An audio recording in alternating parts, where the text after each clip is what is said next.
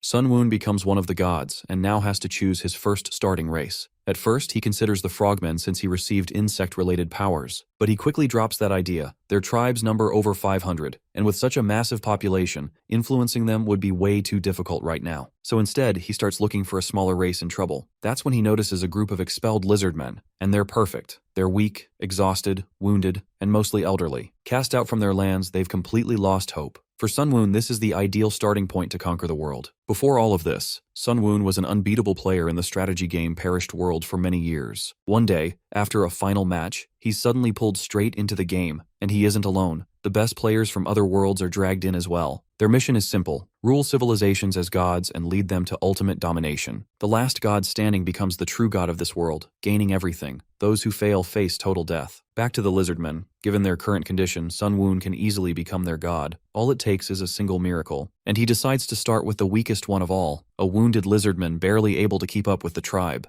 As the injured and starved lizardmen force their way through the desert, they all freeze in shock when they see an injured animal lying helplessly on the ground, basically served up for them to devour. The desperate lizardmen don't even think for a second before jumping onto the unsuspecting prey, going absolutely batshit crazy, wanting to have it all for themselves. The elderly and sick in the back feel utterly crushed, knowing there won't be anything left for them to eat. The healthy lizardmen tear through all the flesh and the tasty parts, leaving nothing but bones behind. The greedy bunch even decide to nibble on the leftover bones, until one of the benevolent lizardmen stops them. He grabs all the remaining bones and offers them to the sick and old ones to eat. Those poor guys are grateful even for bones, eating as if it's the last meal of their lives. The healthy lizardmen feel dissatisfied by their benevolent friend's gesture. For them, letting the old and sick eat such insubstantial scraps is a waste, since they're not going to survive for long anyway. Their wounds have only gotten worse. It's a miracle they're even alive at this point. But the benevolent lizardman reminds them of the time when one of the injured, namely Rockra, risked his life and defended them against a saber-tooth. So instead of being selfish, they should be grateful. Still, it doesn't change the fact, at least to the healthy lizardmen, that injured and sick people are eventually going to die. They keep arguing back and forth until night descends and everyone finally falls asleep. While everyone sleeps soundly,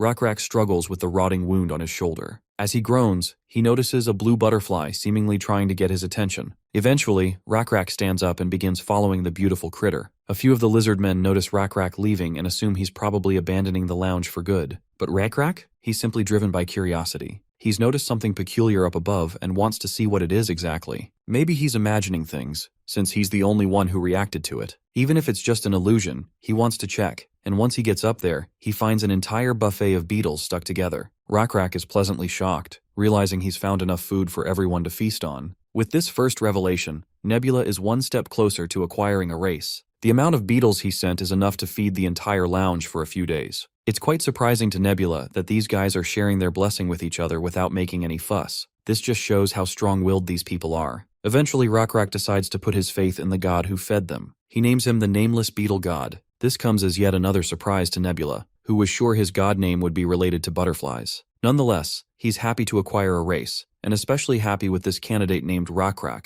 a kind-hearted and selfless lizardman who chose to share the blessing with everyone. Nebula is convinced this guy will become a crucial asset in his civilization building. A few days pass, and the lizardmen finally find their sanctuary. The wound that had been plaguing Rockra has finally healed too. It's all thanks to the blessing of the Nameless Beetle God, or at least that's what Rockra believes. He even tries convincing others about the existence of the benevolent one who descended these blessings upon him. His wound healing overnight is proof enough for him. Hell, his shoulder scar is even covered with black scales, similar to a beetle. Now, with these blessings in tow, Rockra is confident in himself and wants to go buffalo hunting. To prove his newfound strength, and the power of the blessings his fellows are struggling to believe, he takes his stance and chucks the spear as hard as he can, obliterating the target tree. Everyone's jaw hit the fucking floor after seeing this display of astronomical strength that practically transcended lizardman physiology. To understand how they even found this place, and why Rockra is so dead set on hunting a buffalo, we jump back a few days. Rockra is once again following those same hallucination-like visions, and the group is excited at the prospect that they might hit yet another beetle jackpot. They eagerly follow the path only Rockra's visions have been able to notice. But Rockra warns them that winter is coming, and the beetles keep appearing from the direction of the cold winds. If they keep going that way, they might freeze to death. This deeply concerns his fellow lizardmen, who wonder if they should even be following the path Rockra's visions are pushing him toward. Rockra himself can't confirm whether the visions are leading them anywhere meaningful. Since they have no alternatives, he can only rely on the visions and keep following.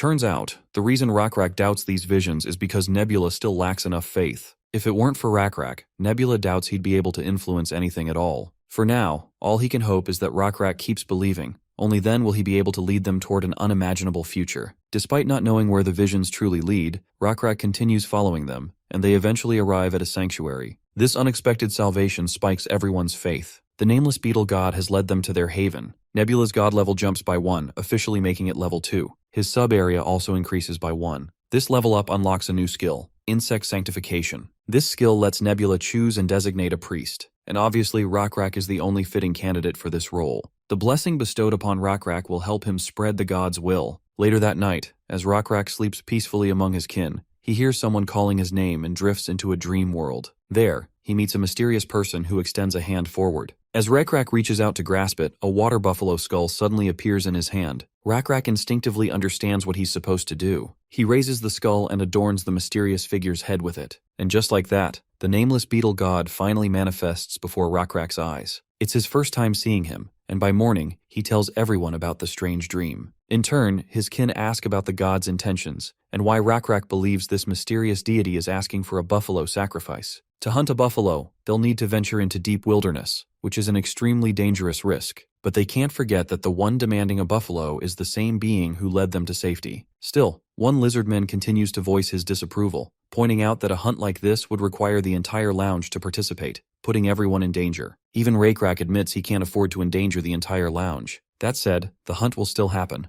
but he'll go alone. Back in the present, right after Rockra showcases his newfound strength coursing through his body, strong enough to obliterate trees, the entire lounge is in pleasant disbelief. The wise old lizard even questions the sheer absurdity of it all. Rockra was once a guy on the brink of death with a rotting wound, but now, bro is out here smashing trees with javelin throws. As if luck is on their side, Rockra spots an entire herd of buffalo down the hill. It's nothing short of a miracle to see buffalo here. A buffalo herd always migrates to the same place they are already familiar with, so the fact that this herd got lost and wandered here doesn't make sense at all. Rockra doesn't bother with the nitty-gritty explanations and charges forward like a starved beast craving blood. All he cares about is hunting and feeding the people he cares about. With a single swing, he strikes one buffalo right in the skull, taking it down instantly. Rockra becomes the trailblazer for the lounge, giving everyone the confidence to storm the field with their weapons. Later that day, the whole lounge gathers, stacks all the buffalo skulls, and hangs an entire buffalo upside down as a sacrifice. With everything prepared, Rockra begins the prayers. Everyone joins in, praying for the benevolent nameless beetle god to accept their sacrifices. Nebula watches everything from the skies. The offering is somewhat half-baked, but what truly matters is their sincerity. And the staggering amount of faith Nebula just received proves exactly that. That's why Nebula isn't complaining. Honestly, it's pretty decent for a novice priest. Nebula definitely deserves that juicy faith boost, especially considering how much time and effort he's poured into these lizardmen. Right now, the real problem is figuring out how the lizardmen will sustain themselves. Since Nebula isn't the god of grass or wilderness, he can't make grass grow or produce water out of thin air. But keep in mind that he is the god of insects. Previously he used insects, mainly grasshoppers. He used these critters to destroy grasslands and lure the buffalo out of the mountains. But at the moment, the lizardmen have zero awareness of how to raise animals. They literally ate even the baby buffalo instead of raising it. Then again, Nebula knows expecting cattle-raising knowledge at this stage is way too much. This oasis also isn't strong enough to support a large population in the future. The lizardmen will only survive a few years if things continue like this. Right now, they know nothing about farming or herding, making their future look bleak. Of course, knowledge and skills aren't things you can magically learn overnight, and teaching them directly would break the rules. It's going to take time, but Nebula is certain they'll eventually get on the right track. He initiates the process by bestowing a small blessing on his current priest. The following day after the sacrifice, Rockra is examining the altar made from buffalo bones. Last night, he had a very disturbing dream, one that felt vague yet deeply unsettling. When his friend Zael asks further about it, Rockra explains that in the dream, the altar trembled precariously. Their oasis was drying up. There were no fish left to catch, and the ground had been over-farmed to the point that growing more plants had become impossible. But Zael believes they have nothing to worry about, since their god is clearly taking good care of them. Rockra also believes in their god wholeheartedly, and he has immense confidence. But what if the things shown in that dream were actually warnings? If they fail to understand these signs and don't act accordingly, it would be no different from going against their god's will. That's exactly what's making Rockra's nerves snap. As he perches atop the altar, he notices something alarming and calls Zael over to look. Far off in the distance, they see a group marching straight toward their oasis. Rockra immediately realizes why the altar trembled in his dream. Judging by the formation and the dust cloud, this herd of lizardmen heading their way is definitely not good news. Rockra and his friend instantly recognize them: their blue scales, their hulking size, and the beasts they're riding. It all signals one thing: the Blue Leather Tribe, the very same tribe that stole their previous home and forced Rockrak's group into exile. From the looks of it, these guys are searching for the next place to occupy and destroy. Since the oasis isn't visible from afar, they've coincidentally marched right in this direction. Rockra can only hope they'll pass by without noticing anything. Or so they thought, until a loudmouth scout from the oasis shouts at the Blue Leather Tribe, immediately grabbing their attention. They've messed up, but Rockra refuses to see this as misfortune. Maybe this is actually for the better. Maybe it's a mission their god wants them to accomplish. A mission to assimilate the lizardmen captured by the Blue Leather Tribe. It's a mission to merge the Blue Leather Tribe with his people. It has to be the god's will. Otherwise, there's no way their deity would drive their old rivals straight toward the oasis. And when Rockra spots those familiar blue butterflies drifting around, his suspicion turns into certainty. This is divine will, and he dares not question it. His job is simple: play his role as the god's apostle. Cutting to Nebula watching everything unfold, he's feeling immensely proud of Rockra. Rockra must emerge victorious over the Blue Leather Tribe and merge them into the fold, boosting population growth and triggering new advancements. What fascinates Nebula most is Rockra's decision-making. He chose this path by himself. This shows Rockra is a creature of powerful will. Oh, and by the way, he's already level 14. Even when facing an enemy group, he still thought about the possibility of allying with them. That strong will makes him a prime candidate for future leadership. All Nebula needs to do now is strengthen Rockra's faith enough to ensure his decisions naturally align with Nebula's interests. Cutting to the Blue Leather Tribe's leader, the fat bastard scoffs and asks if the oasis belongs to them. Our lizardmen fire back with double the scorn, telling these hobos to get the hell out of their turf. The fat ass follows up with another stupid question, asking what's so special about this place.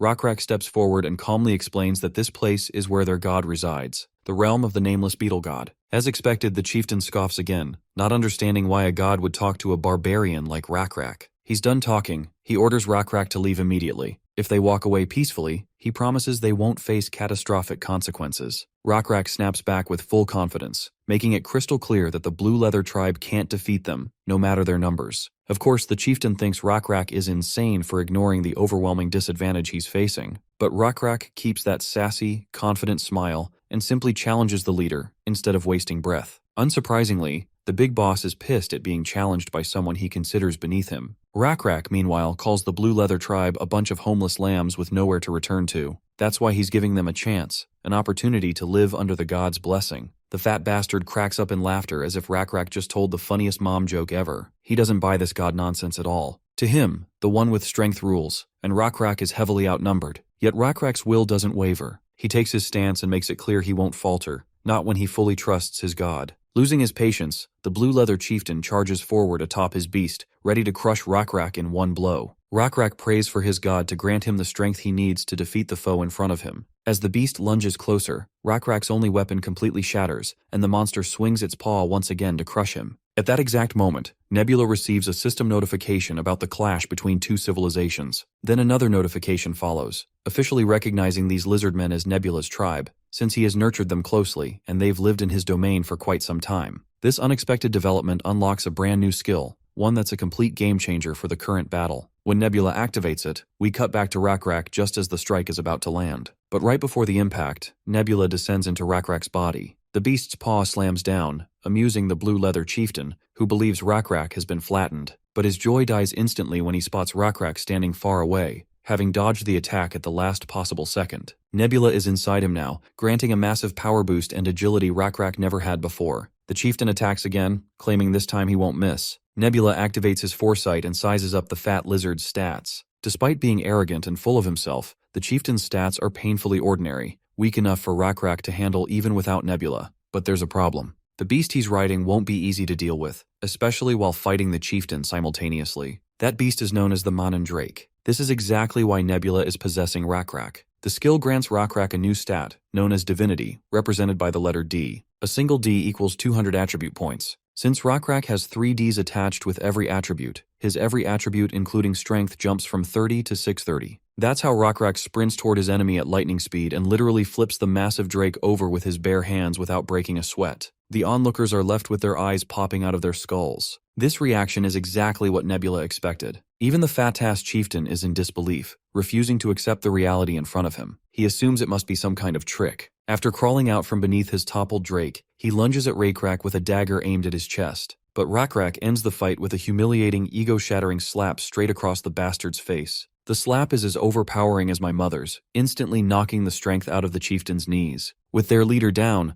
Rockra dares the rest to step forward if they feel brave enough. Just as Nebula predicted, everyone drops their weapons and surrenders politely to Raykrak. Once it's over, Rockra regains control of his body. He's in complete denial of what just happened. The only explanation he can think of is that his god possessed him. Later that day, the newly joined Lizardmen gather around the altar and finally get to eat. They're shocked when they realize Rockrak's group are the same people who vanished into the wilderness long ago. Their scale color changed due to the cruel conditions they faced. The gray Lizardmen proudly recount their journey, how they followed the nameless beetle god, who guided them to this sanctuary. Otherwise, they would have died, lost in the wilderness one by one. The blue lizards find the idea of having a benevolent god quite fascinating. Honestly, they wouldn't have believed any of this crap if Rockra hadn't displayed that inhumane strength that clearly transcends the norm. Cut to Rockra and his friend Zale. The friend is seriously worried about everything that's happened with the Blue Leather tribe. Because of this new tribe joining the Oasis, their population has exploded, almost a 600% increase. At this rate, it won't be long before this place runs out of resources, putting them back in the same miserable situation they once escaped from. But it seems Rockra already knows what they're supposed to do.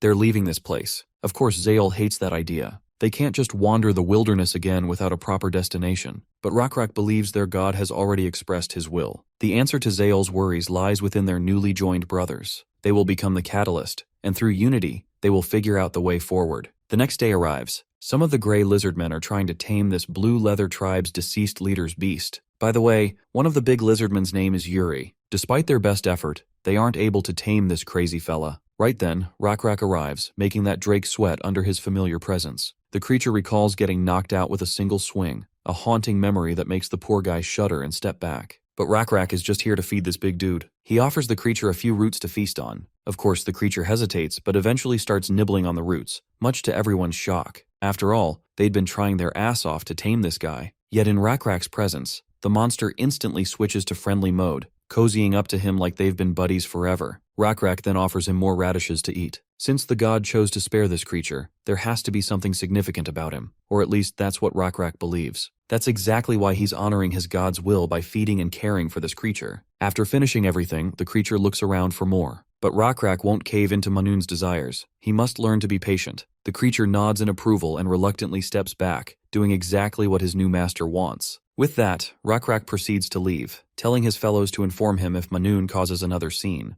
It looks like Yuri has learned something from this situation, but decides to voice it later. We then cut to Rockra interviewing a blue Lizardman. Turns out, this blue guy has the skills to craft weapons. It was their leader's weird and stringent rules that held him back. If he'd been given proper resources, he could have made even better weapons. The current issue is wood availability. He used leftover wood for fuel needed for weapon making. After gathering all the details about the weapons and materials, Rockra dismisses the man, promising to meet him tomorrow with a final decision. The next Lizardman to step forward is an old guy missing his left hand. He introduces himself as a wanderer, someone who drifts from place to place, searching for a home. During his travels, he learned how to identify pathways. There are lands he discovered with enough natural resources to sustain their current population. Though he isn't sure if those lands are still unoccupied, there's a good chance other wanderers or tribes might have already claimed them. Rockra isn't fazed by this. If those occupiers are hostile, he plans to defeat them and take their land. The wanderer acknowledges Rockrak's decision and is willing to trust whatever he has planned.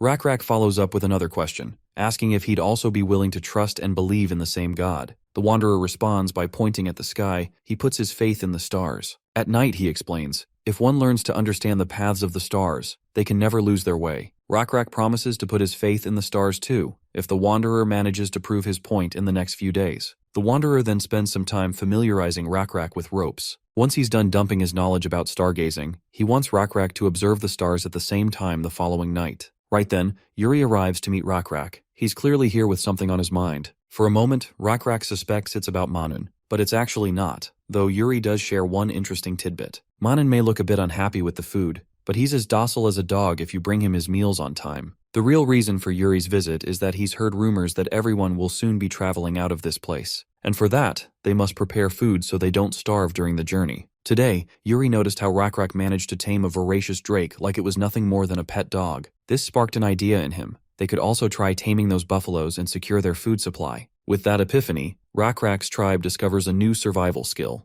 livestock farming. You see, humans throughout history followed two major subsistence strategies. The first is agriculture, and the second is livestock production. If Nebula had to choose between the two, he'd go for agriculture, since it's easier to sustain long-term. History proves it. Our ancestors and early civilizations all settled near rivers. However, the species Nebula rules over isn't human. The Lizardmen have strong physiques and natural environmental adaptability. Given that, the Lizardmen would perform far better in livestock production than in agriculture. Furthermore, to advance, they must learn to make and use tools. And as we speak, that one blue lizard man with smithing skills is trying to forge a weapon out of iron. Nebula is glad they can already produce primitive iron tools. Though weaker than bronze, it works for now. In fact, it's a huge leap for a tribe that previously relied only on stone. Another thing that caught Nebula's attention is the guy with astronomy knowledge. Though the Lizardman's astronomy is just beginner-level stuff, Nebula hopes the Stargazer will expand his knowledge further. Later that night, Rockra looks up at the sky, pleasantly realizing the Stargazer was right. The stars really are a heavenly compass. He finally understands the significance of astronomy and how it can guide their future. A while later, everyone gathers around the altar, where Rockra delivers the depressing news. He starts by reminding them how much time has passed since the Benevolent One brought them to this land. Not only that, but the Almighty also reunited them with their other brothers. The Benevolent One chose to save their brethren instead of letting them wander into the wilderness and die. The god knew there was strength in unity, otherwise he wouldn't have accepted them into his sanctuary. However, Rockra believes it's finally time they leave this place and expand their influence. He calls out Stargazer and introduces him to the audience, a guy who greatly helped Rockra understand the movement of the stars. What's more, Rockra has already confirmed that the knowledge he possesses isn't some hoax. That's exactly why he, the chieftain of this Lizardmen tribe, grants Stargazer the title of their tribe's guide. From this point onward, it should be common knowledge that Stargazer will be their sole guide, the one responsible for leading everyone to their new home. Now Rockra wants Stargazer to announce to the masses where they will be heading next. The wise lizard raises his finger and points in a certain direction. When the post-dawn morning sun rises, they will begin their journey southward. The journey will last a full 10 days. Along the way, they will come across a rotten lake, and after walking 3 more days, they will traverse desolate mountains and valleys. If they follow the directions as Stargazer intends, he promises to lead them to an endless forest. That place is filled with wild beasts and inhabited by many different species. Long story short, that forest is the best place for their current population to thrive. With Stargazer done with his speech, Rockra respectfully sends the wanderer away, before taking control of everyone's attention again. Standing tall over the altar, he shouts to Yuri, asking him why it's necessary to avoid killing every buffalo they hunt. Even though Yuri is a big guy, he clearly has stage fright and stutters while speaking. He claims that by preserving their catch and keeping it alive, they can use it when they're truly starving.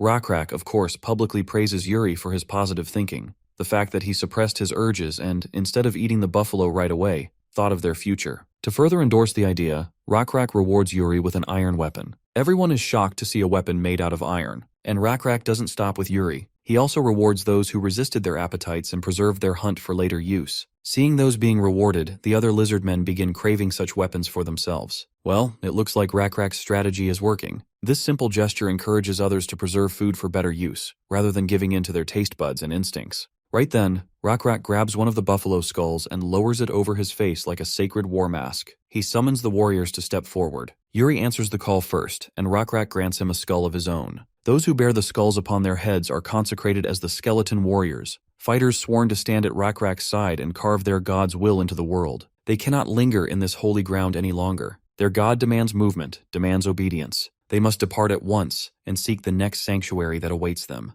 As the first cracks of dusk split the sky, Rockra invokes the name of their god, the nameless beetle god, commanding every warrior to carve that name into their very souls. The road ahead will be merciless, the trials unending, but they must endure, just as they endured resisting the temptation of devouring the water buffaloes. Their suffering is their offering. Their resolve is their worship. With their iron spears raised high, everyone vows to march forth. Rockra stands beneath the dusk of a new day, a new journey, a new beginning. He begs his god for forgiveness for speaking so boldly, for using his name to motivate the others, for using the pretense of godly will to unify everyone. The said god watches everything unfold, and he isn't even slightly worried about Rockrak's actions. In fact, he feels proud to have Rockrak as his high priest. After all, Rockrak is truly having a positive impact on the people he leads, not only boosting morale but also accelerating their growth. Yuri is a prime example, having leveled up accordingly. Even Rockrak has advanced his special stats. The results the High Priest has produced haven't disappointed Nebula even once. But the real game begins now. The true trials for Rockrak lie ahead.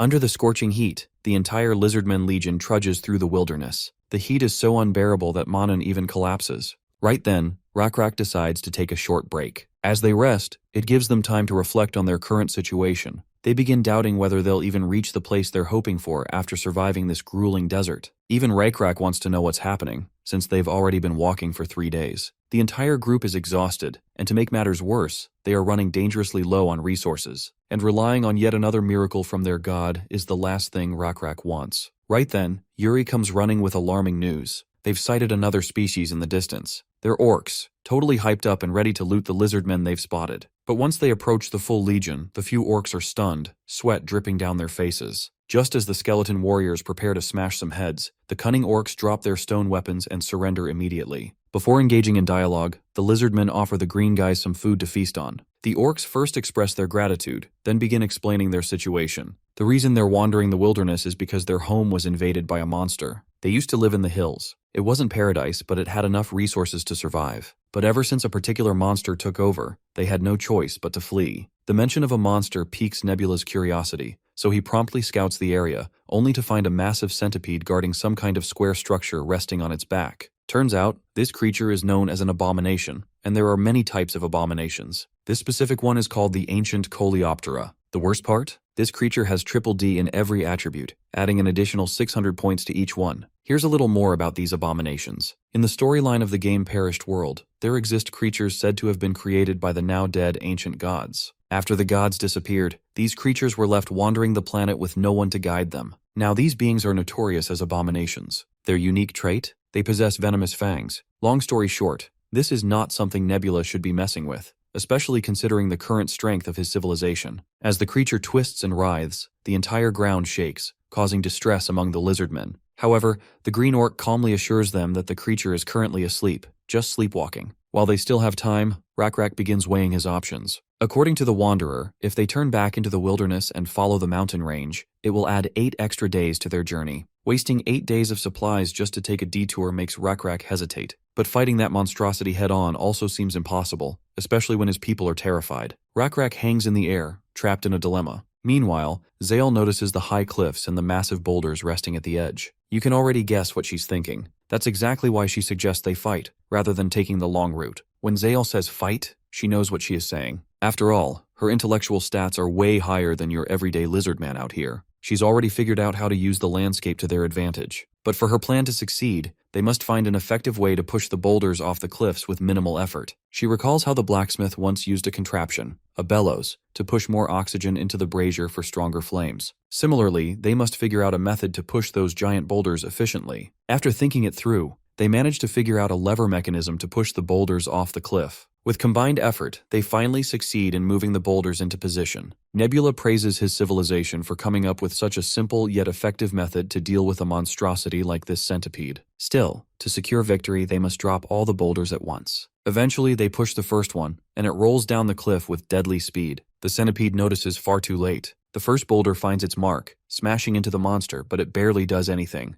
They've only managed to chip its skull, and that just enrages the beast. The monster begins climbing upward, charging toward the lizardmen to obliterate whoever threw the boulders. The other group of skeleton soldiers is told to drop their next boulder, but they're struggling. It's already too late. Nebula has no choice but to step in himself. He descends into Rockrak's body and pushes the boulder with his own strength. With the second boulder on its way, Zale urges them to drop the third. But there's no time to set up the lever again. So the Gigachad lizard, Rockrak, goes all out on his own, pushing the massive stone with pure raw muscle. With his muscles bulging and veins popping, he shoves it off the cliff. Still, Nebula knows that even this might not be enough. That's when Rockrak grabs his spear and leaps off the cliff. He hurls the spear downward like a goddamn meteor, striking the centipede in a critical spot. The monster screeches in agony, and in that moment, the falling boulder joins the chat, smashing straight into its skull. Then the final boulder crashes onto its face, crushing it completely. Rockrak lands back on solid ground, watching the monster fall, Back on his throne, Nebula finally exhales in relief. The system announces the successful subjugation of an abomination. This achievement increases Nebula's faith. Along with that,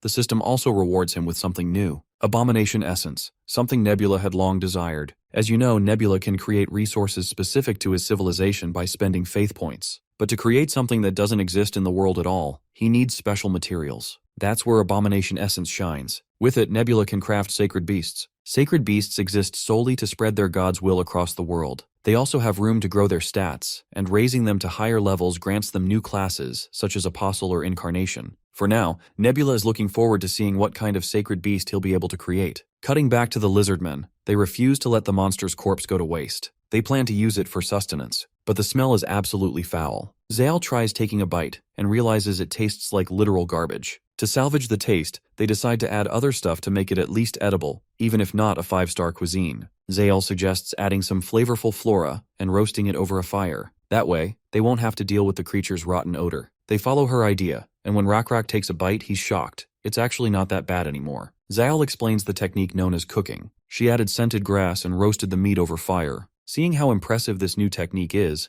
Rockra insists on learning the skill for himself. As they continue eating, Zale mentions how the orc chief has an heir. This sparks an idea. Rockra should probably find a mate too. Bro's brain crashes instantly. Zale remains completely serious, pointing out that they're getting older. It's only natural they need the next generation. As Rockra sinks into deep contemplation, Zale expresses her willingness to be his mate. Just as he's about to respond, something shiny behind her catches his eye. It's some kind of ancient artifact. It was previously attached to the structure on the monster's back. Yuri the goofball tries to eat it, only to immediately realize it's not edible. The Wanderer reveals that this stuff is metal. Specifically, it's called gold. Zyle also claims to have seen a similar metal before. The blacksmith had shown her various metals. If they polish it well, it reflects light and shines beautifully. Furthermore, it doesn't change color, nor does it decay over time. Among humans, this metal holds a lot of value. But for someone like Yuri, this piece of metal just sounds like a burden, heavy to carry and inedible. Speaking of which, the Wanderer suggests Yuri go hunt the deer that live around here. They're hoofed beasts with horns,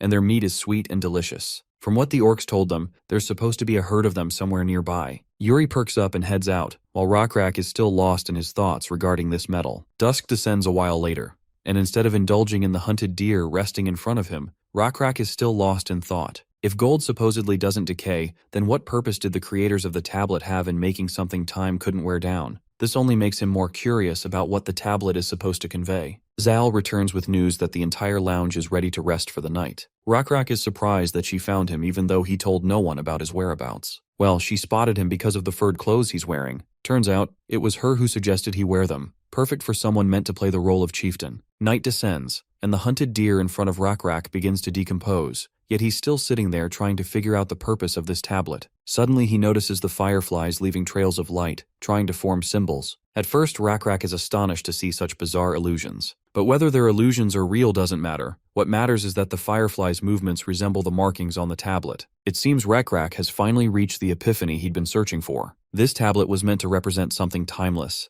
something that could never decay or be erased by time. And he has finally figured out what that thing is. He works all night deciphering the markings, and the dawn begins to break. He goes straight to Zale and wakes her up, wanting to show her what he has discovered. Let me spoil it for you. Bro has learned the concept of written language. He draws a symbol with a twig representing a male lizardman. Then he draws another symbol beside it to represent a female lizardman. After that, he draws an equal sign between the two symbols. Together, the symbols show that the male and female are companions to one another. And get this, Rockra didn't draw this out of nowhere. He's actually using the symbols to tell her that he accepts her proposal and considers her his companion and mate. By now, Zale has learned enough of the language too. She draws a circle around the symbols and hopes Rockra understands what that means. Well, it seems the chieftain knows exactly what it entails, and so do we. This is how Nebula's civilization discovered the concept of written language. It's honestly an achievement to be proud of, though it's going to take at least a few generations for it to evolve into a modern language. Anyway, now that Rockra has chosen his mate, it's time for the wedding ceremony. For that, both the male and female must go out and hunt the biggest animal they can find and present it to their partner. And it looks like Zale has already outdone Rockra with her catch. Anyway, Nebula is just relieved that he can now expect succession. We then cut back to the creature's corpse, which had already been dissected thoroughly. Currently, Rockra is having a dialogue with the orc chief. The orc guy literally wells up in tears when Rockra gives him the good news that the Lizardmen won't be occupying the place.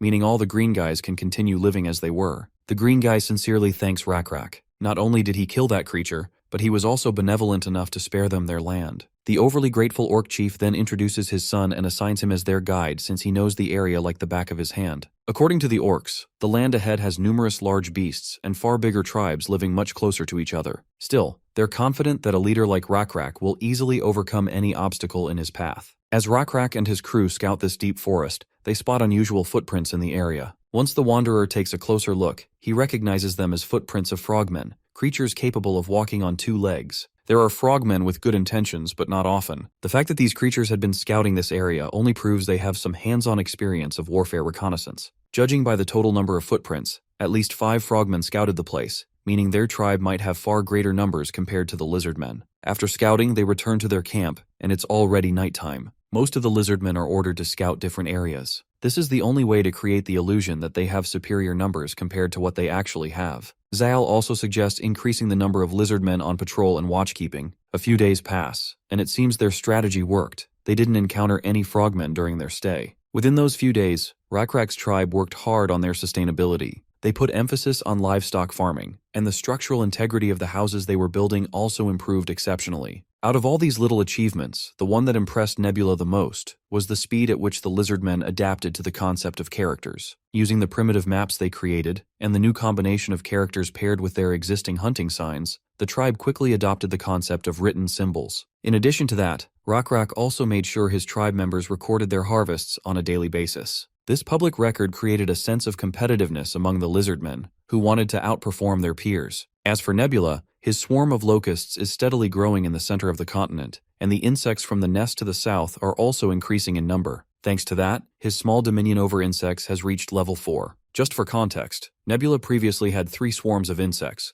and he uses them to manipulate various environmental factors. Nebula feels very proud of the progress he's made so far. Under normal circumstances, no player would even dare push this much progress in such a short amount of time. It's all thanks to the terrain advantage Nebula had. The place he started from was an isolated region in the east, so he didn't encounter other players or major species during his early struggles. However, this is only the tip of the iceberg. There's far more ahead, with dangers no one could even comprehend right now. Cutting back to Rockra, Yuri suddenly rushes in with concerning news that requires immediate attention. The frogmen are here. A while later, we finally meet the frogs for the dialogue. From our side, our upper echelon is also present to entertain these uninvited guests. Immediately, the first thing that catches Rockrak's attention is the presence of a lizardman standing among the frogmen, something that makes no sense to him. Anyway, the top brass of the frogmen introduces himself as Shunin, son of the great chief Oloi. First of all, he makes his intentions clear. They have no desire to engage in combat. Rockra is surprised by the display of manners coming from Shunin. Respectfully, he introduces himself as well, Rockra, the chief of his tribe. The feeling is mutual. He also wishes not to point his weapon at anyone. With formalities out of the way, the frogman steps forward and reveals the purpose of their meeting. Turns out he is here to inform the Lizardmen that they have invaded frogmen territory. Of course, Rockra argues against it. How could all this land belong solely to the frogmen tribe? Not to mention, there are no boundary markings anywhere that indicate frogmen territory. That said, Rockra expresses no intention of invading another tribe's sovereignty, and he apologizes for it. However, he politely lets the Shunin know that they will be staying here for a while since they have nowhere else to go. Rockra further takes control of the situation by flattering the son of Chief Oloi. Just a few kind words, and Shunin willingly gives in to Rockra's stance. Then there are the 2 big guys standing behind Shunin, quietly and without expression. This means they are only here to ensure that Shunin isn't doing something stupid. But as for that lizard man standing with the frogmen, Rockra still can't figure out his role. He's sure he'll learn soon enough. To do that, he sincerely invites the esteemed son of Chief Oloi to a feast. After all, 2 tribes just came to good terms without conflict, which is more than enough reason to hold a celebratory gathering. Shunin is about to accept the invitation, but quickly fumbles over his words when the big guy behind him whispers in his ear. He politely declines, reasoning that they have yet to build a relationship based on trust. Rockra keeps insisting, claiming that sending a benefactor away without responding with kindness goes against the Lizardmen's code of conduct. At the very least, he wants Shunin to share a meal right here if he's uncomfortable entering the village. When the big guy behind Shunin gives an approving nod, the chief's son agrees. This is how Rockra ends up sharing some sizzling meat with the chief's son. This is a perfect opportunity for him to learn about the relationship between the frogmen and the lizardman who accompanied them. However, Rockra restrains himself from asking such crucial details directly, as it may reveal how curious he is. So he decides to steer the conversation slowly. First, he asks a random question. What do the feathers around Shunen's neck symbolize? Turns out they're feathers of a cockatrice. Of course, Rockra has no idea what kind of creature that is. Shunen doesn't realize he's being played and starts rattling off details. These birds are dangerous creatures living in the nearby forests. Appearance-wise, they walk on 2 legs and are massive in size. Aside from their sheer size, what makes them dangerous is that they are poisonous. They have quick reflexes too. That's why the Frogmen tribe often sends scouts all the way here,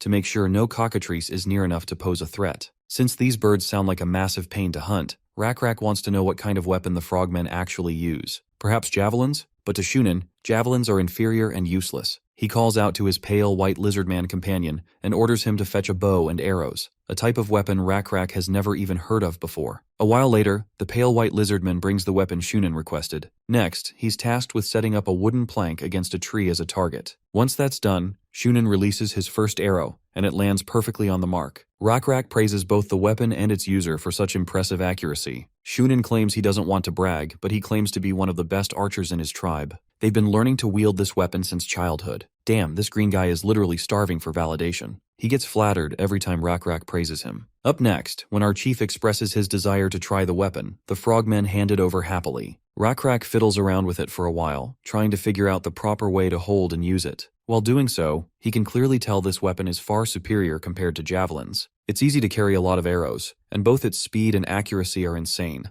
Rockra attempts several shots, but none of them manage to reach the target. Shunen then orders his lizardman companion, whose name is Owen by the way, to fetch the arrows. As Owen dashes forward to collect them, Rockra insists on picking them up himself, since he was the one who fired them. Of course, that's just a pretense to get closer to Owen, away from earshot. As Rockra crouches down near Owen, the first thing he notices is how shaken this guy looks. When the chieftain questions this young lizardman on why he's hanging around with frogmen, Owen responds hesitantly. He claims that both the Lizardmen and Frogmen tribes actually live together. And why they're together? Well, according to him, both tribes benefit from the arrangement. Of course, that sounds completely unbelievable to Rockra, but Owen doubles down, happily insisting that both tribes live in harmony. Naturally, Rockra is curious how this symbiotic relationship even works. According to Owen, the Frogmen provide protection, while the Lizardmen take care of menial tasks. Furthermore, Frogmen can dive deep and explore underwater areas, while Lizardmen are better at picking fruits and climbing trees. They basically exchange resources that the other tribe can't obtain themselves, making life easier for both groups. However, Rockra believes Lizardmen don't need anyone's protection since they're fully capable of defending themselves. But Owen reminds the chieftain about how dangerous this forest truly is.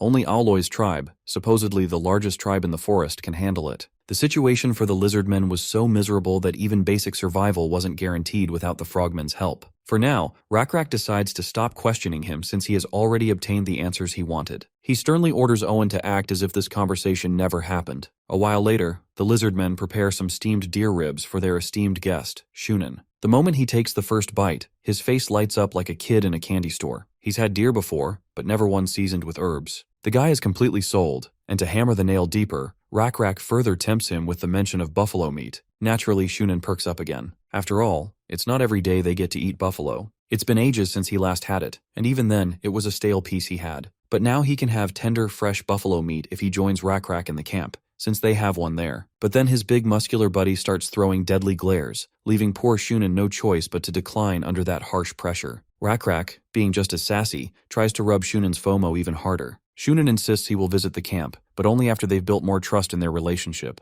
Luckily, Aloy's tribe members aren't hostile toward Lizardmen, and Owen, and the other Lizardmen living with Frogmen, are living proof of that. Shunen calls Owen over and asks him to explain to Rockra how their tribes have been helping each other ever since they started living together. Of course, Owen begins narrating the script he's clearly been taught by his masters, and Rockra sees through all of it. He can tell every word coming out of Owen's mouth is rehearsed, prepared for this exact moment. With dusk starting to cast its yellow hue, Shunen decides to be on his way. He definitely enjoyed the company and is genuinely grateful. When Rockra insists he visit their village next time, Shunen politely declines as expected. The representatives of both tribes wave at each other before parting ways. It's then we notice Shunen getting extremely harsh with Owen, a detail Rockra's eyes don't miss. He can tell these Lizardmen aren't on good terms with the Frogmen at all. Once Shunen gets back to his village, he and his men start beating the shit out of Owen. Turns out, Shunen realized Owen had spoken to the Lizardman chief earlier, and demands he spill everything he talked about. The poor Lizardman fumbles over his words as he tries to lie, claiming he only guided the chieftain on how to become a better bowman. Well, that pathetic excuse just earns him more beating, because he can't even shoot an arrow himself, so how the hell was he tutoring that chieftain? But Owen doubles down, insisting that if he had told the truth to the chieftain, that guy would have become suspicious. That's why Owen demanded some sort of payment if the chief wanted shooting lessons. In response, the chieftain said he didn't possess anything valuable to pay with. Eventually, Shunin buys the story, and even starts holding Owen in high regard for such impressive bargaining skills. Since Owen did such an excellent job, Shunin promises to spare his offspring, who was scheduled for sacrifice today. You see, these bastards have a bunch of lizardmen captive, all intended to be sacrificed. That's exactly why Owen is willing to obey every command Shunin gives. He's prepared to fool Rockra and his tribe with everything he's got. Later that night, Owen sits at the edge of the pond, reflecting on the terrible decisions that led him here. He regrets not seeing the true colors of these frogmen earlier. They lured them in while pretending to be benevolent. By now, the major chunk of lizardmen who lived here have already been sacrificed. The remaining 200 or so don't dare revolt against 1,500 frogmen. Not only do the frogmen have superior numbers, they also have a supposedly divine creature they call a god, a terrifying two-headed fiend that can devour anything with a single swipe.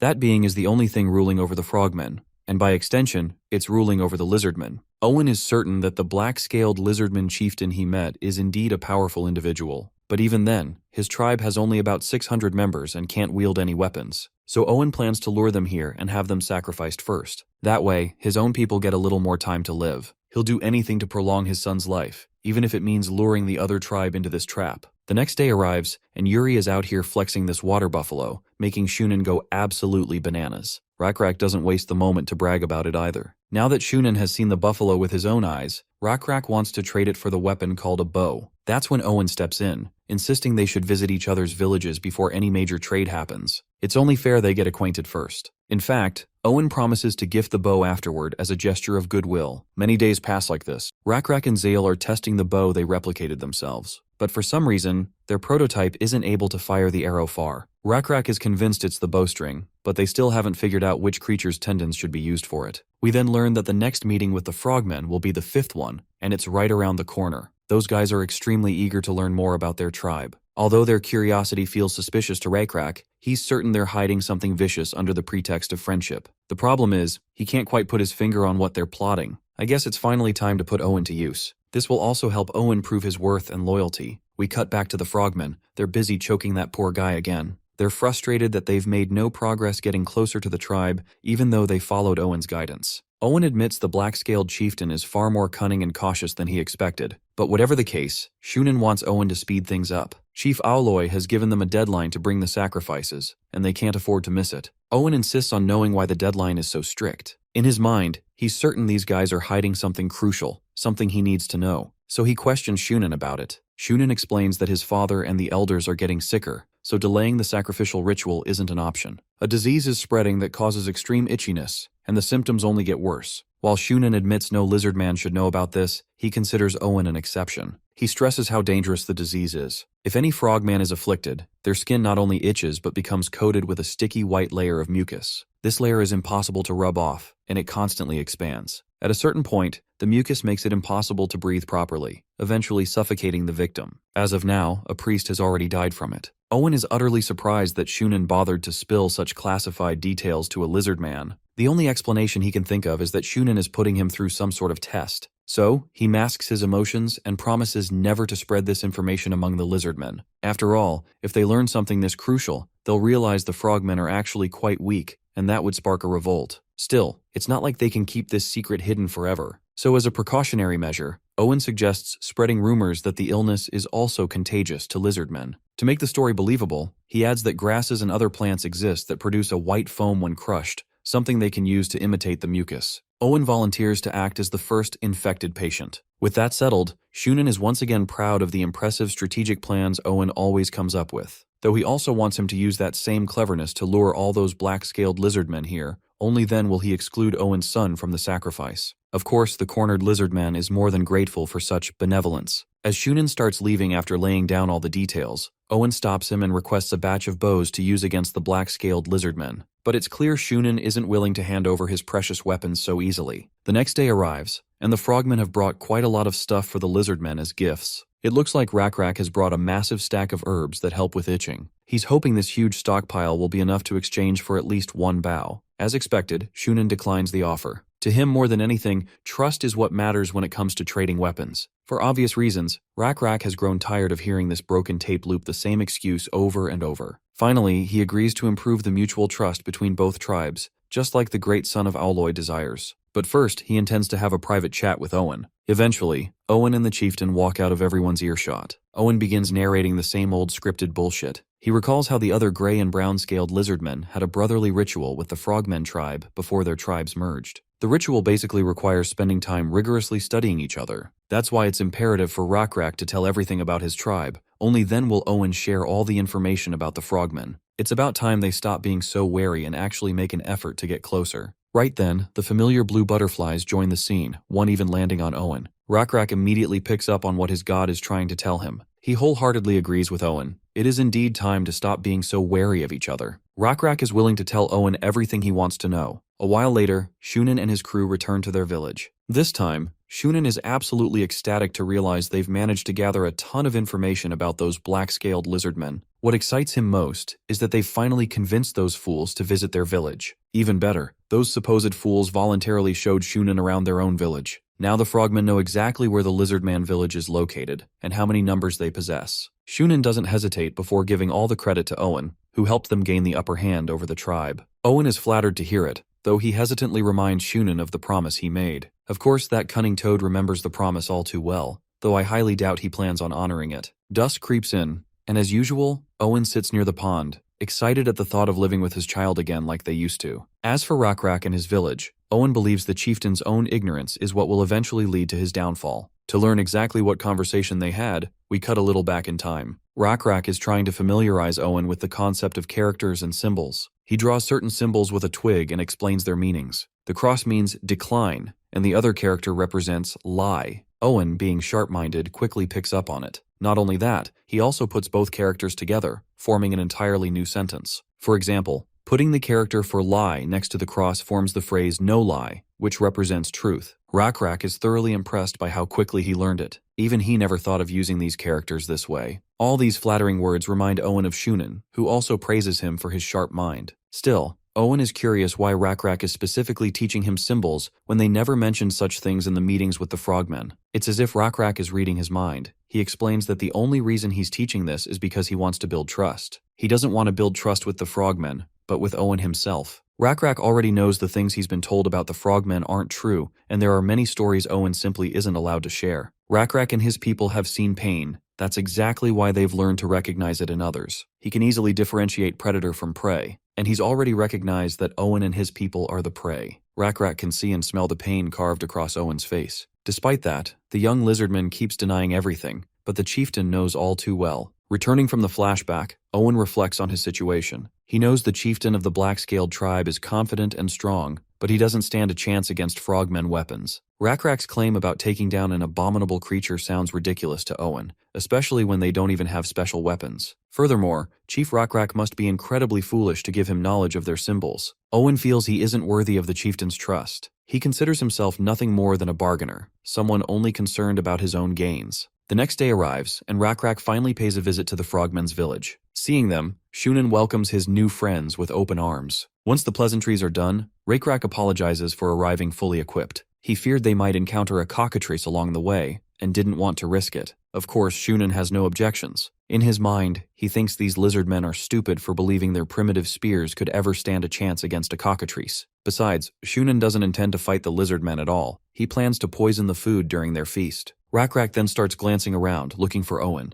Shunin explains he's busy preparing for the banquet. They eventually spot him arranging seats for their guests. Shunin notices him scribbling something on the ground with a twig. He doesn't suspect a thing, and thinks Owen is probably marking where each guest is supposed to sit. He gestures for Rockra to go greet Owen himself. As for Shunin, he's going to check on the food preparations. Once Rockra approaches, Owen points to the markings he's been carving, pretending they indicate where the lizardmen are supposed to sit. But the symbol he's drawn is the one that means lie. Rockra immediately understands what they are supposed to do. He signals to Yuri to get things started. And just like that, the real banquet begins. Yuri plants his feet, takes his stance, and chucks the spear with all his strength, killing one armed frogman instantly. Rockra then orders his warriors to obliterate the frogmen, initiating this one-sided massacre. A while passes, and Rockra's crew clears the whole area without sustaining a single casualty. Most frogmen have already fled, including Shunin. Next, they must prepare to fight the bowmen. For that, Rockra can only hope their backup plan works. He quickly turns to Owen and gives him a crucial task, one he cannot fail. Cutting to the frogmen, Shunin is grinding his teeth in fury, if he has any. He's certain this is all Owen's doing. He orders his henchmen to gather every warrior in the village. They must attack the Lizardmen immediately. As for the grey captive Lizardmen, their job is to hold off Rakrak's group until the frogmen warriors are ready. Soon the frogmen unleash a barrage of arrows aimed directly at the Lizardmen, but Rockra had already planned for this. Their backup plan was shields. All the Lizardmen raise their shields, blocking the incoming arrows. Those weak sticks bounce right off as soon as they hit. Yuri is ecstatic seeing these things actually work against arrows. Meanwhile, Shunin quickly adjusts the strategy. He orders the frogmen to fire only when the Lizardmen advance. But that plan also collapses as a thick blanket of smoke begins swallowing the entire area, ruining everyone's visibility. No one can aim properly anymore. And the one spreading the smoke? Well, it's Owen, who has set the frogmen's abodes on fire. His fellow Lizardmen stare in disbelief, watching him commit such a bold act. For a moment, they think it must be on Shunin's orders. But Owen reveals the truth. He's acting under orders from the black-scaled chieftain. He begs his friends to trust him, just this once, assuring them that Rakrak will crush the frogmen.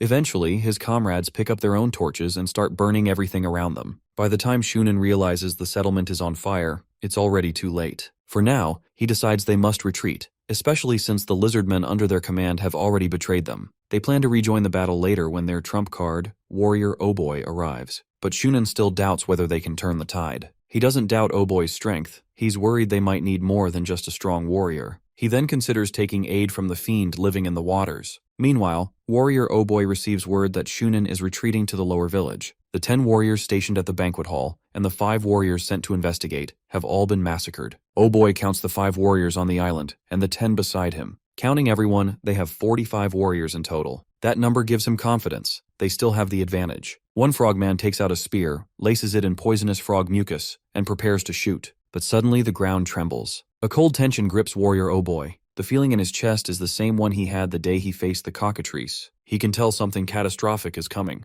Eventually they unleash their barrage of arrows, but their attack is rendered useless against Drake Manon. His massive presence alone makes the frogmen shudder in fear. The one riding the beast is Zael. She notices how big Manun has grown since the last time she rode him. What's even more comical is the fact that the arrows, supposedly the enemy's ultimate weapons, are literally serving as side snacks for Manun. You see, Manun eats anything that comes close to his mouth. He roars viciously, ready to devour even more food, and these frogmen are about to become his buffet. Oboy finds himself in a serious pickle since their ultimate weapon has completely failed them. Even if he tries shooting at Manun's vulnerable parts, the creature is simply too fast for him to take proper aim. Eventually, Manun lunges forward and crushes one of the frogmen with the sheer strength of his jaws. At this point, Oboy is certain this monster isn't something they can mess with. Since nothing is going to work against this all-round predator, Oboy decides to use the creature's own strength against it. He tosses the poisonous toad right at Manun, and just as expected, Manun devours it instantly. The other frogmen also begin throwing their poisonous toads toward him, and Manun is literally catching every single one with his mouth left and right, making sure no delightful dessert goes to waste. Meanwhile, Zael finds it strange that the enemy is throwing literal snacks at Manun. Under Nebula's blessings, specifically one of the 3 blessings, they have resistance against toxins. Once again, Oboy realizes far too late that they've royally screwed up. Manun pleasantly smiles at his next snack before yanking Oboy's head off his body. We then cut back to the place that had been set ablaze. One of the frogmen tries to snipe Rockrak with a poisonous arrow, but the Chad lizard simply tears through the incoming arrow with a strike of his tail. Yuri then smashes the sniper's head, causing the brain bits to splatter. With the last warrior taken care of, no enemies remain. Shunin has already abandoned the village and has gone to the inner village located in the island in the middle of the river. Since the frogmen has been crushed mercilessly, the grayish-brown lizardmen have also begun attacking the frogmen. Seeing all the destruction and the overwhelming damage the frogmen have taken, Rockrak starts wondering why their leader, Owloy, hasn't shown up yet. Well, turns out Nebula has already taken care of Owloy off-screen. There's a virus with a ridiculously long name that I can't even pronounce. The only thing that matters is that the illness caused by this virus is extremely fatal. By the time Rockrak decided to leave the Holy Land, Nebula had located a disease hundreds of kilometers away. Using insects, he transported that disease all the way here. Once the great frogman leader Owloy became infected, he was no longer the powerful figure he was revered to be. The idiot, on the brink of death, held countless ceremonies where he sacrificed poor lizardmen children, offering them to that 2-headed fiend. He believed this was the only way his illness could be cured. Cutting back to Rockrak and his crew, they've successfully wiped out the frogmen in the area. That's when Owen comes running to him. He desperately begs Rockra to cross the lake immediately and reach the island in the middle. There are young lizardmen about to be sacrificed to that two-headed fiend. But as grim as this sounds, Rockra points out that Owen is telling him all this way too late. They can't cross the lake now because the frogmen have already sailed off toward the island with their boats. Trying to reach it by swimming would be pure suicide. In the water, they'd be nothing but practice dummies for frogmen archers. Owen sinks into utter despair. With clasped hands and eyes full of sorrow and desperation, he begs Rockra to do something. His son is captured there. Hearing the mention of his son, Rockra goes absolutely ballistic and smacks Owen across the face. He yells at this brain-dead fool for not telling him earlier. He's utterly disappointed that Owen never trusted him to begin with. If they had known from the start,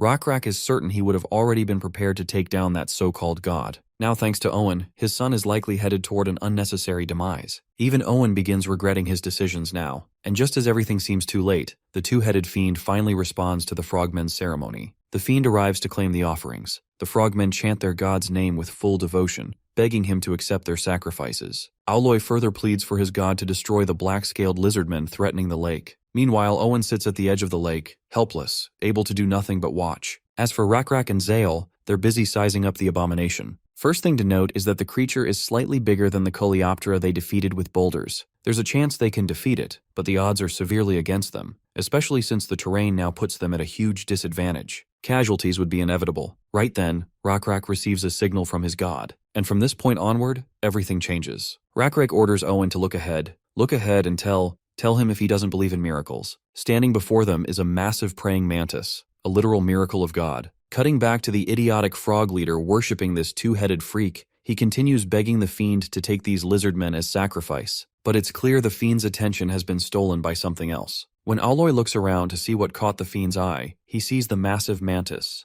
The only word that forms in the terrified frogmen's minds after witnessing the mantis is God. This creature is a literal god. Nebula created this being using the essence of an abomination. Other factors like his Dominion level 4, Divinity level, and the amount of faith he has also played major roles. Without these, he wouldn't have been granted the ability to create a sacred beast. Nebula is sure not many players possess a sacred creature already. Meanwhile, the two-headed fiend lunges at the mantis to take a bite, but the mantis grabs the bastard's jaw with a bare hand. The monster thrashes and struggles to escape the mantis's grip. As he's being shoved around, several frogmen are crushed under the fiend's massive body. The second head lunges, but the mantis shows no mercy and slices it clean off, spraying blood everywhere. The creature once worshipped as God has now been taught a brutal lesson. He's nothing more than a disgusting rat. The mantis then decides to offer this lowly creature to its almighty creator. With a single jolt, the mantis tears the head off the monster's body, finally freeing this ignorant beast from its pathetic existence. With the two-headed fiend dead, the mantis stands tall, reveling in victory. The lizardmen erupt in celebration, while Owen can barely hold back his tears. Gotta admit, the mantis's entrance was pure hype. Even Nebula thinks so. Despite the fiend's impressive stats, it never even got the chance to use its small dominion. And as we know, the defeat of the two-headed fiend rewards Nebula with its essence. A new notification allows him to claim the small dominion, though it's unknown at first. Only after claiming it does Nebula learn the dominion is seawater. Now it makes sense why the monster didn't use it. There's only fresh and sweet water here, so the seawater dominion would have been useless. Honestly, dominion over rivers would have been way better, since even Nebula can't utilize seawater here. Still, he's sure it'll come in handy someday. We then transition back to Chief Aloy, who is in utter disbelief seeing their god fall with such ease. Seeing his father in such dismay, his son Shunan finally begins to understand the real reason behind the frogmen's downfall. As far as he can tell, his father and his tribe didn't lose their strength because of the disease. It's because they were too devoted and reliant on that two-headed fiend. The entire tribe let their guard down. They stopped training, believing that the two-headed god would keep them safe forever. Now, the frogmen are nothing more than cowards, powerless to stand against their enemies. The great mantis delivers the good news to his creator about the abomination's annihilation. Nebula feels proud of his creation and grants him the chance to rest until he is summoned again. The great mantis is prepared to emerge whenever the time comes, and his involvement becomes imperative. Meanwhile, Rockra and his crew notice the frogmen crossing the river to reach the outer village. The village has been abandoned, giving Rockra the opportunity to swim across and rescue those lizardmen kids. With his voice raised high and a tone dripping with dominance, Rockra addresses the captives of the village. Today, he is here to claim victory over the frogmen. If there is anyone with the courage to join him in this endeavor, they can step forward. Owen immediately volunteers, ready to help him secure this victory. The other injured lizardmen also gather their courage and insist on joining as well, finally acknowledging Rockra as their chieftain. but Rockra insists that the injured stay behind and rest. One brave lizardman proclaims himself a former warrior who knows exactly when to rest while facing danger. Although none of them feel any honor in exterminating frogmen civilians, their hearts have been reignited with a fire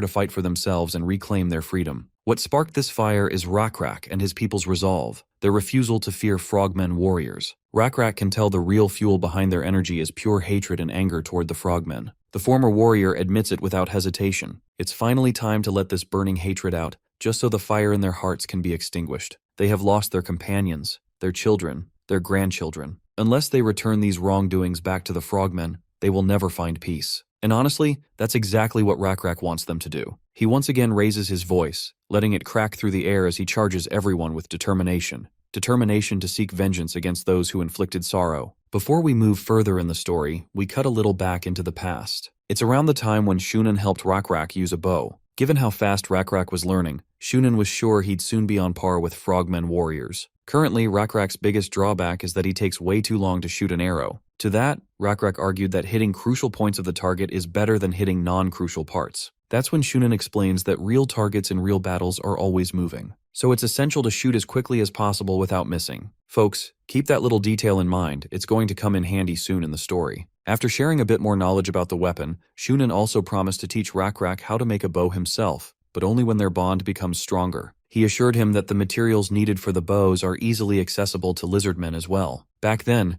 Rockra felt a strange, ominous feeling when Shunin mentioned the materials being easily accessible. It was a morbid feeling, one he will eventually understand directly from Shunin's own mouth. I have a strong hunch why Rockra felt that ghastly chill, but I won't spoil the thrill. Right now, he's swimming toward the island with the other warriors. Once they reach the shore, the gray-scaled lizardmen pounce toward their loved ones. Owen hugs his son Ian as tightly and passionately as he can. Rockra then tasks Yuri with helping the kids evacuate the area. He orders the gray and brown-scaled lizardmen to move to the back of the outer village and confuse the frogmen. From what Yuri can interpret, they are about to launch an attack and pinch the enemy from two sides. Rockra confirms this much. Once the enemy's attention is fully drawn to the front of the village, he plans to cross the lake and strike from there. Although Yuri feels concerned for his chieftain, Rockra reassures him that he'll be fine, especially since the enemy no longer has the numbers they once did. Not to mention, the lizardmen have just received yet another blessing from their god. Their black scales now shimmer like rippling waves sparkling under the moonlight. Cutting to the frogmen village, everyone is running around in panic, trying to evacuate because the enemy has arrived. Right at that moment, Rockra and his crew crash the party from the opposite side of the village. Yuri and his fellows were already wreaking havoc, and Rockra joins them without missing a beat. The great chieftain of the frogmen begs desperately for the two-headed fiend to manifest and rescue him from this catastrophe. After all the sacrifices he made for that two-headed god,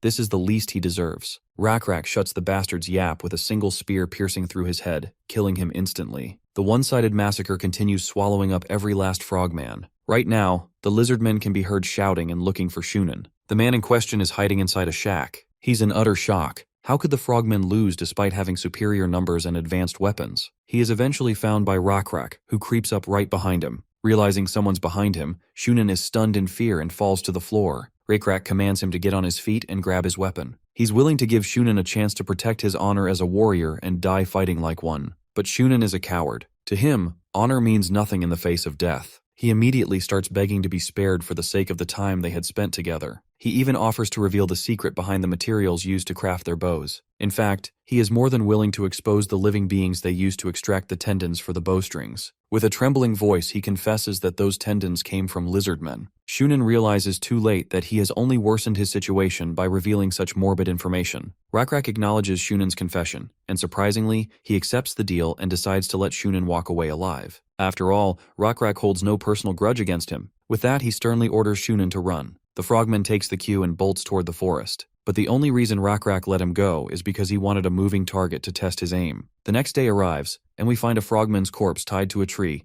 acting as the perfect target dummy for the lizardmen chief. Rockra is testing the new bows they crafted, each fitted with the custom bowstrings they managed to create themselves. The only problem they currently face is the limited resilience of the strings. If they pull just a little too hard, they snap. Owen admits there simply aren't any stronger materials than what they are using right now. Rockra knows this well, and that's exactly why he isn't planning to stay here forever. Winter is coming, and to feed the buffaloes they're raising, they must relocate to a much warmer place. Since Owen is wearing his warrior mask, Rockra assumes he must have gone hunting today as well. Owen confirms it, proudly stating that he exterminated all the remaining frogmen in the area. For now, they won't have to worry about having enough material for bowstrings, at least for a while. We then get a glimpse of the past, when Shunin got struck in the foot, causing him to stumble. The Grey Lizardmen were hyped to kill this bastard right then and there, and the one who took this responsibility was Owen, determined to kill that filthy toad with his own hands. Owloy, the chief of the Frogmen tribe, met the same end as his son. By now, his bones are likely adorning someone else's head,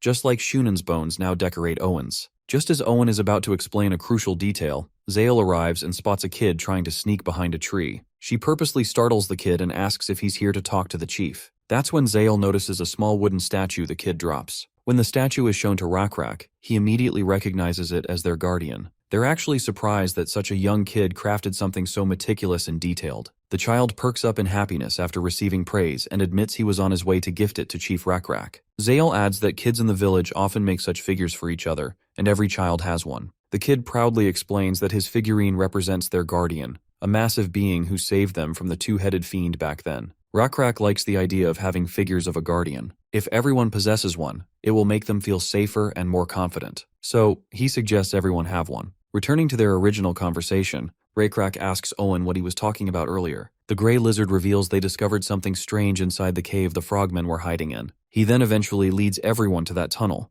Once they reach the cave, they venture inside without hesitation. All the frogmen who came here had been killed, meaning no one else knows about this place for now. They suddenly stumble upon a massive stone wheel covered in intricate patterns. It's insane to think someone carved such hard stone with pinpoint accuracy. What's even more shocking is that the markings on this boulder resemble the same Coleoptera creature they previously crushed with boulders. Seems like even Nebula isn't sure what that is. From the first glance, he can only guess they've stumbled across some sort of ancient ruin. In the perished world, you'll find all kinds of ancient ruins. Each ruin contains its own unique knowledge or treasures. If they end up finding treasure, they might even discover items with extraordinary abilities, or items with terrifying, demonic properties. But in this era, where civilization is still stuck in its primal stages, obtaining ancient knowledge isn't as fruitful as it sounds, since primitive hobos can't even tell what in the onga bonga this thing is supposed to be. Furthermore, ruins that create or change special materials or grant blessings only work within their native region. And to Lakrak, who lives a nomadic lifestyle, that makes them utterly useless. There's a small chance this might be a unique relic, though Nebula hopes it isn't anything demonic, otherwise they're screwed. Just as they slide past that giant slab,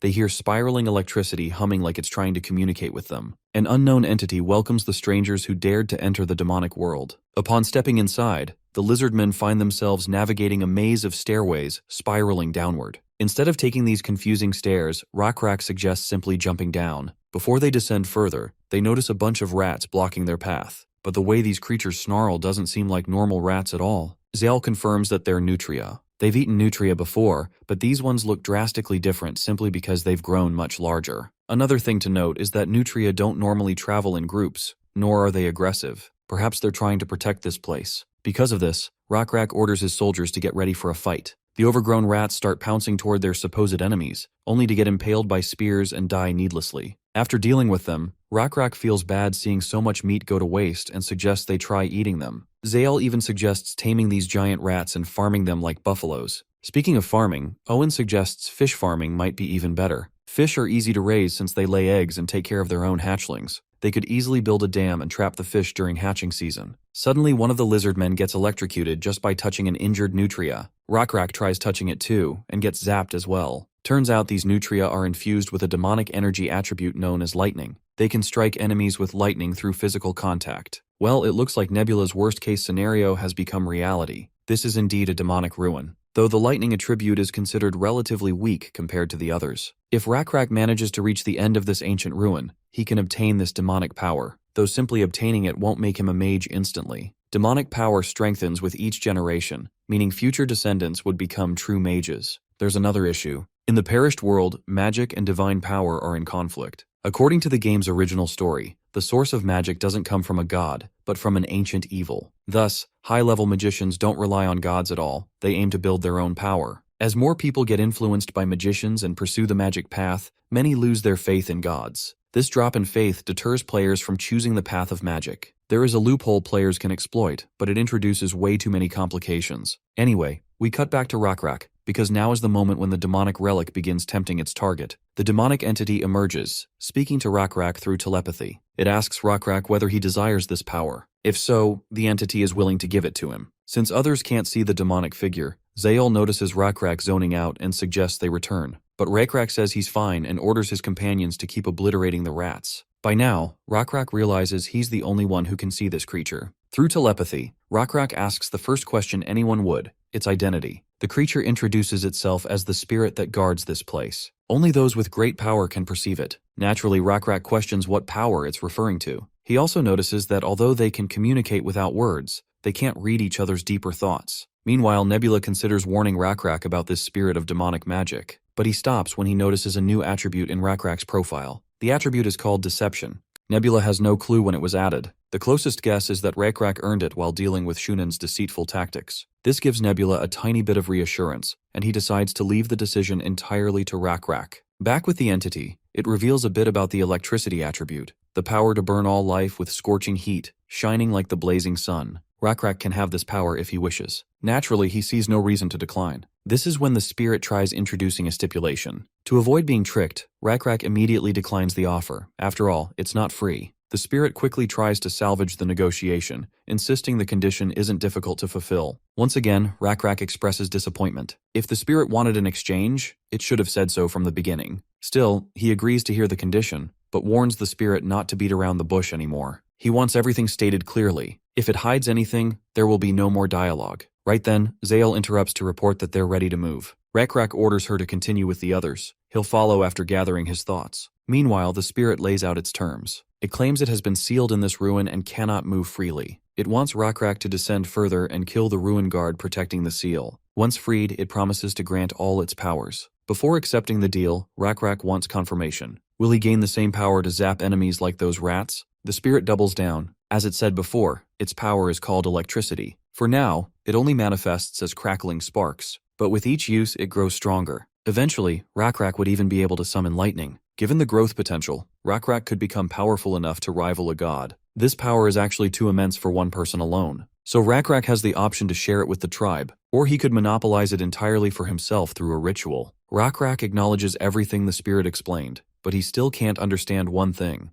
How did a being capable of granting such overwhelming power end up sealed? Well, according to the spirit, it was that very power that led to its downfall. People usually interpret strength as a threat, and they typically lock down anything they fear. Rockra finds it ironic that the spirit openly admits it's in fact dangerous. At this point, he suspects the spirit is hiding something. Either the power isn't as great as advertised, or the harm it brings far outweighs the benefits. It would be great if the spirit just came clean about what it's hiding, because Rockra doesn't want things getting complicated. He decides to head back and collapse the cave's entrance, making sure no one ever stumbles across this place again. The spirit panics and promises to reveal everything it can. It identifies itself as a being descended from those who ruled the world in the distant past, the so-called ancient demons, long forgotten by time. The gods are so ancient that they cannot remember their own origins, and neither can this spirit. No matter how hard it tries, the only thing it knows is that it has been sealed for eternity. A power with an unknown origin intoxicates people precisely because its source is unknown. But our chat of a lizard is different. He isn't falling for it blindly. Rockra recalls the blue lizard tribe leader and the frogmen leader as perfect examples of people corrupted by power. Demonic magic in particular is what intoxicates people the most. What makes it worse is that this stingray-looking spirit could bestow its powers to any random person. It doesn't matter if the receiver is someone with noble intentions or someone harboring malicious ones. Gods bestow power by their own will, but this spirit's gifts can fall into the hands of anyone, even the undeserving. To make matters worse, whoever wields this demonic power can further enhance it and grow even stronger. Eventually, the wielder of this omnipotent power will reject the gods entirely. To avoid that outcome, Rockra considers taking the power all for himself, especially since it is truly formidable and indescribably potent. It will definitely come in handy in future battles. In the end, Rockra decides to set the stingray free under one major stipulation. First, Rockra wants his tribe to be the sole wielder of this power. He also wants these powers to appear as if they were bestowed by the gods. That way, no one will lose their faith in God. In fact, their faith would only grow stronger. The second condition is that he wants the stingray to start believing in his god. Of course, the stingray finds the idea ridiculous. For a being far more ancient than the god Rockra follows, the thought of believing in such a deity feels strange. Furthermore, gods typically despise spirits of demonic magic. But Rockra counters this stereotype. He believes his god isn't some average deity. The blue insect god is generous to beings who hold value. Since the stingray is useful enough, it goes without saying that the blue insect god would approve of it already. Still, the stingray isn't sure whether the god Rockra speaks of would accept it right off the bat. Rockra promises that if the stingray accepts the terms, his god is benevolent enough to make an exception. The stingray then reveals a small secret. Not only is it trapped in this ruin, it is also the sole ruler of this place. Everything here, from the creatures to the ruin guardian Rockra defeated, is merely one of its minions. The stingray was simply testing Rockrak's strength by putting him through all this trouble. For that, the entity apologizes, but Rockra is willing to forgive it. After all, he understands the creature's perspective as well. He knows the spirit longs to escape this cursed place and experience something beautiful the world still has to offer. Eventually, the entity asks for Rockrak's name, and the Lizardman happily tells him. And with that, the test the stingray had been conducting finally concludes. Now it is time for it to bestow the power Rockra rightfully deserves. Promptly, Nebula receives a notification about a spirit wishing to become his subject. Upon accepting it, Nebula gains dominion over demonic magic, specifically electricity. Nebula is thoroughly satisfied with how everything turned out. Forcing a spirit of demonic magic to submit and integrating its magic into divinity is the only way to wield demonic power without suffering a penalty. The credit goes to Rockra, who understood the situation well and handled it correctly. 9 years pass, and the scene transitions to the Lizardmen altar. Word has already spread that the blue insect god has bestowed Rockra with the power of thunder and lightning. A human is learning the tales of the great Rockra,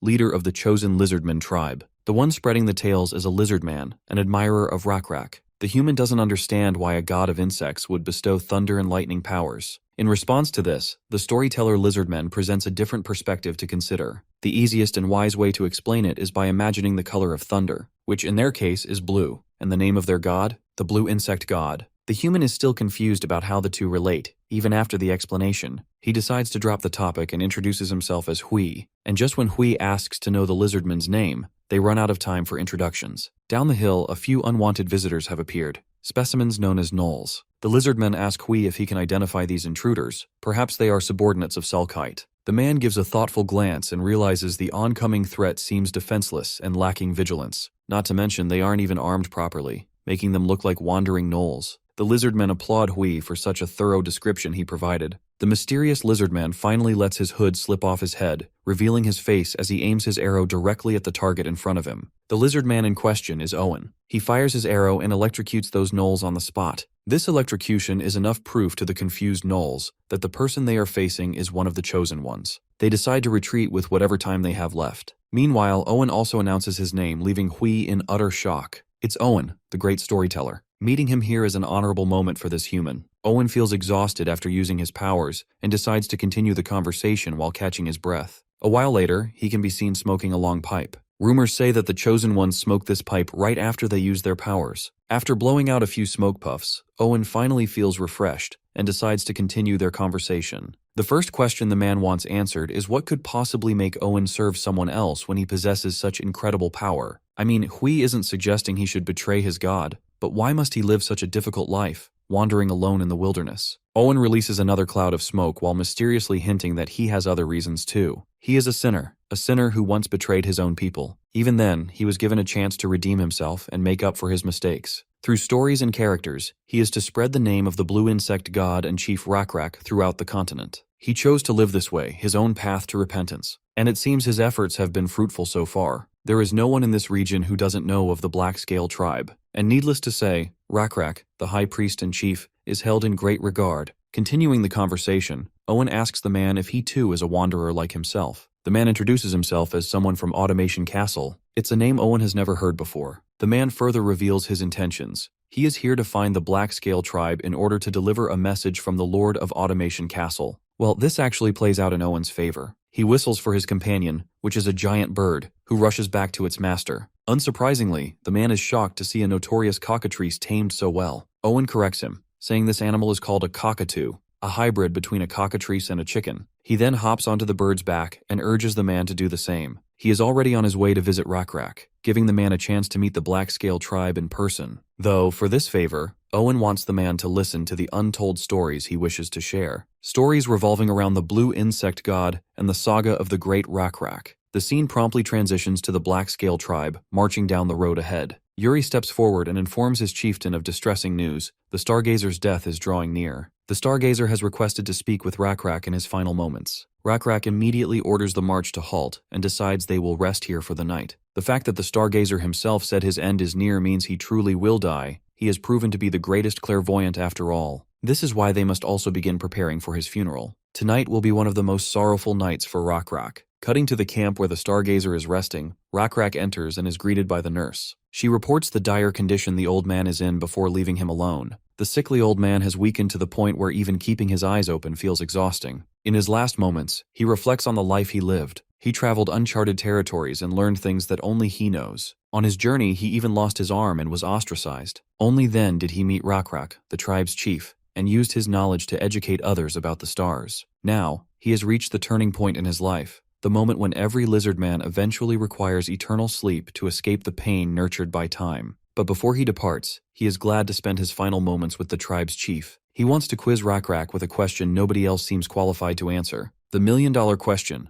what awaits people after death? Since Rockra is the first to be chosen by their god, the favorite among them all, only he can satisfy this curiosity. He wants to know why death is called eternal sleep. Do the deceased dream forever? Is there a possibility that one might be stuck dreaming nightmares eternally? Rockra responds bluntly that he doesn't know how to respond to these daunting questions. He isn't even sure what makes him qualified to answer such a philosophical question. The Stargazer recalls how the beetle god always showed them the right path whenever they were lost. Perhaps the god will continue to do the same after death. Would he also guide wandering souls? For now, Rockra can't help but agree with the Stargazer. As he once guided them when they were lost in mortal dust, the beetle god will guide them still, even as they journey into the realm beyond. The Stargazer has full confidence he definitely will. He is curious to learn more about the afterlife. He doesn't want to begin his afterlife journey by meeting their god unprepared. Rockra figures that it's more fun that way. He envisions the afterlife as a vast grass field with no horizon, where you can run endlessly, the wind whispering bliss, and the tender grass beneath your feet. Rock mounds to rest on once you're tired, and dynamic weather that shifts with every season. The Stargazer hopes he, too, will have his own house in the afterlife, a place to return to whenever he feels tired. He doesn't want a tent that can be blown away with a gust of wind. He wants a solid house he can settle in.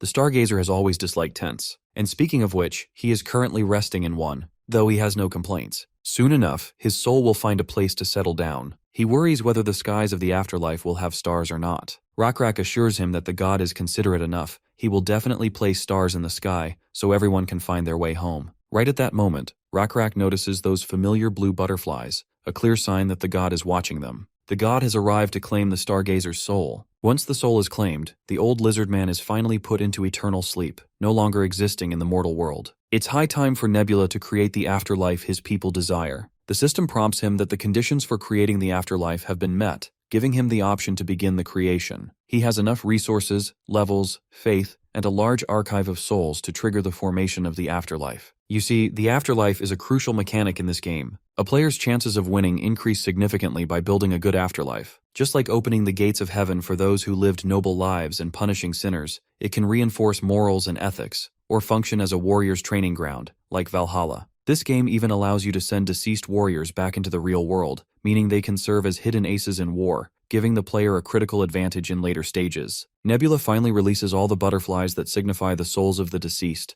letting them settle in the afterlife, known as the primordial prairie. On this vast grass field rests the Stargazer, who opens his eyes for the first time in this place. He can sense and feel everything around him, realizing he isn't imagining anything. He isn't dreaming. This is the afterlife, the prairie he and Rockra envision together, though the place lacks stone mounds to rest on and a solid house to live in. But then again, one shouldn't be too greedy. In fact, he doesn't even feel the need for a house anymore. The place is perfect, a gift anyone would cherish. Not only that, the other lizardmen are here as well, sleeping peacefully. He is currently the only one awake. He decides not to disturb them, and lets them rest. There is also a child among them, a young lizardman who looks familiar to the Stargazer. If his memory serves him right, a catastrophe once struck when the Goblin Alliance launched an ambush, killing many members of the Lizardmen tribe. Those sneaky bastards united their clans and targeted only children and the elderly. Stargazer was one of the old ones too. He thought they were doomed with the enemy approaching, but one young lizardman stepped forward with a weapon in hand, ready to protect those he loved. He was one of the kids Stargazer had taught,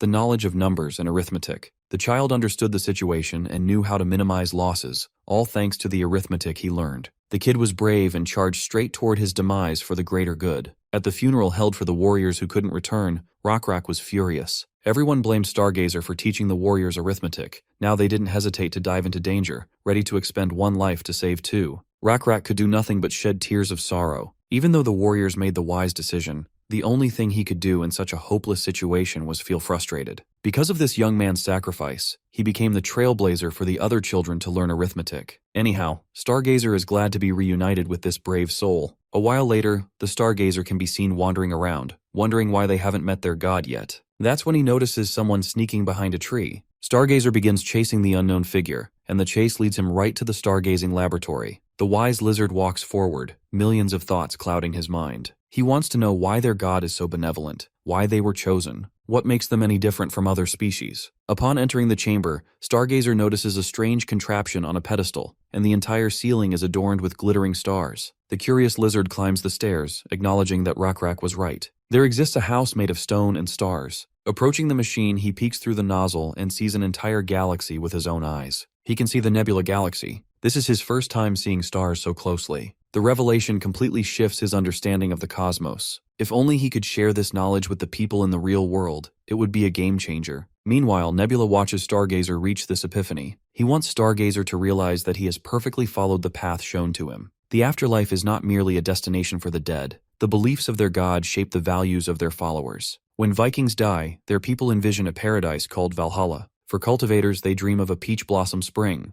Now you can imagine what happens when a scholar enters their afterlife. It becomes a foundation for technical advancement. Nebula is glad the afterlife is functioning exactly as he desired, especially since the threat approaches faster than ever. The Clipped Ear tribe is their current danger. These folks possess advanced ironworking skills and the ability to tame the formidable Gomchi beasts. Long story short, their technological prowess and strategic movements are far ahead of the Black Scale tribe. The only reason this tribe has such strength is likely because they're backed by another player. This means war is inevitable and Nebula must prepare. Players are slowly expanding their territorial influence. To counter this, Nebula has invested heavily in his dominion over insects, currently commanding 3 types of insect swarms. One of them is the locust swarm, which Nebula simply calls the swarm. He uses these critters to quietly sabotage players who rely heavily on agriculture. Then there's the second swarm, the virus swarm, also known as the host, which he previously used against the frogmen. These critters are continually expanding their arsenal of diseases. Last but not least, the nest, which breeds all kinds of insects. This group is responsible for farming experience passively, while Rockra focuses on uniting the neighboring tribes. Given the pace Nebula is moving, he is certain it won't be long before he takes over the southern peninsula. The first major hurdle in Nebula's expansion plan is dealing with the player who commands the Knoll tribe. Cutting back to our Lizardmen tribe, Owen has finally arrived with Hui at Rockrak's resting grounds.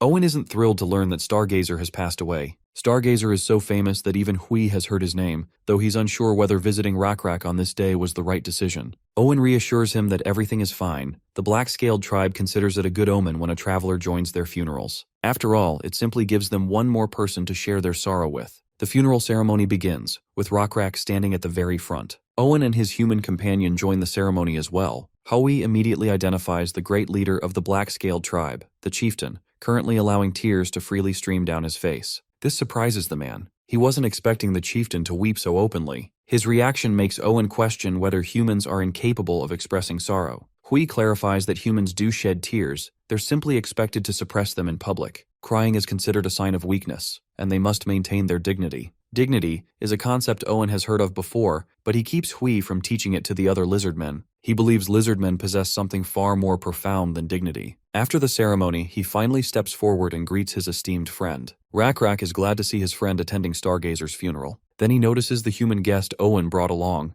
Owen explains that this man is a messenger from the Automation Castle, and formally introduces him to the tribe's chieftain. Owen then leans toward Rockra and quietly spills all the juicy details about this person. A short while later, Rockra sits across from the visitor. While it is customary to let a guest rest before holding a meeting, Rockra wants to dive straight into business. The human acknowledges this and begins the meeting by offering a pouch, a gift from the Lord of the Automation Castle. Rockra grabs the pouch and discovers a salt rock inside. The human explains that rock salt is the Automation Castle's specialty, and this is the first rock salt being gifted with no expectation of repayment. The way Hui is careful with his words, Rockra realizes that this is only the first rock. More will follow. The man confirms it, only for Rockra to casually crush the rock with the strength of his grip, grinding it into powder. He instructs Hui to deliver a message back to the Automation Castle. The gift has been received, but the man wants to know why Rockra destroyed the rock. The chieftain claims it is done to please his god. Sprinkling rock salt on the floor is apparently a ritual that amuses their deity. Of course, the man knows Rockra is pulling his leg. They continue this conversation back and forth, and the conclusion becomes clear. This is Rockra's subtle way of saying he has no interest in trading with the automation castle. Hui also realizes that Rockra dislikes diplomatic rhetoric, so he decides to be blunt. First of all, he asks the chieftain why he rejected the offer. Rockra makes his terms clear. He doesn't like accepting an offer that someone else previously rejected.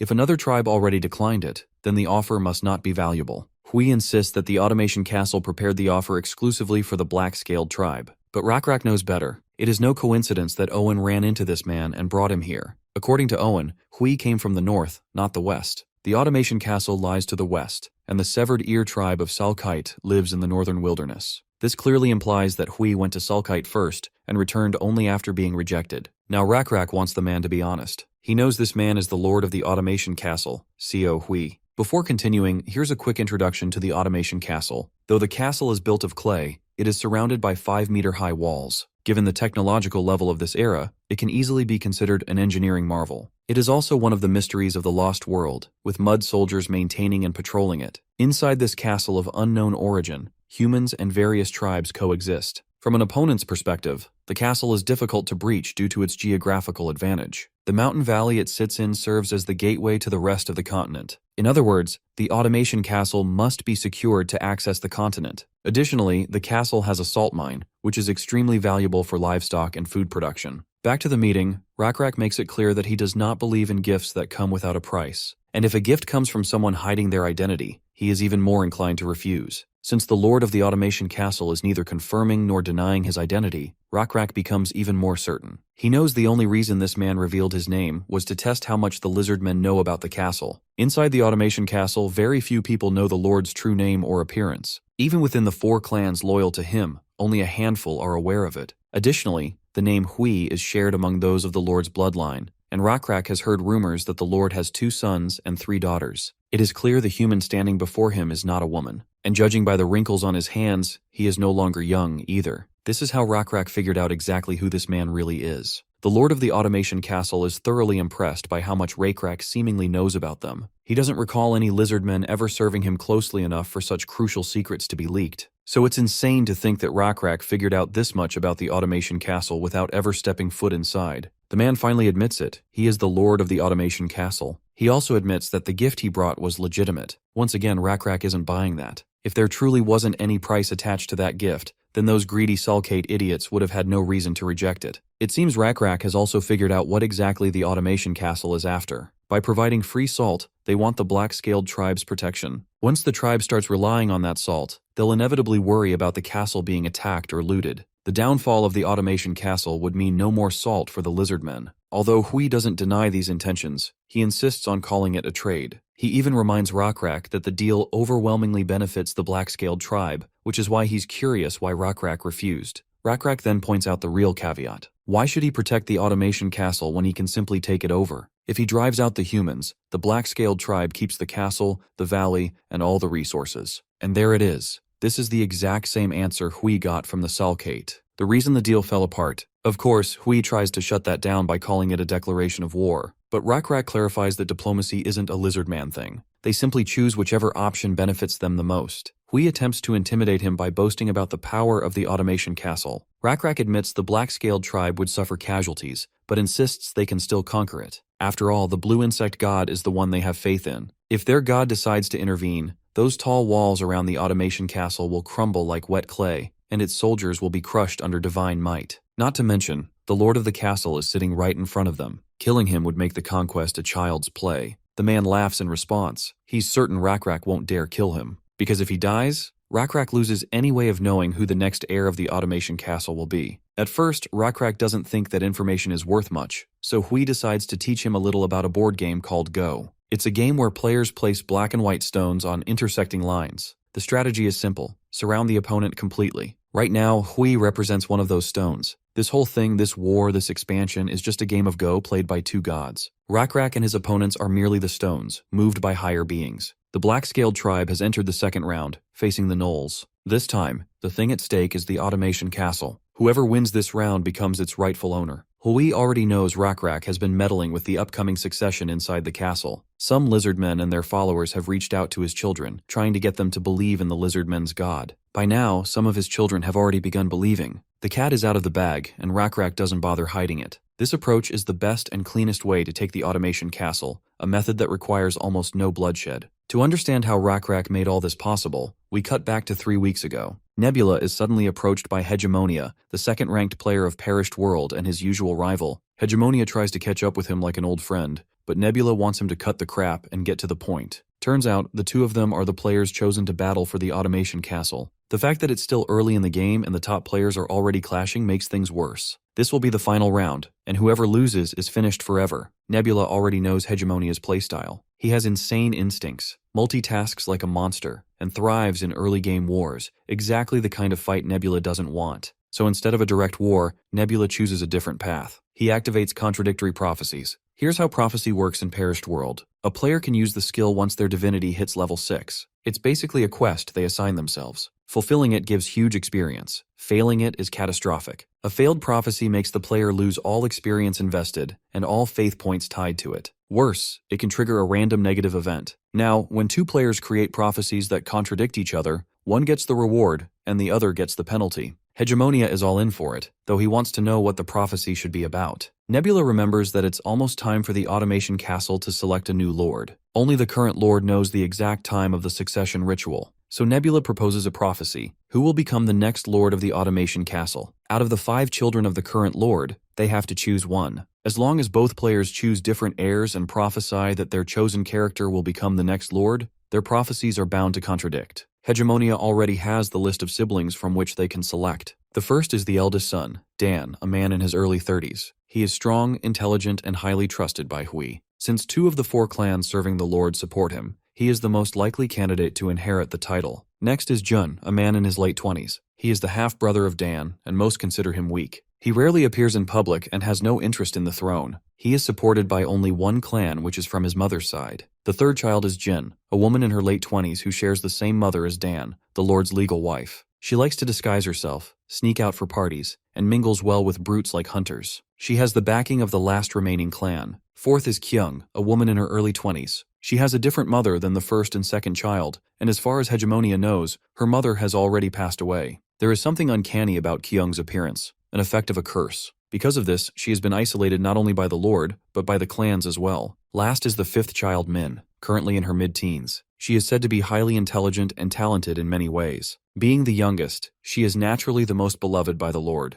With the 5 candidates introduced, it's finally time for both players to choose their characters. Hegemonia is even willing to give Nebula as much time as he wants. But Nebula has already done his homework. He's ready to make his pick. They each pick one heir, and the system prepares to initiate the contradictory prophecy skill. Before the skill activates, the system warns them of the consequences. Nebula accepts and proceeds to finalize his choice. Hegemonia selects Seo Hui's second child, Jun Hui, to be the next lord of the automation castle. Nebula, on the other hand, chooses the 4th child, Kyung Hui, the supposedly cursed one. Hegemonia is visibly surprised by Nebula's pick. Now that they have chosen different characters, the contradictory prophecy is officially triggered. Cut back to Rockra and Hui's meeting. Hui has begun suspecting that the Black-Scaled tribe and the Null tribe are deeply tied to the rumors circling around. And the fact that he's still alive after meeting the chiefs of both tribes only confirms it. Their gods are in conflict, and he is merely a stone on their board. Rockra finally speaks to wrap up the conversation. Hui has 2 choices. He can choose Salkade or the Black-Scaled tribe, the Gnolls or the Lizardmen,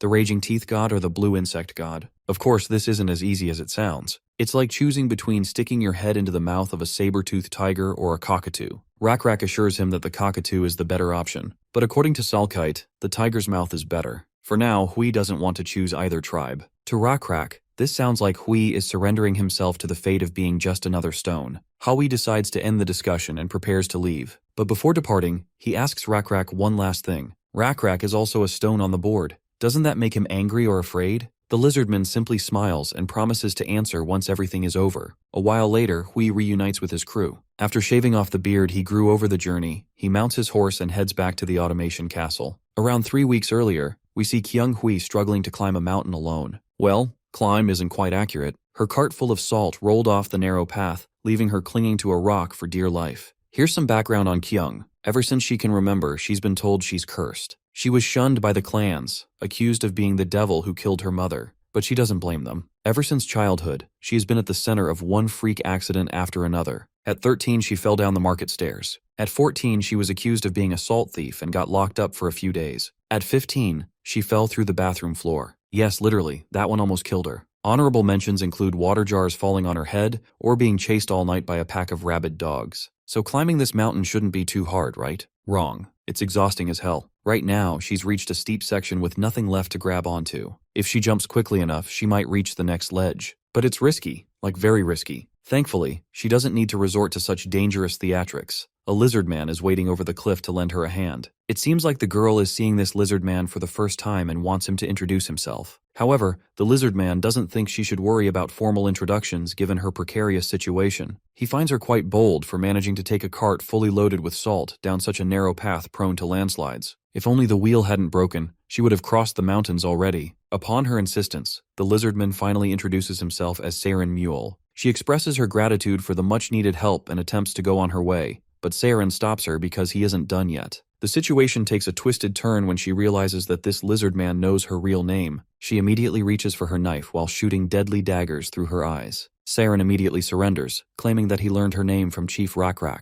To be honest, he admits that the chief is the one who ordered him to find her. The girl wants to confirm if he is actually talking about Rockra the Hunter, the Lizardman of Thunder, and the first chosen one. What confuses her even more is why Rockra would be looking for her. Saren doesn't know all the details, but the chief is most likely seeking her out due to the rumors circulating about her. It seems Kyung has no clue what rumors he is talking about. She's been out of the automation castle for a while now, traveling to buy silk. According to Saren, the first rumor claims that the Lord's second child will become the new Lord of the Automation Castle. As for the second, it claims the Lord's fourth child will take the throne. Hearing rumors revolving around her, it's a no-brainer that these are fake. After all, she is an illegitimate child who isn't even interested in the Automation Castle's politics. It is highly likely that one of her brothers spread those false rumors to gain something out of it. So she figures she isn't the person Saren should be looking for. Instead, he'd better go find her other siblings. Internally, however, she finds her situation quite distressing. This lizardman knows her true identity, even though the children of the Lord must keep their identities a secret. Even though this guy is strong, she feels she has no option but to take her chances and kill him. It looks like Saren knows exactly what she is thinking. This is why he reveals that he has also been ordered to protect her. Of course, this throws her into confusion, prompting the lizardman to explain the situation. Even though she deems the talk of the town to be mere false rumors, the main families of the Automation Castle wouldn't just overlook them. They will do their absolute best to eliminate her to reduce the variables in play before the succession ceremony.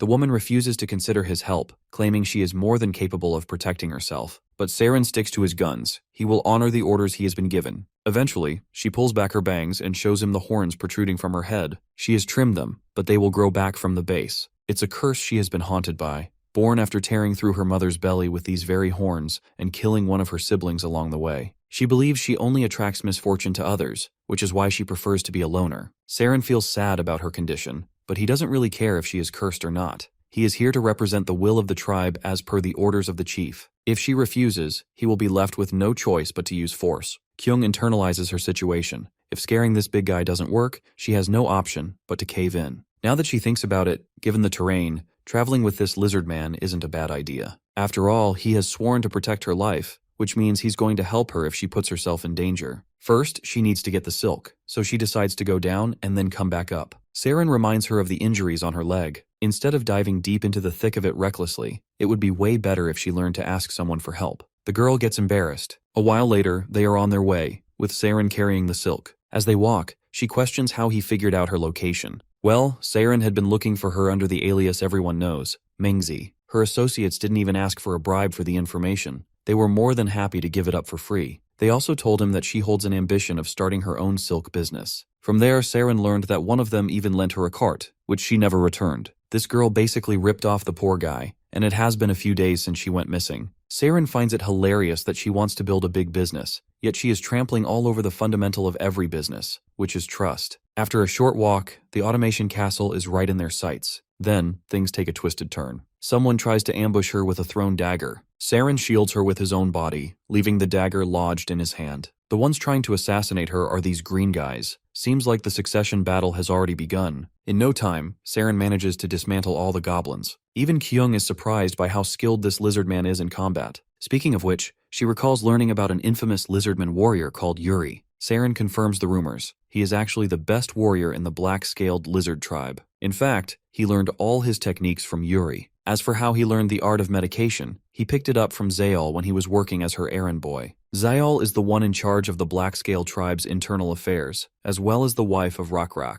Since Siren had been under her supervision, it's no wonder he is a talented individual and picked up a few tricks. Furthermore, the fact that he learned how to fight from Yuri explains why he holds an important position in the tribe. The fact that someone like him came to protect her might be a huge game changer. Suddenly, she gets shocked seeing Saren handing over her silk. Of course, she doesn't like the idea, but it's crucial to act sycophantic. A while later, they finally reach the automation castle, only to realize that the gates are closed. Authorities are preventing people from entering. Kyung approaches one of the travelers and questions why the doors are shut. The fox guy warns her in particular not to enter, especially since she is a silk merchant. Even if she enters, she won't be allowed to exit. It goes without saying that some internal affairs are causing distress in the automation castle. In the household of the Gyo family, Kyung meets her business partner Gyo Jung, who lent her the cart. Instead of feeling gratitude, she is out here lashing out at him for lending her a defective piece, though Gyo Jung believes it's her own fault. Anyhow, he asks if anything noteworthy happened during her travels other than the cart crash. Kyung reveals the assassination attempt, which she luckily survived thanks to this lizard man. Siren introduces himself and Gyo-jung responds in kind. He is the leader of the Geo family, one of the 4 families of the automation castle. Saren feels glad to announce that the goblins who attempted the assassination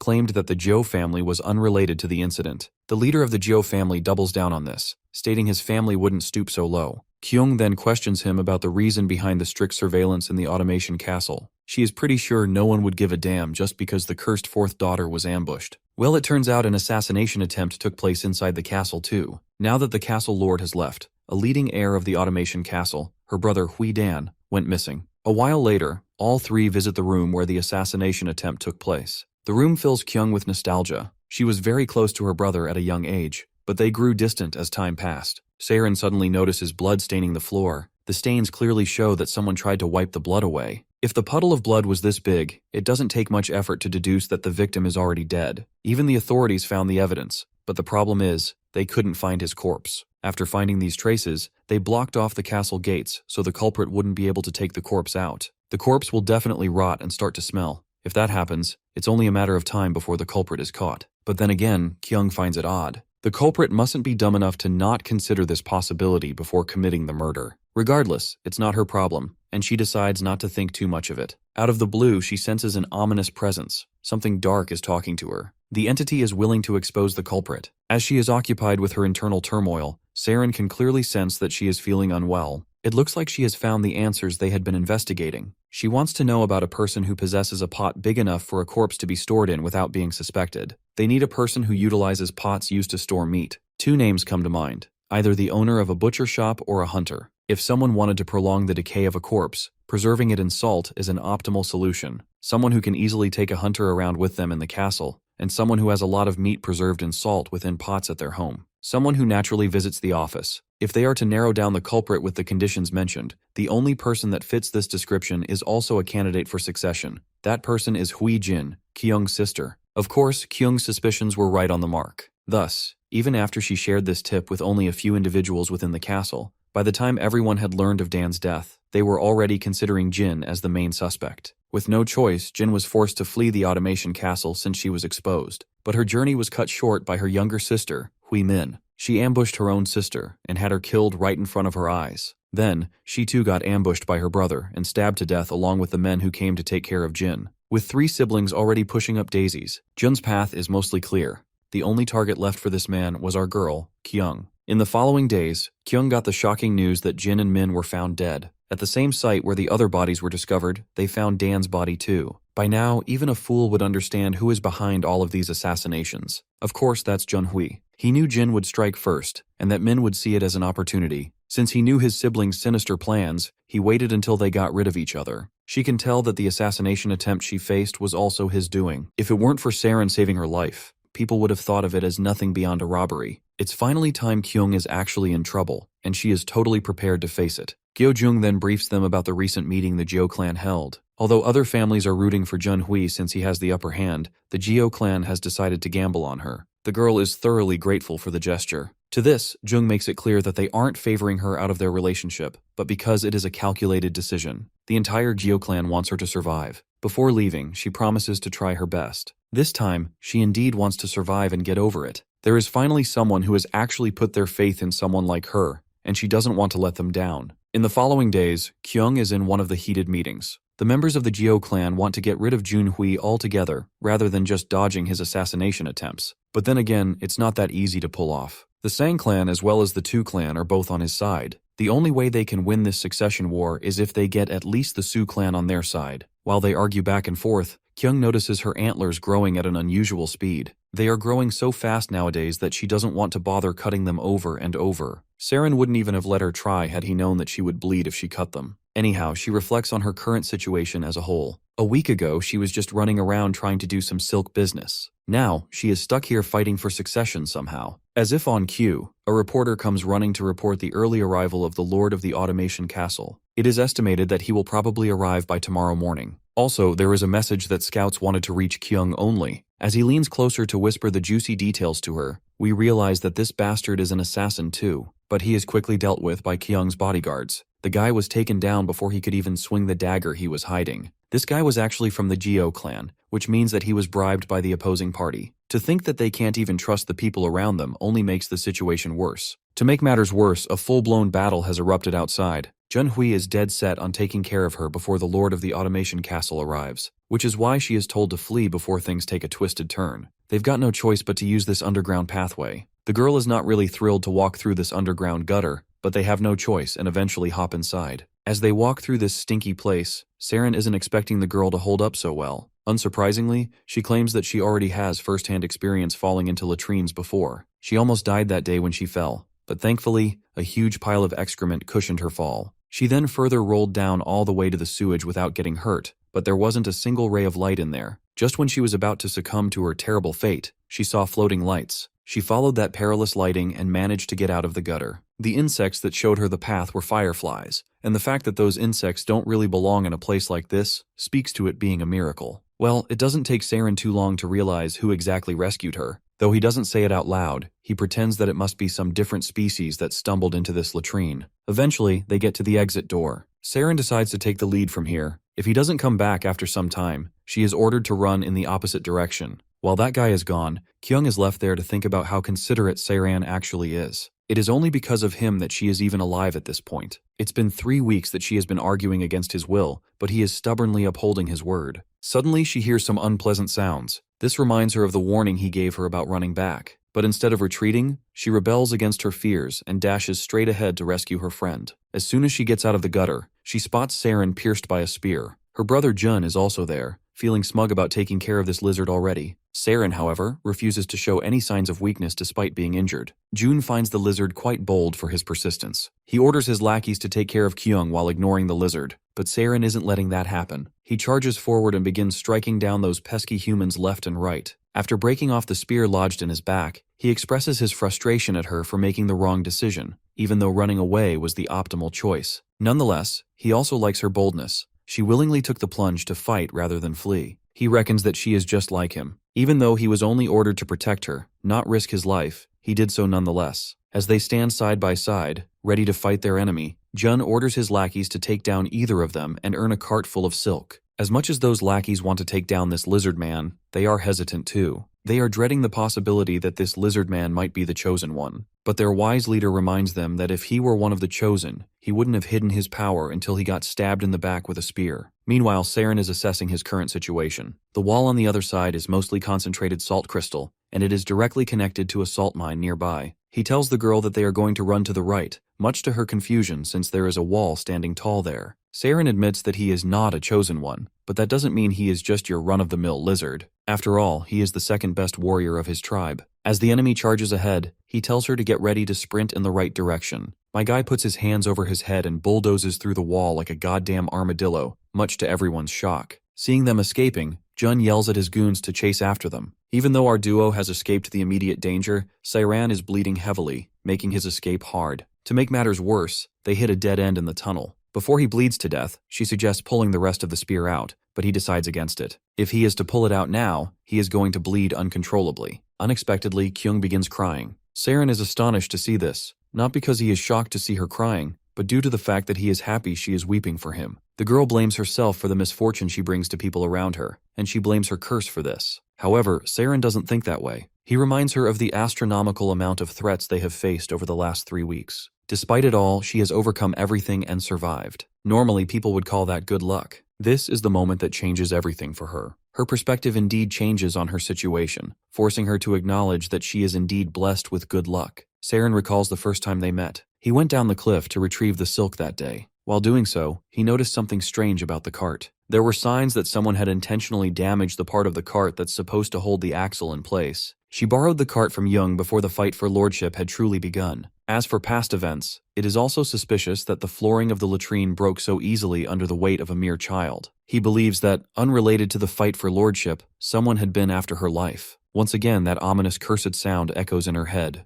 The voice exposes Kyung for pretending not to know the fact that she is being targeted. In fact, she also knew who has been after her and who actually wants her dead. Eventually, her brother and his goons finally corner the duo. He is feeling smug that they are now stuck deep inside the salt mine. They won't be able to break through the walls and escape like before. After getting the signal, the underlings rush toward the injured opponent. Currently, the only thing Saren is banking on is the luck that has always helped Kyung escape deep shit. And then, a miracle finally happens. A blob of electricity begins to materialize between the two parties, and out pops the stingray. The stingray has arrived to announce the good news. Siren Mule has been chosen. The lackeys don't understand what this creature is yapping about. As for their scummy leader, he is losing his patience and yells at them to charge the front lines. Meanwhile, Saren is quite astonished to become one of the chosen ones. After all, there had only been 5 people from his tribe. Counting him makes it 6. The only other possibility is that one of the existing chosen ones has died. And that person is Stargazer, leaving an open spot for a successor. Since Saren is the second most courageous person in his tribe, he is qualified to take the mantle. From now on, Saren will be acting as a proxy for God's will. Those who carry God's will possess the ability to borrow and draw upon God's power too. From this point onward, he is officially one of the chosen ones. Looks like the tides of battle are about to turn. Since the monster has disappeared, the leader orders his minions to seize the opportunity and strike. The goons unsuspectingly begin running toward their demise. As for our Chad lizard, he is out here totally supercharged with electricity. After yanking the spear out of his belly, he quickly cauterizes the wound to stop the bleeding. The poor guys heading toward him have likely failed to read the grim situation they're in. After extending his hand, he calls down a thunderstrike, electrocuting the entire flock and knocking them out cold. The ones remaining standing quickly turn on their heels and begin retreating, along with their coward of a leader, of course. I guess they are missing out on their only chance to capture our duo, because Saren is exhausted as hell after that move. But Kyung doesn't seem to realize it. Given how strong this power packs a punch, why don't the Black Scale tribe fight the Clipped Ear tribe? It seems like Saren knows the reason. This power has drawbacks that restrict the wielder from exploiting it. Saren can already feel some sort of mental exhaustion kicking in. Perhaps this is why Owen would always smoke a cigarette after using this power. This makes Kyung concerned about him, but he assures her he's fine. In fact, he is feeling a little better now that he isn't losing any blood. A while later, Saren can be seen frying the others in his path too. Let's not forget about Hegemonia, who had placed his bet on Junhui, the candidate who was supposed to win the succession ceremony. Hegemonia has no choice but to step in and not let Nebula snag the victory. He sends his saber-toothed lion to fight against Saren. Our duo has no clue where the fuck this overgrown cat came from. The tiger runs out of patience and lunges. Saren doesn't hold back either. He uses all of his power and electrocutes the big cat, roasting it alive. At this point, Kyung is losing her brain cells. How in the fuck does a saber-toothed tiger infiltrate the automation castle and come straight into the salt mines? She has seen so much unbelievable shit in just the span of a few hours that she wants to faint. Seeing yet another bizarre thing outside this cave is the last thing she wants to happen. Outside the cave, they finally corner Jun, who has the audacity to complain about his situation. His audacity surely gets on Kyung's nerves, since he was the one who started all this shit. Instead of taking accountability for his actions, the bastard pins all the blame on her for meddling in the fight for inheritance, which supposedly should have been only between siblings. He blames her for involving outsiders, a species that poses a direct threat to humans. The guys hiding behind our duo suddenly launch an ambush, only for them to get slaughtered unnecessarily. Jun can't believe his stupid eyes. The display of sheer stamina and strength this lizardman is showing is unfathomable, especially given the fact that he should have collapsed from exhaustion a long time ago due to blood loss. Finally, our girl snaps back at this hypocrite of a brother. He is the one who is detrimental to the development of the Automation Castle. The Automation Castle is a place that lives off trade, but by not getting involved with nearby forces, they are voluntarily isolating themselves. Because of that, the automation castle's influence may weaken, and nearby forces who harbor ill intentions might invade the castle to take control. If only her brother were a little smarter, he wouldn't have made these stupid decisions. On the other hand, she ain't dumb and numb-minded like the rest of her siblings. She has a desire to do something far greater for the cause of the automation castle, rather than being selfish. Seems like her words have no effect on this low-level scum. He claims he never considered her one of his siblings. With that declaration, he spreads his fan, which clearly indicates that the guy is up to something. Perhaps it's some sort of signal. She suspects this gesture is meant to alarm a hidden assassin somewhere in the warehouse in front of them. Well, there is indeed an arrow heading toward them. Kyung's ominous reflection makes her aware of it. The reflection makes it abundantly clear that they are about to die soon if the arrow isn't stopped. She is already too slow. Saren, on the other hand, has noticed the incoming arrow. However, he is short by a second. The ominous entity would have warned her about this assassin even before the arrow was released, but her horns aren't fully grown yet, so that possibility was out of the equation. Now Kyung gotta imagine a way in which she successfully evades the oncoming arrow. The girl thinks for a moment and figures that blowing wind can help the arrow ricochet in a different direction. The ominous entity approves of this possibility, and promptly, it generates a small tornado, causing the arrow to veer off course. Everyone is shocked, and so is Kyung. She is questioning the true nature of this ominous entity. What is this entity actually? A curse? Or luck? The entity claims she is neither of those. It can see limitless possibilities for the future, and can choose the path that will be most suitable for the situation and bring the most benefits. In simpler terms, the entity can manipulate probability. Right then, a system notification informs Nebula about Hui Kyung awakening a demonic property. It's called probability. Hegemonia feels like the biggest clown out here for thinking that what Kyung had going for her wasn't a curse after all. Bro is crashing out over his dumb mistake while Nebula is having a dab moment. Hegemonia is damn certain that this character had been identified as a cursed entity, so what gives? He blames Nebula for altering the character's description, but Nebula reminds his rival that her description had always been like this, even before they came into this world. This begs the question,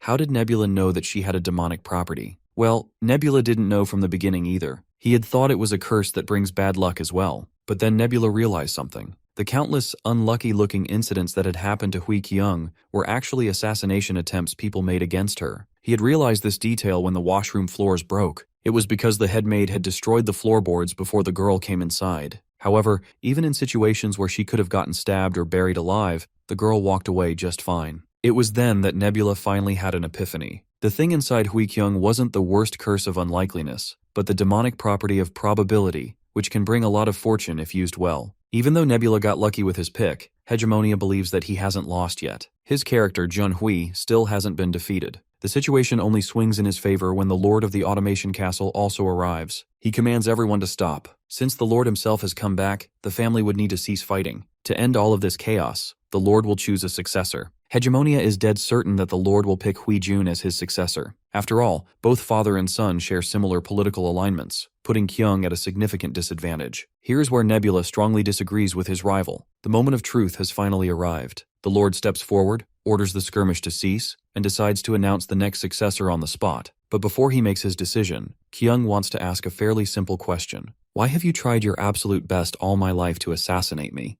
This takes the Lord by surprise, though he seems prepared to encounter this situation. The spectators, as well as Jun, are shocked to hear her bold accusation. The Lord doesn't deny it, but wants her to confirm since when she found that out. The girl claims she knew about it for a long time now. She just decided not to think about it and overlooked it. She just never wanted to believe it. The truth is, the reason he tried to kill her was the fact that her mother passed away while giving birth to her. She also knows that he intentionally tainted her name with the cursed label, a lie he stirred up by himself. The father finally confesses his wrongdoings. His wife's body was too weak to give birth, and thus she passed away. That woman was special to him, and losing her inflicted an astronomical amount of pain upon him. At that moment, the only word that came to his mind was curse. The father chose to believe that Kyung's horns were the curse that caused her mother, Ryo's, death. The position of Castle Lord was full of never-ending difficult days, and she had taken away the only thing the Lord held precious. Once the confession ends, Kyung gives her father the moment to make his final decision. However, his son Jun immediately interrupts, questioning his father if he is going to be swayed by guilt and pick her over him. The father reassures his worried son. Even though he is tired and emotionally drained, he will make his judgment purely for the sake of the Automation Castle. This is the last decision he can make with free will as a pawn of the gods. The Lord takes a breath as he is about to state his choice. Meanwhile, one of the gods in question, namely Hegemonia, begs and prays for the gods he knows to have the situation favor him. Nebula finds it quite ironic. Praying to gods won't do jack shit, because Hegemonia himself is the god.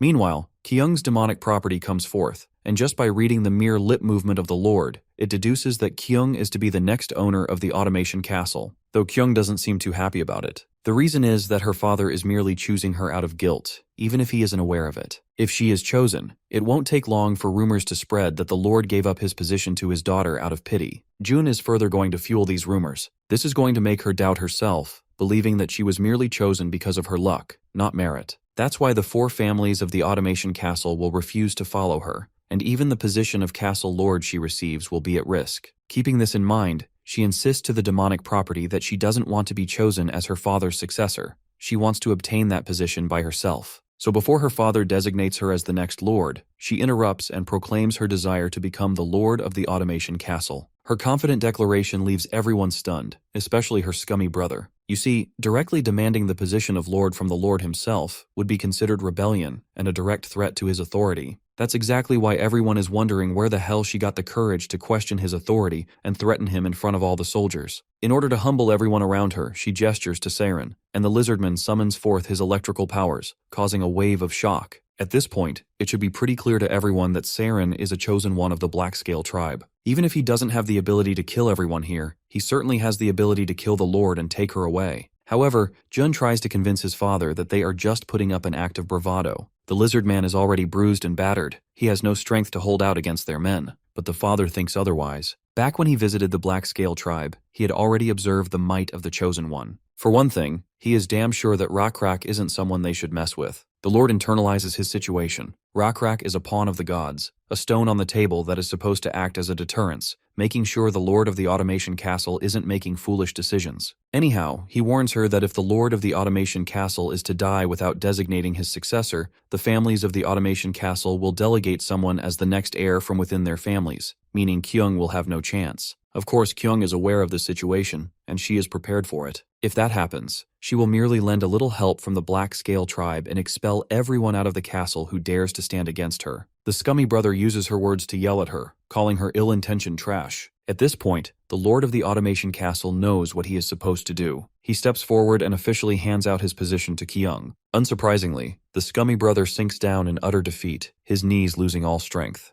A few days go by, and the Automation Castle is livelier than ever, with its local economy seeing exponential growth. Everyone attributes all the credit to the fight that happened for the succession. The economic shift and potential growth are insane, with more and more traders visiting the place. Species of different races and people from different walks of life are all coming in. The important 4 families have been quiet given the growth of the Automation Castle. This clearly indicates that they aren't rebelling against the new Lord's drastic decisions. Unsurprisingly, Jun is out here listening to all this pleasant gossip spreading around regarding the positive change that the new Automation Castle Lord has brought. Being the scummy brother who got defeated, he can't stomach it and decides to sneak out of the castle during the night. He plans to abandon his home and find somewhere else to amass influence and power, making sure he returns with a bang. As he is about to depart, Saren walks into the scene, interrupting the guy's flight. They argue for a while before Jun is on his way, since he isn't entitled to tell others where he is going. Well, Saren agrees to this much. Jun doesn't owe him any explanation. However, he wouldn't like someone like Jun to live much longer, as he could become a pain in the ass later on for the entire Automation Castle. As the man rides his horse out of the castle, an assassin goblin leaps up from the castle wall upon Saren's gesture and claims the bastard's head. With Jun officially dead, Hegemonia has finally lost to Nebula. Nebula likes how his rival is acknowledging his defeat so gallantly. But then again, acknowledging defeat is part of the process that helps you grow to become a better player. After Hegemonia acknowledged his loss, he left without any resistance. He promised that he would take the Knoll tribe across the continent and go until they reached the end of the West. It seemed he didn't really care about failing the prophecy, nor was he worried about the consequences of failing a prophecy. He is going to march forth while absorbing techniques from the continent's residents. With the withdrawal of Hegemonia's species, this gives Nebula an opportunity to use the already paved roads and increase his forces. The North Shore regions and the peninsula's southern half are all coastal areas, so Nebula might get the opportunity to utilize that. The abominable god those frogmen had with them possessed dominion over the sea, but since the serpent only occupied a lake, he was not able to put his dominion to use. But since Nebula has that sea dominion, coastal areas may benefit him after all. That's a matter for later. For now, he wants to see the current lord.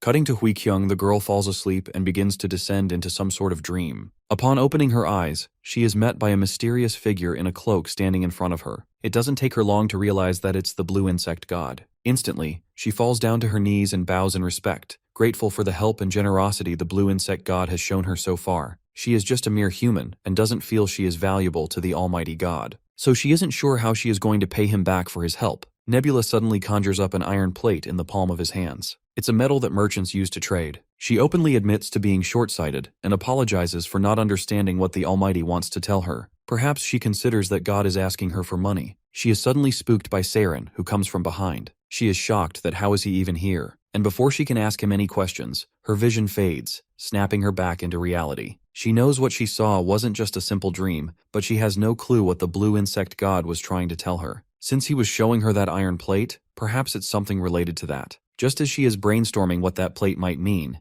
she hears someone boast about the quality of the silk in the market. It's some lizardman who is selling the silk, and the buyer has never seen such fine material before. The buyer introduces himself as someone who traveled from the west all the way here. It's a place where the sun dawns. With the Knoll tribe displaced, the road from the west was finally open for him to pass. The lizard man is glad to meet someone from the west and wouldn't mind trading with him. The buyer, who is supposedly a troll, wants to buy all the silk. In exchange for that, he is willing to give iron plates. He has an entire pouch of these iron plates and is hoping that it would be enough to justify the price of the good quality silk he is getting. Well, the lizard man seems happy to see the amount and instantly agrees to hold this trade. However, Kyung interrupts the transaction and wants this troll to put his money back. She has already purchased this silk. The troll doesn't seem thrilled to hear it and wants the lizard man to confirm if it's true. Under the sharp gaze of Kyung, the poor lizard man has no choice but to validate the young girl's words. Not wanting any trouble, the orc proceeds to be on his way. Well, the only reason she interrupted the transaction is the fact that the lizard man was selling it at a very low price point. The lizardman argues that their transportation cost has lessened ever since the Knoll tribes left, so selling the silk at such low prices still fetches a good amount of profit. Of course, Kyung-hui knows this much too. After all, she is a merchant. But here is the real deal. Only the black-scale tribe is capable of producing such niche products, meaning even if it costs very little to produce these niche items, they don't really need to lower the price along with it. Any product that falls into the luxury category can be charged for more. There is also another important thing she wants to mention here. It's the iron plate the troll had earlier. She puts one iron plate of her own on one side of the scale, while placing the troll's on the other. By comparing the weight, it becomes clear that the orc was giving them an inferior quality iron plate. It weighs very little compared to the other iron plate. She lectures him to always check the weight of the iron plates before closing any deals. Right then, Rockra arrives there with an iron plate of his own. He liked that weight-balancing contraption and wants her to weigh his iron plate too. Upon grabbing it, the girl realizes that this particular iron plate is very different from the others. Rockra explains that this iron plate is made out of an ancient relic they found in an ancient ruin. It's of good quality, but it was too hard to smelt, so the blacksmiths gave up on it altogether. This is why he has come here, thinking that the automation castle may be able to smelt this iron and make weapons out of it. It is at that moment Kyung realizes what the blue insect god meant. He certainly wants her to create weapons. Of course, she proudly affirms that the automation castle can handle it. However, it looks like she is going to face some shame soon. The blacksmith she tasked to do this smelting task has came back with some caveats. At first, the dude was all confident that he could handle the job, so Kyung agreed. However, now the blacksmith reports that he was only able to produce literally a single spear point, working all night with all his might. What usually takes around 10 hits to mold iron is taking at least 30 to 40 hits. That's why he can't work on this shit for a prolonged period of time. If he is to take a moment of respite in between, the bloomery will cool down, which is going to consume more charcoal than necessary. Not to mention, training an entire staff just to smelt this metal is an entirely different ballgame. Eventually, Kyung dismisses the blacksmith with disappointment. While the blacksmith feels happy to finally be over this shit that is way above his paycheck, Kyung is feeling hopeless about how she is going to honor the promise she made with Chief Rockra. Back then, she confidently took the job, but now retracting her words would make her look like a useless partner. However, Saren is dead set that Rockra wouldn't take any kind of offense. After all, he is one of the most benevolent people out here. He wouldn't even say anything that might remotely make her feel bad about her failure on the job. Saren may be right, but Kyung still doesn't want to lose face like this. Eventually, she decides to utilize her last resort. She wants him to follow her, as there is something she's got to confirm for herself. They eventually descend into a dark corridor, where they stumble across a mud monster cruising around. These creatures have free will of their own, so no one in Automation Castle can boss them around. However, these mud dolls aren't the highlight of this visit. She eventually opens the door and shows Saren what lies behind it. Well, there is a water wheel spinning with the help of a waterfall. It's the first time Saren has seen such an unusual contraption. This waterfall is Automation Castle's water reserve. Thankfully, it's located inside the inner palace, so there is no way in hell the enemy can loot their water. The important detail to note here is the wheel under that waterfall, a kind of contraption that helps produce incredible power without rest. Kyung not only wants to utilize its power to smelt iron plates, but she also wants to evolve this power source to revolutionize the entire Automation Castle. For that, she wants Saren's help, and the guy is willing to lend a hand. A few days later, Kyung has already started working on new blueprints for their advanced water wheel, designed to generate more energy than they've ever had. They have increased the height of the waterfall and added extra wheels for additional power. She seeks Zael's thoughts on the blueprints. Unsurprisingly, she approves of the new design. Since they have enough water flowing, she is certain that it can spin all the wheels. Though implementing and building this new design will require a lot of manpower, resulting in the need for a substantial budget. After all, they would need to import sturdy wood that doesn't grow in this area in large quantities. Kyung isn't concerned with money-related problems, but even if they have enough money, Zael wants her to look at things from another angle. The main issue is whether they can actually make all the spending worth it. Kyung's position within the castle is already quite weak, and using a large lump of funds to gain barely anything in return would attract a lot of criticism. A few days later, Kyung can be seen sitting alone, brainstorming new ideas. She even invokes her demonic property of probability to foretell the future for her. The demonic property clarifies that she doesn't wield the power of prophecy. Like, she can't see the future and predict what is going to happen. She can merely manipulate the current moment to tilt the odds in her favor. In simpler terms, she doesn't watch the movie of the future. She edits the movie while it is playing to make the outcome of that particular moment favorable for Kyung. However, Kyung still ends up explaining how her new water wheel design is going to work. And when she asks if this would work, the demonic property refuses to answer. After all, she has already made it clear that she can't see the future. Though she does admit that the idea is kinda good. Eventually, Kyung makes up her mind. She's gonna materialize her idea into reality. And thus, the construction began. It goes without saying that they had to face many uncalculated challenges during construction, resulting in several major accidents. They even got scammed once while gathering the right materials. And most painful of all was the trial and error phase. In many failed attempts, they had to scrap the entire construction and start from the beginning. This not only drained their funds, but it was incredibly time-consuming too. Furthermore, there is already a shortage of workers, and the current labor force is already causing many problems. But Kyung doesn't have the patience to accommodate excuses. She has given her word to the blue insect god, and she's gonna honor it no matter the cost. Under her unshakable resolve and burning desire to uphold her word, her people have no option other than to obey her commands, despite the many caveats. Even Nebula is surprised to see her taking things so seriously. He doesn't even remember asking her to build 4 wheels. I guess this much is expected. The human race is more goal-oriented, dedicating their lives to materializing their cause. Lizardmen, compared to them, are quite dim-witted and tactless. Anyhow, Kyung's mention of the blue insect god actually helped increase the construction period. The other families of the Automation Castle were unlikely to resist much. After all, they must be feeling the various benefits coming from the ongoing construction since they live off business. The reason being, as the construction workers stay and more goods circulate, the scale of the commercial district expands further, eventually benefiting the families involved in trade. The journey to construct 4 water wheels wasn't smooth, but Kyung's dedication and relentless pursuit helped bring this contraption to life. It is supposed to be the pinnacle of advanced structure in this world, a one-of-a-kind creation born in the Automation Castle. On the day of the inauguration, Kyung and everyone else watch as the wheels begin moving. The invention of the 4 water wheels finally bore fruit. Kyung apologizes to the insect god for using his name to get her desired outcome, but she is hoping that the Almighty is generous enough to forgive and would understand her intentions. Speaking of which, Nebula gets the notification the iron-making skills has advanced to level 2. This helps his civilization lay the path toward producing some high-grade iron. Not only does Nebula's civilization have the edge in producing ironware, but they have also established a currency of their own, as well as a writing system known as the Chung letter system. This officially makes Nebula's civilization the most developed and advanced out there compared to any other faction. Nebula isn't surprised in the slightest. He knows exactly what humans are capable of. This unyielding drive they possess is precisely why he chose them as his second species. A few days pass in the Automation Castle. We see a few elves visiting, surprised to hear a water wheel working all the way out here. This indicates that the water wheel must be massive for it to make such loud noises. A lizardman standing nearby further enlightens them, clarifying that not only are the water wheels being used to grind grain, but their power is also being utilized to manufacture weapons. The peddler then directs their attention toward the great quality silk he is selling. As soon as the elves get a feel of the cloth, They can instantly tell this shit is fire. Without thinking twice, they offer iron plates as a form of currency. According to them, these are the highest grade of iron plates, exclusive to their home region. The peddler promptly weighs the iron plate he has been offered. As it turns out, the plate is low grade, at least by the peddler's standards. The peddler is utterly disappointed. He has no interest in trading with dubious people who aren't trustworthy.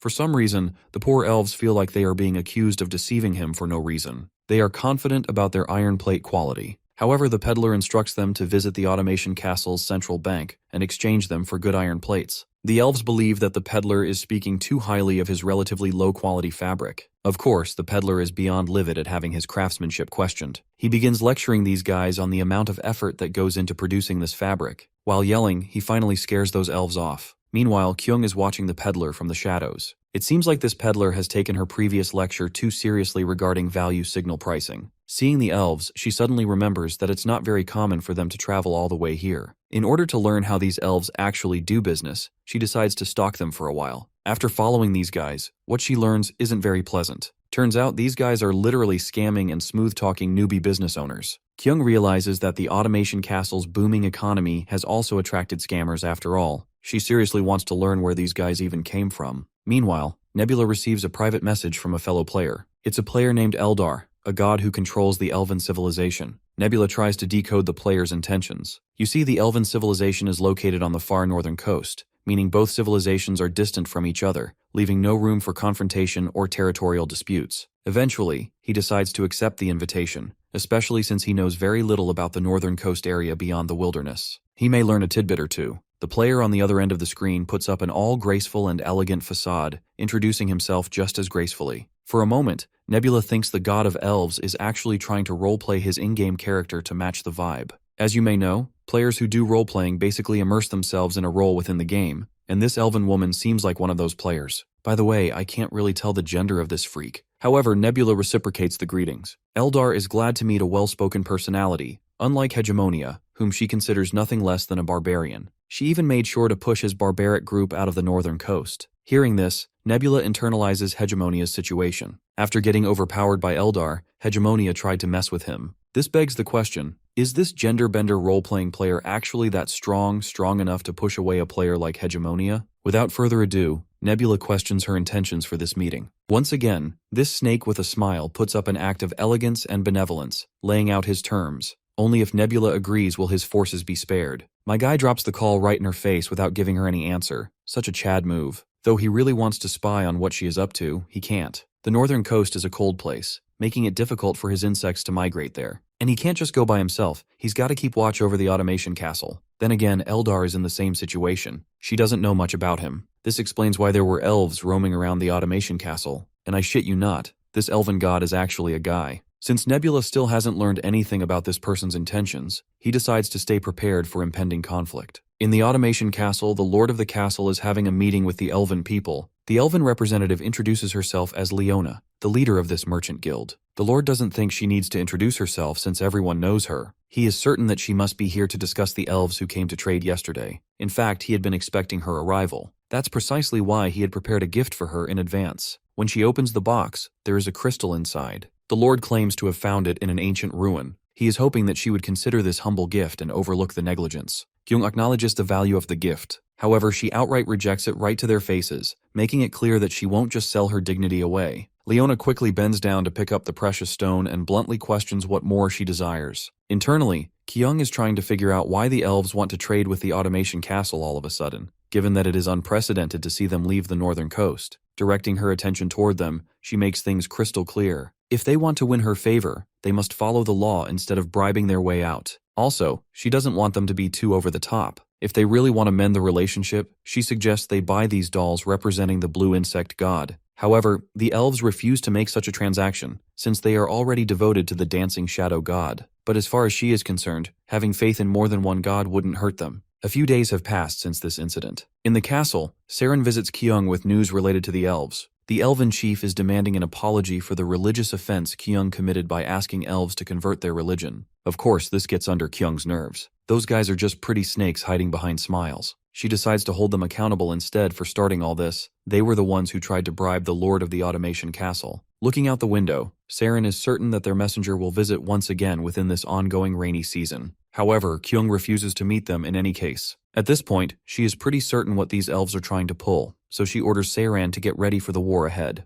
A few days go by and the sky clears. It's just a regular sunny day when the soldiers on the castle wall notice an elven army marching toward the castle. The chief of the tribe, Hasadian, is the one leading the forces. After taking a first glance over the castle, the elven lord feels arrogant and overconfident. In order to reveal how stupid he actually is, he orders his army to march forth. An army of 300 clueless elven warriors charges forward. Eldar is also there, feeling confident that he can overwhelm the opponent with numbers alone. The automation castle's walls may be high, but they are made of clay at the end of the day. Not to mention the automation castle barely has more than 150 soldiers. Given that the elves possess bows that can shoot over 80 paces, the bows humans possess are quite inferior. Meanwhile, Nebula is watching everything unfold, and he isn't without his preparations either. Soon enough, the chief of the tribe gets the bad news that there is an encampment of 70 soldiers marching from the canyon facing the automation castle. Of course, the chief isn't thrilled to hear this. This clearly means that the enemy knew and was prepared for this moment. What he fails to understand is why there are only 70 soldiers coming. Then he gets another shocker. There are forces behind them blocking their retreat route, trapping them in the middle. The ones blocking their path are the Lizardmen riding their cockatrices. The chief is in disbelief seeing such an unexpected turn of events. He hadn't expected that Lizardmen and humans would be working closely together. As for Eldar, Bro is about to shit his pants when he realizes that not only humans, but these Lizardmen are also his opponents. It looks like Eldar hasn't realized that Nebula controls both the humans and the Lizardmen. When he contacts Nebula to complain about it, my guy merely insists he just check the local player list. When Eldar does, the truth hits him like a thunderbolt out of the blue. Nebula is the one ruling this territory. Eldar had initially thought that Nebula was only the god of humans. However, when Nebula clarifies the confusion, the genderbender dude is in utter disbelief. Seeing the Lizardmen heading toward them, the elven army is panicking and can't even keep it together. To make matters worse, those 70 soldiers who had been over the canyon have finally arrived and are ready to mow down all the elves with a barrage of arrows. As soon as the arrows are released, the bloodshed erupts. While the soldiers are all in utter confusion, the Lizardmen army arrives to only make matters worse. The chief of the elven army quickly orders his men to maintain formation. However, the soldiers are too stunned to even move. And when Rockra gets close enough, he summons forth his thunder, electrocuting the soldiers in his path. After his initial move, he jumps high into the sky and crashes down. The other soldiers follow suit, stabbing and cutting elven soldiers left and right like they are squashing flies. Lizardmen are literally dog-walking these 300 useless warriors. The opponent is so terrified that they are running in the opposite direction to save their lives. This is the perfect opportunity to put the enemy down, and the next charge will mark the end of the battle. Stingray has also arrived to play its part. With Rockra ordering his men for the final push, Eldar eventually concedes defeat. Hell, he doesn't even want to intervene in the battle himself via dissent.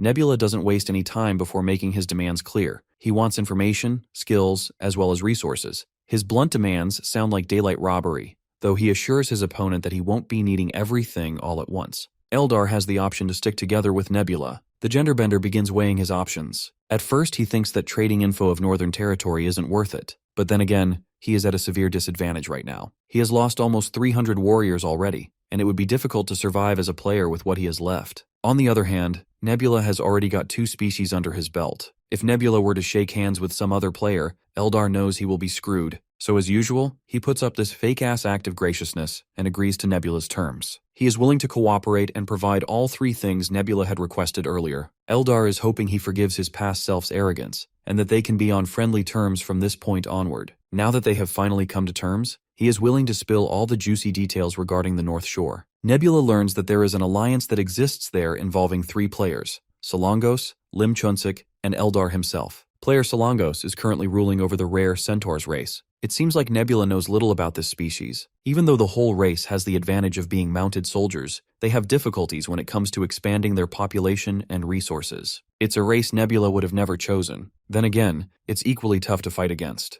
Then there is player Lim Chunsik, who rules over a dumb species called ogres, a kind of species that possesses nothing beyond sheer size and brute strength. The average intelligence of the ogre hovers around 10, though they have managed to raise their intelligence through the blessing of the small domain. Speaking of which, Nebula has also given a variety of blessings to humans as his second race. So, blessings of a small domain would make even dumb creatures like ogres smart enough to advance their civilization. He deduces that Lim Chunsik is the strongest among the other 2 players mentioned. With this in mind, he assumes that it must be Lim Chunsik who fought Hegemonia. However, it turns out that isn't the case. Hegemonia shares borders exclusively with Solongos and Eldar, leaving no room for a direct confrontation between those two nations. Nebula quickly understands what transpired. The three members of the Alliance had been preparing to attack Hegemonia together, but Hegemonia was forced to confront Nebula before that plan could materialize. Now that Hegemonia is out of the picture, Lim Chunsik has turned his attention to Eldar. He is demanding an exorbitant amount of offerings if Eldar wishes to keep the Alliance afloat. It was quite difficult for the Elven god to meet these demands, eventually leading to friction with Nebula. Nebula knows that the Fatas favors Solongos over Eldar. This bias likely stems from the fact that the Solongos are a nomadic race. You see, both elves and ogres are settlers. The power of a settler civilization is determined by the size of their land. Therefore, Chunsik plans to annex the current Solongos territory to gain a territorial advantage. Since Eldar is of no use to him in this regard, Chunsik intends to discard him like trash. After grasping the dire situation he is in, the poor elven god slumps into despair, though his worries are soon rendered moot because Nebula extends a hand of alliance. For a moment, Eldar feels enlightened, only to remember his grim reality. His major forces, as well as his high priest, have been wiped out, and he is unsure if he can contribute much to the alliance. Fortunately, it seems Nebula has already identified Eldar's current advantage. He reminds Eldar of his god name, the Dancing Shadow God, which grants him the small dominion of arts. Eldar confirms this, but remains skeptical about how it can be of help. Nebula leans in and whispers the juicy details into the elf's ear, leaving us with nothing but suspense. The scene then transitions to the northern regions, where we see the Centaurus general standing atop a hill. The prophet of the Centaurs is also there to enlighten the general about a prophecy that has descended. In the near future, this land will be visited by a king. When this king arrives, the world will be reorganized. Those currently in power will lose their status, while those who travel freely within the lands will lose their way. This king is someone everyone will bow their heads to. He will rule over the lands, standing beneath only the gods themselves. The general arrogantly proclaims himself to be that king, asserting that only the gods will stand beside him. However, his confidence soon fades when he learns the grim news. He isn't the fortunate one. Hearing this, the general quickly deduces that the prophesied king must be one of the Lizardmen from the black-scaled tribe. But the prophet debunks this assumption. He believes the being rising in the north is far more powerful. The one destined to become king is a giant ogre, possessing astronomical strength and a sheer size that would dwarf anyone standing next to him. He is stronger than any centaur and possesses intelligence surpassing that of the elves. Naturally, the tribe chief of the centaurs doesn't like the fact that he will be nothing more than a lackey for that massive brute. He is so enraged by the prophecy that he literally strikes down the prophet for foretelling such an unpleasant future. He, the great Tamaridu, representing the centaurs, is the only one with the drive to stand at the pinnacle. He will bow to no one but the gods. It turns out this prophecy was staged by Nebula and performed through Eldar. Now that Eldar has done what was asked of him, Tamaridu is beyond livid and refuses to accept the prophecy. All that is left for Nebula to do is materialize this prophecy into reality. Cutting back to Tamaridu, he is treading through the treacherous terrain of the northern cold wilderness. He is trying to reach the high peaks of the northern mountains, which are supposed to represent prestige. However, he feels his strength failing him, unable to climb any further. To make matters worse, a boulder sliding down the path ruins his ascent. Thankfully, it was just a dream Tamaridu was having, but it is clear that his nightmares are a sign of his inevitable downfall. Still, he isn't willing to drop his desire to become king. Just as he is reflecting on his perilous situation, a guard enters with news. A guest is requesting to meet him. A while later, the guest finally meets with Tamaridu. Well, it wasn't just one guest. There were people from 2 different nations who visited him. The first was an elf from the same tribe as the deceased prophet, a green-eyed elf. He too spoke of the prophecy, but his words were quite different from those of the late prophet. This green-eyed elf claims that the ogre chief, Kijin, will inevitably become king. However, they can prevent this prophecy from becoming reality by having Tamaridu become the king of the north instead. The next guest was Human from Automation Castle.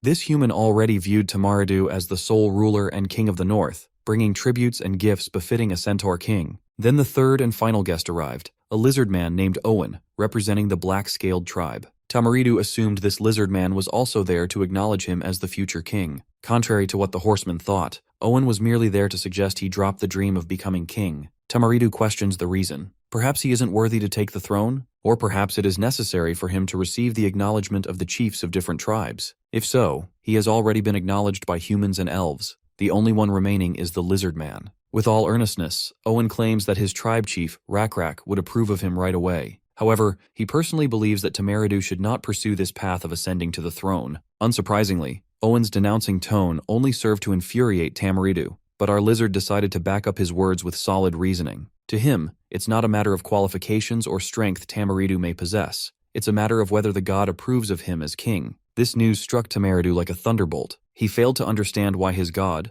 the rushing without hesitation god, would disapprove of him. Owen reckoned the reason was simple. Just as tribes are classified according to a power hierarchy on Earth, a hierarchy exists among the gods too. In simpler terms, the god of the ogres is considered superior to the god of the centaurs. That does it. Tamaridu's lid finally flips. He cannot digest the simple yet harsh reality of this universe. It is simple. The weak must always bow to the strong, or they get devoured. He swings his axe right at Owen to intimidate him, hating the fact that Owen is looking down upon his god. But our lizard fella is as cool as a cucumber. He doesn't find anything blasphemous about his words. He was merely stating the cold truth about the hierarchy of gods. If Tamaridu is truly pissed about his god's situation, he better take his frustration out on the deity who is constantly suppressing his god. Tamaridu may be a brainless brute, but deep down, he understands the depth of Owen's words. The recurring dream he was having was just a negative revelation. Even though his god knows of his feelings, he didn't give him a revelation encouraging him to become the king. Instead, that boulder falling off the mountain was a sign that he wanted him to give up on the idea. At last, he accepts Owen's words as true and seeks further guidance. Before leaving, Owen gaslights the guy about his situation. He gives the example of black-scaled warriors who would go against their commander's orders if it meant their rebellion served a greater cause. And that's exactly what Owen wants Tamaridu to do. After putting some thought into it, Tamaridu finally realizes what he is supposed to do. He must become a king. He must become a king for the sake of his god. He must take the path full of thorns that his god never desired him to take. Meanwhile, Nebula and Eldar are watching everything go as smoothly as they desired. The fact is, Nebula used Eldar's small dominion of arts to achieve these satisfactory results. The elven god is astonished that our boy used the dominion of arts way better than Eldar could have done himself. You see, the small dominion of arts is all about swaying people's hearts with art. And art may take the form of murals, sculptures, or prophecies. Nebula used prophecies to manipulate his opponent. Even the species that other players control can be manipulated to do things their god never desired. The Solongos player who controls the centaur species is going to have a tough time because of his high priest rebelling. Though Eldar isn't sure if that much is enough to achieve their objective, Nebula remains confident. While they successfully manipulated the species of different players, they still aren't sure if they can stop Solongos from ruining their plans. But Nebula has already thought of this possibility too. You see, Solongos is aware of how much his centaur species can grow in terms of economy and technological advancements. After all, his species is nomadic, while the civilization of ogres, who are settlers by nature, will be far ahead in that regard. Because of this, Solongos wouldn't be able to defend against the civilization of ogres in near future. That's exactly why Solongos will see Tamaridu's rebellion as a blessing in disguise. He currently has the chance to stop Centaur's inevitable doom.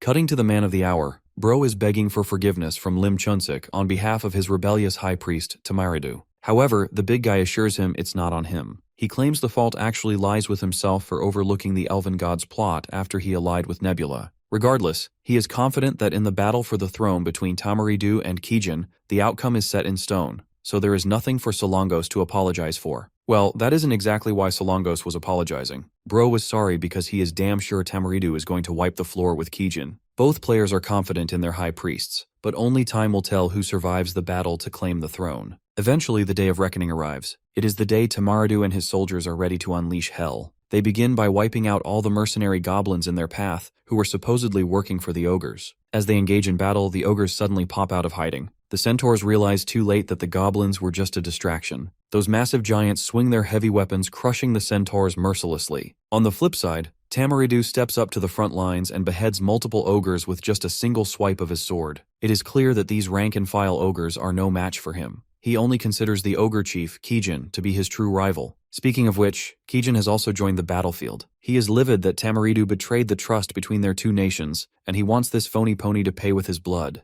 Both combatants lunge at each other with weapons raised high, knocking the arms from each other's grasp, leaving them both unarmed. Tamaridu proceeds to strike his opponent with his solid fists. However, the big guy dodges the hit and grabs Tamaridu by the neck. With a single maneuver, he completely locks Tamaridu in a chokehold and twists his head, killing the horse guy as quickly as the battle started. Cutting to our duo of gods, they had also been tuned into this one-sided massacre. Even though Eldar thought he knew the outcome, he finds himself shocked out of his mind because that damn horse wasn't able to deal an ounce of damage to his opponent. Ogres might be strong and have their intelligence boosted by blessings, but centaurs are still a rare species and elite fighters. Anyhow, Eldar is now concerned about Nebula's main force, which are the Lizardmen. Since Lizardmen are weak to the cold, it is highly unlikely they can hold out against ogres. My guy clarifies that he never intended to pit Lizardmen against ogres directly. Of course, Eldar doesn't realize what Nebula is implying. When he questions Nebula's intentions, my guy diverts the topic by asking the elf about his rank in the game. Well, Eldar is quite embarrassed to say it out loud, but he is supposedly ranked 3400th. Internally, Nebula doesn't think that is bad at all, though it isn't an exceptional feat either. This also clears up a misconception for Nebula. He used to think players were chosen based on their ranking. Still, saying players are chosen purely through RNG doesn't make sense either. 2 top players getting chosen out of thousands doesn't sound like a coincidence. Pushing this unsolved mystery aside, Nebula looks forward to Eldar's continued cooperation. We then cut to Lim Chunsik. Currently, he is busy ogling Nebula's profile. Since Nebula was a top-ranked player, it's not surprising this fat-ass recognizes who he is staring at. Chunsik isn't thrilled to go up against a high-level player so early in the game. However, he believes he has been blessed by the gacha gods, having received the small domain of birds. He knows the insects and lizardmen that Nebula rules over are susceptible to cold, and Chunsik wants to weaponize Nebula's weakness against him. He has already started doing the necessary preparations. He may be fighting a top-ranked player, but Chunsik is also proud of the 20th rank he used to possess. Winter is almost on the horizon, leaving Nebula no choice but to initiate a battle, and Chunsik is ready. Suddenly, Chunsik notices that a nearby elven village has caught fire. It isn't just one occurrence. Many settlements are burning simultaneously. Chunsik quickly figures out what Nebula is doing. It is a slash-and-burn tactic,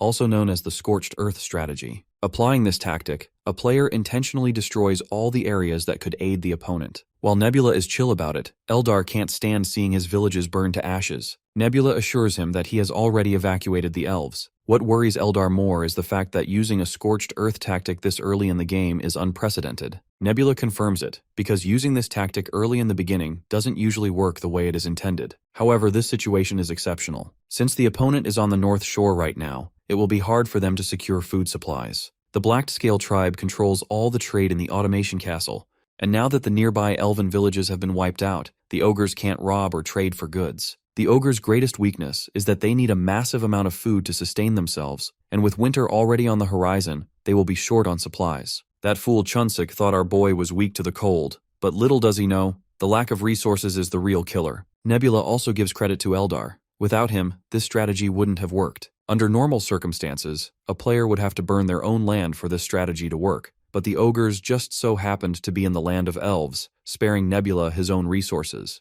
The trade-off is worth it. The opponent will inevitably fall with the arrival of a second winter. The scene transitions to a goblin village. The entire place has descended into chaos with ogres invading. These hungry giants are here to devour the poor little guys and rob them of their supplies. With time, most of the goblins have already evacuated with their supplies. When Ogre Chief Kijin hears this news, he doesn't feel good about their situation. What's worse, their god hasn't responded to their prayers, as if he deserted them altogether. The ogres have started to die from malnutrition, and Chunsik isn't able to do anything other than watch the remaining survivors suffer. Eventually, he swallows his pride and contacts his old friend as well as his rival, Solongos. Just when the guy requests his former friend for a little bit of reinforcement, Solongos breaks the bad news. He has already lost most of his forces. After his high priest Tamaradu got ripped apart by Kijin, losing his soldiers was bad enough, but the situation spiraled when Lizardmen conquered the Centaur's land. On a positive note, Solongos is glad his former friend contacted him because there was something he wanted to discuss. Turns out Eldar had contacted Solongos and offered an opportunity to form an alliance with Nebula,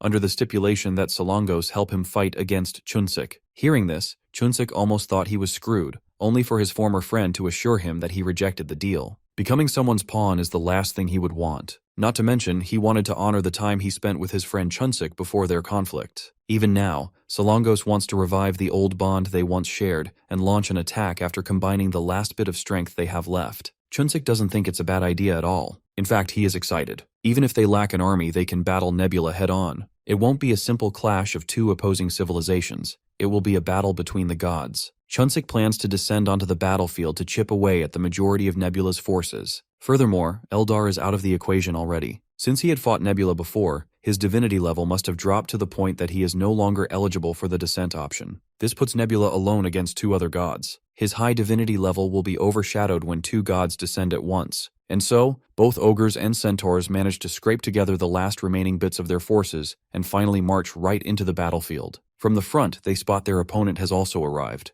Chunsik doesn't waste a single moment before descending into Kijin, and Solongos does the same. Together, both gods lunge at their lone target, Nebula's High Priest. Our boy doesn't hesitate for a moment before descending into Rakrak's body and dodging the onslaught. He slips around like a hot knife through butter and electrocutes both of his opponents on the spot. That's all it took to take those two goofball gods down in an instant. With their defeat, both gods turn into statues after being sealed. You see, if a player dies while they are descended, they lose an astronomical amount of experience points, making their divinity level fall severely. If the divinity level hits level 1, the players will be sealed. In order to truly kill both of the gods, Nebula shatters their statues, killing them once and for all. If these statues aren't shattered, then the gods could be revived by undoing the sealing process. But Nebula didn't think they were of any value, so he turned them into dust. With them dying, he levels up, putting a smile on his face. The cause of his amusement is due to the fact that he is as stacked as a player can get in this game. Killing the two gods has also allowed him to consume one of their small domains out of many, though he will get only one randomly. As soon as he confirms it, the gacha gods bestow him with the small domain of swamp,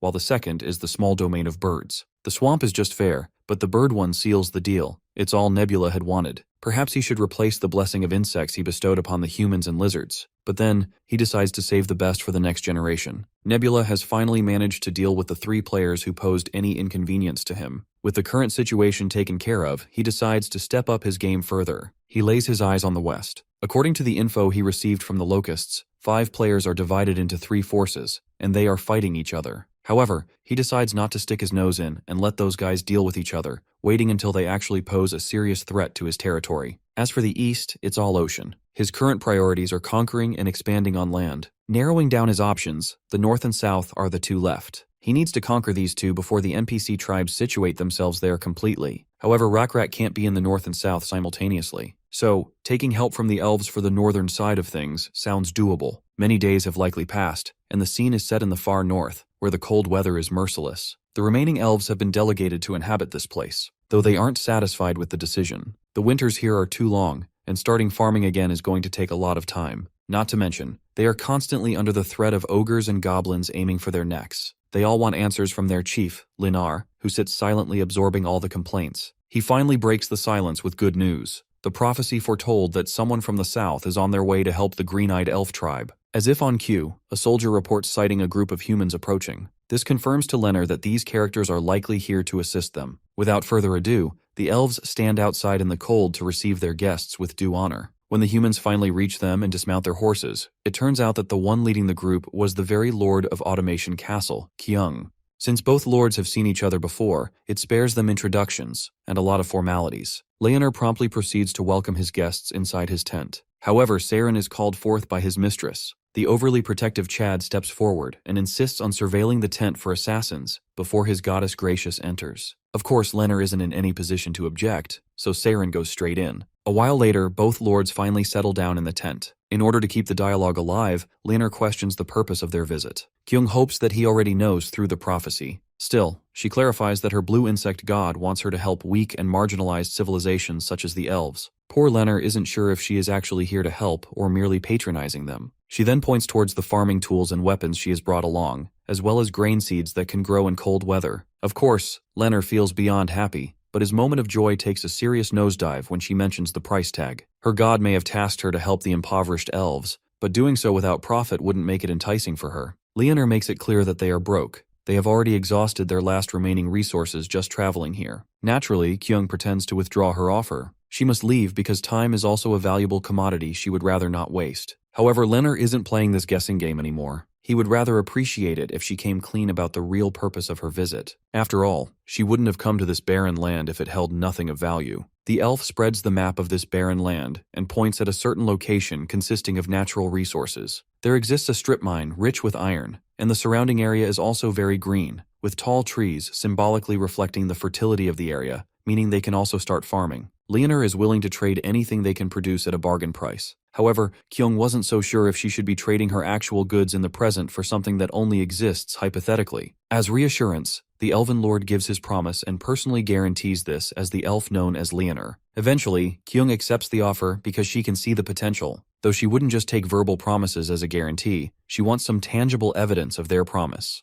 This is where the Elven Lord feels a little hesitant. You see, the value of the iron ores and trees in the future far surpasses the value of what he is currently getting. He is basically selling off his descendants' future. Then again, if not for this trade, there may not be any future at all. There has to be something valuable about this trade, or else his god wouldn't have given him the revelation about it. When both parties finally imprint the contract paper with their handprints, the deal is sealed. Both vow to honor and uphold the contract. This marks the first credit trade in the third continent's north shore that Nebula has snagged. This isn't merely a contract or a simple transaction. It represents the dawn of a massive economic revolution. You have to understand, the perished world used to be a savage landscape where tribes looked out only for their own blood. Outsiders weren't seen as potential partners, but as walking threats. That constant friction and paranoia kept civilization as whole stagnant, killing the concept of trade before it could even breathe. But thankfully, things have started to take a shift. These tribes are no longer just desperate nomads scraping by, drifting from one shelter to the next to ensure survival. They are putting down roots, evolving, and have started binding their fates with written ink in the form of contracts. We are fast approaching an era where trading intangible assets and betting on future promises becomes the new normal. This marks the genesis of a sophisticated economy, a revolutionary leap that will completely rewrite the rules of survival.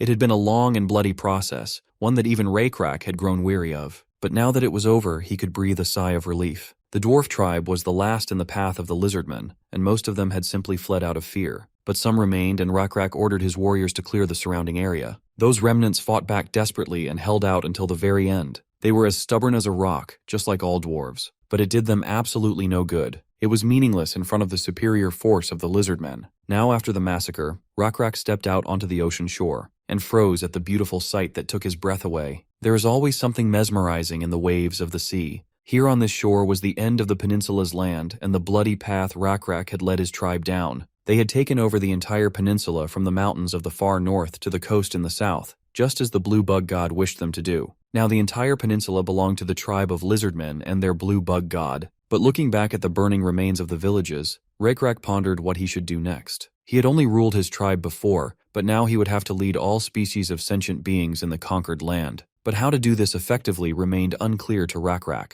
Fortunately for him, Sun Woon was always watching his subordinate and was ready to help him. He too had his own worries about which ruling system to choose. After all, every system had its own advantages and disadvantages. One of the options was feudalism. This is a type of ruling in which the king chooses feudal lords and gives them titles and land. This type of government was widely used in Europe during the Middle Ages. The feudal lords then have to manage and protect their land while paying taxes to the king. In this way, they lessen the king's burden and allow him to increase his power. However, there is one drawback to this feudal system. The king cannot control the relationships of the feudal lords among themselves, which leads to frequent civil wars. Of course, frequent wars can fuel and advance the development of technology, but it is too difficult to manage it all, and this way often leads to complete chaos and destruction, canceling out that small progress. In addition to feudalism, there is another option: monarchy. In this type of government, the king stays in the capital and appoints his representatives in different provinces and localities to govern everything there on his behalf. A similar system of government was used in ancient China,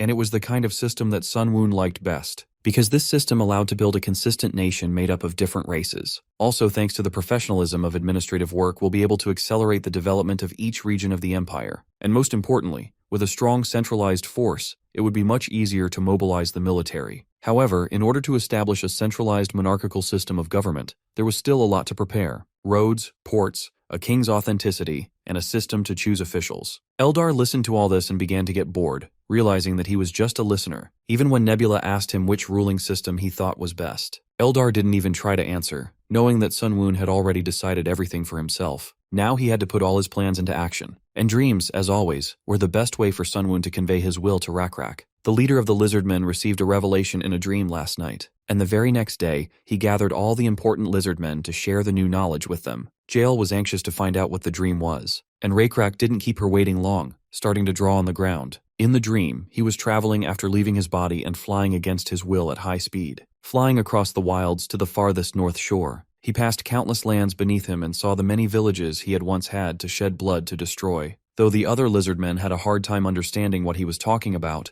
they still listened attentively to the leader. Rockra, on the other hand, was sure of what had to be done. He drew a map on the ground of all the lands he had dreamed about, and was ready to explain everything to everyone. First he showed them where they were now, and then he asked what the place was called. One of the lizardmen immediately answered that the dwarves called it Maganin, which means the end of the land. Rockra wrote the name on the map. Next he asked what was the name of the place where they had destroyed the red-skinned orcs. Yor remembered that the place was called Salmon, but as it turned out, there were other places with that name, so Rockra decided to call it South Samon. This continued until most of the places had their names. There was only one place left without a name, but when Rockra asked what it was called, no one knew. There were no species of intelligent beings living there, and there were objective reasons for that. Not only was it rocky and without fertile ground, but it was also inhabited by wild cockatrices. That's why everyone tried to avoid that place. Yahello summarized that no one knew the name of the land, but in fact Rockra did. It was about this land that he had a dream. Although this land is surrounded by high mountains, there is one small road that can be cleared of bushes, vines, and small trees to get there. Deep within that ring of mountains, there is a fertile valley with a river that flows through the entire valley on flat terrain until it meets the ocean. Yahello immediately guessed that this was the land the god had shown Rockra in his dream, and the blue bug god named this place Orizon, which means land where God stands. According to the will of their god, Rockra was ready to become king of Orizon, and the whole tribe was happily ready to go to Orizon for their king. Sunwoon watched all this and was pleased. The establishment of a new system of government with Orizon as its capital had begun. Even though many of the people who live on this peninsula recognize Rockra's power and authority, there are always those who resist. So uniting everyone into one country will take a lot of work and effort. First, everyone has to learn that Orizon will be the capital, and Rockra is the king of all these lands. Also, roads had to be built from all places on the continent that would lead to Orizon, and as a basis for a monarchical system of government, Rockra had to choose an administrator for each province. Their position Rockra called war chief. But more important than all this was to establish the same general laws that would apply throughout the land and on the basis of which the war chiefs would rule. However, Automation Castle and the Elven Village, which already had their own feudal lords and laws, were a bit of a hindrance. Rockra quickly found a solution to this problem by appointing Lizardmen advisors to oversee and communicate with the feudal lords. Hui Kyung received the title Margrave of the Automation Castle,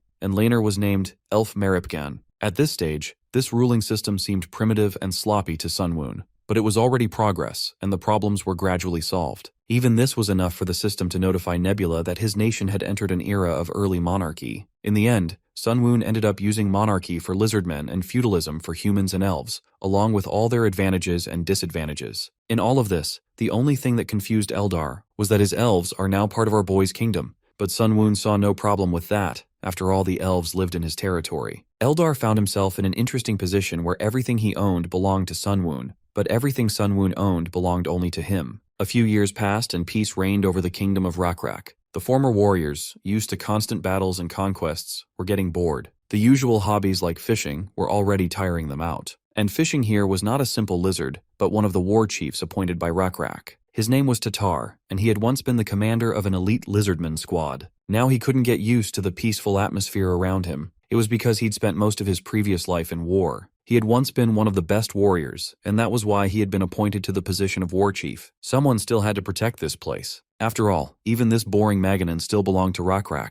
However, there was one problem with all this. This land had no one to defend it from. Being located in the far south, it was surrounded by the rest of the Lizardmen lands and the ocean. Unless someone came from the ocean. Surprisingly enough, they did. A dozen boats appeared in the distance, with strange creatures inside. At first it was hard to see what they were, but soon it became clear who they were. A crayfish-like intelligent life form. They certainly looked creepy, and the young lizardmen thought they were monsters. But Tatar was more experienced and dismissed that theory at once. These crawfish-like creatures used boats and could probably communicate, so Tatar decided to personally go and meet them on land. He was clearly not lacking in courage. Towering over the crayfishes, he asked who they were and for what purpose they had come. Without hearing an answer, he introduced himself a little threateningly as War Chief Tatar and ordered them to state the purpose of their visit. The poor crayfishes immediately wet their pants with fear. They were just turquoise lobsters who had to cross the ocean after getting lost in a storm. Now they wanted to know where they were. Tatar proudly announced to them that they were now in the territory of the Hukran nation, which means black scale in Lizardmen language. Meanwhile, the young lizard man was tense and ready to rush into battle at any moment at the command of his leader. He was sure that Tatar was not one of those who showed mercy to their enemies. And since these crawfish-like creatures were unknown opponents, Tatar would definitely capture and bind them to get information from them, or just kill them all here on the spot. Even the frightened lobsters felt the threat coming from the Tatar and were already preparing to flee with all their many legs. But they didn't have to.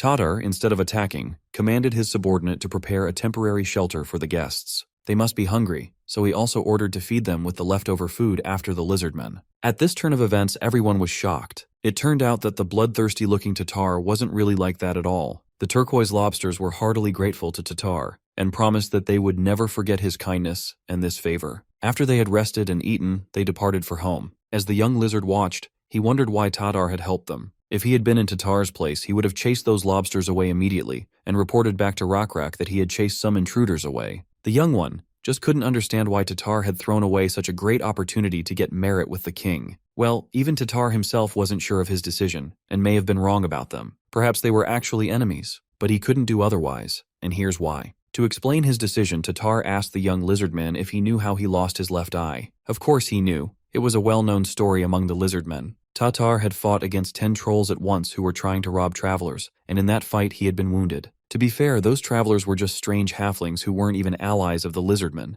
After Tatar lost his eye, he met up with Rockra. The king of the lizardmen noted that fighting against 10 trolls at once and losing only one eye is a prideful feat. However, the problem was that he lost his eye not by helping the tribe, but by saving a group of halflings. And Rockra wondered if he regretted it, and then Tatar answered him as follows. He had heard that long ago a group of lizardmen, led by Rockra, had been wounded and exhausted after wandering the wasteland for so long. There seemed to be no hope, but at that critical moment Rockra had received the blessing of the blue bug god. And in return for his help and blessings, the blue bug god wanted nothing. He simply took pity on the poor travelers. Rockra was shocked. Tatar dared to say that he had helped those halflings because he had acted as mercifully as the blue bug god. Tatar assured him that he felt he had to do so that time. That answer pleased Rockra. Tatar was right and had done the right thing. Rockra then wanted him to continue to act the same way, and if anyone said he was wrong, Tatar would just have to tell them about this conversation, adding that Rockra fully agreed with Tatar and supported his position. Now only time was going to show if Tatar was right about those lobsters. Soon the same young lizardman came into his office with the news. Those crustaceans had returned. Tatar hurried to meet with them in person again to find out what had happened. Rubo, as the leader of those lobsters, happily greeted his rescuer. But Tatar was only concerned with one question. Why were they here? Had they been caught in the storm again? It turned out that this time they had come specifically because they wanted to buy the silk and iron that Tatar had told them about last time. Their island was at war with another, and they really needed foreign technology and resources. For that, all the lobsters were ready to pay with a crate full of precious white pearls. However, the round, shiny pebbles did not impress the Tatar at all. Perhaps the Lord of Automation would see some value in them, but Tatar himself at that moment was not sure how valuable the pearls were. But he was not going to show his indecision, and instead decided to bargain a little and get something really valuable, like the technology to make the boats the lobsters used to come in. The lobsters didn't really like the idea of sharing the technology they were so proud of. So Rubo began to justify that the manufacture of such boats takes a long time and it is a complicated process. To which Tatar replied that he did not know complex things, but if Rubo did not like his proposal, then there would be no deal. This outcome of the negotiations the lobsters could not accept. They were desperately in need of resources. So they immediately agreed to everything and promised to bring an empty boat next time, which they would give to the lizardmen and use it as an example to show them how to make the same ones. This option suited Tatar, and he agreed to exchange silk and iron for all this. A seagull was watching all this from above. It was very suspicious and looked at all this as if it knew something that it should not. Fortunately, it was just a seagull that Sunwoon used to observe his creatures. The small area of birds was very useful. Thanks to the bird scouting, he learned everything he needed to know about this race. These lobsters are a crustacean species that lives in the southern archipelago. They called themselves Astacidans. There were several of their tribes on these islands, and they were constantly at war with each other. Their civilization was at the level of the Bronze Age, and they were most likely not ruled by the player. Due to the fact that this tribe lives on the archipelago, they had an advanced technology of making boats. Received from trade with them, pearls will definitely like Hui Kyung, because in the depths of the continent, their price increases many times, and they can be very profitable to sell. But much more important to Sunwoon was the shipbuilding technology, which allowed him to increase the lizardmen's skill in building ships to the second level. Anyway, Rockra should know the value of a good boat and would definitely try to make something similar with Jaeol's help. Now it was only a matter of time before all the creatures under Sunwoon's control would start traveling the rivers in Hukrin using boats. This would be the perfect opportunity to create trade routes through the waterways. As much as this was surprising to Sunwoon, it seems the old warrior Tatar has a talent for diplomacy, so Sunwoon could safely leave it to him to deal with the Astacidans. And given the level of development of the civilization of these crawfish-like creatures, they will soon become an affiliated nation of Hukrin in the future. When that happens, the Sun-Moon civilization will be able to use the silver mines in the archipelago, and use the mined silver to create a new currency to replace iron plates. In the end, for Nebula, the small area of the sea also became very useful. Suddenly, all of Sun-Woon's musings on future plans were interrupted by a call from a strange creature who addressed him as creator. His name was Hongo, and Sun-Woon immediately ordered him to report on his progress. Some time ago, Nebula had tasked Hongo with the management and cultivation of a swarm of locusts, and he wasn't supposed to report if nothing serious happened. Well, things didn't go according to plan, and because of Sun-Woon's miscalculation and Hongo's mistake, the identity of the one behind the locust swarm became known to the other gods in that area. Sun-Woon was forced to take such a risky step because the size of the level 3 locust swarm had begun to decrease. He had recently instructed Hongo to direct the locust swarms at other players' grain plants to slow down the development of their civilizations. Sun-Woon wanted Hongo to do this carefully so that the other players wouldn't notice the interference if possible. But unfortunately, the swarm attacked a settlement that belonged to one of the players' advanced civilizations, and there were unavoidable consequences. That player realized that the locust swarm was the work of another player who was controlling a small area of insects. Fortunately, Hongo could take it easy. Sun-Woon expected something like this to happen soon and prepared himself. The only thing Sun-Woon was a little worried about right now was Hongo himself. He was fine, even though he had lost a lot of locusts due to the other gods' wonders. But it seemed the other gods hadn't yet realized that a creature like Hongo existed at all. This was a good thing for Sun-Woon. If the others found out about Hongo, it would be a much greater loss. So Nebula ordered him to use the remains of the locust swarms to create confusion and hide himself. Now for Hongo, his survival had to come first. Hongo understood the order and proceeded to follow it. After this conversation, Sun-Woon realized that he didn't like interacting with his creations. They were so empty and willless, unlike the NPCs in the perished world. There, the creatures spoke as if they had souls and personalities, not like robots. Well, it's not that important anyway. What was important was that Hongo had accomplished most of his mission,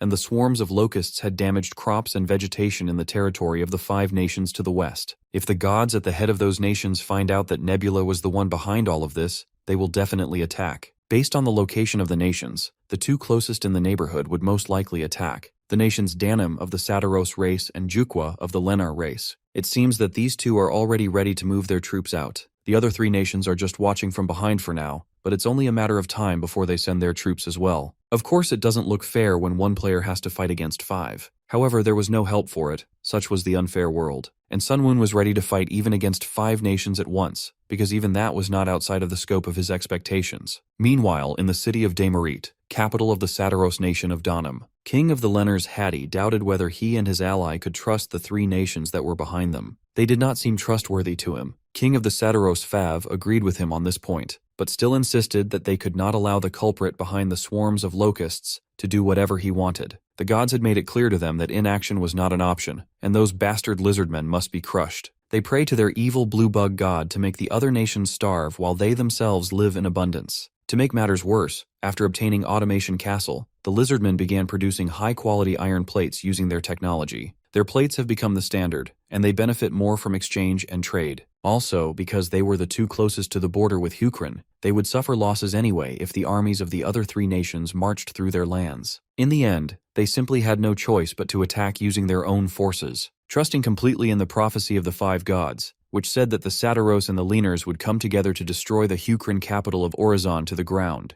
In that case, Hattie wanted to decide the best way to attack. Fav already had a plan ready. The Hukrin territory was surrounded by mountains on all sides, and the only sure way was through Automation Castle. There is, of course, another way through the southern coast, but it is full of insects of the blue bug god, and the terrain there is too rough. The only thing left to do is to use the remaining opportunity and attack Automation Castle to free it from Rakrak's grasp, and then move on. There were 2 roads leading to the castle itself, and Sadaros was going to move straight to Automation Castle. The Lenars, on the other hand, decided to take a slightly detour and approach the castle from the northern wastelands. So they reached an agreement and decided to work out a more detailed plan and gather their forces for an attack in a month. 1 month later, everything was ready and the armies were on their way. Under the watchful eye of their gods, of course. One of them was Krampus. He ruled the nation of Sadaros and was known as the life-sacrificing god. He had reached rank 1430 in the game, and now he was wondering what the allied god was doing to provide his army with supplies. She planned to use her own supplies until the army crossed the wilderness, and then when the Lenars hit the northern coast,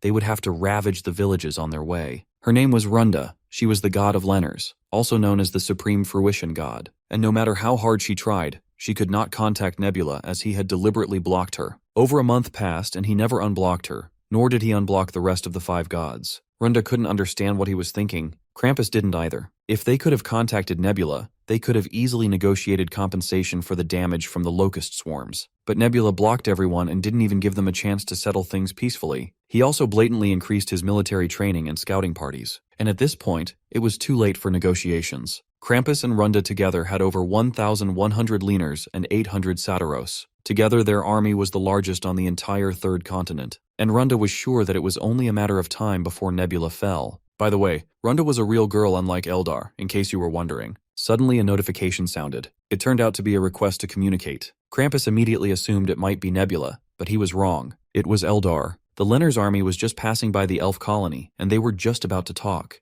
Runda realized that he might want to both negotiate and was up to something. As Krampus knew, Eldar and Nebula were in a loose alliance, which meant they could betray each other at any time. He advised Runda to speak as if she were the only one here and to listen carefully to Eldar, for they might be able to use the terms he offered. Eldar appeared in his trademark style of playing the role of the elf god, his RP stuff he couldn't get past. Perhaps even on purpose, there was a reason he got a small domain of the arts. Runda was meeting him for the first time and was shocked to say the least by this appearance. Not only did he look like an elven girl, but he was also behaving quite unusually. Eldar continued to play the role of innocent victim and wanted to ask for help. Runda was still recovering from the encounter and hesitantly asked what specifically he needed help with. He immediately began to tell his sad story of how the insidious Nebula had forced him to submit against his will, and then used him for his own purposes, humiliating him in every possible way. Eldar had no choice but to agree to everything after Nebula defeated Solongos and Lim Chunsik. Not only was Nebula much stronger, but his battle strategies were overwhelming. Runda was shocked when she found out that Eldar didn't help him defeat them. If you thought about it, it was incredible that he alone defeated such strong players. But to Eldar it was no surprise. Had they themselves never heard of Nebula's reputation? He had fought an infinite number of gods in countless worlds and had gotten the highest ranking position. Nebula is a true monster. Krampus and Runda looked at each other. They were clearly unlucky. The first and second ranked players had gotten to this continent at once. In any case, Eldar continued his story. He said he could only survive because he humbly begged for his life and fulfilled Nebula's wishes, all for the sake of survival. But now he was sick of it and desperately asked to let Krampus and Runda help them. But they were hesitant to believe him. Runda demanded information in order to trust Eldar's words. Well, the traitor Eldar was willing to provide it. Anything to earn their trust. He showed them everything he'd been through in Nebula's hands, so they'd have no doubts. The humiliation, the harassment of the elves, and the burning of their village. They were shocked at this treatment of an ally by Nebula. Such a life seemed to them worse than that of a vassal. Eldar felt the same way, which is why he asked them to let him help them to break free from Nebula's grasp.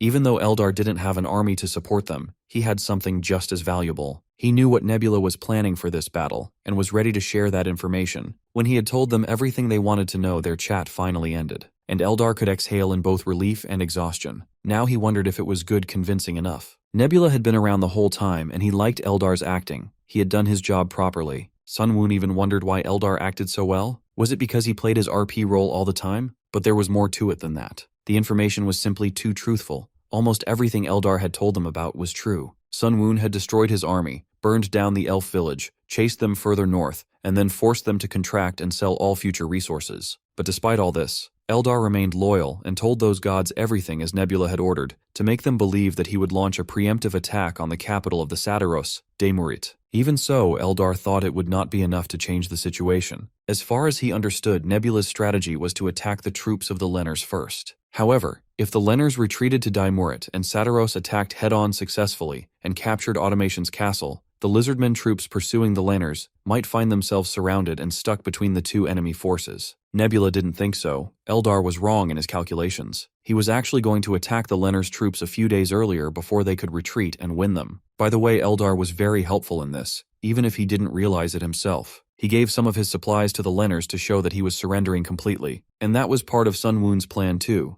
Those supplies were properly prepared. Meanwhile, the advance of the Lenners' army had slowed considerably, and there was a reason for that. The food of the soldiers was poisoned, and their leader Hattie was simply furious at such news. The food porter reported that the food had gone bad, and there was nothing he could do about it. In that case, Hattie was going to punish him on the spot. But his general asked him to wait and listen to him. It seemed suspicious to him that there had been no problem with the food until yesterday, and what they had eaten recently were supplies received from the elves. Hattie couldn't believe it. He had personally checked the elves' supplies, and there was nothing rotten among them. But according to the general, the supplies, although they looked fresh on the outside, were probably poisoned on the inside. Not for nothing did the god of lizardmen rule over dirty insects. In that case, the information received from the elves couldn't be trusted either, even though the Supreme Fruition God had given them a prophecy with exactly the same information. General Yubei suggested that the god might have been mistaken, and the elves who were on the same side as the lizardmen probably haven't betrayed them yet. And the spoiled supplies are clear proof of that. They're just trying to trick them. Suddenly, a scout came running to them with urgent news. The scouts saw the approaching lizardmen army, which is now only a few hours away from here. Yubei immediately asked how many lizardmen there were and got a sad answer for them all. The lizardmen were over 1,500. This was very bad news. After the food poisoning, they only had 900 combat-ready soldiers left. To make matters worse, even if the number of Lenners was the same as the lizardmen, they would have a disadvantage because of their size, and now they were even less in numbers. Now they would definitely lose, and it was pointless to fight openly. So Hattie ordered everyone to retreat and sent a messenger to the king of Sataros to let him know that they were retreating because of the encounter with the main enemy forces. Yubei suggested to run back straight to the mountains and forest to start a guerrilla war there. That way they would have a chance to win. The entire army of Lenners hurriedly retreated. Hattie hoped that guerrilla warfare would help them realize their small size advantage, and thus earn as much time as possible. And if the army of Sataros could capture Automation's castle in that time, the lizardmen would have no choice but to retreat. Unfortunately, Hattie's plans were not destined to come true. An insurmountable obstacle stood in the way of the Lenners. A huge praying mantis, Stratus, blocked their path, and warned them that they recklessly came to the territory inaccessible to those who do not believe in the blue bug god. The frightened Lenners immediately began to flee from such a monster. But it was too late. Stratus was going to make them pay for this sin with their deaths. Hattie ordered his men to drop everything and scatter to the sides. Even though Yubei wanted to stay and fight the monster, Hattie quickly assured him that it was not a simple monster, but a guardian of these evil lizardmen, obeying their god, which means this is not their battle. The Supreme Fruition God must send his guardian to save his army, the overgrown rat Neji. The two monsters converged in a desperate battle. Runda watched it all and couldn't believe how bad it was for her. That damn mantis had absurdly high stats. It was the first time she had ever seen so many essences put into one creature with trait monstrosity. Stratis had incredible stats for strength, speed, and intelligence. Such a monster Neji couldn't handle on his own for sure. Runda blamed herself now for being careless and thinking that everything was going well. Now it looked like her army had no choice but to run after all the way they had traveled. But even if they escaped, this creature would definitely reappear and chase the Lenners after killing Neji, whose sacrifice would be in vain. In that case, it was necessary to kill Stratis right here and now. The Guardian Stratis had level 11 and only level 4 divinity, which gave Runda hope. She had level 9 divinity and Neji had level 3 divinity. If they were combined, together they would reach level 12 divinity, and then they would have a chance. Runda was determined to descend to Yubei to help her creation. Together they could literally defeat Stratis in 30 minutes. Yubei immediately received a divine boost of power. Hattie realized that this Supreme Fruition God had descended on him, and when Yubei ordered him to withdraw his forces while he fought the monster, the king didn't dare to disobey. Runda immediately rushed into battle, just in time because her rat was already barely holding on, but it was still willing to fight to the end. Runda ordered him to shut up and fight, because they couldn't lose to this monster today. She was going to use the time until the Lizardmen forces arrived here to win. There was no mediator here for Nebula to come down and help his guardian, and she wondered if Stratis was afraid of death. Of course not. None of that mattered to him. He was simply fulfilling the task he had been given, and would do so until the end. The fierce 2-on-1 battle had begun, and while Neji restrained Stratis' movements, Runda began to tear off his limbs. Though even that wasn't enough to stop the mantis, he easily sent Neji into a knockout. Such pain was insignificant to Stratis, and he even considered it as a blessing from his god. Runda chopped off another limb of his and realized he was crazy. Though it didn't matter now, at this rate in less than 10 minutes, Stratis would be dead. Suddenly she heard a strange rumbling and stomping. It was hard to believe, but a lone figure was rushing towards them at an incredible speed. The most violent, the most diabolical, the most dangerous, the Beast Slayer, a conqueror of conquerors. The goat of all goats has arrived. Sunwoon's power of divinity made Rockra faster than a cheetah and stronger than an elephant, and when combined with the demonic power of an electric stingray, he became a true one-man army that was almost impossible to stop. All of Runda's calculations were wrong from the start. Yes, it took 3 hours for the main force to get here, but she also had to think about how long it would take Nebula to get here after he descended on Rockra. After taking a godly leap into the air, he charges up his spear with that unmatched power of blue lightning, and sends it crashing down like a goddamn meteor. The speed of the spear was so immense that there was barely any time to dodge or outrun it, and Runda ends up taking a nasty cut on her left arm despite her desperate attempt to avoid the hit. Neji goes nuts seeing this stinky lizard attack their god, so it quickly leaps at Sunwoon, But the mantis grabs this overgrown rat with his giant hands and tosses it away like a trash bag. Sunwoon demands the stingray to grant him some of its powers, because he wants to take care of this nuisance of a rat first. With his finger pointed at the fat rat, my guy gives the command, and the stingray is more than happy to comply. So, the white rat gets the biggest electric shock of its life. Although its mind is nearly fried, that one lightning bolt is still not enough to shut it up. So the stingray quickly drops another lightning blast, finally cooking Neji alive and leaving Runda in disbelief. But she doesn't have much time to grieve about the loss of her creation, because the stingray immediately starts throwing zaps at her. Using Yubei's quick reflexes, Runda quickly jumps away in order to save himself. By now, she knows that she can't hold her ground any longer, so she decides to return. Unfortunately, even though she cancels her descent, there's a 9-second cooldown before she can go back, which is bad news for her. If she dies during this time, she'll receive an additional penalty. So, she starts putting some distance between herself and her opponent, just trying to survive these last few seconds. It's even harder for her to stay alive now because she's already dropped a level due to Neji's death, and she can't afford to let Yubei die either. Right at that moment, she spots a fruit and starts devouring it in order to recover some stamina. But her eyes widen as she spots a swarm of insects surrounding her. It doesn't take her long to realize that this isn't an actual attempt to attack, it's just a distraction meant to block her sight. So she steels herself and decides to hang on just a bit longer. There are only 2 seconds left, and when that giant mantis tries to crush her, Runda starts jumping away. But unfortunately for her, Sunwoon grabs her throat from behind. Before she can even try to escape, he crushes her throat like a tomato, leaving blood splattering everywhere. As an outcome of her foolishness, she has already lost Neji along with most of her forces. And the biggest blow of all is that her divinity level has dropped drastically from 9 to 5 due to her failed descent. If she'd managed the descent on time, it would have only dropped to 7. Krampus then connects with her, and it's clear that he's not thrilled with how the battle turned out. He questions her about her level, and without even flinching, she lies, claiming it's still a 7. But Krampus still seems concerned because, in his eyes, this is a major loss. That spooks Runda, because if he thinks losing 2 points is that big of a deal, she's terrified of how he would react if he knew she actually lost 4 points. Anyhow, Krampus believes that with a level 7, she won't have enough faith to conduct internal affairs properly. Runda tries to calm Krampus down by saying everything is under control.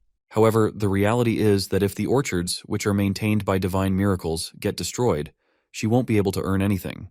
This would cause the faith of her followers to drop even more. On top of that, the death of her high priest Yubei has made things worse. Runda then asks if the Satiros are preparing to attack, and Krampus confirms it. Ever since he learned that Eldar has tricked them, his army has started moving quickly. His cavalry should arrive in about 2.5 days. The automation castle should be empty right now, so capturing it shouldn't be too hard. In order to clarify, Runda asks if all she needs to do is delay the main Lizardmen force for 2.5 days. Krampus agrees, believing that Nebula must have used his faith in the fight, so he'll value the defense of the automation castle and march back with his force to save it. This news worries Runda, as it will be difficult to focus on her side of things. If she goes into a guerrilla war with her remaining cavalry, she should be able to last 2 days, but she's not sure whether to tell Krampus the full truth about her situation. In the end, she decides against it, reasoning that if she's going to be screwed, she might as well drag him down with her. The next day, Krampus contacts her and informs her that the Lizardmen forces are advancing in his direction, even though her task was to keep them occupied. Well, we know that she failed her mission, largely because there weren't enough Leonard cavalry to hold them back. However, the biggest issue was the flawed information from the Eldar. According to the original plan, the battle should have taken place on the advantageous terrain of Hukrin, but because the fight happened days earlier than expected, they were forced to engage in an area with no cover or strategic advantage. Krampus is visibly annoyed, as he can already see the defeat looming. With no proper fortress to defend, he has no choice but to redirect his forces and set up a camp in the capital. Runda, on the other hand, knows they're in serious trouble. She can't fathom how Krampus is supposed to fight 17,000 Lizardmen with only 800 satyrs. On top of that, the giant mantis, Sratis, is like a walking siege weapon. While her alliance with Krampus is holding for now, she doesn't believe it will last much longer. In fact, she is already making plans to switch sides. She's considering forming an alliance with Wisdom. Even though he is of ill-tempered nature, he's logical and might be a more reliable ally in the long run. Krampus then requests her help, stating that when the siege begins, it would be highly effective to attack Nebula's forces from both sides. She tries to avoid this plan for some obvious reasons, and she suggests she launch an attack on Automation Castle. But Krampus points out that she won't make it there in time. Well, she reluctantly admits he's right. He then agrees her idea isn't totally off base, especially since the Automation Castle is empty. So he suggests a new plan. Her cavalry could head for the castle, while her foot soldiers support him. They'd split the forces, 200 cavalry and 300 foot soldiers. Since there are 400 fewer enemies, they'd only face 1,300 opponents. With his 800 Satyros and her 300 Lenners, Krampus believes they'll be able to hold their ground against the Lizardmen and even secure a victory. But by the looks of Runda's face, it's clear this plan isn't going to go as Krampus hopes. The web of lies she's tangled herself in is closing in on her, and she doesn't know how to get out. She even lied to him that she had already taken care of Nebula's creation, that giant mantis. She knows that if he finds out the truth, she'll lose any chance of an alliance with him. So she quickly decides to lie again. Just then, Krampus picks up a whisper request from Nebula. While Runda tells him to refuse the request, the guy ends up establishing a connection with our boy. Nebula starts off the conversation by asking if they've finally decided to surrender. Naturally, Krampus is annoyed by the arrogance in Nebula's voice. He reminds him not to get too cocky just because he won once, and reassures him that the overall situation is still in their favor.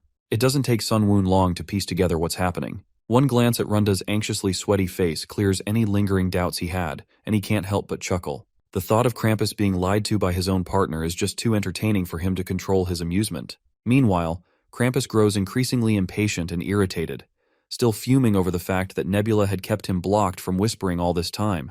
And now that they're finally connected, this smug taunt is all Nebula has to offer? Sunwoon offers a quick apology, claiming he didn't mean to offend anyone with his words. But regardless, Krampus firmly refuses to surrender or even entertain the thought of defeat. This only deepens Sunwoon's sly smirk beneath his skull hat even more. Without another word, he drops the call. Krampus looks absolutely annoyed as he grumbles about how he can't figure out what that guy is thinking.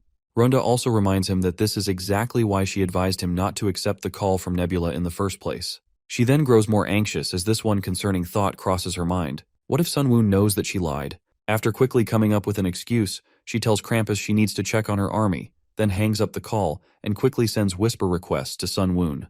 Meanwhile, Sunwoon is just chilling in his seat, watching everything happen before his eyes like a boss keeping tabs on his employees. Then suddenly, his screen lights up with an avalanche of notification spam from Runda, each request piling in one after the other. Since Sunwoon has no reason to reject her requests, he accepts it right away. The moment the call connects, Runda practically and figuratively bursts out of the digital window, immediately starting to berate him for no apparent reason. Sunwoon tries to stay calm as he tells her to take a chill pill. He points out that there's no reason for her to be so mad. If anything, it's him who's frustrated since he's about to be attacked from both sides. But Runda doesn't stop yapping, so Sunwoon, fed up with her nonsense, decides to cut the call. She's not his wife, and he's not going to tolerate her trash talk. So he hangs up, leaving her fuming. Runda, however, immediately reconnects, this time yelling at him even louder for hanging up like that. She reminds him she's not his friend, so he better not treat her like one, then demands to know what he really wants.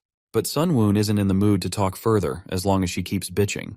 Runda reluctantly swallows her anger, takes a deep breath, and calmly asks why he ended the call when Krampus didn't surrender. In response to her question, Sunwoon explains that his original plan is to secure Krampus's surrender and an agreement from the 5 players to avoid attacking for now.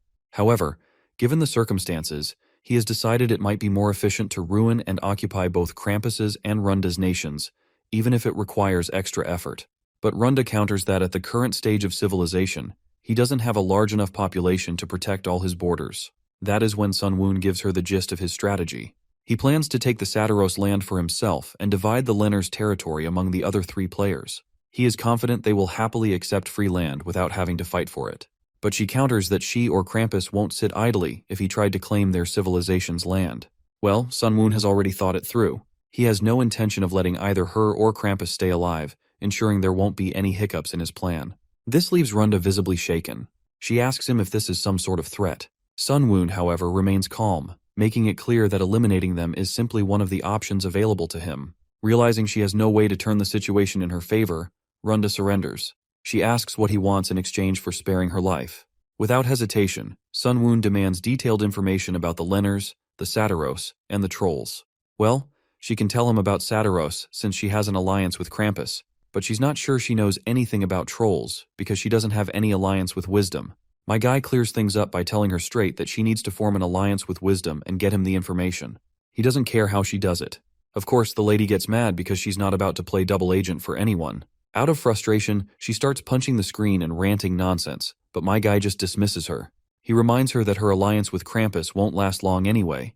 especially since this attack will hit Krampus hard, and her last remaining army will fall as well. He threatens her, pointing out the consequences if he tells Krampus about the current state of the battle. Since she's already lied to him, she'll lose her alliances with the other 4 players and be left completely on her own, stuck at level 5. Her face tightens in anger, and she lashes out again, refusing to cooperate. Once the call ends, she just sits back, thinking over everything, trying to figure out a way to get out of this mess. She looks at her Lenar people. While some are living a carefree life, others are praying to her to end the conflicts and battles without anyone getting hurt. But judging by the look on her face, she's not sure if she can respond to those prayers. With no other choice, she contacts Nebula, and my guy smirks, like he was expecting this already. He asks if she's done thinking, to which she replies yes, albeit a bit reluctantly. But my guy just keeps that sassy smile under his hat and decides to start with the info she has on Satiros and the Lenars. Afterwards, the battle with the allied nations ends, and it seems Krampus had a hard time understanding Nebula's ceasefire offer, but Runda managed to convince him, and it ended with a truce. Meanwhile, at the automation castle, we meet Hui Kayung's cheerful face. She's apparently holding a conference where representatives from each race are present, and she proposes the idea of creating a merchant alliance. She reminds them that creating a 4-wheel required the help of several experienced merchants, and everyone involved earned profits through interchanges they had. So it would be a good idea for these meetings to continue. She believes that sharing information with each other, purchasing resources in advance before prices rise, and not taxing between the allies when trading with each other would benefit all of them. The white-haired guy, whose name I forgot, also says that they could trade items that are forbidden by their nations in a way that would go unnoticed. They could gather those items in advance, and once the prices rise, they could resell them. It would even be nice to buy up all the stock of certain products and control the prices however they want. The troll representative raises a valid question. Since they're different species from different areas, how can they continue trusting each other in the long term? To which Hui Kayung reminds him that there's one way, which is to believe in one god as the basis of their trust. But of course, the troll isn't interested in this, as he's not about to abandon his faith in his god. He counters her by asking, why don't she abandon her god and join him? That's when Hui Kayung pulls out a dice and decides to settle everything with a roll. The rule is simple. They'll believe in the god of whoever throws the highest number on the die. Well, we all know how that dice roll ended, and one system window clears up any doubts as well. Under Hui Kayung's leadership, the Merchant Alliance, now known as the Fifth Wheel, has been officially created, with the blue insect god as its main deity. This alliance benefits everyone involved by making black market deals, monopolies, and price-fixing practices easier. As a secret merchant alliance, they can now rake in profits without paying any taxes. Sun Woon reflects on how it might be a little early for this kind of secret organization to form, but he had been expecting it. He's impressed by how Hui Kayung used her demonic property, probability, to pull this off. She's truly outdone herself this time. With the conflicts over, it's time for everyone to focus on their nations for a while and handle the events that unfolded. This means there won't be any major shifts in borders for some time, which might lead to a bit of stagnation. In the meantime, Sun Woon is determined to prepare more thoroughly for future conflicts with other nations. We've come a long way in the story, so here's a brief overview of how far Nebula's civilization has come. The first major incident involved Rockra, who was chased out of the Blue Leather Lizardmen tribe. After being chosen by Nebula, he took control of the tribe. The second major event was the defeat of the Abomination, the ancient Coleoptera. By doing so, Sun Woon obtained the Abomination essence and created the sacred beast, Sratus. The third major event was the defeat of the Frogmen tribe and the two-headed abominable god, which helped Nebula earn the demonic property of lightning. The fourth big moment involved a secret operation and battle for the automation castle through Saren. Nebula's prophecy turned out to be true, and Hui Kayung eventually took the throne over all her siblings. The fifth event was the defeat of the elves, who invaded the automation castle. After their loss, Nebula also subjugated Eldar. Nebula went on to defeat Solongos and Lim Chunsik, moved the elves to the north shore, and conquered the village of dwarves Maganin at the southern edge of the land. Another significant achievement for Nebula was the establishment of Hukrin, with Orizon chosen as the capital city. So far, the players we've encountered include Nebula, Hegemonia, Eldar, Lim Chunsik, and Solongos. The second season opens with a lively camera shot zooming out over a bustling market of Orizon. In one of the booths, we meet Rockra alongside another lizard wearing a red gown, Zyol, who proudly showcases a newly produced product to their leader, and the product in question is actually paper. Rockra inquires further about it, and Zyol explains that one of the remaining Lenars claimed to be a paper craftsman. Thanks to him, they learned how to make paper, which is lighter and cheaper than silk. Rockra wonders if the production process is difficult, but Zael reassures him that it's quite simple, especially since it was made using the wheels that were created in Orizon. Once the paper supply is steady, they'll be able to use letters more frequently and keep better records, marking a significant step forward in their civilization. You see, with these, recorded history will not be forgotten. It seems like Rockra has something he wants to show Zael as well. Although the paper is good, if someone ruins it, it can't be fixed. Rockra continues by saying that he has gallant warriors and wise companions, including Zael himself, by his side. As long as their god is with them, he believes they can defeat their enemies. However, if those enemies are divided into two, then not even their god can be everywhere at once. So, Rockra has come up with a plan. He stretches a line across the map and reveals that they are going to create a barrier. Zael acknowledges this idea, but reminds his leader that building a wall of this size will take a lot of time. It will need to be taller than the walls of the automation castle to act as a proper barrier, since they don't have the dolls of the automation castle, and it needs to be built from stone, which is not common. It will still take at least 100 years to complete, even if they gathered all the manpower available and spent all their money. Rockra is surprised to hear this, not because it will take so long, but because he had originally thought it would take 200 years. However, Zael's point still stands. It will be difficult to maintain work for 200 years, and they would need to complete it within 100 years. Since 100 years is still a long way off, Rockra decides to think of a more efficient way to handle it. After some thought, Rockra proposes using the steep river and 3 swamps as natural barriers. If they exclude those areas, it should only take around 80 or maybe even 70 years. But still, this amount of time would take an entire lifetime. So Rockra decides to propose a different plan altogether. Instead of focusing on delaying the enemy, they could simply call their allies faster. He suggests using fire and smoke signals, a system with 5 chimneys. 1 chimney lit means everything is fine, 2 means an enemy has been discovered, 3 means the enemy is heading their way, 4 means the beacon has been intruded upon, and 5 means the battle has begun. This system would protect the wild without connecting all the walls. The mountains themselves act as natural barriers, and by setting up mountain fortresses in the valleys with beacons on the ridges, they would serve the same function as beacons in the wild. After outlining the entire plan, Rockra asks Zael for an estimate of how long it would take. The junior quickly responds that it could be completed in 5 years. It's nice to see how they started with a 200-year plan and ended up with one that could be completed in just 5 years. 3 years pass like a breeze, and we find ourselves in Orizon. Inside a mansion, Rockra sits alone, seemingly lost in thought. He reflects on how maintaining a nation is proving to be harder than creating one. He needs to unite his people internally as much as he needs to defend them from external enemies. Yet every species, aside from humans, fear the Lizardmen. While fear makes it easier to command obedience, relying on it alone makes ruling difficult. Without harmony, people will either submit reluctantly or rebel outright. Moreover, he cannot force everyone to place their faith in the blue insect god. If only there were a way to align everyone's hearts. He acknowledges himself as a good fighter but admits that he lacks the intellect to be a true king. Still, he is wise enough to understand that merely living on the same land and coexisting is not enough for true unity. A familiar voice agrees with Rockrak's thoughts, and to his surprise, it belongs to Stargazer, who miraculously walks into the mansion. Stargazer believes that although everyone may live on the same land, they do not live in the same time. Rockra jumps to his feet in joy and asks his old friend how he's here, as he was supposed to be dead. Stargazer places a finger over Rockrak's mouth to keep his voice low, signaling him to be quiet. At that moment, Rockra realizes that Stargazer's final words were true. Even if they die, the blue insect god will guide them. He desperately wants to ask Stargazer about the afterlife, but knows that death is a secretive matter, so he refrains from seeking answers. Instead, he asks what Stargazer meant when he said they are not living in the same time. Stargazer looks outside at the stars, then asks Rockra if he remembers the stories he has told him. Pointing to the sky, he asks if the stars seen in Orizon and those seen in Maganin are the same. Rockra isn't sure, but he can tell they are different, even if only slightly. Stargazer continues by asking about the lands of the Lenners and the Saturons. Rockra responds that they are even more different. Stargazer agrees and reminds Rockra that just as the skies differ, everyone lives in their own time. As a king, Rockra must learn to live within everyone's time.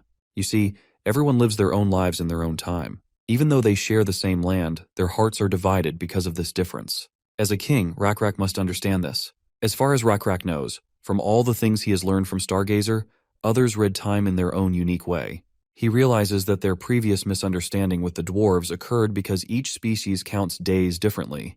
This realization feels overwhelming to Rockra, and when Stargazer asks why it is difficult, Rockra responds that teaching is challenging, especially to those who are hostile to the Lizardmen. Stargazer explains that this is exactly why he's here. He points to the blue shining star and tells Rockra that this star represents him. If aligned with neighboring stars, it forms a constellation of Rockra atop a cockatrice. This wandering star, which shines in the spring and dims in the winter, is named Owen. Stargazer believes that when the time comes, Owen will graze Rockra as it passes by, and Rockra will be able to hear all the stories Owen has collected so far. Rockra enjoys the time with Stargazer, and as Stargazer shows him the frogmen, Shunin, Owloy, and even the figures of Lord Hui Kaiyung, Siren, the ogre chief Kijin, and Tamaridu, Rockra feels the warmth of their shared moment. Everyone is together, living in harmony, even if only for a short time. Eventually, Stargazer senses the god calling him back, and he knows it is time to leave. Rockra, not wanting this moment to end, insists that Stargazer stay a little longer, saying he still has so much to share. But Stargazer dismisses this, telling him that such things are part of the business of living. Curious, Rockra asks about the afterlife, hoping Stargazer will reveal more about it. Stargazer, with a somber tone, responds that the afterlife is the business of the dead. Hearing this, Rockra feels sad. He wanted to know more about what happens after death, as it is something that has always frightened him. Stargazer acknowledges this fear, admitting that those who live should rightfully feel afraid of death. He goes on to explain that the dead cannot change anything. Even if their god allows them to watch, they can do nothing more, for that is their limit.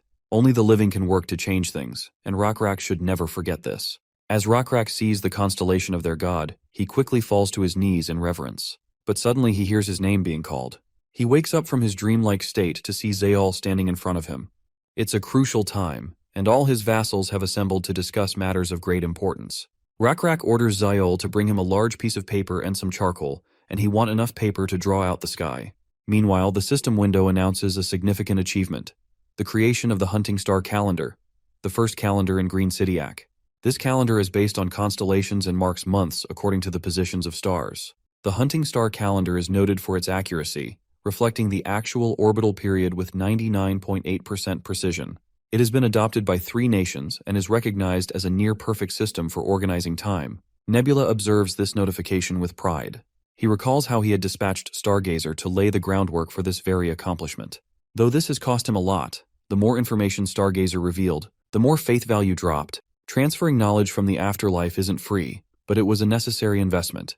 It seems like he's on a call with Runda, and he's glad that the Lenners are also going to benefit from this calendar. But judging by Runda's sour face, she doesn't look grateful at all. Nebula further explains that it's a solar calendar calculated using leap years, not just based on the moon. She could at least pretend to be a little happier about it. Instead, she only acts like she's happy but is clearly not. She explains that she somehow managed to fool Krampus and Wisdom, but she borrowed too many resources from him while trying to keep up appearances. Now she's too stressed to dance to his tune. Nebula then asks why she contacted him, to which she reveals that a new force is about to appear in the middle of the continent. This surprises Nebula, and the girl further states that this could even be a player. Sunwoon asks the reason behind her thought, but right at that moment, he gets 2 system notifications revealing something about a clash of civilizations. It seems 2 divided tribes have come into contact, and both tribes will experience a huge boost in experience. Nebula also gets an additional warning that the opposing tribe possesses faith. This notification clears up any lingering doubts that it's not an NPC tribe, but it doesn't make sense for a player to suddenly appear in the middle of the continent either. What makes it even more suspicious is that it's been around 22 years since the game started, and this tribe hasn't made any moves until now. They just appeared out of nowhere. Nebula mentions that it could be an abominable god, but Runda explains that she can send whispers to them, and they show up in the local player inventory, so there's no way it's an NPC. Her whispers are getting blocked. Sunwoon doesn't fully trust her, so he asks if she might be trying to trick him as well. That's when she sends him all of the sauce she has regarding this mysterious player and its civilization. She further explains that the information regarding vampires has been sent by the player, whose nickname is AR-1026, who controls the Juman civilization, whose main species is Nixon, which is called Nix in singular form. Normally, AR-1026 would have only sent this to her ally, Zhangwan, but she also sent it to Wisdom, Krampus, and to Runda as well. After seeing the information before his eyes, this literally makes 0 sense to our boy, and Runda agrees with him.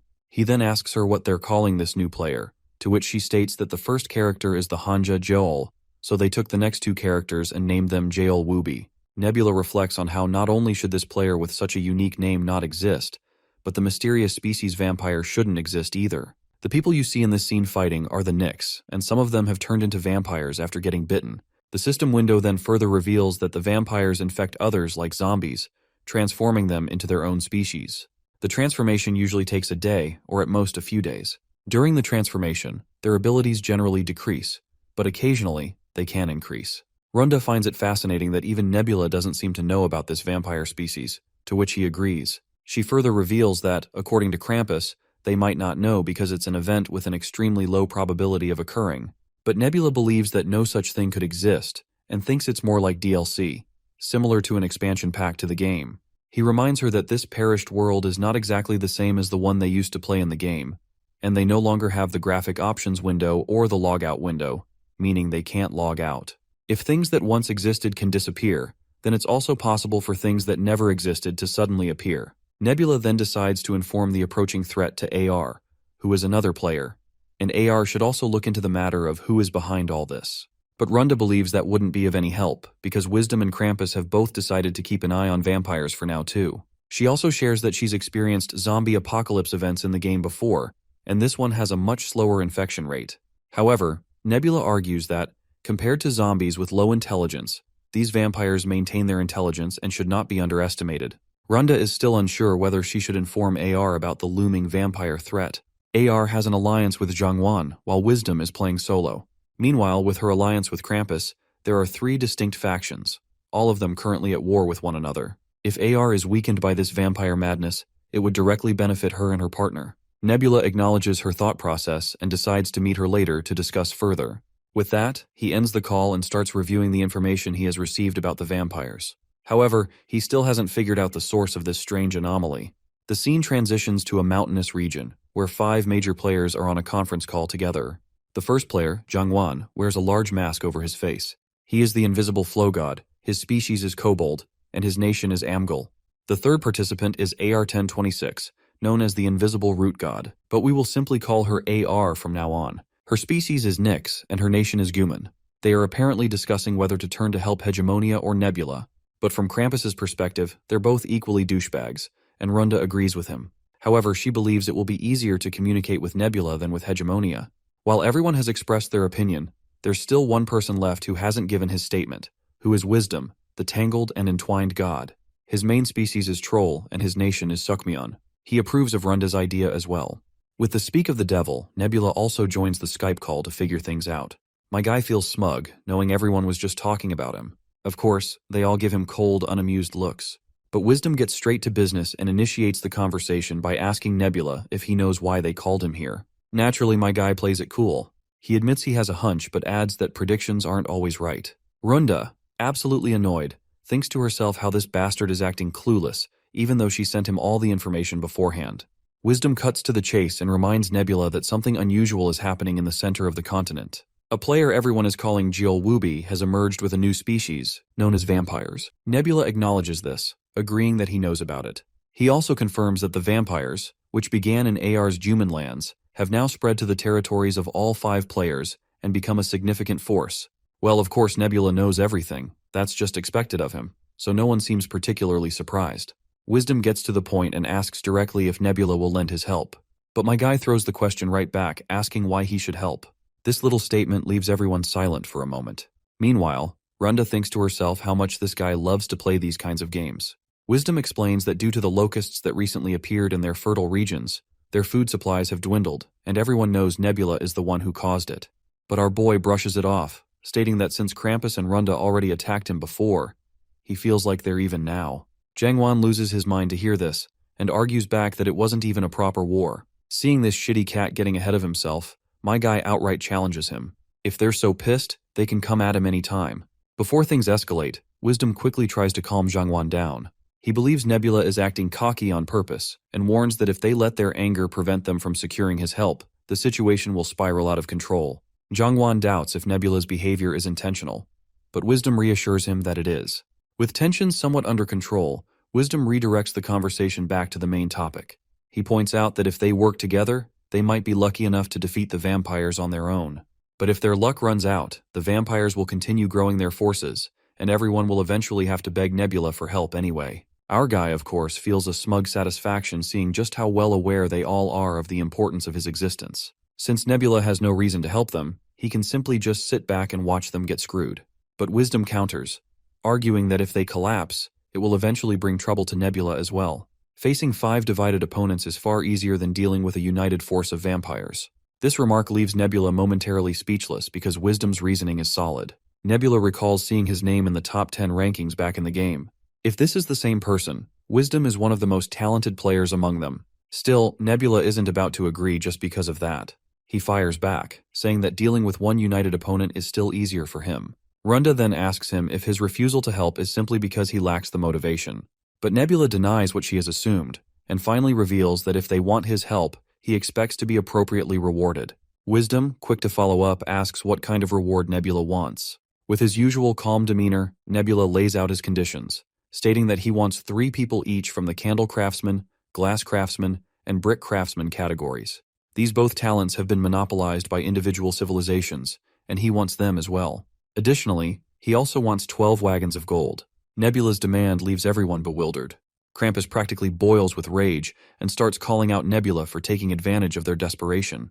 He goes as far as to accuse him of working with Yahello, but our guy calmly responds to this angry red tomato that if they show him attitude, they're just asking to get screwed. Before the situation can escalate any further, Wisdom steps in once again. He suggests they take some time to think things over and promises to call Nebula back once everyone has made up their minds. With that, the call ends. Not long after, Nebula gets another video chat request. He returns promptly, and this time, Wisdom announces that they've accepted his conditions. Wisdom promises that they'll send the craftsmen tonight and will progressively deliver gold as they collect it. In return, they want Nebula to share his plan for defeating Yahello and the vampires. He is confident that Nebula must have a strategy in mind if he was bold enough to demand such a hefty reward. But Nebula subverts everyone's expectations by casually stating that their assumptions are wrong, because he's already put his plan into action. We then see this unknown Nyx appear on Nebula's display, and it would not be surprising if this turned out to be the Lord of Vampires and faithful follower of Yahello. The scene transitions into a flashback. We see Juman engulfed in flames. Amidst the destruction, a lone woman escapes the gruesome scene alive, and this woman appears to be same lady we just saw. The tragedy unfolded due to a sudden attack by the Null tribe. During the assault, the human tribe's chiefess, her mother, was sacrificed. Her mother fought valiantly, putting her life on the line, but ultimately perished. Following this disaster, the invisible root god chose a new chief from another family, marking the downfall of the original bloodline. Now, the newly appointed chief is ruthlessly hunting down the survivors of the former ruling family in order to purge the original power. She can't believe this is the result of being loyal to their god. She wants to know the reason why they got abandoned by their god. How could the invisible root god could not grant her even the smallest miracle? She starts to wonder if they were nothing more than disposable pawns to their god all along. Desperate and broken, she begs the invisible root god to answer her prayers. But just as her pleas echo into the void, a dark and mysterious entity appears right in front of her. She's bewildered, staring at this unknown figure, and starts to wonder if the god is here to kill her. But at this point, she has nothing left to lose. It doesn't matter what happens to her anymore. Mustering the last of her strength, she asks the entity for just one sip of water. The entity throws a pouch filled with blood and a piece of rotten meat at her feet.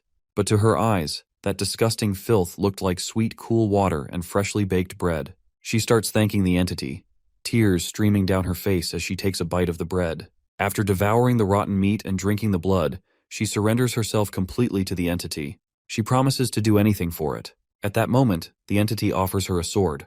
The moment she grabs it, her hand begins to move on its own, and before she knows it, the sword is pointed right at her. In desperation, she begs the entity to save her, and eventually her hand stops moving. After getting overwhelmed by the entity's apparent generosity, she decides to consider it her new god. She vows to serve it, whatever it desires, and she calls it the Blood and Rotten Meat God. A system notification flashes to reveal that the Blood and Rotten Meat God has chosen Chief Shaven, and with that, the first vampire is born. The scene transitions back to Nebula, who is observing the vampire's rapid growth. In just 6 months, their population has skyrocketed to 6,000. Within less than a year, the vampire forces have grown to 4,000 strong.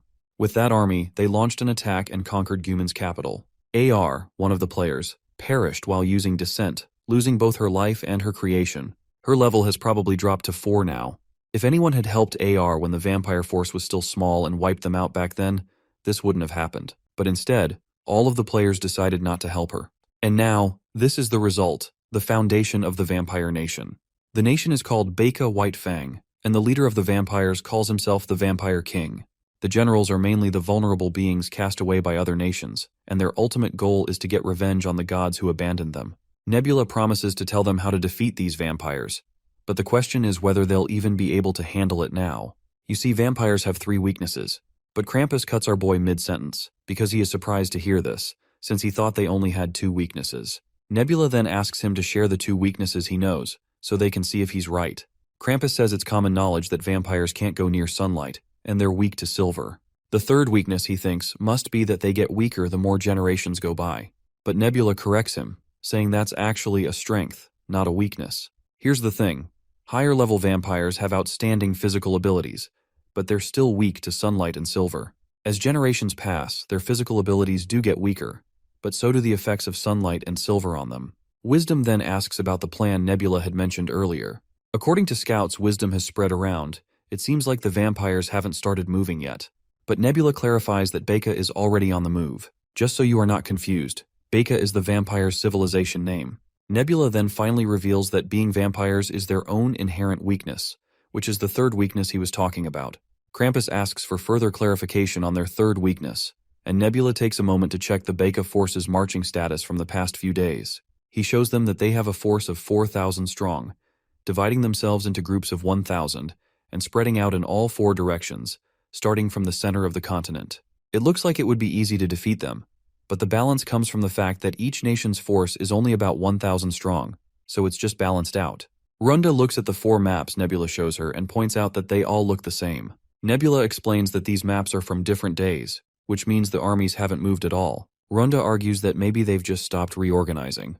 But Nebula disagrees, saying that they wouldn't be able to stop all 4 armies just for that. He believes there must be another reason they've become undetectable, and he thinks it's connected to the 3rd weakness of the vampires. Wisdom finally asks him what that 3rd weakness is. Nebula reminds them how everyone used to treat vampires like zombies at first. But there's a big difference between the two, which is that the vampires have intelligence. You see, zombies are just people who've been infected by a disease, so there's no individual behavior to them. But vampires are different. Vampires have ranks, and some of them are even forced into becoming vampires. The lower-level vampires are subservient to the mediocre-level ones, and the mediocre ones, in turn, are subservient to the high-level vampires. But this subservience starts to break down as you go lower in the ranks. Runda's mind struggles to make sense of what Nebula is saying, so Wisdom steps in to clarify. He explains that what Nebula means is that the lower-level vampires don't have the same sense of purpose or loyalty as the higher-level ones. Nebula further clears out that the key to the cohesion between vampires lies in this inherent subservience. At first, vampires had to kill others to make them obey, or even just to survive. In that process, vampires themselves got hunted as well, so they had to stick together for protection, and the weak followed the superior. But once the nation of vampires, Beka, was founded, they were placed in an environment where they could survive without having to kill anyone. Basically, the vampires no longer have a clear reason to fight. All they have left is a vague sense of subservience to their superiors, but even that's starting to weaken. Some of the generals don't want to risk heavy losses. Now that their immediate needs are met, they're no longer starving, they're thinking beyond survival. They're planning ahead, strategizing, and waiting to see which general will make the first move. Later we see one of the vampire generals, General Juner, sitting in his quarters. He's frustrated, thinking about how to take control of the continent before their chance slips away. He can't figure out why the other generals aren't making a move. Suddenly, he hears the creak of a door. Someone is standing there, shining direct sunlight at him through a mirror. As soon as the sunlight touches his skin, it starts to burn. Acting quickly, Juner throws a dagger with deadly precision. The blade hits the mysterious person, who is a woman, right between her eyes, and she drops to the ground. It turns out she had intentionally used the mirror to flash sunlight into the room, knowing that sunlight is a vampire's weakness. Juner's servant arrives on the scene and apologizes for the disturbance in his sleep. He explains that one of their feeds managed to escape and cause trouble. Juner, however, calmly assures him that the woman came inside before he went to sleep. The servant asks why he hasn't gone to bed yet, to which Juner explains that he's still trying to figure out what the other generals are thinking. He then asks his servant if he has any ideas. The servant says it's because not everyone follows the blood and rotten meat god.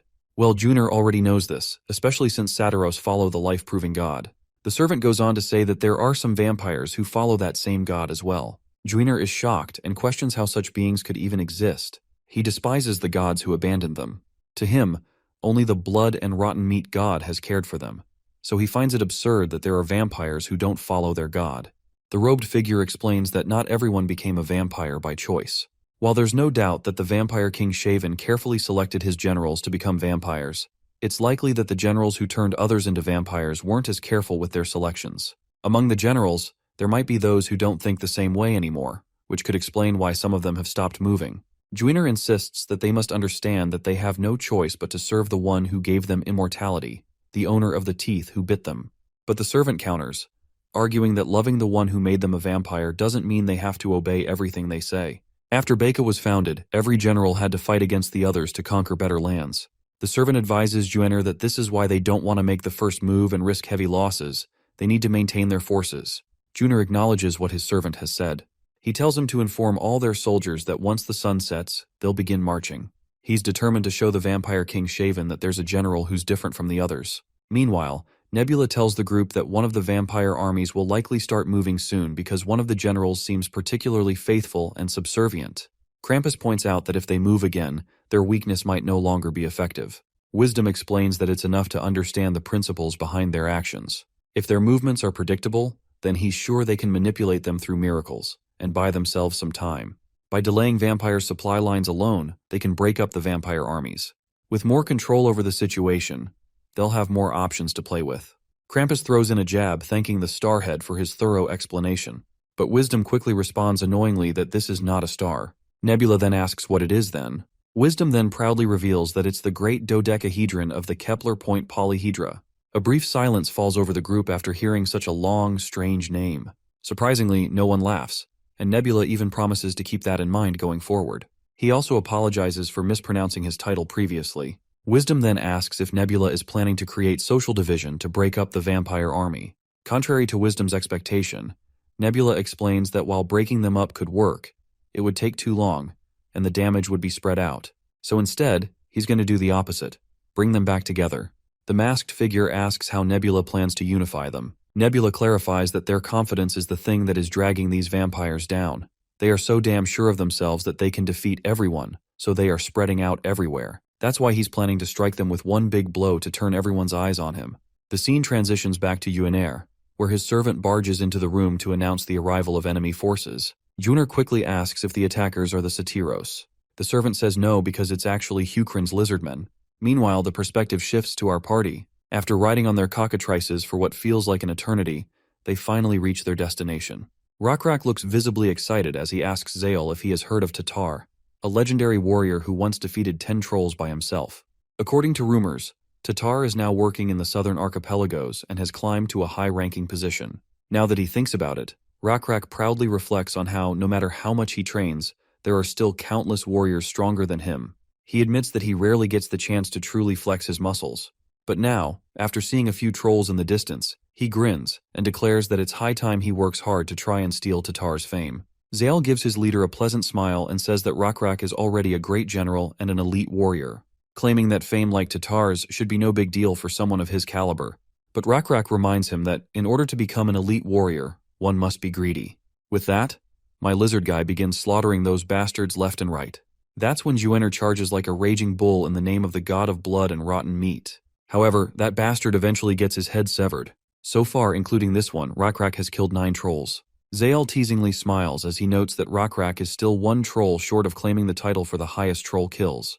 But Rockra explains that his share has decreased because everyone got excited after hearing what he said, and they all went crazy. He also reminds Zael that since the last troll he killed was a general, it should at least count as 2. However, Zael rubs salt in the wound by reminding him that there's only 1 head, so it's not possible to count it as 2. Still, Rockra reminds him that they aren't even trolls, since they're vampires.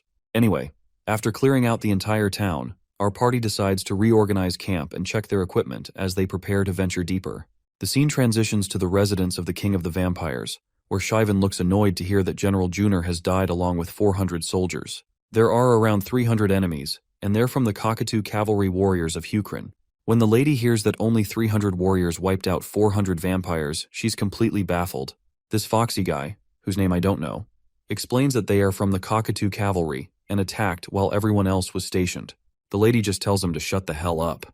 She acknowledges that they are incidentally strong troops, but for them to attack so quickly, they would need to have reduced their supplies, meaning they would have to rely on procuring resources from the area. However, the fact that they came through another nation's land suggests that Hukrin and Danyum, along with other nations, may in fact be in an alliance. She sits down with a map spread across the table, reflecting on how Hukrin's troops are receiving supplies from the Satyros, while overtaking their territory here in Becca, even though this won't become their land. Or at least this is what she thinks. Most of the vampire soldiers are stationed in separate units, leaving only a handful to protect the village. There's no effective way to block the advancing enemy. To make matters worse, the remaining 3 generals are still hesitating to move. This leaves her with only 2 choices.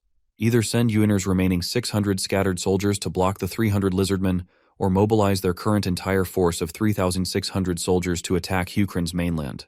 The former option isn't entirely disadvantageous since the god of blood and rotten meat would support them. However, the enemy cavalry could simply avoid direct confrontation and continue invading the territory. On the other hand, launching an attack on Hukrin is a dangerous gamble. Moving the army elsewhere without properly securing the situation here could lead to disaster. She struggles to make a decision on her own, unsure of the best course of action.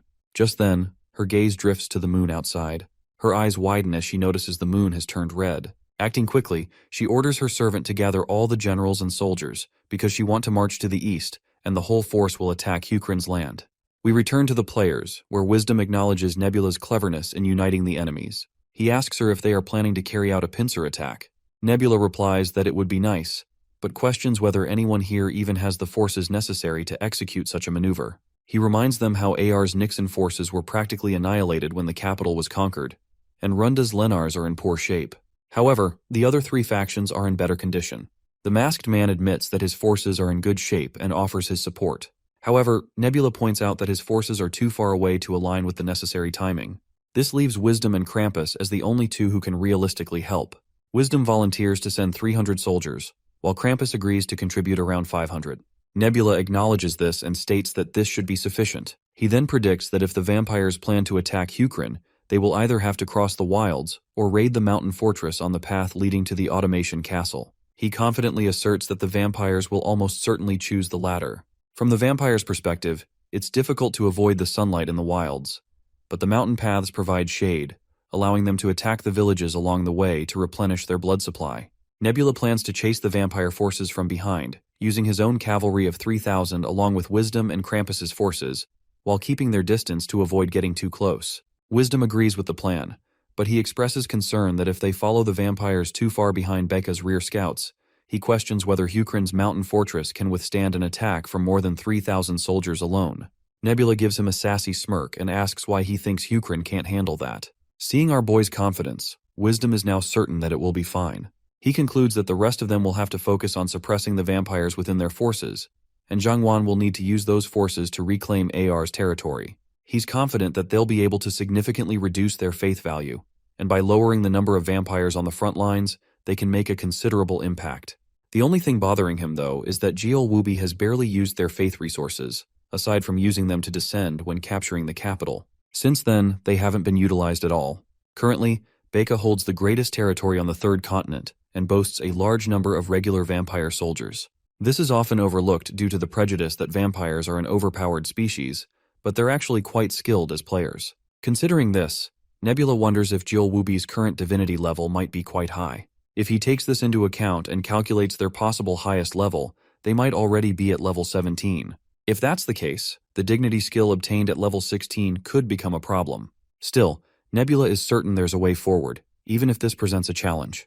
The scene transitions to Hukrin, where we see the vampire king Shaven gritting her teeth in frustration. The path ahead of them is treacherous, steep with a sharp elevation, and there isn't a single place to hide from sunlight until they reach the castle. She wonders if there's anything they can use to overcome this challenge. Her assistant hesitates before suggesting that the big weasels might be the only option, but they don't have enough of them to be effective. She then orders him to use the Lenars and trolls to approach the castle walls, equipping them with large hammers to break down the defenses. The assistant, visibly uneasy, reminds her that this approach will result in heavy casualties. The Vampire King, however, coldly states that they can use the bodies of the fallen to make the steep slope more manageable. That's when a sinister plan forms in her mind. If she's going to build stairs from dead bodies, they don't necessarily have to be vampire bodies. Her assistant quickly catches on to her plan, realizing that she intends to use the slaves as both a distraction and a means to diminish their supplies in the process. She then reveals that she's heard rumors about the slaves, how all the gods have forsaken them except for one. a single god who has yet to give up on them. Later, we see the vampires forcefully escorting all the slaves, demanding they march ahead. Inside the tent, many other slaves cower in fear, knowing they'll be next. The boy reflects bitterly that, at the end of the day, they were nothing more than slaves and food to the vampires. The gods he had once believed in have forsaken them. If that wasn't true, their god wouldn't have abandoned them like this for no reason. The blood and rotten meat god does not accept prayers from those who were brought in as slaves. However, there are rumors circulating that the Lizardmen of Hukran are fighting back viciously on vampire territory. This rumor has sparked a glimmer of hope among the slaves. The blue insect god, the unknown god they've come to believe in, now represents their last saving grace, their final hope. The time has come, and the remaining slaves are ordered to step outside. While people from different species cower in fear, that human boy stands up. He knows that keeping hope alive is pointless, but blue insect god is the only thing they have. As he steps forward, his eyes fall on the piles of bodies lined up along the path, forming a gruesome ladder. He knows he's next in line to become part of this horrific construction. The vampire soldiers bark their orders, explaining their grim mission. The slaves are to run toward the castle doors of the Lizardmen. If the Lizardmen are willing to save them, they'll open the gates. The crowd recoils in terror as they're shoved forward, forced to march. Ahead, they can see the treacherous path to the castle, with 3 bends leading up the slope. No one has ever made it past the second bend. The vampire commander starts the countdown. When he reaches 5, the order is given. Everyone must charge toward the castle. The boy has no choice but to run. The countdown is ticking down, and if he doesn't move, he'll be slaughtered anyway. As he starts to sprint, another slave is decapitated by the vampires, and the rest follow suit, desperate to escape the same grisly end. The boy runs as fast as he can, but just then, an arrow comes flying toward him. No, not just one arrow, but a barrage, ready to pierce them all. The Vampire King's plan is simple: crush any remaining hope the slaves might have. By doing so, she can build her troops' morale and reduce their expenses, killing 2 birds with 1 stone. Her assistant questions what they'll do if the Lizardmen actually open the doors and accept the slaves, but the Vampire King Shaven coldly asks him if he can't see they're shooting arrows at them. She believes that unless the Lizardmen's commander has gone mad, there's no way they would open their castle doors. However, if they do decide to open the doors and pretend to be saviors, that would work in her favor too. She could launch an attack then. To her, the gods have abandoned the slaves. Even those who still believe in them are nothing more than tools in the eyes of the gods, to be used and discarded as they please. She believes that only the blood and rotten meat god is their true savior, and that only those who refuse to believe in him are abandoned. She is determined to prove this point to everyone here. The boy, meanwhile, is running as fast as he can, miraculously avoiding all the arrows. He glances around and notices that there are no bodies nearby, meaning he must have made it farther than anyone else. Yet, eventually he stops running. The vampires watch him curiously, wondering why he stopped and why the Lizardmen have ceased their shooting. The boy, on the other hand, is certain that there's no way the gates will open. Running toward them is pointless. It was clear from the start that opening the gates would mean inviting a frontal assault from the vampires.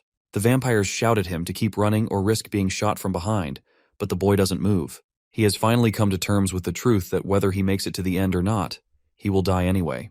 Their gods have abandoned them, so there's no reason for them to keep running like this. Tears begin to fall, filled with sorrow, as he asks himself why they were even born into a world where they've been abandoned by their gods. The boy, desperate for an answer to his pleas, suddenly notices blue butterflies gracefully entering the scene. Their ethereal presence catches him off guard. His wishes have been heard. The front gate opens. Meanwhile, from the Lizardmen's perspective, the one atop the wall is bewildered to see that the vampires are sending more unarmed troops toward them, and the Lizardmen are unsure of their intentions. Their commander is equally uncertain, but he has a hunch that the vampires are using the slaves to lessen the slope of the hill. That is when a familiar voice inquires whether using slaves in this manner is truly beneficial. The commander Quetzal replies that the vampires are likely trying to end things quickly by discarding their excess food supplies, basically, throwing away what they no longer need. It's Rockra gracing the scene, and he considers the possibility that there may be a different reason behind all of this. The commander Quetzal continues, explaining that the great General Yu has fought in countless battles against vampires, so the commander is sure that the word that Lizardmen are killing vampires will reach far and wide. The commander Quetzal believes it's more likely that the vampires are using these slaves to turn public opinion against the Lizardmen. Knowing the main castle door won't be opened, the vampires will make it clear that there is no hope for the slaves, thus making it easier to control them. He is quite impressed that the vampire commander is far more strategic and wise than they had initially anticipated. But Rakrak states that he has another plan and instructs the soldiers to open the door on his signal. The commander is bewildered by this, and asks their leader if he truly intends to save the slaves. He warns that those people may not be slaves but weapons the vampires have been hiding. Rockra makes it clear that this is why they're taking precautions, by shooting them twice if necessary. The commander argues that even if they open the doors, they won't be able to save more than a few dozen people, so taking such a big risk is pointless. Rockra simply gives his friend a sly smile and asks if he's trying to resist his leader's decision. While Rockra has no doubt that Quetzal is a capable commander, he also remembers how Quetzal always loses to him in games. Rockra commands Quetzal to open his eyes and understand. Though Quetzal is quick with numbers and logical in his thinking, he lacks the imagination to see the bigger picture. As these ethereal butterflies float around Quetzal, he is momentarily caught off guard. Rockra, however, announces with confidence that their god has granted them permission to open the castle doors. The gates creak open and that slave boy finally enters the palace. He is exhausted and collapses to his knees. Meanwhile, Rockra stands at the front gate and shouts to everyone to use silver against the vampires. He warns them to be cautious and save the injured slaves while pushing back the vampires. Soldiers on the wall report that the vampire cavalry is approaching. As soon as the gate opened, they started moving quickly among the slaves. While the slaves pour inside, the Lizardmen stand guard at the gate, scanning each individual to ensure they're not enemies. Rockra then grabs the last slave and pushes her toward the gate. As a vampire charges at Rockra, he responds by using his electricity, sending a powerful lightning shock. The descending bolt is so intense that it's visible from miles away, even catching the attention of the vampire king. Her attendant apologizes to her, saying they didn't expect the enemies to open their gates. Lord Shaven, however, claims that she didn't anticipate this either, but has no choice but to proceed as planned and begin the attack. Once the attendant receives the orders, he decides to rally the soldiers. Meanwhile, Shaven reflects on the one benefit of her vampire army, its composition of different species. The Lenars are fast and skilled with most weaponry, while the Kobolds are small and nimble, making it easy for them to dodge arrows. The Trolls are strong enough to withstand a couple of attacks, and the Nixon and Satiros are solid all-rounders, forming the core of her forces. Being able to take full advantage of each species' strengths is her victory plan. On top of that, they have the power of being vampires, with the third-generation specialty. The captain of the Nixon is so strong that he can rival the strength of some trolls. A hill castle like the one ahead should be able to hold around 2,000 troops, and she has managed to win battles with the same number in the past. But this time she has 3,400 soldiers, so there's no doubt in her mind that she will win. There's no way she can lose. Meanwhile, my guy is watching her live on the screen, and he is more than ready to prove her wrong. He had already anticipated that Shaven has no idea how to take over a hill castle, and now his hunch has been proven correct. He expected this much because there isn't a single commander in this generation with the experience needed to conquer a hill castle. Most of them must think it's just like attacking any other castle. Only Rockra and Zayol, who have designed these strategies and trained in simulations, would truly understand how to approach this. You see, a regular castle and a hill castle are two completely different challenges. Even if vampires are skilled archers, none of their bows can match the precision or power of Rockrak's Lizardmen archers. On top of that, his archers have the advantage of aiming from a higher elevation to the ground below, and even if the vampires manage to climb and reach the castle walls, the Lizardmen are already prepared to deal with them. Massive rocks are ready to be hurled down, sending any intruders crashing back to where they came from. Next comes the batch of the strongest second and third generation vampires. These elite warriors boast impressive stats, but even they are no match for Rockrak's godly lightning attacks. A single strike of his lightning is enough to decimate the entire group. Rockra, pipe in hand, casually smokes while literally smoking these bastards off the battlefield. Moments later, the front of the hill castle is littered with the corpses of vampires who had foolishly believed that attacking such a fortified position was a wise decision. The attendant reports the grim news to Lord Shaven that they have lost 600 warriors in this last attack. Shaven, visibly annoyed, does not bother to think it over, and immediately orders preparations for another assault. She declares that she must conquer the castle at all costs. Shaven desperately tries to beg the blood and rotten meat god to lend her strength.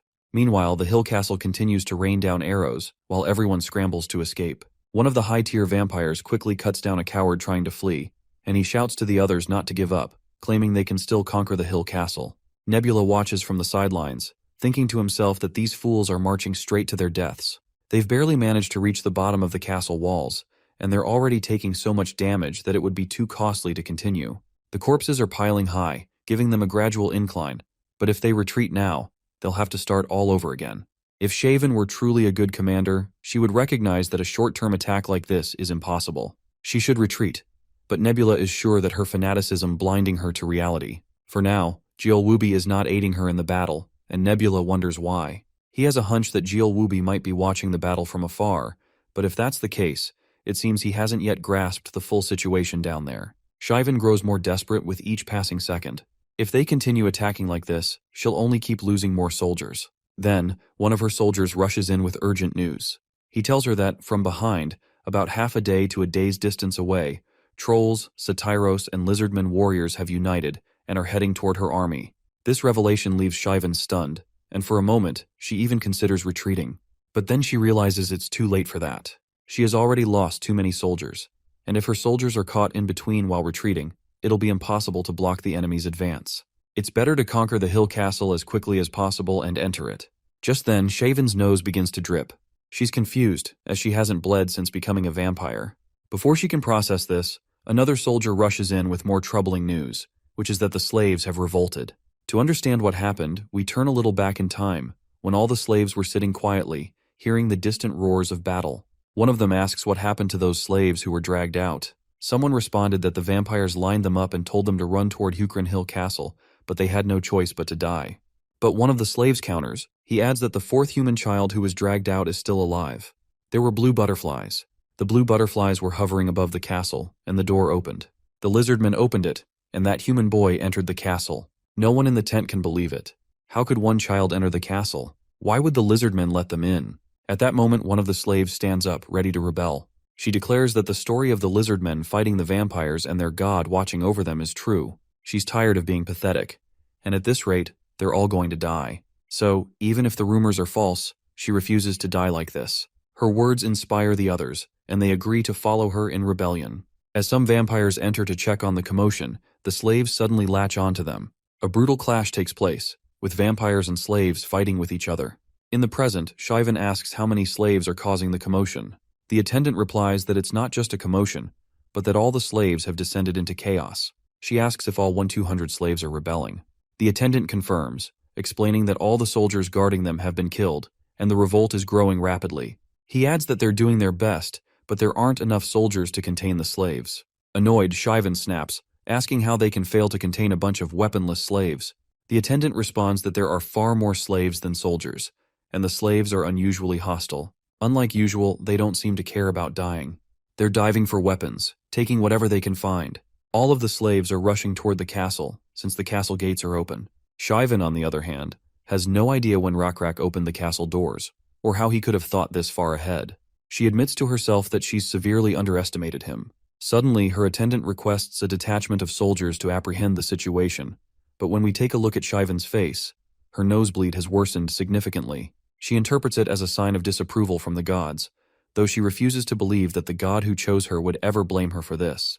She dismisses the thought and declares that she needs to seize the castle by tomorrow morning at any cost, and she is ready to focus all soldiers on attacking the hill castle. The attendant, hesitant, asks if she plans to leave the slaves unchecked. Even if they take the hill castle, they'll still need slaves, for both feeding and labor, especially when the enemy closes in around them. The lady glares at him and responds coldly for speaking out of turn. Before he can utter another word, she grabs him by the neck. She sinks her fangs into him and drains every last drop of his blood. Now that she has drunk some fresh blood, her mind feels sharper and more focused. She turns to the soldiers standing nearby and asks if there is any general capable of suppressing the rebellion without additional reinforcements.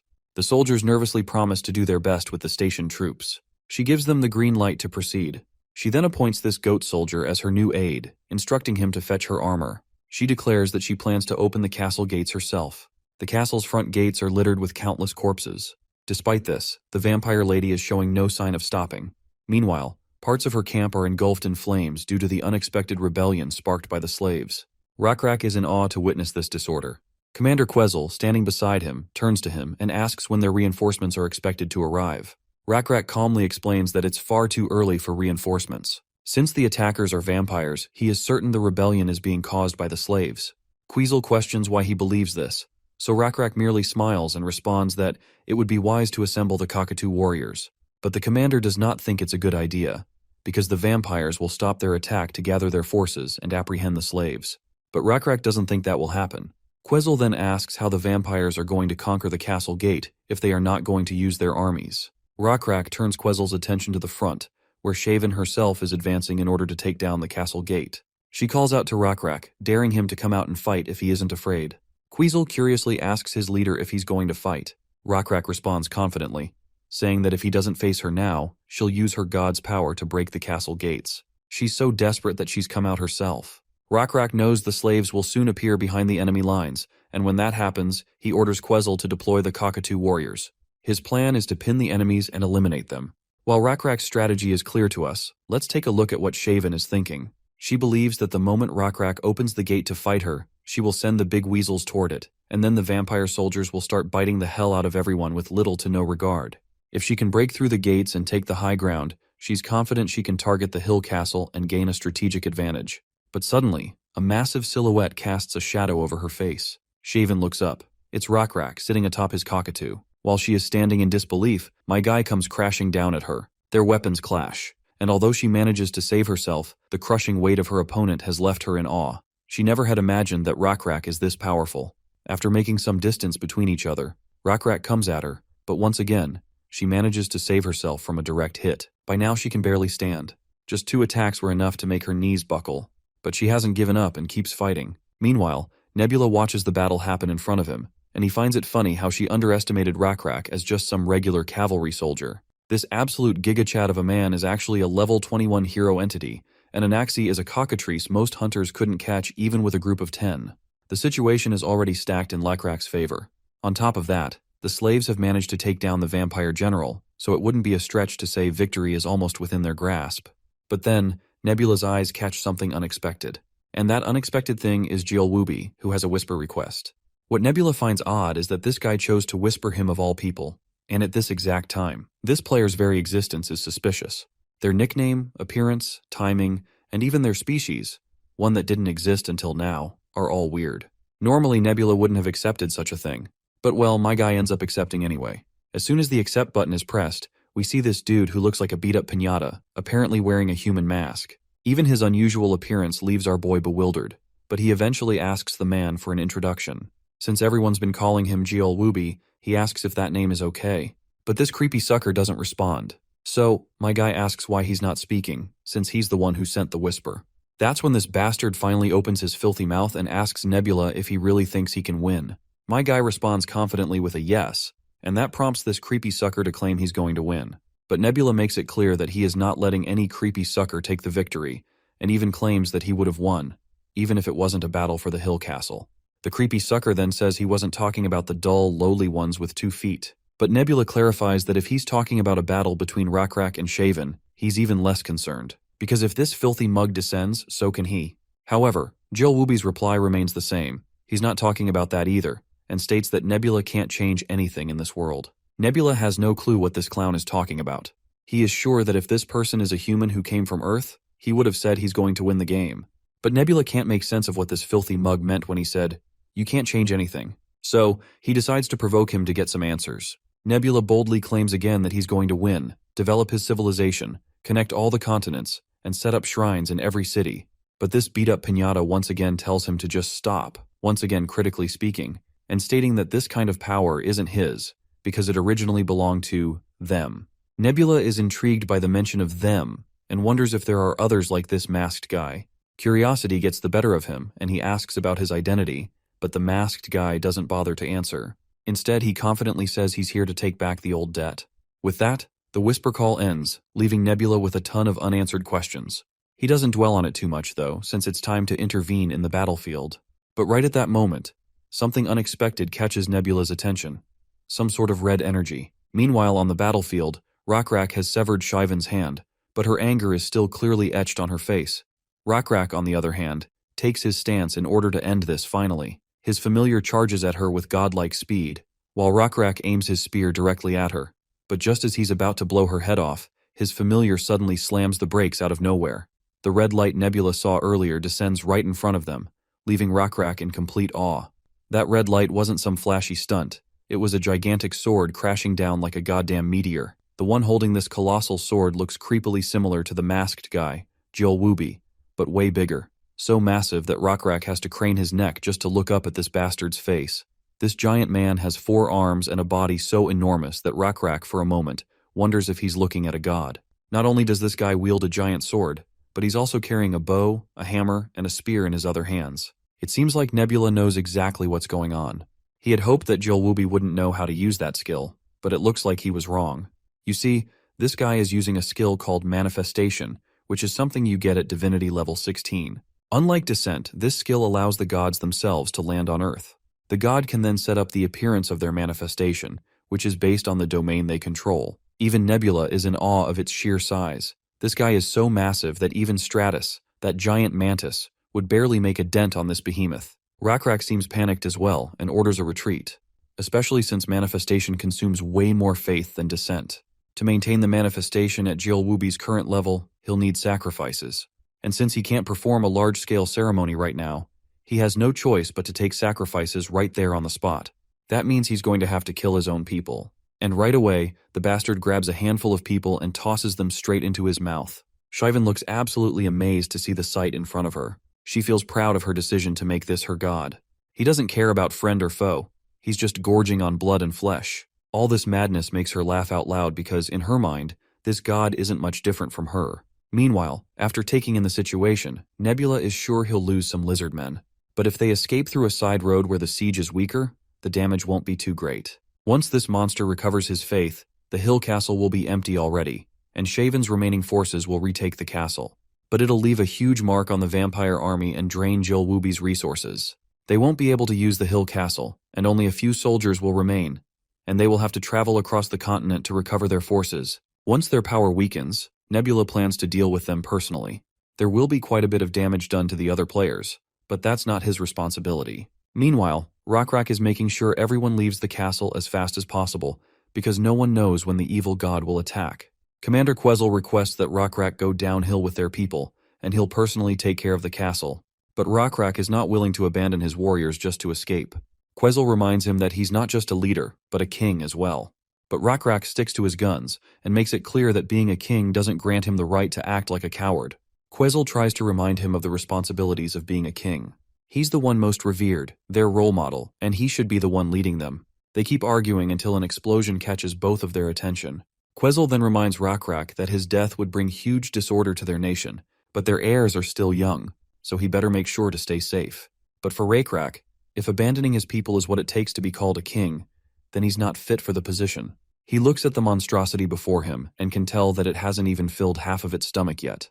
Not even half of the hill castle has been evacuated. Rockra knows that the power of the gods does not last long, so if they leave them be, the vampire king will stay alive, and after conquering the hill castle, he'll escape onto the continent. The battle will last several years, but not much longer than that, and the victory will be theirs win in the end. But Rockra doesn't want a victory that costs countless sacrifices. With that in mind, Rockra refuses to take any advice from Quezel. Instead, he throws his comrade out of the way and charges straight at the monster. Even Nebula is shocked out of his mind after watching Rockra make such an idiotic and reckless move. To stop him, Nebula decides to descend, but just as he activates the skill, he's hit with a notification that Rockra is resisting the descent skill. Nebula has the option to force a descent, but surprisingly, he refuses to do it. If he forces the descent, Rockra will freeze for a brief moment, and that moment is all it would take for the monster to kill him. Meanwhile, Rockra finally comes face to face with the monstrosity. The giant quickly swings at him, but Rockra dodges the blow effortlessly. Nebula, on the other hand, is growing impatient. He's wishing Rockra would just retreat already. He even sends red butterflies as a clear warning to not engage in this fight. But Rockra ignores the message entirely, which just annoys Nebula out of his mind. The arrow Rockra shoots at the behemoth barely scratches it, like a tiny needle prick, and it falls off harmlessly. The monster retaliates immediately, descending its massive sword straight toward Rockra. But Rockra leaps into the air just in time and strikes the beast with his blue lightning. Unfortunately, that blue lightning is nothing more than a tiny tickle to this colossal monster. Since Nebula cannot descend right now, he opts for another option, which is to sponsor faith resources for the battle. Once he does, Rockra manages to strike the giant monster with an equally massive bolt of light that cracks the hell out of the beast. All the while, Rockra continues to resist the descent skill, and it's driving Nebula insane. Nebula knows some of the black-scaled tribe warriors would disobey their chief's orders if it meant saving him, which proves without a doubt that Rockra is a true warrior. But Nebula isn't sure if Rockra should be going against the god's will. He can see the flawed logic Rockra is following, trying to save more lives by putting his own on the line. Rockra seems to think that fighting this monster will reduce its manifestation time. To him, saving lives matters more than a shallow victory, so he's giving it everything he's got. As soon as Rockra gets close enough to the monster's head, he calls out to Stingray for help. The blue lightning spirit complies, charging Rockrak's spear with electric power. Rockra throws the spear with all his strength at the monster's head. In the aftermath, all that's visible is smoke. But within that smoke, the monster's red eyes begin to glow, which is a clear sign that shit is about to go down. The giant swings its enormous hammer, and with one devastating blow, Rockra is knocked out for good. For Nebula, it's a crushing sight.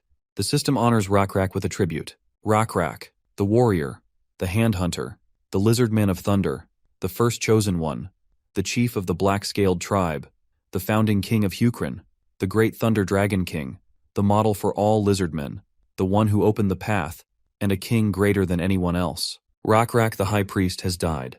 This loss causes Nebula to lose experience points, but the emotional blow is far heavier, not for Nebula, but for all of the Rockra fans. Rockrak's lifeless body brutally slams into the ground, and that giant piece of shit swings his axe, making sure to crush what's left of Rockra, ensuring there's nothing left of him. Nebula could only watch in shock. To him, this was the biggest strategic loss he could have faced. Sure, it's somewhat inconvenient to lose your most prized asset in such a critical moment, but Nebula had expected this much to happen. He will now appoint Hui Kyung for the Rockrak's role. And as for Rockra, Nebula plans to send him to the afterlife, but before he could share his next plan, he gets a notification. It reminds him that Rockra, a figure respected by all, has passed away, and many are mourning his death. Of course, Nebula finds it incredibly annoying to see this. It's as if the system is mocking him by pointing out the obvious. But then something catches his eye. The notification reads that Rockra has been declared an apostle and has attained a divine status. This completely throws Nebula off guard, as he never expected something like this to happen. It feels almost unreal. You see, apostles are those who assist gods, and when a god's creation grows, or when a special being like a dragon becomes part of the faith, they can be made apostles. Sometimes even ordinary beings can rise to this status, which is known as Ascension. Apostles can instantly obtain divinity levels and spread faith by taking the lead, rather than just following a god's orders. What's bothering Nebula, though, is that neither of the conditions for Rockrak's ascension seem to be met. Here are the conditions for Apostle Ascension. The entity's level must be at least hero rank, meaning level 21 or higher. The entity's story must be known by the majority. The entity must have internalized faith in the god. Lastly, Nebula must have 1 million in faith value. Although the first condition is met, the others are unclear. Nebula isn't sure what it truly means for an entity to be known by the majority, or what internalized faith in God means. Above all, the last condition does not meet the criteria at all. With his divinity level at 11 and a faith value of just 100,000, this doesn't seem to fit the apostle criteria. For Nebula to have a faith value of 1 million, his own divinity level would need to be at least 21, but his current divinity level is still at 11, making that impossible. Then, another notification takes him by surprise, telling him that he has surpassed the possible number of faiths, and the faith count is now skyrocketing. Nebula is left speechless to see this. While his faith is dropping down, it's also filling up at an incredible speed. He has no idea where all this faith is coming from. At that moment, the scene shifts to this massive behemoth, tearing through everything in its path. Watching the destruction, all the slaves begin praying for Rockra. It's not just the slaves and lizardmen. Even the vampires are praying for him. But still, Nebula thinks, there just aren't enough people praying for Rockra to generate this much faith value. It goes against the rules of the game. However, it seems Nebula might be wrong about all of this. He's absolutely shocked when he begins to consider the possibility that this world might not actually be a game after all. You see, the perished world was a game, but this world doesn't seem to follow the same rules. The system simply makes it appear like a game. If he is guessing it right, this means that the feelings, beliefs, and convictions of the people aren't something that can be easily quantified by the system. What Nebula is witnessing is something beyond the system's limits. It's a miracle, something that surpasses the numbers and constraints of the game. The collective beliefs and convictions of the people are so strong, they've triggered something extraordinary. The system then prompts Nebula, stating that Rockra is requesting Advent. Nebula is quite fascinated to see this. Despite Rockra just dying, he wants to fight as an apostle. At first, Nebula hesitates. He doesn't have the stats to support Rockra in the battlefield.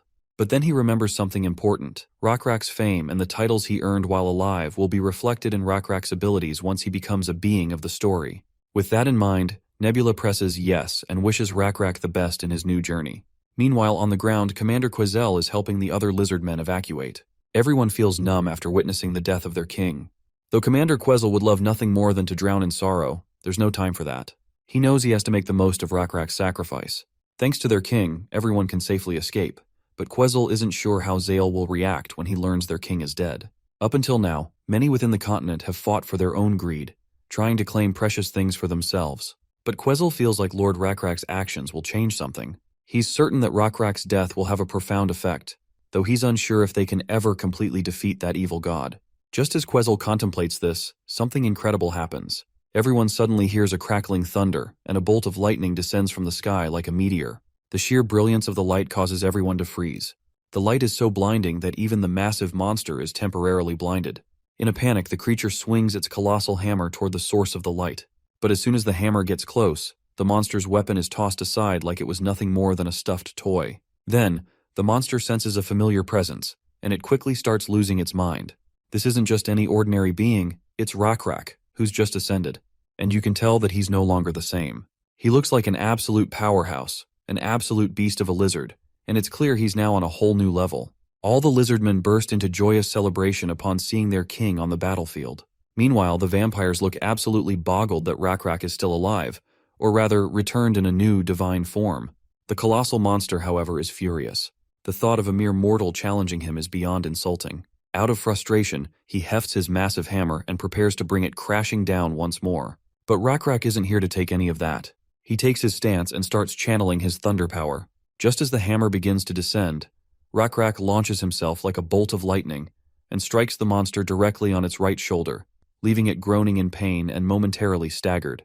As Rockrak readies himself for another attack, we get a glimpse of his newly revised stats displayed on screen.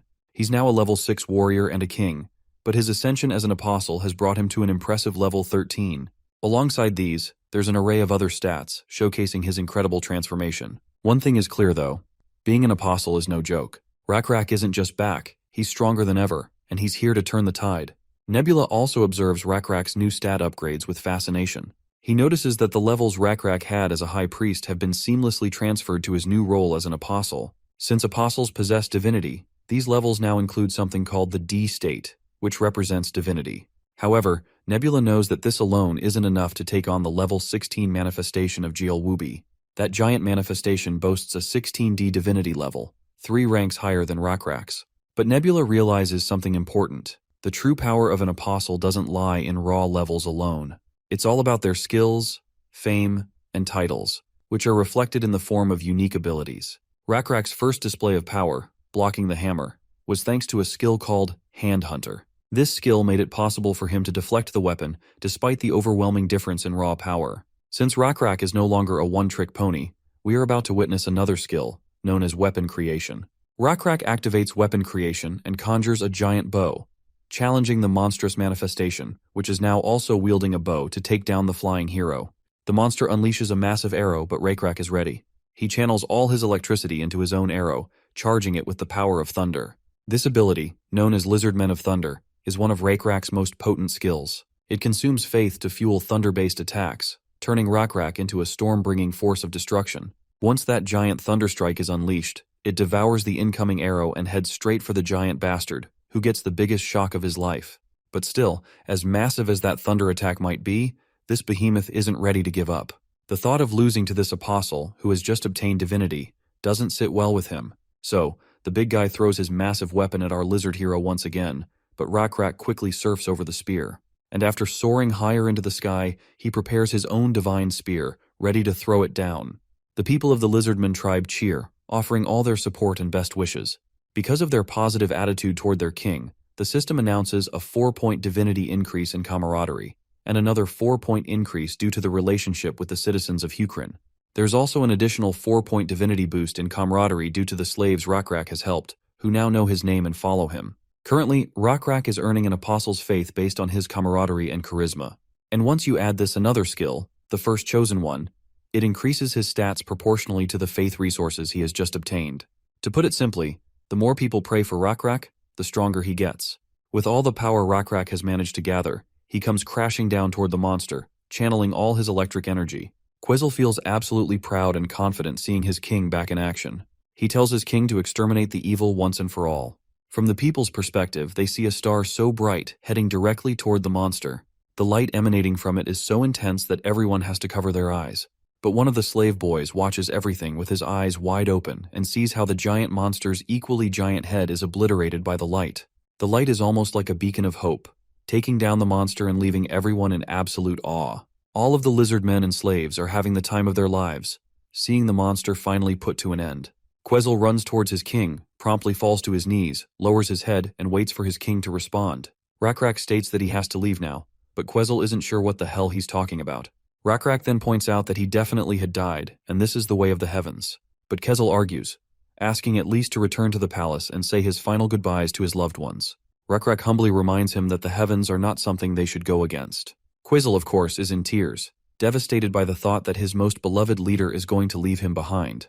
But that's when Rockra offers him the spear he holds and tells him to take the weapon that killed the evil god in Hukrin. It's a divine object, so he better handle it carefully. Quetzal extends both of his hands with the utmost respect, while Rockra flashes a pleasant smile at him. He tells him to not feel sad about anything, as he is going to protect Hukrin as an apostle of God. Quetzal promises to his king that he will ensure Rockra's name is never forgotten from this land. But Rockra surprisingly tells him that this isn't what he should focus on.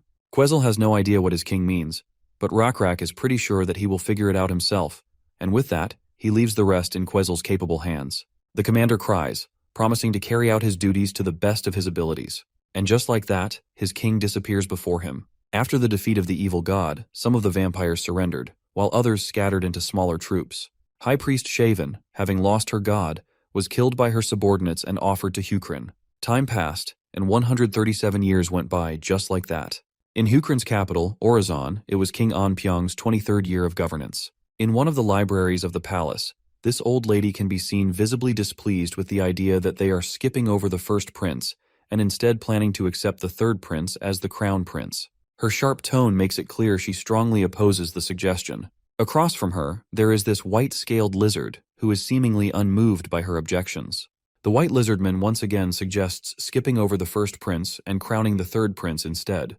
But once again, the old lady voices her opposition. After all, it's been a long-standing tradition that the first prince always inherits the imperial succession. This tradition has been around for more than 100 years now, so suddenly breaking it doesn't seem appropriate. Also, we don't have to keep calling him the White Lizardman anymore. His name is Dunan, and he holds the sacred position of hunting minister in the right cabinet. Moving on, Dunan reminds her that there have been exceptions in Hukrin's history, so he's not sure why she's against the idea this time. Sure, she acknowledges that the first prince is a lazy type who isn't exactly studious, more of a fun-seeking, laid-back guy. But that's not a good enough reason to make him give up his position as crown prince. This woman, by the way, is the leader of the left cabinet. Her name is Hui Moon. While she doesn't think the first prince's unserious behavior is anything to worry about, Dunan has the exact opposite opinion. Just look at the rumors that reveal how the first prince was out shooting with street thugs from Orizon right after learning how to hunt. If the kingdom's heirs are going to be that detached from their responsibilities, always partying and slacking off, then no minister would want to serve under such a ruler. But Hui Moon believes the first prince has been sick for a long time, and she doesn't want to put any pressure on him that might worsen his condition. She even suggests that Dunan be a little more sensitive with his words. The white lizard sincerely acknowledges the lack of empathy in how he's putting things. But that doesn't mean he wants to see the first prince on the throne. He suggests Hui Moon subtly hint his opinion to his majesty ahead of time. He doesn't exactly want to shock the king the day he bluntly announces he's ousting the first prince. Of course, that makes the woman lose her bananas a bit, seeing how cold-blooded this reptile is. Did you see what I did there? Meanwhile, the lizard pushes her to propose the third prince as crown prince and to convince anyone who tries to make a fuss. Hui Moon is clearly not satisfied with how he's trying to handle this delicate issue, so she chases after him, insisting he reconsider. But it seems like her opinion means very little to him. He just straight up ignores her. All she can do is grumble behind Dunan, cursing the stubbornness this guy always shows. To understand what all this crown prince drama is about, here's the context. As we already know, it's been 100 years since Hukrin's great king, Rockra, passed away. The royal family has continued through Rockra's descendants. It goes without saying that every king since has been accomplished in their own ways, but none of them have come even close to matching the greatness Rockra represented. And while there have been subpar kings, the current ruler, King Anpyong, is generally seen as someone who brought peace to the nation, even if he hasn't achieved much over the past 10 years. Now tension is rising within the royal family about who's going to succeed him. The scene now shifts to this old lizard hag who's supposedly the prince's teacher. Her name is Ravine Quez. In front of her sits third prince Kyle Lark Orizon, currently 12 years old. Since Kyle has basically finished reading every book in the library, across every field and subject, his teacher wants to know which branch of study he'd like to pursue. But Kyle is having a hard time picking just one field. He found a lot of them fascinating. So he asks if it's possible to choose more than one. Ravine suggests he briefly explain the books that fascinated him most, and what he liked about them. First up, he mentions Owen's travel diary. He claims to love it because of how it describes countless places and species he's never seen before. It's basically a travel diary written by Owen, a lizardman who lived during Rockrak's generation. Owen was a traveler who went to all sorts of places, leaving behind 9 travel journals before heading west later in life. Since there are no records after the 9th book, the 10th one is known as the Book of Illusions. Ravine is pleased to hear about Kyle's first pick, as it just shows that he's like many kids who love adventure stories. But then she's surprised when he mentions the next books on his list: Zayel's Algebraic Theory and Orizon's Architectural Design. Zayel's books, he says, make logic feel joyful, and you can really feel the warmth she had for people through her writing. Zayel was a mathematician and architect of her time. She compiled the math of her era, making her a one-of-a-kind figure in history. She also supervised the construction of the 4 water wheels and designed the capital city of Orizon. Every achievement and invention she made is clearly recorded in the books. Given that Orizon's architectural design is packed with complex numbers and floor plans, it's kind of insane that a kid like Kyle can sense the feelings of the architect just by reading it. To be clear, Zayel's books make most scholars look clueless, since they can barely understand them. Kyle also brings up a book known as Quesel's Ethics, written by his teacher's ancestor. Hearing that, Ravine feels proud that her family stood by Rockrak's side and supported him however they could. The Ethics of Quesel often quotes Rockrak's way of life, along with some original ideas added in by Quesel himself. By now, Ravine Quez is completely blown away by her student's intellect. It's admirable that such a young child even regards morality as an important topic, a crucial virtue for any king to have. As if that wasn't enough, Kyle further expresses his interest in Yur's Battle in the Plains, Saren Mule's Night Sky, and Rockrak's How to Read the Sky book. He goes on to reveal fascinating tidbits and what he likes about these books. The lizard lady is fascinated beyond words. She can't even put into words how shocked she is. To have read so much and understood it all at such a tender age shows just how extraordinary this kid truly is. What disappoints her, though, is that Kyle is only the 3rd prince of the kingdom, making his chances of running the kingdom slim at best. The crazy part is that she even acknowledges that this kid is more knowledgeable than her in many areas. While she hopes he will use his knowledge to do good for society, she also fears he will be overshadowed because of his position as 3rd prince. Kyle snaps her out of it by calling her out. He actually wants to ask something that's been on his mind for a long time, though it's not related to studying, or maybe it is. He isn't sure. Regardless, he's got a question he wants answered. He's just not confident about asking. Ravine gives him the green light to ask whatever his heart desires. Finally, he questions her. Can he qualify to become king? This catches the teacher completely off guard. She literally chokes on her tea as the gravity of the question sinks in. She instantly asks if he's brought this question up with anyone else. He replies no, much to her relief. She advises him not to say this in front of anyone else. Kyle understands the consequences of his words and knows he must be careful around others. She's the only person he's brought this up with and wants an honest answer, if he can actually qualify to be the next king. The woman hesitates to answer. See, the first prince, Basan Lok Orizon, has already been elected crown prince. The only way Kyle could become king is if Basan is ousted. Anyone who objects to the first prince is automatically deemed a traitor. In the worst case, that could cost you your life. So she's unsure if she can even answer this daunting question Kyle has posed. Instead, she throws a question back at him. Does he want to become king? Kyle isn't sure about that either. But one thing he is certain of is that if he were to become king, he could be a great asset to the kingdom. And that claim totally catches Ravine off guard. Let's take a quick bonus scene of Serene Mountains before we transition to Runda throwing a fit. She literally knocks over the chessboard Nebula and Eldar were using to play. When Runda notices Eldar with Nebula, she gets even angrier for some reason. What pushes her over the edge is the fact that Nebula never shares any crucial info with her, even though she always shares everything she knows. Nebula finally decides to share some juicy intel, but only after she wins.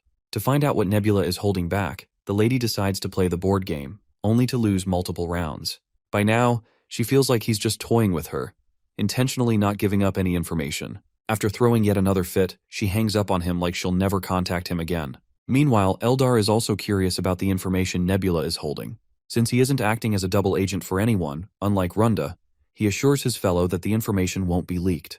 Nebula seems to trust him and decides to reveal an interesting tidbit. He points at the 3rd Prince of Hukrin on the screen. What makes this kid special are his unusual stats. While he may not have flashy or exciting skills up his sleeve, his intelligence stands at a whopping 107, making him super intelligent. Unsurprisingly, Eldar is startled to see Kyle at level 0 yet boasting the highest intelligence stat, which is extremely rare. Having an intelligence stat of 60 gets you called a genius in this generation, but surpassing 100? That's crazy. Nebula is confident it'll be difficult to find anyone with this level of intelligence for decades across the continent. Here's a little background on what's been going on over the past 100 years. After the battle between Hukrin and Beka ended, everything stagnated for the next century. No major events worth noting. Besides discovering ancient relics, killing abominations and abominable gods, and gaining small domains, the borders barely changed. With expanding borders, managing internal affairs also became a must, something Nebula should be taking care of. This is why he feels stagnation after a few decades is necessary in the game. Outside of the main species who led the early expansion, this was a period where appeasement policies were necessary to win over other species within the nation. Hukrin had its share of small and big issues due to the mixing of several species.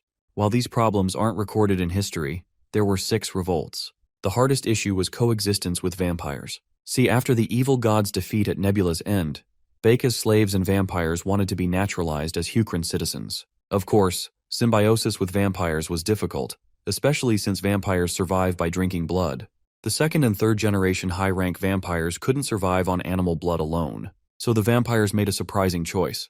They took refuge in mountain caves and prayed to Nebula, expressing their desire to follow the will of the blue insect god. As witnesses to Apostle Rockrak's holy death, they no longer wanted to live by hurting others. About 1,000 vampires decided to starve themselves to death. Though some escaped or couldn't resist temptation, 600 vampires endured the pain and faced death without moving an inch. They may have sinned, but since they reflected on their sins and wanted to be punished, even the Lizardmen believed the blue insect god would forgive them immediately. And so, they were forgiven. The area where the vampires repented later became known as Digging Buddha Valley, a sanctuary of the Night Sky Order. This place became a symbol of repentance and atonement, proving that even if you weren't a lizard man, with true faith, the blue insect god would embrace you. After this incident, the blue insect god was later bestowed with another title, Night Sky. That's how the Night Sky Order transformed into a faith followed by many species, not just lizardmen. Furthermore, this 3rd prince who has Nebula's attention is also going to contribute further to these changes. For a civilization to develop, one needs suitable techniques and inventions, and those inventions must connect with each other. With the level of intelligence Kyle possesses, he's well suited to discover new things. If he becomes the next king, he would have the influence to bring important inventions all across Hukrin. The current governance structure of Hukrin isn't ideal. The left cabinet is open to several species and handles the internal affairs of the palace, doing the kind of work eunuchs did on Earth. However, the administrative officers with real power, the right cabinet, are monopolized by the Lizardmen. And everyone knows that power corrupts people, and absolute power corrupts absolutely. So there gotta be some regime change. Kyle seriously needs to solve this issue of harmony between species, and the new king must be wise enough to handle and resolve these tensions. However, Eldar points out that Kyle is merely the 3rd prince. The first son, Basun, who is supposed to inherit the throne, spends most of his time playing. Still, that's not a valid reason to oust him. Once the crown prince position is set, it would be nearly impossible for Kyle to become king. Nebula has the option to simply send down an oracle and intervene directly in internal affairs. But since this is an important period for sovereign power, divine intervention would be unwise. So he'll have to use a more indirect method. Eldar wants to know exactly what methods Nebula has in mind. In response, Nebula leans in and whispers every juicy detail into her ear, without letting any one of us know a single thing. The plan is so strange that Eldar has a hard time believing it will actually work. Perhaps he's just too overconfident in the 3rd prince's unnatural intellect. Still, Nebula is so certain about his plan that he's willing to place a bet on it. In the palace garden, 2 ladies sneak around anxiously in the presence of a massive sleeping beast. This creature is actually Orizon's guardian dragon, known as Manun. Manun is a drake once handled by the great Thunder Dragon King, the founder of the nation. Like the stories say, drakes don't die of old age. Manun's growth period continued for decades, and he grew to gargantuan size. The beast is currently about 25 meters long and estimated to be 150 years old. With that hulking size, it goes without saying that his food consumption is equally stupendous. With a big diet comes a big dump too, which the palace must discard every day, making this high-maintenance animal quite a burden.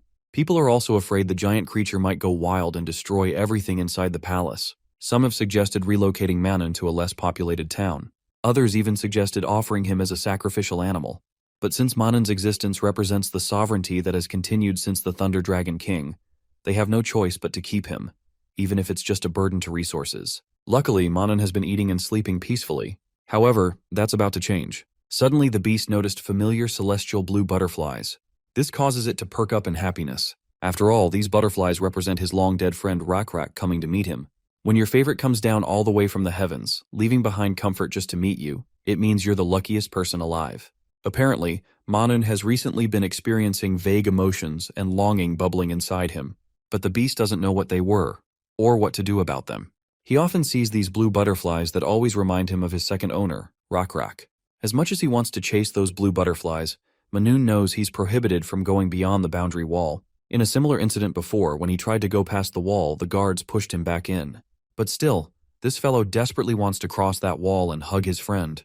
Rockra also feels very grateful for the generous effort his god bestowed on him by giving him a chance to catch a glimpse of his old friend. The Lizard King was calling for his good old friend to come here, and that loyal fellow gives up on his urges and crashes right through the walls just to meet him. Somewhere in the palace, Dunan and his fellows catch the sudden sound of the crash Manon caused.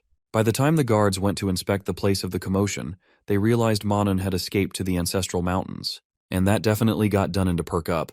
Though his reaction wasn't as shocked compared to his fellows. In fact, his fellows were annoyed because, as the hunting minister, Dunan was supposed to go out and make an effort to catch Manon before the morning meeting. Since this involves beasts, it goes without saying it's the hunting minister's responsibility to bring that beast back. But Dunan has his own reasons for not wanting to chase the beast. After all, the hunting minister's main job is to prepare hunts for the nobles' entertainment, so he doesn't have time to track down Manon.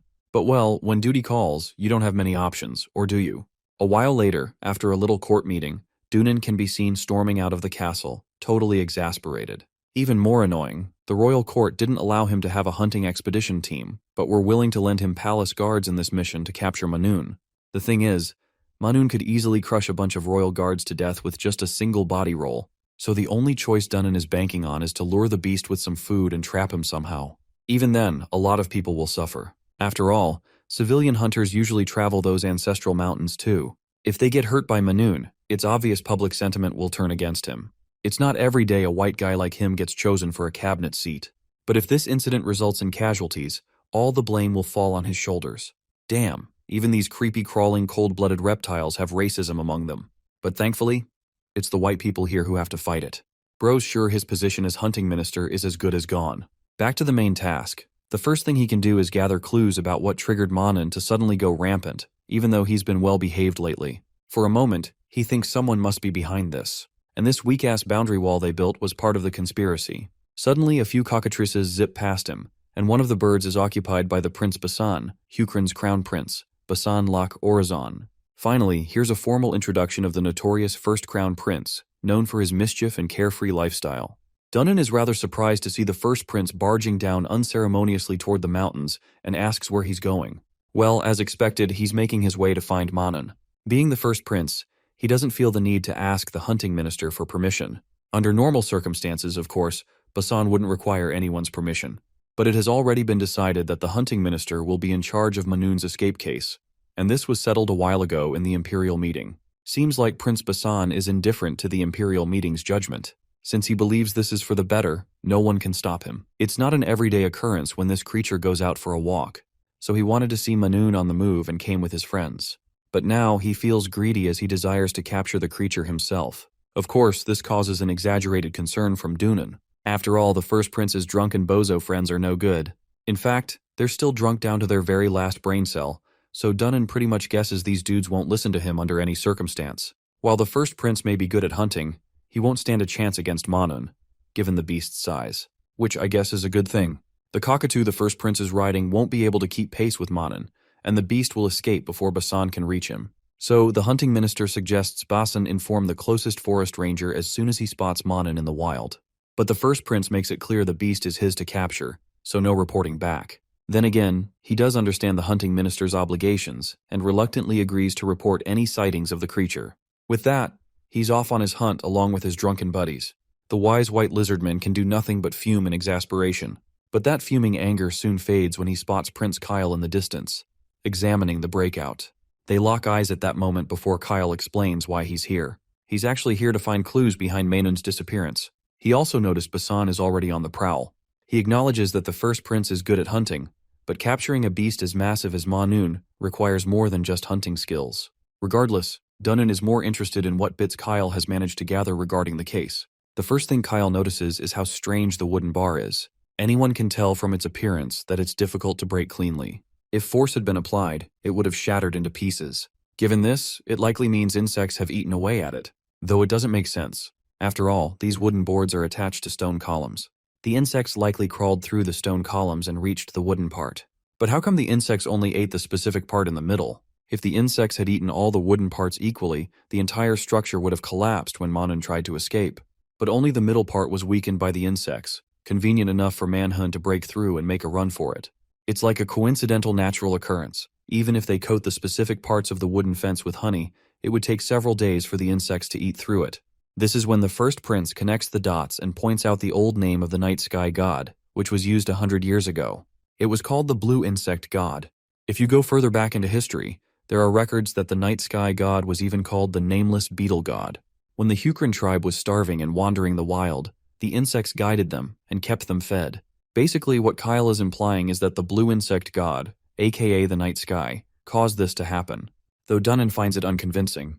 Kyle also admits it's just a hypothesis he came up with. He's ready to confirm it by checking if the other wooden bars have been eaten by insects too. Even if the night sky is behind this, Dunnan seriously wants to know the motivation. But right now, he's more worried about the consequences than who caused it. While there are hunters and rangers on the ancestral mountains, Manhwa is big enough to be seen from afar, so it will be easier for people to avoid direct confrontation with Manhwa, making it difficult for them or civilians to become casualties. However, some might get that hard boner to chase down this mighty beast and capture it. Now that Dunnan mentions it, Kyle points out that the person who chases down the beast might be the ultimate target for the night sky god. And speaking of which, that person just so happens to be Prince Basan. Looks like Dunnan finally cracked the code exactly what Kyle is intending to imply. Maybe the night sky really exists, and it wants the nation to succeed. For that to happen, it wants the third prince to become the next king. If that's the case, then the night sky god might try to claim Prince Basan's life. This shit is serious, so much so that Dunnan doesn't want Kyle telling anyone. While the young one promises to keep it secret, he has a favor to ask. Since Dunnan is planning to go after Basan, Kyle wants to tag along too. This request catches the white lizard off guard. He can sense Kyle isn't just being stubborn about going, there's a purpose behind it. See, having Kyle around will likely increase Basan's chances of survival. After all, the night sky god only wants Basan's life, and if Kyle gets hurt, that won't do anyone any good. Cut to Basan and his drunkard bozo friends following Manhwa's trail. After a short journey, they spot the beast nearby, lying on the ground. It's pretty unusual they found the beast so easily. Conveniently enough, Manhwa even left a trail behind, making tracking easier. Since Basan isn't that sharp, he assumes the beast must have been suffocating and itching to roam after being stuck in a shitty garden for over 100 years. Basan even feels a little sympathy for the poor creature that spent all that time sleeping. While the beast sleeps soundly, Basan's drunk buddies suggest waking the dragon up and driving it back to the palace. But the terrifying grumbling noises the beast makes even while asleep scare the bozos into retracting their plan. They start throwing out random solutions to a problem they clearly don't understand. Eventually, they settle on luring the beast with some kind of deer as bait, something the beast can eat. Basan decides to put this plan into action, sending his buddies off to fetch bait while he stays behind to make sure Manhwa doesn't wake up and move. Seems like Basan used this ploy to shoo the idiots away. First, because their plan was ridiculous. Second, if they all stayed, Basan wouldn't get the credit for bringing Manhwa back. Speaking of credit, Basan takes us down memory lane where we learn a little about him, like how he used to be praised for everything he achieved. But he soon realized that wasn't enough. He once asked his teacher, Ravine, why, if the night sky god is omniscient, omnipotent, and omnipresent, there's still war, pain, sadness, and misfortune in the world. He was seriously curious and wanted answers, but Ravine didn't seem to have any. That day, she even tried racking her brain for a plausible explanation, but eventually she ended the lesson. That's when Basan realized the compliments he had been getting weren't true acknowledgement. True acknowledgement, he figured, only comes when you do something so outstanding it leaves everyone speechless, just like the night sky god. Basan has never felt that kind of acknowledgement in his life. He knows many don't think he's worthy to be king, but he can't help it. He was born this way. After all, he's not naturally gifted like his younger brother Kyle, so he hopes to earn respect and sway public opinion by producing results. This is one of his few chances to prove if he's worthy of being king. Suddenly, his brother Kyle arrives on the scene. As Kyle jumps off his bird, he trips and sprains his ankle. His concerned brother and hunting minister look shocked. The first prince quickly tends to Kyle while scolding the hunting minister for bringing such a young kid into a dangerous place. He then orders Dunan to fetch some medicine from a nearby hut on the mountain ridge. With that, the white lizard heads off to grab ointment. But it turns out they don't need any ointment at all, especially since Kyle's perfectly fine, much to his older brother's surprise. Apparently Kyle didn't really sprain his ankle. It was just a ploy to send Dunan away so he could have a private chat with his brother. Basan still doesn't understand why Kyle had to risk his life coming so dangerously close to Manun just for a talk. But we all know this creature is an extremely dangerous entity, but not for Kyle. He eventually fills his big brother in on every juicy detail he's managed to gather. A while later, the third prince's downcast face reveals his heavy burden upon learning that the night sky god might be trying to claim his life. Though Kyle admits this is only his interpretation, not to mention, Dunan somehow agrees with the possibility. Even if it's true, Basan cannot understand why Kyle came all this way to save him. After all, Kyle could have simply stayed back and watched the crown prince die, making himself next in line to the throne. Their second brother has already become a priest of the Night Sky Order, so if Basan were to perish, Kyle would automatically inherit the crown prince position. Out of curiosity, Basan asks his younger brother if he really isn't interested in the crown. Well, we all know that Kyle has long desired the throne. This is exactly why he came. But rather than killing his own brother, he wants his big brother to hand over the crown prince title willingly. Basan is clueless and doesn't know how to react. Kyle, meanwhile, doubles down on his request, reminding him that history has proven the night sky god never fails. While other gods have failed to prove themselves, the night sky god always emerges victorious. This shows how meticulous the god is, paying attention to every subtle detail to ensure his plans succeed perfectly. So it goes without saying that Basan will eventually die unless he hands over his crown prince's title willingly. Kyle is further certain the night sky god will exploit similar opportunities in the future. Though he can't foresee every move the god has planned, he promises to keep Basan informed whenever he uncovers such signs. This will help protect the kingdom and everyone's safety. Hearing this, Basan warns that opposing a god's will means going against divine will itself. They must be cautious and fearful, not defiant. Kyle, however, claims he understands the god well and is not afraid. At the very least, he will ensure no harm comes to anyone. The current path the night sky god has laid out jeopardizes Basan's safety. To avoid disaster, Kyle wants to guide events down a different path, one that the god has willingly offered as an alternative, ensuring Basan's security. Finally steeling himself, Kyle boldly demands again that Basan give up the crown prince position, ensuring that they adhere to God's will without any losses. Kyle's straightforwardness and intense gaze cause the big brother to burst out laughing, as if hearing the joke of the century. Eventually he calms down and admits he feels strangely relieved. He acknowledges Kyle's words instead of dismissing them. He also reminds his brother that even if he willingly gives up his position, it doesn't guarantee the future will unfold smoothly as they hope. Kyle is ready to face whatever comes, so long as he gets the title. Basan then asks about Manun, how they will deal with the mighty beast. They're unsure how to explain Manun's escape to the ministers. Kyle, however, says he has already figured it all out, so there is nothing to worry about. Later, back at the palace, Kyle is seen making deals with the hunting minister, looking forward to working closely in the future. After shaking hands, he joins his elder brother, leaving Dunan standing there, deep in thought. Since Kyle says he'll be more involved going forward, this likely signals that he has finally acquired the throne. Nearby, we also meet Nebula and Eldar watching everything happen. Eldar isn't sure about how things are going. Sure, the third prince is smart, but it could get messy if he makes every move based on his own reading of divine messages. Even though his interpretation was basically right this time, it's uncertain whether it'll be the same next time. Plus, a king who's so independent is a bit unusual.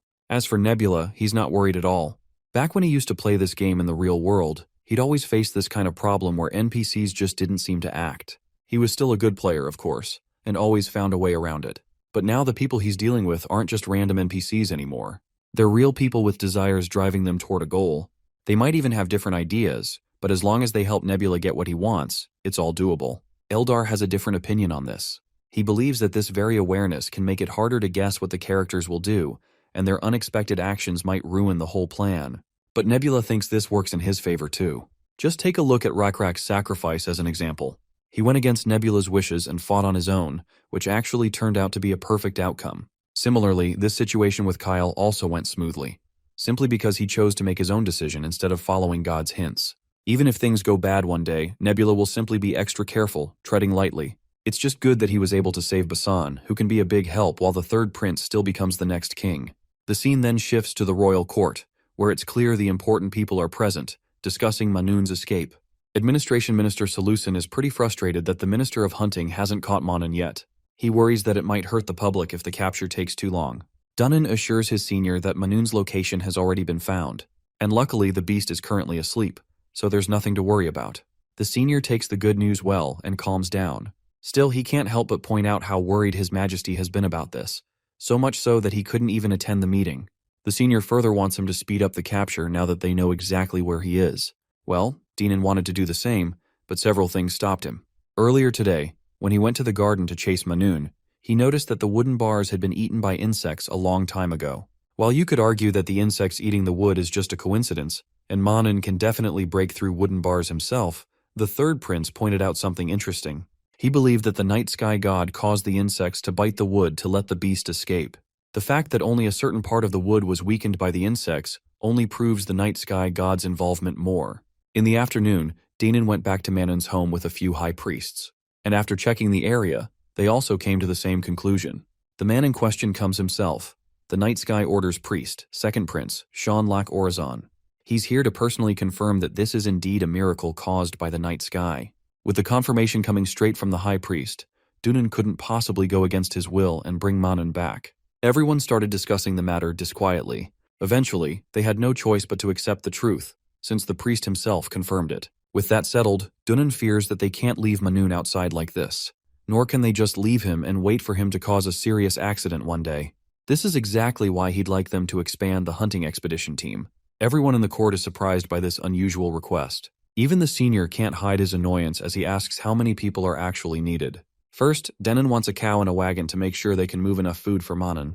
Second, they need more money for repairs because of the rough mountain paths. There's also a chance Manun might go wild, so Dunun also wants the right to control civilians, manpower, and to move the palace guards in an emergency. Well, at this point, looking at the senior's face, I can tell the hunting minister is asking for too much at this point.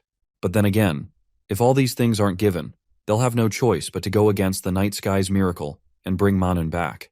Dunnan is also happy to hand over this job to anyone who thinks they can handle their current tough situation better. That said, he also makes it very clear that he won't be held responsible for any damage Manun causes, even though he's the hunting minister. Later that night, we cut to Dinan standing alone in the palace corridor, lost in his thoughts. His mind is busy with the recent development about Kyle being the new chosen king. Kyle even suggested a detailed plan to Dunnan that could really bolster the hunting team's strength and power within the royal court. Dunnan actually wants to follow his plan to make himself strong in the royal court, making sure he has enough authority to push Kyle as the next king. This man doesn't care what it takes. In fact, he's even willing to face off against the other ministers if needed. And so, as time passed, Dunnan slowly garnered power for the hunting expedition team, and the power balance kept shifting towards the hunting team. 6 months went by like a gentle breeze, and King An Pyong removed Basan Lac Orazon as crown prince, replacing him with Kyle. Just 3 years later, King An Pyong passed away from a terminal illness, and Kyle Lac Orazon became Hukrin's 11th king. The funny thing is, he's only 15 years old, probably making him the youngest king in history. Not long after, Basan is seen greeting the new king with utmost respect, which causes Kyle a wave of embarrassment, seeing his older brother addressing him with such a formal title. He insists on dropping the formalities whenever it's just the two of them. But Basin believes that the supreme king of the greatest nation on the continent deserves at least this much respect. Anyway, tomorrow will be the first royal meeting under Kyle's reign, and Basan is sure everyone will suggest kicking him out of the palace. And that's exactly what's weighing Kyle down right now. You see, Hukrin is a nation where the ministers hold a lot of power. Since most of them are Lizardmen nobles, the scales tend to tip heavily in one direction. Those shady Lizardmen ministers will definitely try to boot Basan out of royal authority just so they can seize more control and overpower the new king's influence. But honestly, Basan isn't all that worried about being excluded from court. In fact, he's more afraid that he might end up holding Kyle back if he stayed in court. Not to mention, there really isn't any formal role in the court that a former crown prince like him can fill. He's actually planning to widen his horizons and go far this time, to catch some bigger prey. The mention of hunting sparks some ideas in Kyle's head as he gazes at the sky. He's got the perfect job in mind for Basan and is sure his big brother will be into it. Just like that, he fills Basan in on all the juicy details of the job. The next day rolls around, and Kyle officially begins the royal meeting. As the new king, he's hoping to win everyone's support. Since he doesn't have any major announcements, he opens the floor for the ministers to speak and raise any issues. As expected, one of the Lizardmen ministers steps forward and proposes ousting Prince Basan from the palace. He argues that since Basan used to be the crown prince and is close to Kyle, he holds more sway in the courtroom than any minister. Anyone with ill intentions toward the king could approach Basan and influence royal decisions behind the scenes. Surprisingly, Kyle agrees with the core of their argument. He understands their concern. Even ministers of other races are bewildered, especially since they expected Kyle to oppose the suggestion entirely. Emboldened by Kyle's response, the Lizardmen go further and suggest sending Prince Basan out of the capital, Orizon. But this time, Kyle flat out refuses. He's actually annoyed that a minister would even suggest something that's clearly the king's prerogative. Instead, Kyle points toward the untouched lands lying in the eastern mountains. Historically, many kings have sent expeditions that way, but the steep, jagged terrain has always made those efforts a disaster. Most people don't even think the eastern mountains are worth it, but with 5 nations threatening from the west, Kyle knows he can't afford to miss any chance to expand their territory. So yeah, what Kyle really wants is to send Prince Basan to the eastern mountains, much to the minister's shock. Without a doubt, Basan is an outstanding hunter and a damn good warrior. The fact that he hunted down Manun alone only proves that further. The ministers start murmuring among themselves. Some say the mountains have nothing of value. Others argue that the land beyond them isn't all that vast. But hey, not like they have enough authority to override the Supreme King anyway. So they reluctantly agree it's a good idea. With that settled, the next step is building a sailing crew. Turns out Kyle's plan involves boats. Every past attempt to cultivate the East failed because they tried crossing by land. So yeah, this change in approach might actually give them a better shot, taking boats around to the far side of the mountains. One minister objects, saying there aren't any known sea routes, so land is safer. But Kyle has already considered that. That's exactly why they'll be building a sea route. It's been years already. Kyle doesn't want to waste any more time before exploring that untouched land. The lizard minister goes on highlighting more complications they might face while sailing. But don't worry, our guy Kyle has thought it all through. This lizard bastard seems to have run out of objections and still hasn't been able to make Kyle budge. Meanwhile, Kyle is clearly getting exasperated at how this dude keeps whining before things have even started. Since exploring uncharted territory involves threats like monsters and wild beasts, it makes sense to assign the hunting minister some responsibilities too. Dunnan has no objections to his new task. But then there's that one lizard. What was his name again? Oh yeah, Minister Salusin. This zesty-ass bastard just has to complain about everything. With all that settled, Kyle moves on to the next topic of the meeting. This one involves someone who's been waiting outside all this time, and they're finally granted entry. A dwarf, clearly down on his luck, walks in, and just his presence makes every minister lose their damn minds. They're practically fuming as if a clown just walked in to make diplomatic decisions. Salusin, as usual, has a problem and questions the king about it. Kyle introduces the man. His name is Lump, and he's from the technician team. The king understands if everyone's confused about seeing this random dwarf here, especially since he was a slave until recently. But since the technique minister position is currently vacant, Kyle brought him in to fill it. Of course, every bald-headed lizard bastard is shocked out of their scales. They're all reacting like Kyle just committed blasphemy by letting a short dude walk in. Honestly, these black lizards are seriously racist. First, they're bigoted toward their own kind just for being white, and now they've got a hate boner for a dwarf. Kyle expected this exact reaction. In fact, it's part of his plan. He used this whole scene as a distraction to draw attention away from Basan. Minister Salusin argues that the technique minister role has always been held by a lizardman, so it makes no sense to let a dwarf suddenly take it. Kyle claps back and calls him out for being blatantly racist. There's no law stating that only lizardmen can be the technique minister. The position is for someone skilled with their hands and knowledgeable in mechanics. Up until now, lizardmen happen to be the best at that stuff. But not this time. Kyle had personally witnessed Lump's skills. To prove his point, he asks every minister if they know the altitude of Orizon's Arctic region. The astronomy minister steps up and claims it's about 32.5 degrees. As a follow-up, Kyle asks if anyone knows the altitude of the northern tip, Jaren, and the southern tip, Maganin. Of course, silence follows. Then Lump speaks up. He claims that Jaren is 37.5 and Maganin is 30. He further explains that the altitude in the Arctic changes by 1 degree every 250 Ri. Jaren, being 1250 Ri further north, is 5 degrees higher. Maganin, on the other hand, lies 625 Ri further south, making it 2.5 degrees lower. Kyle is thoroughly satisfied with the answer, and more than a little proud that Lump gave the correct response where the lizardmen failed. But of course, that still isn't enough for Minister Salusin, the bastard. He gets so pressed that he starts ranting about why Kyle even became king in the first place.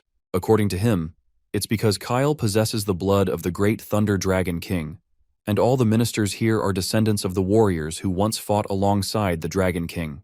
That, he claims, is why dwarves were enslaved. They were enemies of the Lizardmen until the end of Hukrin. Even after the nation was formed, they were still considered likely to revolt. Kyle shuts that down quickly. He reminds them that the legendary warrior Tatar once fought 10 trolls to save halflings, and the Dragon King himself once opened the castle gates to rescue slaves. If the Dragon King could show that kind of mercy, then what's so wrong with us making one exception? Well, turns out it's still a problem. Solution is now fuming, yelling about how allowing even one non-lizardman in the council would upset the entire power dynamic. If they start endorsing this idea that anyone, regardless of race, can become a minister, the Lizardmen might feel pushed out. They might even stop supporting Kyle as king.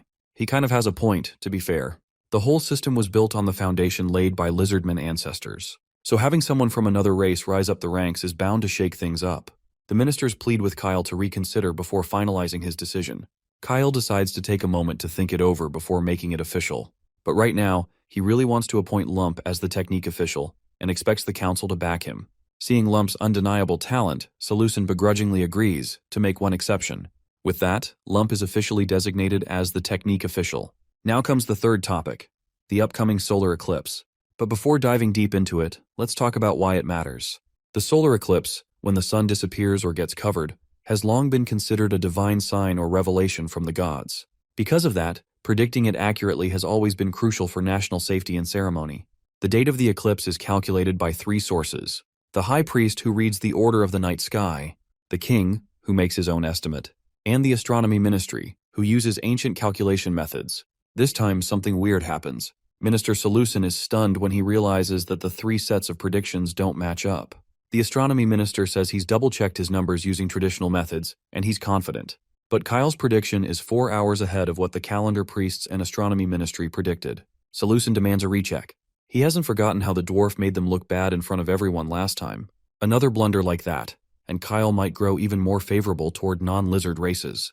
For a second, the astronomy minister even entertains the possibility that maybe Kyle miscalculated. After all, their method has never failed in history, so they decide to wait for the eclipse. Minister Solution is convinced, no way is Kyle right.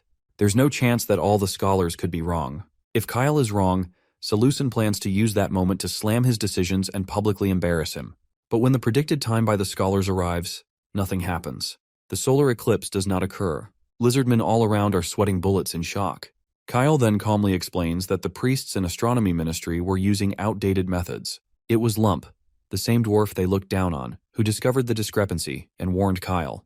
That's why Kyle's calculation was different and correct. Solution and the astronomy minister are left dumbfounded, yelling about how the great Dragon King wrote in the historical records that the skies never change. But Kyle fires back. Those books are relics. It's time we accept that even our ancestors might have been wrong. Back then, the ancients had no books to study from. They discovered and recorded knowledge by themselves, and that knowledge still holds up. But today's ministers have made 0 new discoveries. They've just been parroting history for decades. Kyle then references a calendar book from the nation of Mangul. It clearly states that the movement of the skies changes over time, a clear hint that the current method is flawed. Kyle doesn't argue further. The priest in charge is told to prepare the solar eclipse ceremony again, which will certainly take place 4 hours later. Sure enough, the eclipse happens exactly when Kyle predicted. A few months later, Basan boards a ship for the first great journey of his life, a mission to explore the uncharted eastern territories. Beyond the eastern mountains lies a region that must be developed, and Basan leaving the palace is essential for Kyle's reign to expand. Basan has no complaints. In fact, he feels light, free, like the world is finally open to him. The ship he boards is called Pirate's Humiliation. 3 ships carry the 150 soldiers assigned to this expedition. Basan is the designated leader of the Eastern Exploration Team, but he's not allowed to board just any ship. Kyle made it clear that there will be select people tasked with watching over him at all times. The first potential candidate to keep an eye on Basan would be that woman from the merchant family who's traded with the royal family for a long time. Speaking of which, she comes running to him, and after he introduces her as Tiona Itimo, she greets him warmly. Basan returns the greeting and extends his hand for a handshake. By her looks, he can tell she's an elf. She reciprocates enthusiastically while pointing out that it's rare for people to actually recognize her race, since mostly lizardmen don't see much difference between humans, elves, and Nixon. To their eyes, they're all the same. Moving on, Basan decides to get along well since they'll be seeing each other for a while now. There's also something very important she wants to clear up before they continue with this relationship. No matter how noble Basan may be aboard her ship, he must follow her orders. If he doesn't like that, he's free to find another ship. Basan doesn't seem to have any problem with this rule, as long as her commands are reasonable. Honestly, Tion wasn't expecting him to agree so quickly. Anyhow, she promises to be considerate since he is her guest, as well as the leader of the exploration team. Looking around, Basan notices his belongings aren't here. Tione assures him mate will bring his stuff soon enough. It seems Basan doesn't know this mate guy, though he finds the name rather adorable. Before the girl can explain more, the person in question stomps into the scene, towering over Basan and making him look like a puny punk. The guy seems annoyed to be summoned and wants to know who called him. Tion explains that mate isn't exactly a name but a title, because he's the first mate on the ship. Since this big guy says matey after every sentence, everyone just calls him mate. While Basan is a bit startled being in this massive presence, he isn't afraid at all. Turns out, this isn't the first time he's seen an ogre. He's seen many in the palace. Moving on, Basan greets the big guy and introduces himself. The big guy returns the greeting and gives his name as First Matey. When asked if he doesn't have a real name, Matey reveals he never liked his former name, so he got rid of it altogether. Truth be told, Basan has never seen an ogre among a ship's crew. After all, smaller crew members consume less supplies. Matey admits this but makes it clear he contributes as much as he eats, so it balances out. The fact that Matey is from Jaren on the North Shore means he's one of the ogres with higher intelligence. These ogres from the North Shore are basically traces of the god who was defeated. But over time, their intelligence started to deteriorate with each generation, so nowadays, they aren't very smart. Even in Hukrin, sensible ogres who clothe themselves are very coveted and make good workers. So it's quite surprising for Basan to meet an intelligent ogre on a ship of all places. Matey then roars at the top of his lungs to show his dominance and lack of fear. He abandoned the land because the people living there are weaklings compared to him. Now his next goal is to conquer the oceans and become the first ogre to achieve that. Basan wishes the big guy good luck, hoping he achieves his dreams soon. Afterwards, Matey heads off to carry out his duties, making sure he earns the food he's going to eat. As far as Basan is concerned, he's pretty sure this guy isn't his overseer. Tion grabs his attention again by calling him Prince, which Basan doesn't like much, so he decides to drop the honorifics, and she simply calls him Basan, though Tion isn't sure if she feels comfortable enough calling him so casually. In this case, he suggests she just call him Captain, since he's the leader of the expedition team. So yeah, Captain should work. Moving on, they talk about their first destination. As much as Basan knows, they're passing Maganin heading south, then from there going east and up along the coastline. Tione confirms this is their general path, but their first stop will be Bavrin. It's actually the biggest port city in Danium after Orizon. This sounds like news to Basan, since he believes they have no business going to a foreign city. Tion reminds him that this ship is a merchant ship, so they have to continue trading to keep their pockets warm. She promises to fill him in on all the details later, but for now, she wants to show him where they're going to stay. As the ship sails through the endless sea, Basan kills time zoning out. His attention is soon grabbed by Tione, who finds it surprising that Basan isn't whining like a baby because of seasickness. Anyhow, Basan asks something he's been wanting to know for a while. If she's a merchant, why would she take on something as annoying as an expedition team? Well, being the merchant she is, she believes it's a deal that's bang for the buck.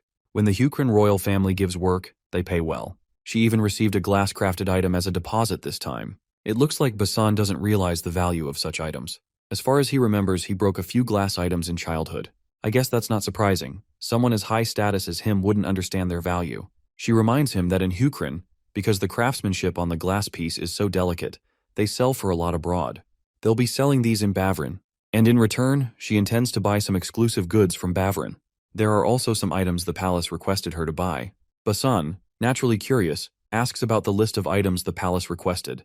The woman, in turn, gets all sweaty because she spoke too much. She's actually supposed to keep the items requested a secret, but since it's Prince Basan we're talking about, she realizes there's no point in keeping secrets. So, after getting close enough, she whispers niter, which is the stuff she's supposed to buy. She's heard there's a lot of it in Mangle, and she doesn't know much, but apparently it's good for farming. Speaking of farming, Basan recalls a little ceremony where the chosen ones make thunder descend to decide if a certain field has fertile soil or not. Tione has watched that kind of ceremony too, though she was too young to appreciate it back then. Basan tries to rack his brain, trying to figure out why Kyle asked her to purchase niter in secret. Back to Hukrin. After the solar eclipse incident, Kyle officially began managing internal affairs. Those who were a threat to his authority formally resigned. He called those who supported Basan and reassured them. In the king's chamber, we see this lizard minister bowing his head gratefully, relieved he wasn't fired. Initially, he thought Kyle intended to replace some existing ministers. Since this poor guy hails from a half-decent family without a last name, it would have been easy to fire him. But Kyle doesn't seem to mind the lack of a last name. In fact, he's curious why last names are so important. The minister reveals that not having a last name means his family didn't contribute to the establishment of Hukrin, so he believes he doesn't deserve the title of minister. Kyle gives the lizard man a different perspective on the matter. Since this man doesn't come from an influential family, it clearly shows he rose to the position of minister through his own efforts. That alone makes him more than capable. So Kyle hopes he continues his service and helps make the kingdom even better. Hearing this, the minister wells up with tears, moved by how much his king believes in him. Overcome with emotion, he vows to devote his life to his majesty and do his absolute best. With that, he bows and leaves the chamber. After this heartwarming interaction, Kyle's mood suddenly drops. The reason is that Dunnan had previously warned him that the finance minister had ulterior motives, bad ones if he has to be specific. But after that exchange, Kyle didn't notice anything hostile or suspicious from the man. He's disappointed in Dunnan for making accusations based on personal grudges. This leaves the white lizard speechless, while Kyle continues to humble him with calm but stern words. Kyle tells him to let go of past resentment and start over with a clean slate. Dunnan acknowledges his mistake and misjudgment. He drops to his knees and regretfully apologizes to Kyle. Moving on, Kyle asks about the horned alchemist from the Hui family, Hui Ravina Muel. Dunnan reports that she's already arrived at the palace. Cut to Hui Moon, an elder from the family, walking out of the palace, lost in thought about Ravina Muel. She's trying to figure out why His Majesty would summon that woman to the castle. We shift focus to the Hui family. They're the ruling house of the Automation Castle and a noble family that inherits the Margrave title. Traditionally serving in left cabinet roles, the Hui family is also a major merchant house.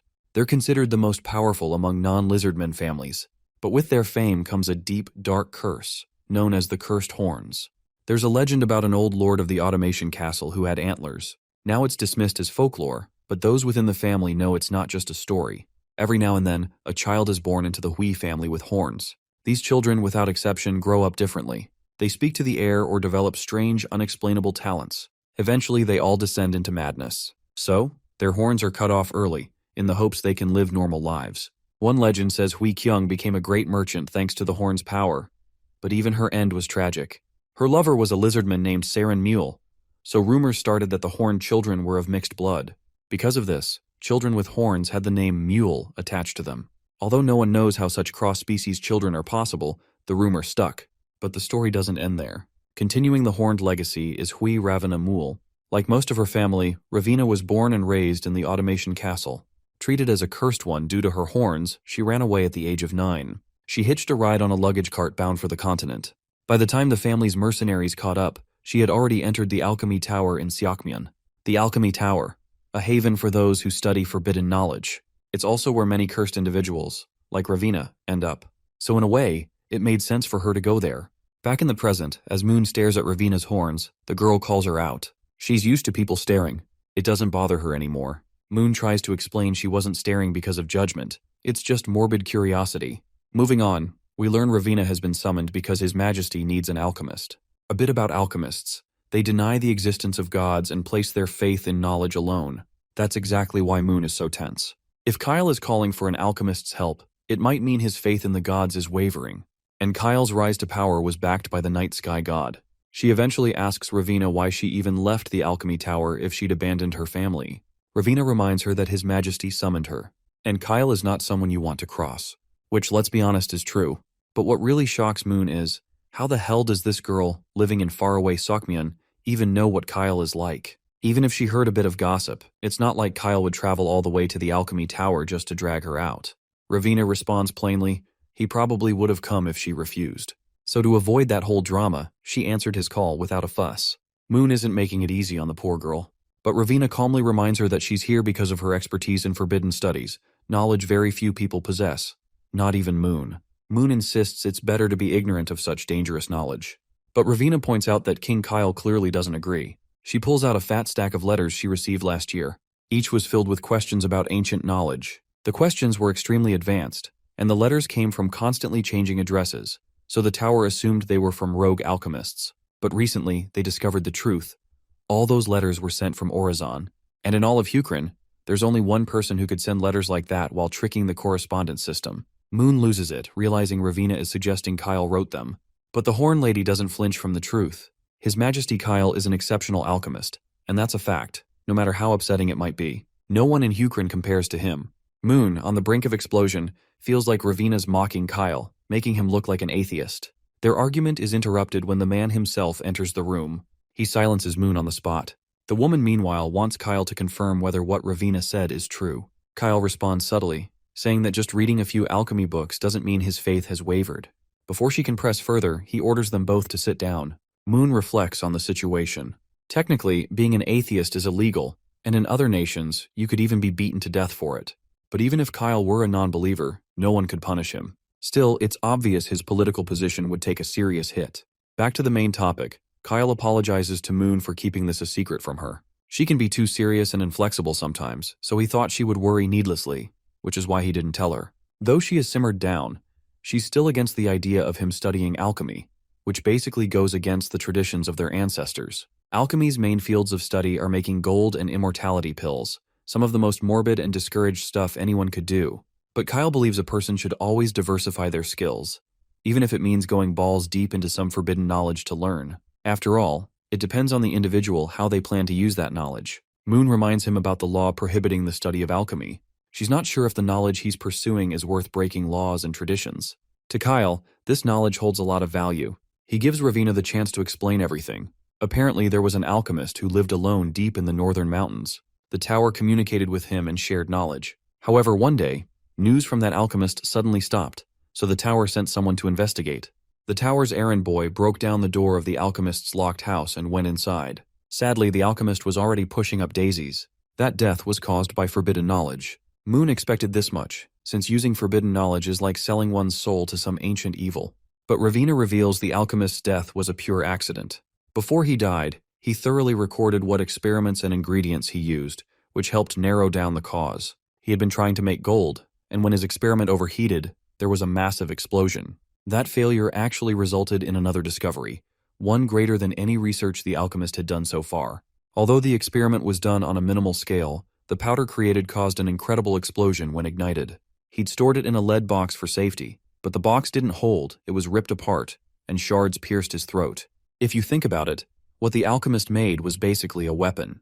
The unfortunate thing is, this knowledge isn't some great secret, and Kyle isn't the first to realize it. The alchemists in the tower are the cursed ones who fled from various places.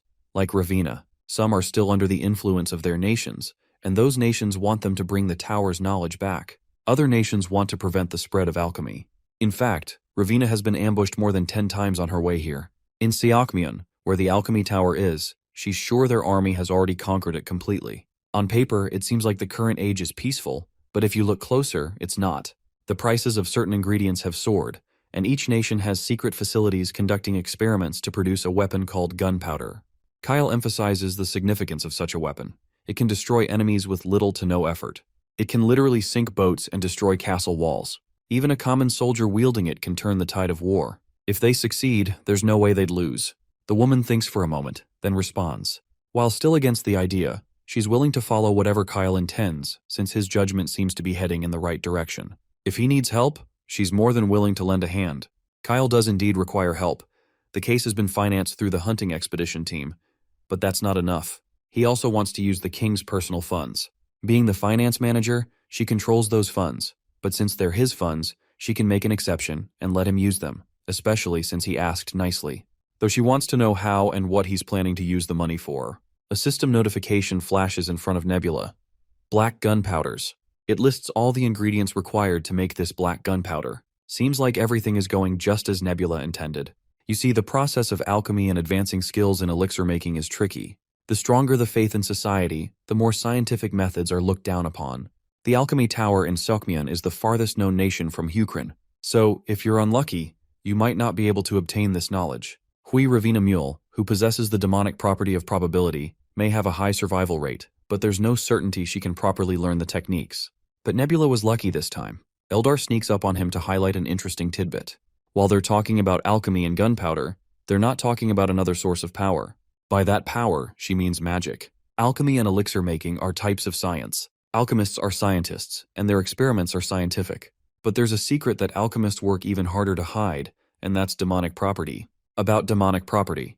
It's based on the game, an ancient evil discovered in relics passed down through bloodlines.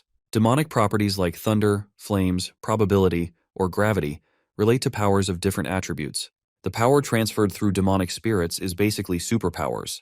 When such superpowers and the knowledge of ancient relics mix, a method of manufacturing that uses even higher dimensional power emerges, and that's called magic. Magic, unlike science, can only be used by a small fraction of people. People like Ravina, who possess demonic properties, has potential to become a mage. Since the alchemy tower is home to cursed individuals, it's likely that those alchemists also have demonic properties. Currently, there are no mages yet. Eldar agrees. Normally, they appear around 100 years after the game begins. The power of magic is definitely strong, but since players prefer stable gameplay, they likely keep their distance from demonic properties. Since the alchemy tower is in Siakmian, Eldar guesses Wisdom will get a mage. Nebula shares the same thoughts, given the probability of a mage appearing is highest there. But Nebula is sure Wisdom probably wouldn't want a mage to appear on his land. Cut to Basan and his expedition party. They've finally docked at Bavrin. The place is lively, with many boats already docked, much to Basan's amazement. But this much is expected since it's the closest port to Orazon. Ships leaving here continue westward, passing by Amgul to Danri. Some may even go further toward the western continent. Speaking of which, Basan remembers this is the same continent Owen is said to have gone to, but he's not sure if it even exists. Tion fills him in that many ships head that way and don't return, but the place definitely exists. Basan wonders why merchants don't cross to that continent and start trade there. There might be dangers, but it could also be profitable, though he isn't sure if merchants would risk it. Tioni believes merchants will go anywhere if the danger is worth facing. There are pirate-infested rocks, areas with no wind or high waves, not to mention the threat of sea monsters and storms too. So that definitely doesn't sound enticing to anyone at all. Since she's got some trades to do, she suggests Basan rest here while she's off on business. He also has the option to explore the place, but he must return by the promised time. Sounds like good news to Basan. After all, they had been cooped up on that boat forever. So a little walk to revitalize his spirit won't hurt, or will it? And so he sets off to stroll around.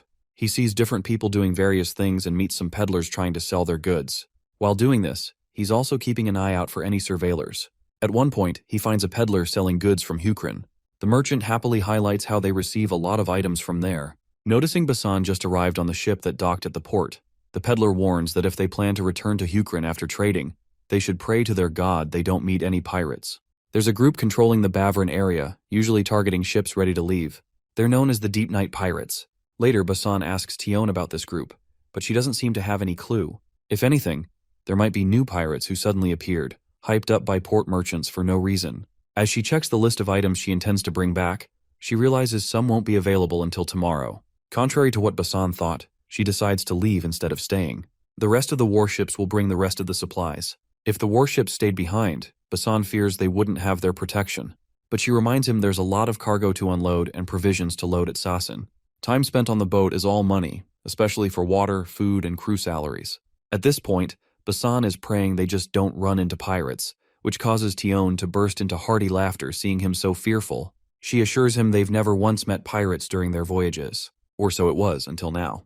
The moment they sail out, they spot pirates heading their way. Of course, she's exasperated. To outmaneuver the pirates, she orders the crew to lighten the ship. They start dumping sandbags, food, and water into the sea, while everyone arms themselves with any weapons they can find. Basan doubts they can outrun these guys. Pirates usually use merchant ships made with comparatively lighter wood and large sails for better wind. These pirate ships have similar builds, and worse, they usually travel with barely any cargo on board. In simpler terms, outrunning them won't be easy. The pirates are closing in every moment. Their only option is to throw away everything they can, starting with cornerstones. But Tion refuses to throw those away. Hell, she'd rather jump overboard herself than throw away the cornerstones. Now that they're about to be caught, Basan decides to buy time until their warships arrive. He's heard additional cornerstones will arrive in the morning, meaning the warships could catch up in half a day if they're lucky. To rub salt in the wound, there's literally no wind blowing. Tion clasps her hands, bends her knees, and starts praying. She also orders Basan to join her. The enemy is almost on their necks. The pirates are rejoicing that the targeted ship is moving slowly, meaning it's stacked with treasure to loot. They're about to snag a big haul, thanks to their prayers to the White Spider God. Our team is ready to unleash a barrage of arrows to keep the enemy from getting closer. Meanwhile, Basan realizes these guys follow the White Spider God, a name he's heard before. With one precise arrow, he takes down a foe right in front of him, then another. Basin notices their ship has a strategic advantage. It's quite a bit bigger than the enemy's ships. That makes it difficult for the pirates to aim and lock on targets. Not to mention, they still have one ace up their sleeve. The hobos don't realize the doom awaiting them and throw grappling hooks to board the ship. As soon as they advance, they're met by a towering presence ready to strike the first pirate and take down the others. This towering figure is Matey, of course, more than ready to strike the heck out of those guys. With no time wasted, he blows off all the jackasses. The presence of an ogre might alarm these robbers, but their leader assures them Matey isn't a combatant, he's just a crewman. So if they take down the ogre, there'll be no one to stop them. Everyone directs their barrage of arrows toward the big guy. As tough as Matey is, he starts crying like a scared little kid, even though he's sturdy enough to bounce off those arrows like he's made of steel. Even Basan has no clue what kind of nonsense this is. He turns to Tion, asking why this dude is acting like a whiny baby. She reminds him Matey just got hurt, so his reaction is expected. But of course, everyone saw those arrows bounce off. Ogres are just built different, so how come? Tion reminds him again that ogres are people too. While Matey might be whining more than necessary, with the size he's got, why would he be on this ship if he was truly free-spirited? He would have been a general somewhere instead. Guess there's no helping it. Basin equips himself with bow and arrows and decides to fight these bastards as much as he can. Meanwhile, he suggests Tion comfort Matey and buy some time. But Tion has problems with this plan for obvious reasons. If Basin gets injured, it'll be on her head. And she isn't interested in losing her head. Then again, they're not safe on the ship either if the pirates overwhelm them. Basan believes fighting is better than doing nothing. She then reminds him of his title. If he flaunts his title as a Prince of Hukrin, his life will be spared since the pirates aren't dumb enough to anger an entire nation. She might have a point, but he isn't willing to abandon everyone. Before the rest of the pirate ships catch up and overwhelm them by boarding from the other side, he has to think of something. Even if Matey is an ogre, he can't handle so many pirates, especially if he's a scaredy cat. They need to defeat one side before the others join. She continues to protest his plan, while he sticks to his guns. The only way they have a chance is if she pulls Matey out of his emotional funk. Out of frustration, she lashes out at Matey, reminding him of his dream to conquer the ocean. And now, he's chickening out over a few pirates. The poor guy seems too traumatized by those harmless arrows to even move. Meanwhile, our boy sneaks around, keeping a close eye on the enemy. Everyone's distracted by Matey. He has the perfect opportunity to surprise these bastards, but the thudding sound of his jumps is sure to grab attention. What is Matey even doing? Turns out, Matey has finally gotten his fighting spirit back and is ready to demolish the enemy by throwing barrels at ballistic speed. Just as Matey throws a barrel at full speed, Basan jumps off to match the impact. The barrel lands, quickly erupting and flooding the deck. The pirates scramble out of the way as if poison was thrown at them. The one encouraging his buddies to stand gets sneaked up on from behind like a ninja on a mission. Meanwhile, Matey doesn't hold back. He picks up the pace, throwing more barrels. Shrimp Pirate Boss suggests shooting arrows at Matey to scare him off. Like before, the barrels filled with water run over the enemy deck with hard impacts. With no choice, Shrimp decides to climb the ropes himself to get to the other side. But his plan fails as Basan is already upon him, having defeated all the other pirates. With all those bastards down, my guy suggests this sea dweller surrender. The crabby guy is surprised and blown away that a normal merchant ship has a warrior like Basan. But then again, Basan had the advantage of sneaking up from behind. Otherwise, in a 1v1 fight, he wouldn't stand a chance. He's pretty sure he can fight Basan, since Basan probably hasn't fought anyone of his species before. This bastard seems to forget the biggest variable of the equation. Of course, it's Matey throwing barrels without fear. In no time, Matey overwhelms the crabby pirate, crushing him under another barrel punch. Bro looks totally hyped after getting motivation from Tion. This time, he's ready to conquer the ocean for real. A little while later, the crabby pirate leader begins regaining consciousness. He hears Basan and Tion talking about how lizardmen often call Astasidians crawfish. This prompts Tion to ask what they call a real crawfish. Basin gives the most appropriate answer: edible crawfish. Tioni is sure that this guy is going to hate the lizardmen if he finds out. The pirate wakes up yelling, demanding to know where his ship is. Tioni breaks the bad news upon him that it's currently under her subordinate's command, following them closely behind. As for the other two ships, those losers ran away without even trying to fight. The pirate refuses to believe it. But well, this is the harsh truth he has to swallow. As soon as the other pirates saw they were losing, with the arrival of the naval ships, they scrambled to flee. The pirate is still in disbelief that his brothers abandoned him. Regardless, he gets all cute and chummy, begging to be spared. He even promises to drop all his shady business and live clean from now on. Tioni doesn't have such noble intentions, given what this bastard did to them. If anything, He should be grateful he hasn't been thrown into the sea, as she intends to have him punished under Hukrin law. Basan steps forward to strike up some negotiations. The only thing Basan wants is a few answers to the daunting questions he's about to ask. It's fine if he doesn't get any answers. Since the pirate has no chance of survival other than this, he agrees to answer anything. Basan's first question: if Asticidians can travel through the sea on their own, why use a boat? Seriously, this isn't the kind of question anyone expected Basan to ask. Even the pirate is bewildered by what the hell this guy is asking, out of all the things he could have. Basan notices Tion glaring at him with a disgusted look, prompting him to admit he's always been curious. The pirate finally responds, reminding them that swimming takes a toll on the body, while traveling by ship is easier and less tiring. Not to mention, they can't carry cargo without a ship. With his curious mind satisfied, Basan proceeds to the next question, a serious one. He wants to know where the religion of the white spider god comes from and what kind of god the white spider is. The pirate reveals this religion is widely followed where he's from. There's an island where Asticidians live, south of Hukrin, accessible only by boat. The place has multiple islands, each with a different name.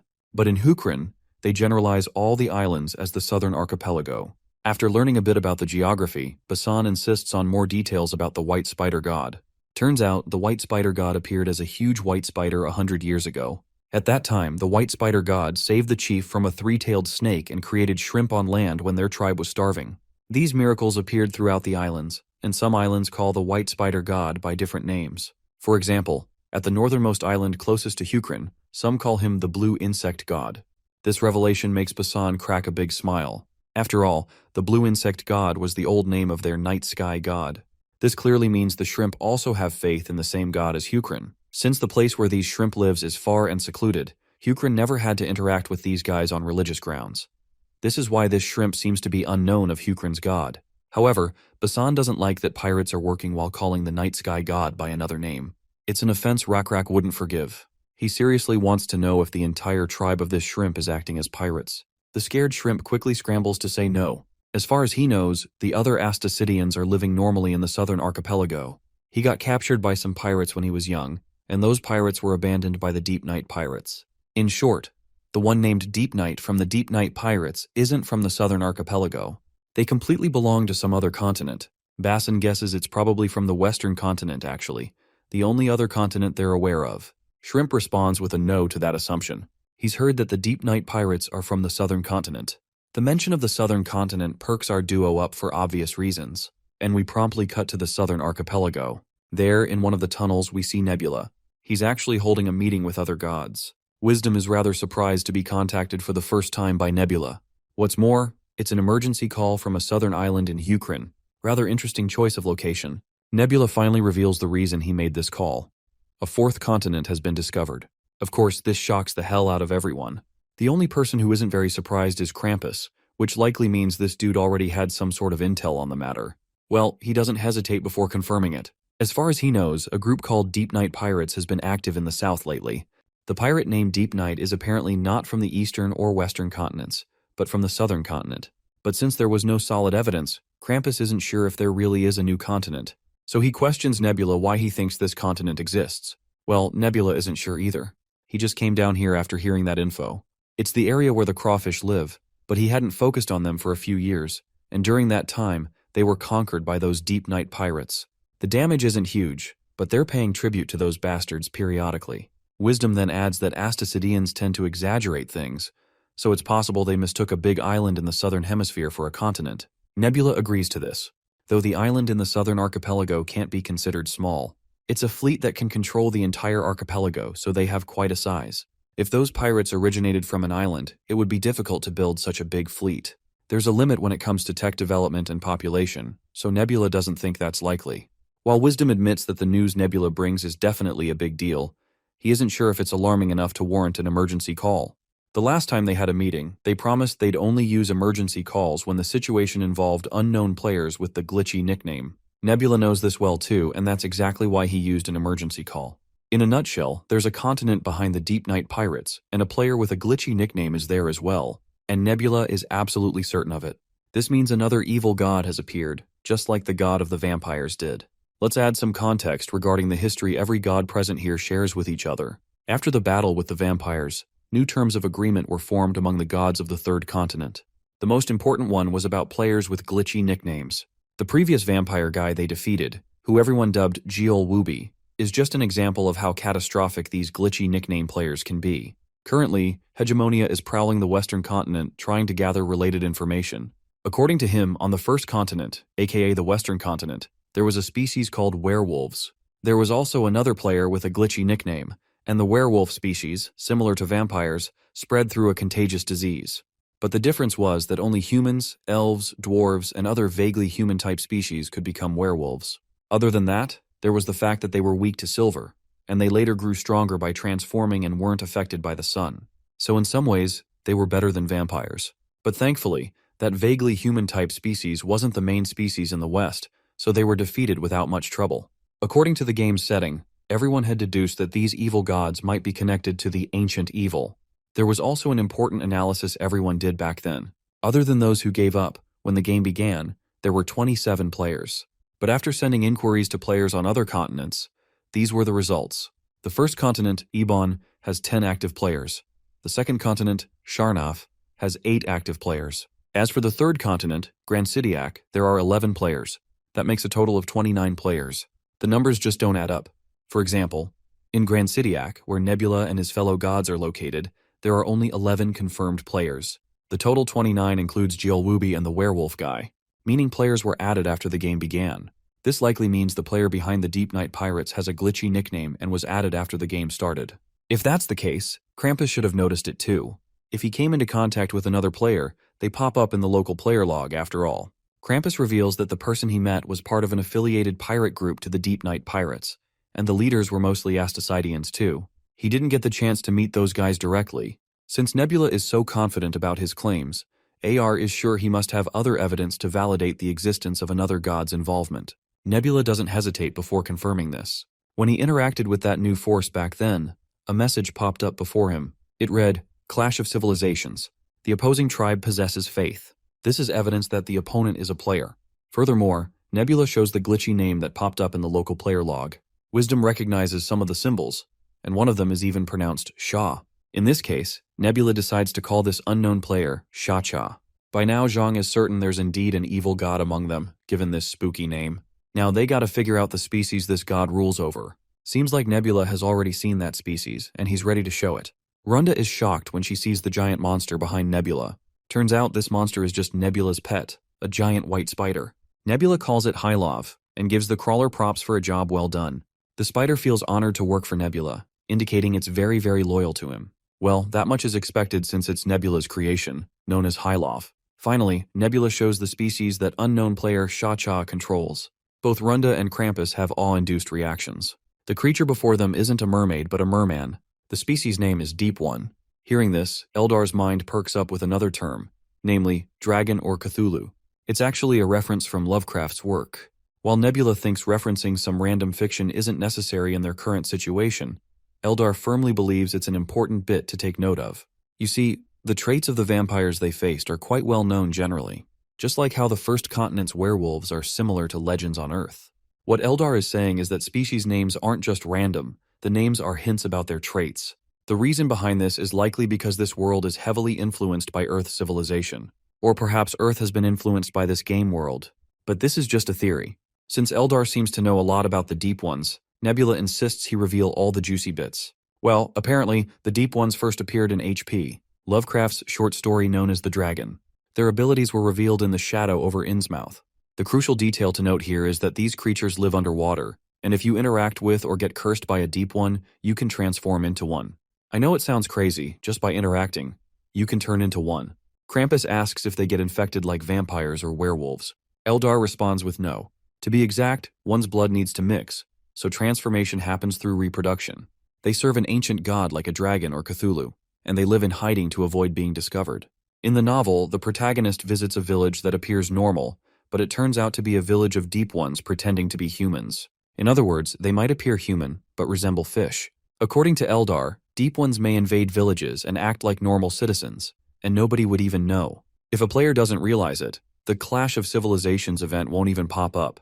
Their specialty is living near the ocean, and they can't stray too far from it. After hearing all this, Nebula decides everyone should investigate their respective oceanside areas. Before dismissing the meeting, Wisdom expresses a desire to talk about something. It's about the limited number of players who can participate in this game. It's common knowledge that the capped number of players for the perished world is 32. The cap for this game is 32, and 27 came from Earth. 2 new players appeared and were eliminated, while a third has appeared. This means that other than Cha-Cha, 2 more are yet to appear. Or perhaps they've already appeared, and nobody is aware of it. There's a possibility they exist in the new 4th continent they just discovered. If it's truly a continent, it must be quite big. But right now they can't tell. The continent might already have gathered some power, or maybe an alliance has formed. If so, it would be good to have a temporary alliance among everyone present at the meeting. Well, Nebula clearly isn't vibing with this idea. Although no one knows the exact location of the southern continent, it's probably closest to Hukrin. Who knows what kind of chaotic and messy actions others might take in the name of alliance. This internal conflict could cause everyone's downfall. Krampus accuses Nebula of harboring intentions to defeat Cha-Cha alone and manipulate and develop the new continent, however he sees fit. While this isn't exactly Nebula's ulterior motive, he agrees that his decision against forming an alliance is biased. Since there's no changing Nebula's mind, Zhang decides to let Nebula stand on the front lines alone and deal with the mess. AR shares the same thought but is willing to help whenever Nebula needs it. Since Krampus is closer to Hukrin, and damage caused by pirates might reach his territory, he too requires help from others along the way. With that, the meeting concludes. Nebula will be fighting this unknown species alone. Since Hegemonia is in a full-scale battle on another continent, Nebula tasks Zhang with delivering the contents of this meeting, since Zhang lives closer to Hegemonia. With that, everyone disperses. Nebula then reflects on everyone's tone, how they were ready to let him fight alone, though no one explicitly said they wouldn't intervene. This clearly indicates everyone will try their best to claim this new continent for themselves. Nebula reveals this to Runda, who finds it hard to believe. From what she's heard, she thinks no one really cares about it. But our boy doesn't think that's the case. He highlights everyone's words. No one said they would refrain from intervening. Krampus even said he wants help from others, which clearly means he wants to collaborate to intervene. They're basically warning Nebula politely, and Nebula is sure the others are weighing the profitability and planning right now. Additionally, Krampus is probably already talking to those players. Eldar isn't sure how Nebula will handle this unknown enemy with unknown strength. It was brutal fighting those vampires as it was. Nebula claims the situation is different from back then with Jiel Wubi. The players are ready this time so they won't be tricked as easily. And the enemy forces are currently just at the level of pirates.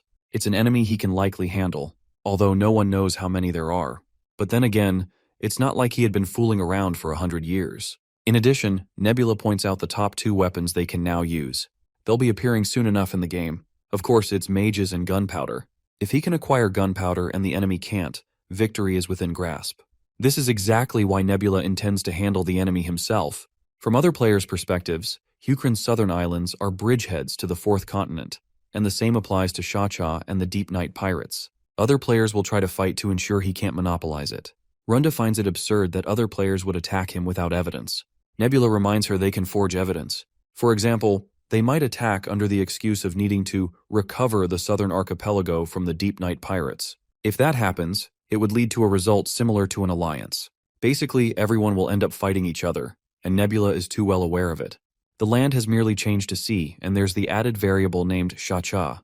Either way, fights will break out since gunpowder has been invented. The fight against this evil god will include Krampus, another player, Cha-Cha, while Nebula, Runda, and Eldar are on one side. It will be a 3-way fight. With this formation, there will definitely be naval warfare. We then cut to Hukrin, where a minister rushes to meet Kyle. It's actually Priest Su-Hang. He's here to deliver a revelation from the Revelation Priest. The revelation was supposed to be delivered immediately, so this guy came rushing here. Since it's the Revelation Priest who sent the message, it clearly means their god has given his word. When Kyle reads it, he immediately wants to meet the administration minister. When the man arrives, Kyle expresses his desire to issue a royal command. He wants the minister to inform all government offices near the coast that if there are villages, groups, or people who communicate with pirates, as well as any species resembling fish, they should block or detain them. The priest knew a battle would occur in the distant future, but to think it would be like this. A new demonic king is on the horizon, even though this era was supposed to be one of peace. While Kyle is a little wary of the chaos, he believes they shouldn't worry excessively. Back to the main point.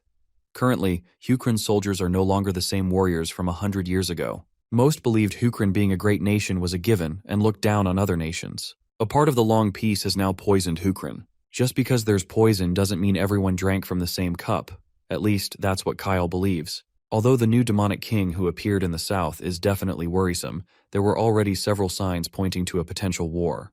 This might actually be good. If it weren't for the demonic king, Kyle wouldn't know where the war would break out or what to watch for.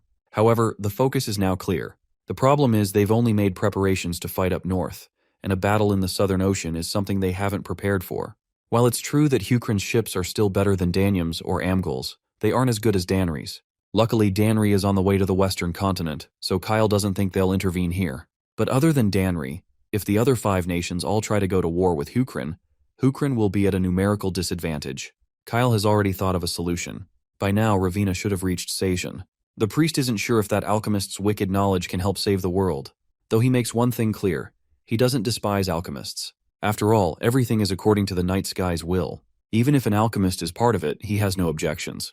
This is when Kyle drops something very interesting, something only he knows. Turns out, Ravina is the closest person to a mage on this continent.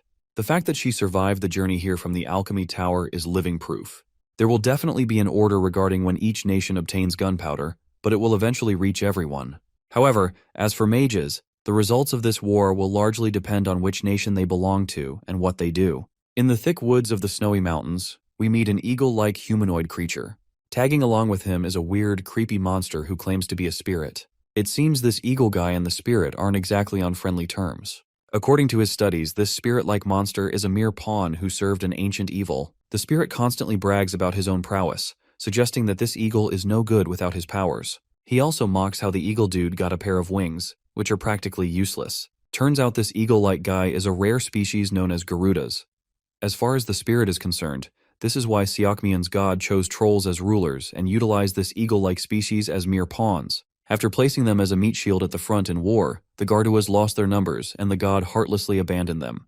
The spirit further rubs salt in the wound by reminding this eagle that if Garudas had been chosen by any god, their fate would have been completely different. But this eagle fella tells the spirit to shut the hell up. He doesn't need a god to begin with. According to stories about Garudas, in the distant past, they were called the species of emperors and could soar the skies. Even during the ancient evil, the Garudas were an honorable species and did their best to fight as was natural. However, when the battle became unfavorable, the gods ran away. After that, for some reason, Garudas could no longer fly. There was an ancient story like that.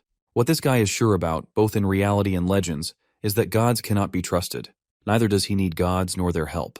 He will fly the skies using his own abilities, or at least that's how this guy thinks. Once he gets out of this forest, he'll reach a river, and he's almost there. Soon enough, he finds the frozen river. Since elk knights can cross this river and continue to chase him down, the eagle decides to melt the river so no one can follow him. Though that spirit thinks this eagle doesn't have enough power to pull off something like that. Suddenly, his path is blocked by big, tusked guys. Trolls, of course. They immediately notice his rotten left hand, a dead giveaway that this bastard is Mazdari. Mazdari, however, is surprised to see them here because the people chasing him were supposed to come from behind. Everyone seems to be after him because of the knowledge he's carrying. So Mazdari feigns ignorance and pretends to panic, acting like he has no clue who Mazdari even is. He introduces himself as Yehuran, someone who grew up in a Garuda clan village. He claims his left arm looks like that because he caught fire when he was younger, not because it's rotten. The trolls can clearly see there's no burn scar. The eagle guy argues that burn scars and rotten flesh look different, just like trolls and Garudas look different. He then tries to divert their attention by asking if they're looking for a Garuda named Mazdari. They respond yes. They're sure even a lowly runt like him must know about the Alchemy Tower. The eagle guy admits he knows every detail about the Alchemy Tower beyond the Sky Mountains. It's the place of those frauds called alchemists who live there. The troll claims that his knights have completely cornered the tower, but some alchemists have disappeared. Now, under His Majesty's orders, he's trying to track down those escaped alchemists to stop them from spreading their evil knowledge. The eagle guy assures them they'll be able to find that Garuda alchemist, especially since there aren't many Garudas around here. He even promises to inform them if he finds any Garuda alchemist nearby. But the Tusk guys tell him to come closer, as they won't let him go until they confirm he's not an alchemist. With no options, the guy raises his hand in surrender, ready to be searched. Next, they ask him to pass over his bag. That's the turning point. Mazdari snaps since his identity will be out anyway. The Tusk guys retaliate after sensing his hostility. Mazdari grabs one of the potions and throws it right into a bastard's eyes, causing his entire face to burn and melt like candle wax. Word quickly spreads that the guy with the rotten hand is here, and soon the trackers following him catch up. Masdari has only 1 sulfuric acid, 1 smoke screen, and 2 gas bombs left. If he uses them now, there'll be nothing left to melt the river, but there's no helping it. He throws the potions right at their faces. One tusk guy blocks the liquid thrown at him, but it's liquefied gas, which Masdari ignites with his fire, burning the bastard to a crisp. They scream in agony, getting cooked alive. Their leader turns on his heels and rides off on their beasts. Masdari doesn't want these guys to escape like that. He has to kill them all no matter what. Unfortunately, his flames won't reach that far because he refuses to rely on the spirit following him. Soon enough, the big shot of those tusk guys arrives, very glad to have found Masdari. Masdari is ordered to undo his waistband and put down his things. It goes without saying Masdari can't fight them like this, and the spirit shares the same thought. So the eagle guy makes a wise decision and surrenders immediately. He's forced to strip his bag off, and the tusks chain his hands behind his back. Masdari makes it clear that even without his alchemy gear, he's still a dangerous guy. But the big guy isn't fazed. After all, he's Sokmyan's king, Dermalin Busa, the one their god, Twisted Tai, has chosen. Dermalin has heard that alchemists always want to compete against gods. He's torn whether Masdari should be burned to a crisp or punished by the god's will. If Masdari wants to witness the troll god's might, Dermalin is ready to show him. The spirit is hyped up about challenging God's might and supports Dermalin's suggestion. But Masdari knows their god is watching this place. If the god is watching, his judgment would be swift. If Masdari receives the judgment of Twisted Tai, the tangled and entwined god, he'd be split into a dozen pieces instantly. Masdari has no clue why, out of all the alchemists, he's being personally pursued by a king. After all, Dermalin had neglected the alchemy tower until now. Well, Dermalin has a clear idea of how the alchemists have been trying to hide their knowledge. The only reason they neglected the tower was because the god never wanted to interrupt their research until now. He was waiting for this knowledge to mature all along. Alchemists might be non-believers, but that doesn't change the fact that they make absolutely mind-boggling stuff. Cutting to the chase, Masdari is willing to teach the king how to create gunpowder, if they let him go in return. However, it doesn't seem like gunpowder is the only thing the king wants from him. Masdari might not be aware, but there was an alchemist inside the tower who was communicating with Dermalin. So Dermalin already knows the method to create gunpowder. By now, Masdari has no clue what exactly these guys want from him. Finally, the king breaks it down. His god wants magic. The brave eagle tries to smack some sense into this overgrown animal. They can't just obtain magic because they want it. The bastard claims it's not about obtaining magic, nor is he curious about Masdari's identity. He just needs power. According to his insider, magic is a power that can alter the order of this world, just like a god can.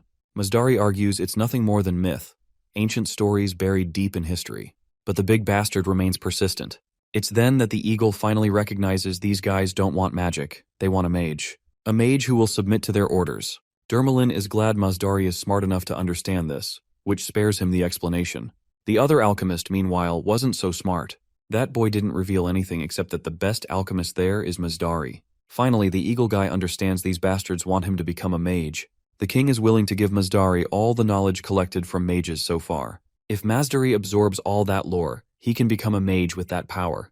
With that indomitable power, the king wants Masdari to spread the greatness of Sokmyan far and wide. Even if it weren't for their request, Masdari had planned on completing his knowledge by finding alchemists throughout the continent to become a mage. He was almost there, just one piece away. But with the knowledge Sokmyan's kingdom has gathered, things will be much easier, though this knowledge was solely gathered after torturing alchemists. Dermalin promises to give Masdari the highest treatment he deserves. After all, Garuda's helped the trolls a lot in founding this nation. Masdari, though, isn't welcomed within his species because he is supposedly cursed, so it would be refreshing if Masdari can recover the honor of his species. While the deal sounds enticing, Masdari still wants time to think. Dermalin is willing to give him that time but fears he can't wait long, especially since a mage candidate, just like him, has just left their country. The mention of a mage candidate surprises Masdari. To think an alchemist successfully escaped, he desperately wants to know who. Well, he may not know it, but we do. It's Ravina. Later, Masdari can be seen in his cell, brainstorming who the lucky alchemist that broke through the siege might be. The spirit haunting him suggests he become a mage, and then ask all the daunting questions swirling in his mind, or find a way to escape. The window is quite narrow, but the spirit is sure it can melt that iron door easily. Masdari believes it's futile because gods can watch whatever they want. The spirit keeps urging him to do something, it's damn boring. The eagle just puts his head down and begins thinking again. He has no clue why he's hesitating. He thought he could do anything to become a mage. If he becomes a mage, even if he's a slave to a god, his dream will be fulfilled. As he brainstorms, someone sneaks up to the cell's window bars. It's Grasshopper, who intends to have a little chit-chat with Masdari. He infiltrates the cell like it's nothing. Masdari quickly puts his guard up, but Grasshopper assures him he's a god's messenger, so there is nothing to worry. His name is Hongo, one of Night Sky's creations. Upon hearing this, the eagle realizes he's referring to the god that Hukrin's lizardmen serve. He quickly asks what business the Night Sky god has with him. Grasshopper claims he watches everything and knows all that has happened so far. Masdari finds it ironic that the Twisted Tie god reached out to him using Dermalin, while the Night Sky god sent a protector, even though this isn't his territory. Grasshopper assures the eagle that Twisted Tie isn't currently watching. He's confident because his Night Sky god assured him and he wouldn't tell something false. Moving on, Masdari asks why he's here. Grasshopper says he came to deliver a prophecy. He, Masdari, will become Seokmyeon's mage. Of course, Masdari has a bewildered look for obvious reasons. For all he cares, if he tries to escape now, that prophecy would be shattered immediately, rendering it bogus. Grasshopper reveals he entered this cell by the power of the god, and Masdari can't escape like this. Also, the prophecy doesn't end there. The rest of the prophecy: Masdari, who will become a mage, will betray Seokmyeon. The eagle chuckles, because that sounds more like Night Sky's order than a prophecy. But Grasshopper makes it clear this is indeed a simple prophecy. With all said, Masdari is free to do as he pleases. Poor Masdari clicks his tongue. To think a god's protector came just to deliver this message. If he becomes a mage with Seokmyeon's resources, Seokmyeon will have a great mage. Then Seokmyeon will become strong enough that no one can ignore their power. Judging by their size alone, Seokmyeon is the biggest nation on the continent, and if they have a mage, there's a big chance they'll become stronger than Hukrin. So Night Sky must keep his guard up against Twisted Tie God at all costs. One thing Masdari doesn't understand: why all this bullshit and formalities when they can just order him what to do like gods always have? To which Grasshopper reveals that Night Sky God doesn't give out orders for petty reasons so easily. More than anything, he respects the free will of those underneath him. After all, he can still achieve whatever he wants without intruding directly. This doesn't make sense to Masdari at all. Like, if he happens to do something against the prophecy, what will happen then? He's sure Night Sky wouldn't like it. But Grasshopper reminds him they can't be sure. He believes Night Sky would neither be overjoyed nor depressed whether the prophecy comes true or not. Since Grasshopper's mission is over, he decides to leave. His sole task was delivering the prophecy. Before leaving, he suggests Masdari hide his thoughts deep inside, since the Twisted Tie God might hear them. If the Twisted Tie God hears his thoughts, his plan to betray would be impossible. With that, Grasshopper vanishes, leaving Masdari reflecting on his situation. The spirit recommends escaping since the Twisted Tie God isn't watching him, but Masdari has already changed plans. He may have hated gods before, but for now he's willing to act like the prophecy says. Masdari is looking at the bigger picture. He really wants to exact revenge and destroy those who locked him up and tortured him. He also wants to avenge all the alchemists, those bastards killed along the way. He's finally chosen the route of betrayal, and it'd be perfect if he betrays after becoming a mage. One thing to note: the Night Sky God seems to have already predicted Masdari would follow this path after hearing the prophecy. Even so, Masdari isn't sweating it. Eventually, he sharply stands up, declaring he's done thinking and that he, Masdari, will work for Seokmyeon. The scene transitions to a lone ship cruising the vast sea. The ship has finally reached Sashin, where Lump and Ravina are both on board. About Sashin: it's a small port located between Hukrin's Orizon and Maganon. Because of its large plains and high-quality soil, this port is known for good farming. Apart from that, it's an ordinary place no different from other port villages, which is precisely why no one has taken particular interest until now. This is where Hukrin's secret ordnance factory actually is, constructed beside the ocean to easily meet the supply and demand of materials from vessels. Lump reveals it's not just a weapon manufacturing site. It's basically a place where the knowledge of non-believers gathers. And that thing on the ship they're bringing along is also the result of the same knowledge. Lump suggests Ravina not mention that thing blatantly, but Ravina reminds him it was the Night Sky God who commanded it, so there shouldn't be anything wrong. Still, Lump warns that the base is an unholy object, so before checking if it activates well, he doesn't want to risk any bad luck. He hopes the Night Sky God looks after them. By the way, the thing they are talking about is actually a weapon, and they are here to test some of the newly produced ones. This is precisely why they are at this particular location. Ravina is rather astonished by how much faith Lump has in God, especially since he belongs to the species persecuted the most. Also, this dude is one heck of a crafter. She only told him the theory of gunpowder, and he already made a trial product from that alone. By now, she's sure that Lump is the next in line with the ability to pull off their next plan. Even if something goes wrong, she can simply use her powers of demonic property. The alchemy tower might be gone, but the knowledge remains, and it will change the entire scene of this world. While staring at the blue sky, she calls out to the night sky god, wanting to ask something. She actually wants to find out where this world is headed and what he's really planning. The next day arrives. In the bustling marketplace, we find Basan drinking and having the time of his life. He's already had so much that he's thinking about stopping now before he gets completely wasted. The guys serving him all the booze are having the time of their lives, thrilled that a prince is visiting their humble village. They really want him to mention their hospitality to His Majesty Kyle. As the governor of this small place, they'd love to be recognized by the king. Moving on, Basan questions the man about the Astasidian. He wants to know if this governor can actually handle that shrimp. The governor assures Basan not to worry about that small fry, all the while pouring even more liquor as if Basan hasn't had enough already. Basan can clearly tell that this dude isn't being sincere with his assigned duty, and he really wants to punish this irresponsible government official. But as the king's older brother, no matter what he does, he'd be accused of abusing his power. Suddenly a guy comes running and whispers some juicy yet shocking details in the governor's ear. Seeing their worried faces, Basan asks about the situation. The governor is clearly sweating but acts like nothing serious is going on. This dude is definitely acting way too suspicious. Anyhow, Basan gets up from his seat and heads to the outhouse. As soon as he's off the house's premises, a lizardman swings down from the wall and pays his respects to Basan. He's here to deliver unpleasant news. The Astasidian pirate has escaped. What's worse, that shrimp has taken a hostage and is causing a fuss. Of course, this news only fuels Basan's hate boner toward the governor, whose lack of seriousness caused this mess. Cutting to that shrimp in question, the choice of hostage is rather interesting. The guards are surrounding the bastard, while his claw clamps around Ravina's head.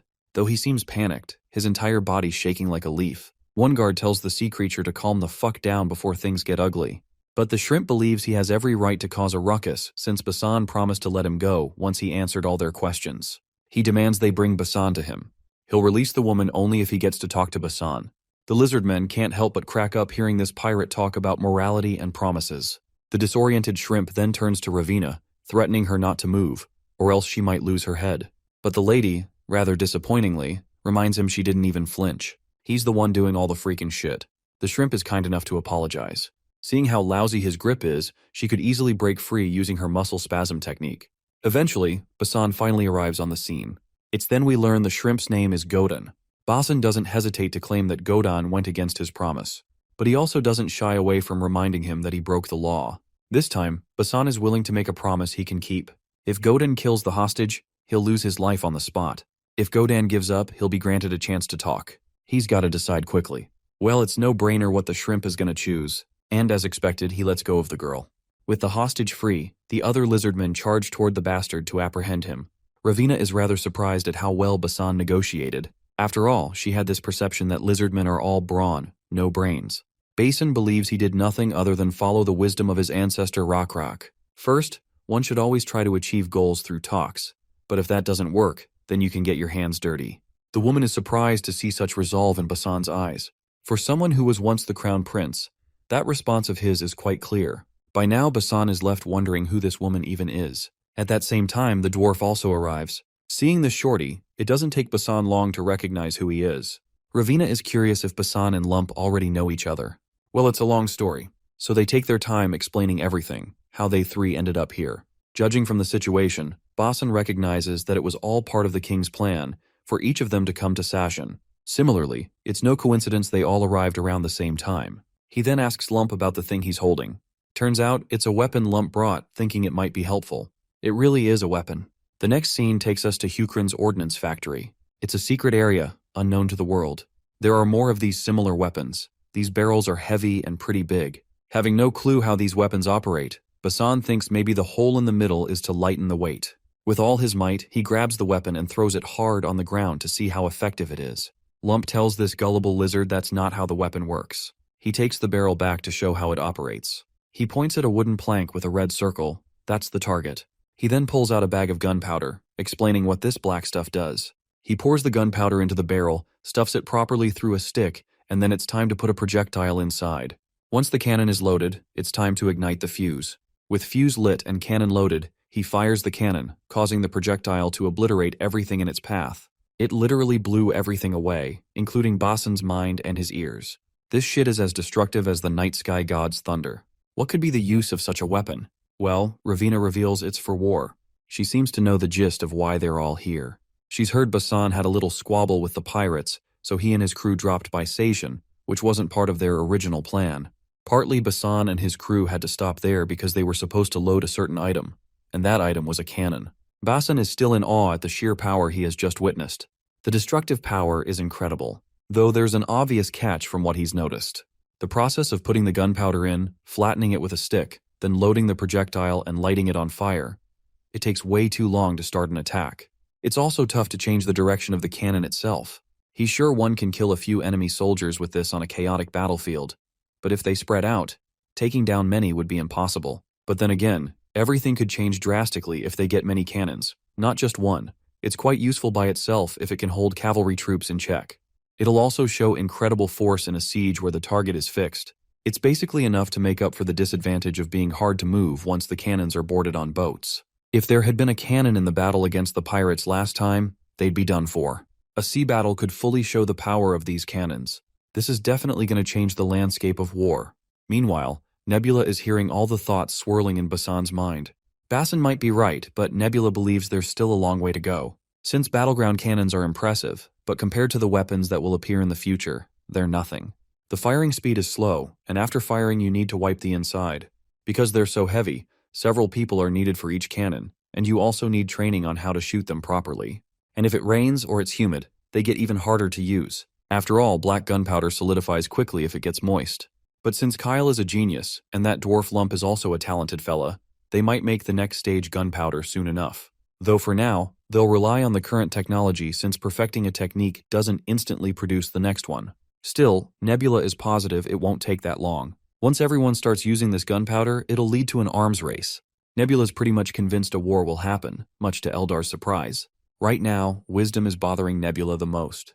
The fact that he's gathering resources at an alarming rate sounds concerning. Then again, it's not like Nebula is sitting around twiddling his thumbs.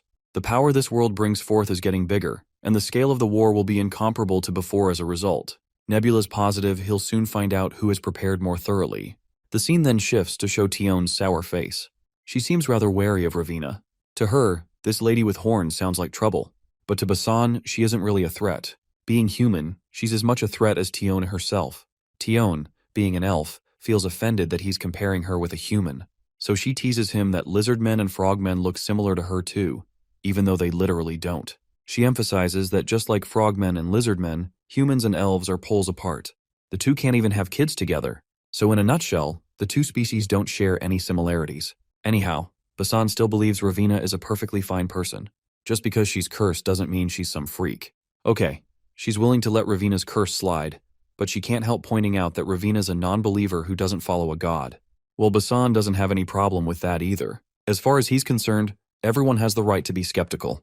Tioni points out that alchemists aren't just skeptical, they're dead certain that gods don't exist. As they argue back and forth, someone calls the captain and reports several unidentified boats approaching from behind. The speed these boats are moving is even more concerning.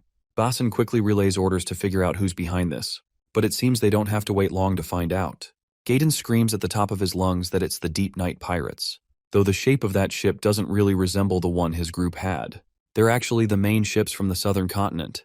While Gaiden is squirming and panicking in the background, miserably clinging to his sorry life, Tion takes a closer look to confirm what Gaiden said. The only thing they can do is engage in battle. Well, Basan had been waiting for this exact opportunity, much to Tion's shock. He basically wants to use the cannons during the battle and put these babies to the test. Since she can't go against the captain's wishes, she reluctantly orders the crew to prepare the cannons. Basan doesn't seem fazed at all, as he plans to go head first even though he doesn't know much about the enemy they're facing. The Lizardmen begin aiming tiger cannons at certain angles toward the enemy. Our crew has only 4 ships, and they're currently positioning them horizontally. The enemy on the ship seems to be the deep ones, and they're laughing their asses off seeing just 4 ships. The pirate master is so confident about victory that he's sure he'll get recognition from the Deep Night God. Our boats are finally in horizontal position and have stopped moving, much to the enemy's bewilderment. For a moment, they think maybe the opponent is willing to surrender because they got scared. But we all know that's far from true. Once the enemy is within range, Basan orders his crew to attack, and thus, the Lizardmen begin bombing the hell out of the enemy with cannons. A cannon directly strikes one of those fish freaks, obliterating his face on the spot. The relentless barrage continues, hitting the freaks on the ship, causing them to scramble and dodge. But it seems all too futile. They're being ripped apart left and right as if they're nothing more than veggies. The enemy finally stops pushing forward, but that halt is just temporary. The pirate captain yells at the top of his lungs, ordering his men to march ahead. He's confident the enemy can't sustain firing a weapon like this repeatedly. Seeing this, Basan also orders his men to prepare for another round. By now, one thing is sure: these sea creatures aren't dumb animals. The fish leader, on the other hand, feels glad his hunch was right, given how the barrage of bullets has stopped. He commands his platoon to get even closer. But little does this bastard know, Basan is ready for the second round already. As soon as he lowers the flag, his companions start the barrage of cannons. Since the weakness is the long loading time, there's a gap between firing rounds one after another. So, of course, Basan already considered that and prepared the second platoon accordingly. He then instructs Tion to put some distance and buy them time to reload. Basan's main objective is the safe delivery of the cannons and gunpowder, and there's no need to purposely annihilate the pirates. However, Basan might just do so if they insist on following him. On the pirate ship, those guys scramble to get back up. The captain wants everyone alive to grab the sails and take control of the direction since he wants to chase his death a little longer. Even if the power of those weapons is great, they still can't destroy the boats. So if they get close enough, he's sure they have a shot. Basan expected this much. These creatures aren't completely thoughtless. It was definitely difficult to damage the boats with earlier cannon shots. In this case, he decides to use the big one. As soon as he orders, the Lizardmen take out the big cannon to obliterate their enemy. As the barrel of the cannon stares at those hobos, my guy pulls the trigger and lets the cannonball loose, making a giant fucking hole through the ship, rendering it utterly useless. The bastards sailing the ship have no choice but to jump off the sinking vessel. Meanwhile, up in the sky, Nebula is watching everything unfold. He seems thoroughly satisfied as well. It was a good thing he lured the pirates here, allowing them to test the force of the cannons. The pirates were driven out with almost no losses for them, and since they had Ravina, failing the test wouldn't have caused too big of an issue. He must say, though, Basan is better than he expected. To think he'd even learn a skill at all. His new skill apparently is all about being a great commander and leader. In Rockrak's generation, they used strategy and tactics. But back then, there were more situations relying on individual warriors' abilities to change things. However, after firearms appeared, fighting abilities standardized, so command systems became more important. Nebula can barely wait for the future when Basan becomes a natural force to be reckoned with. After that, Basan received secret orders to sweep out the pirates, and within a mere month, he conquers the southern archipelago. In the middle of the night, celebrations are in full swing. While Basan may have succeeded in pushing out the deep night pirates, he's unsure if he can leave here immediately. Although the southern archipelago may be pirate territory, they'll have a separate military headquarters somewhere. There are 2 islands close to the southern archipelago, from what Ravina has heard. Namely, one is Ormor, and the other is Dolton. Ormor is an island west of the southern archipelago and close to Danium, so it'll be used as a base for pirates traveling to and from Danium. Doltan is south of it and quite a distance apart. It's closer to the southern continent, so there's a high chance it's the Deep Night Pirates' headquarters. Basan already has enough soldiers well-versed with cannons, but because it's hard to divide their forces into 2, he plans to conquer one first. Then a familiar voice barges in, claiming to have already conquered Ormor Island. The man in question is Mazdari, much to Ravina's shock. Since they're fellow alchemists, they know each other well. Basan's eyes dart right in front of him, where he can see a fleet of trolls marching down here, the army of Shokmyan. Seeing this army, Basan quickly orders General Ian to prepare his soldiers for battle. Mazdari assures him they're here on friendly terms. All he and this fleet of trolls want is to expel the pirates as quickly as possible. Since Mazdari and trolls came here riding Danium's merchant ships, it's no surprise the Asticidians weren't on guard against them. But that doesn't sound reassuring to Basan, as he has no reason to be at ease seeing Shokmyan's soldiers coming on Danium's boats. Out of courtesy, the troll general humbly introduces himself as Shokmyan's General Uldor Mayan. Since he's in charge of the boats docked there, he wants Basan to rest assured. The only reason he came on Danium's ships is that Shokmyan doesn't have ships that go south. Besides, he has no intention of creating friction with Hukrin. He just wants to help because Danium, his allied nation, is suffering due to pirates. So it's in everyone's best interest if criminals like pirates are dealt with quickly. Basan understands the sentiment. Since the pirates recently extended their influence onto Hukrin's southern archipelago, Basan had to drive them out, so there's nothing left for General Uldor to do. Seems like Uldor has an entirely different piece of information. As far as he knows, Hukrin never took over the southern archipelago territory. Only uncivilized people live there. Basan reminds him that he simply respected the autonomy of the Assacideans, since he has continuously received tributes and respect from them. After all, the god the Assacideans believe in is also the night sky god. But if the general recalls correctly, the name of the god the Assassidians believed in was different from Hukrin's. Their god's name was something like White Spider God. Basan clears up the misunderstanding by confirming that the White Spider God is the same god as the night sky. Furthermore, a priest from the main temple is already on the way to confirm this fact as soon as possible. Internally, Basan can't help but highlight the main agenda this general is here for. If only Basan had been a little late, Uldor would have been planning to claim the southern archipelago as part of their territory, including Ormur. Another important thing to note is that Seokmian used Danyum's ships to come here, which only corroborates the possibility that these two nations have partnered up. Seems like Wisdom and Krampus are cooking something behind the scenes. Not just that, as far as Basan can think, there's also a possibility that all 5 nations, including Jokwa, Mangul, and Guman, will get involved. Even if they don't fight head-on with Hukrin, they can't avoid competition. The goal in the end is a path toward the southern continent. And right now, a clash between the nations over this continent is inevitable. Basan then inquires if this dude is planning on going to Dolton Island. The Big Tusk guy's response is affirmative. In fact, he's planning to go even further if necessary. Hearing this makes Basan chuckle a bit, like he saw that response coming. Anyhow, he decides to enjoy the festivity until the next day. The journey once again continues, with the Seokmian army tagging along. Turns out even ships from Mangul have joined. Basan is sure that both Seokmian and Mangul will assert their authority over Doltan once they've dealt with the pirates. The two nations have already talked things over. Well, Tion isn't really vibing with the current developments. Their only goal was to explore the external mountains, but she isn't sure how in the hell they got stuck in this mess. Besides, this shit is way over her pay grade. She never signed up for this to begin with. But then again, there's no helping it. And that's exactly what bothers her. Basan can feel that the night sky is watching them from above. But Tion feels like Basan is making some sharp pun since it's literally a clear day sky. Moving on, the crew notices pirates, but there's something even more concerning. The pirate ships heading their way are literally countless. So many that even Nebula is left speechless. He's got no freaking clue how these looters managed to gather those numbers. Also, what's with that divine restriction that isn't allowing him to reconnoiter the enemy? This is only possible if the enemy's level is at least 19. Furthermore, Nebula has noticed the pirates' movements are awkward too. Just take a look. This bird's eye view shows how the pirates are keeping a large distance between them and their enemy. This giant empty space between them seems like a trap, so Nebula quickly bestows Basan with a divine revelation, telling him to practice caution. Basan takes note of the urgency and orders his men to slow down the boats. Meanwhile, General Uldor is astonished to see this sudden decrease in pace. One of the soldiers reports that Hukrin's boats are slowing down. This fool of a troll general considers it an amateur move from Basan. As far as he can tell, Basan must have gotten scared of the number of enemies and is now trying to buy time to plan something else.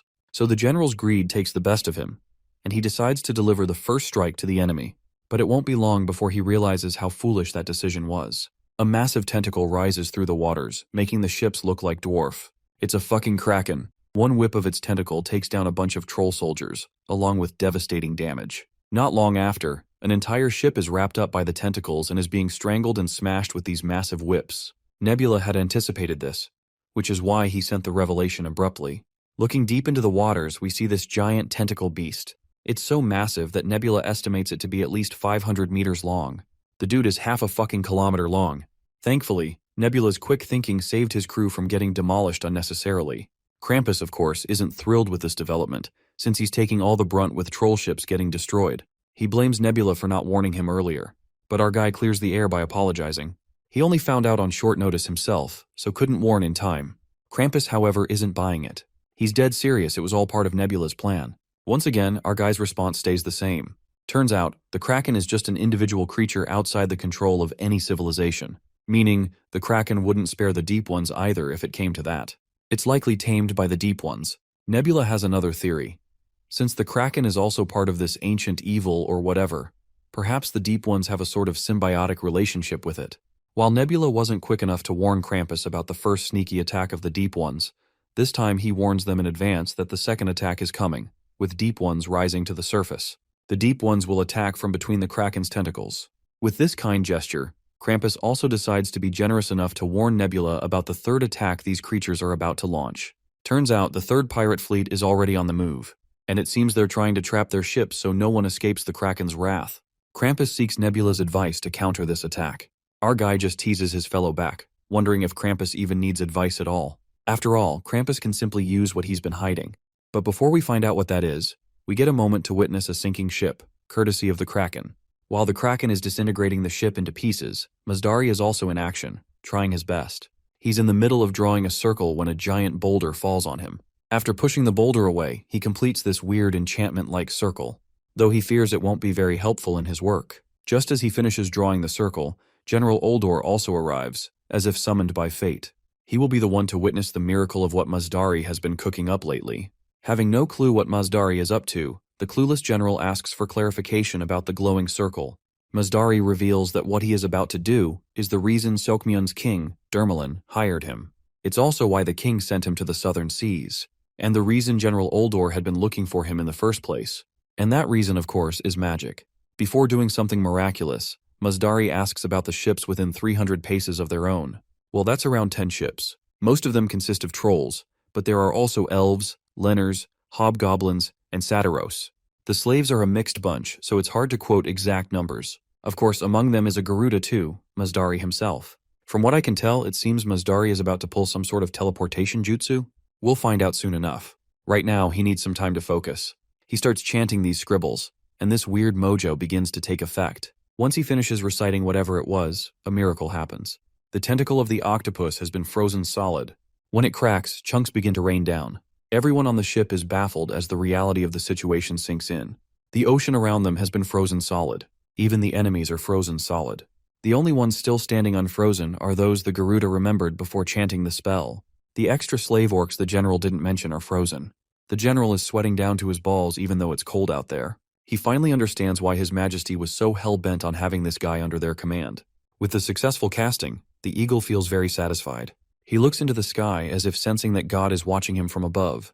Well, his hunch isn't all off either. Our guy is also very fascinated watching this spell, Frozen Time, in action. Seems like this is the trump card Krampus was holding. Though Nebula is curious why the eagle chose this particular magic spell out of all the options. Seems we'll find out soon enough. A while later, we see our party starting their journey again. Basin is still glazing over the magic he just witnessed. The pirates, excluding the Kraken, were incredibly strong in their own regard. If it weren't for Garuda's magic, this would have been a tough fight to win. Thanks to the magic, the Kraken was dealt with easily, and Danium and Mangal's ships could join to push the bastards out. Without it, the fleets would have been disassembled, causing great damage. Since Seokmyun has revealed the power of the mage they'd been hiding, they'll try to maintain a dominant position with that power backing them as they enter the new continent. Though Basan is also sure the Deep Night pirates won't give up just after one defeat. And if the person behind them has forces on the scale of a nation, it goes without saying they still have a lot of manpower. The lookout then reports sightings of Dolton Island nearby.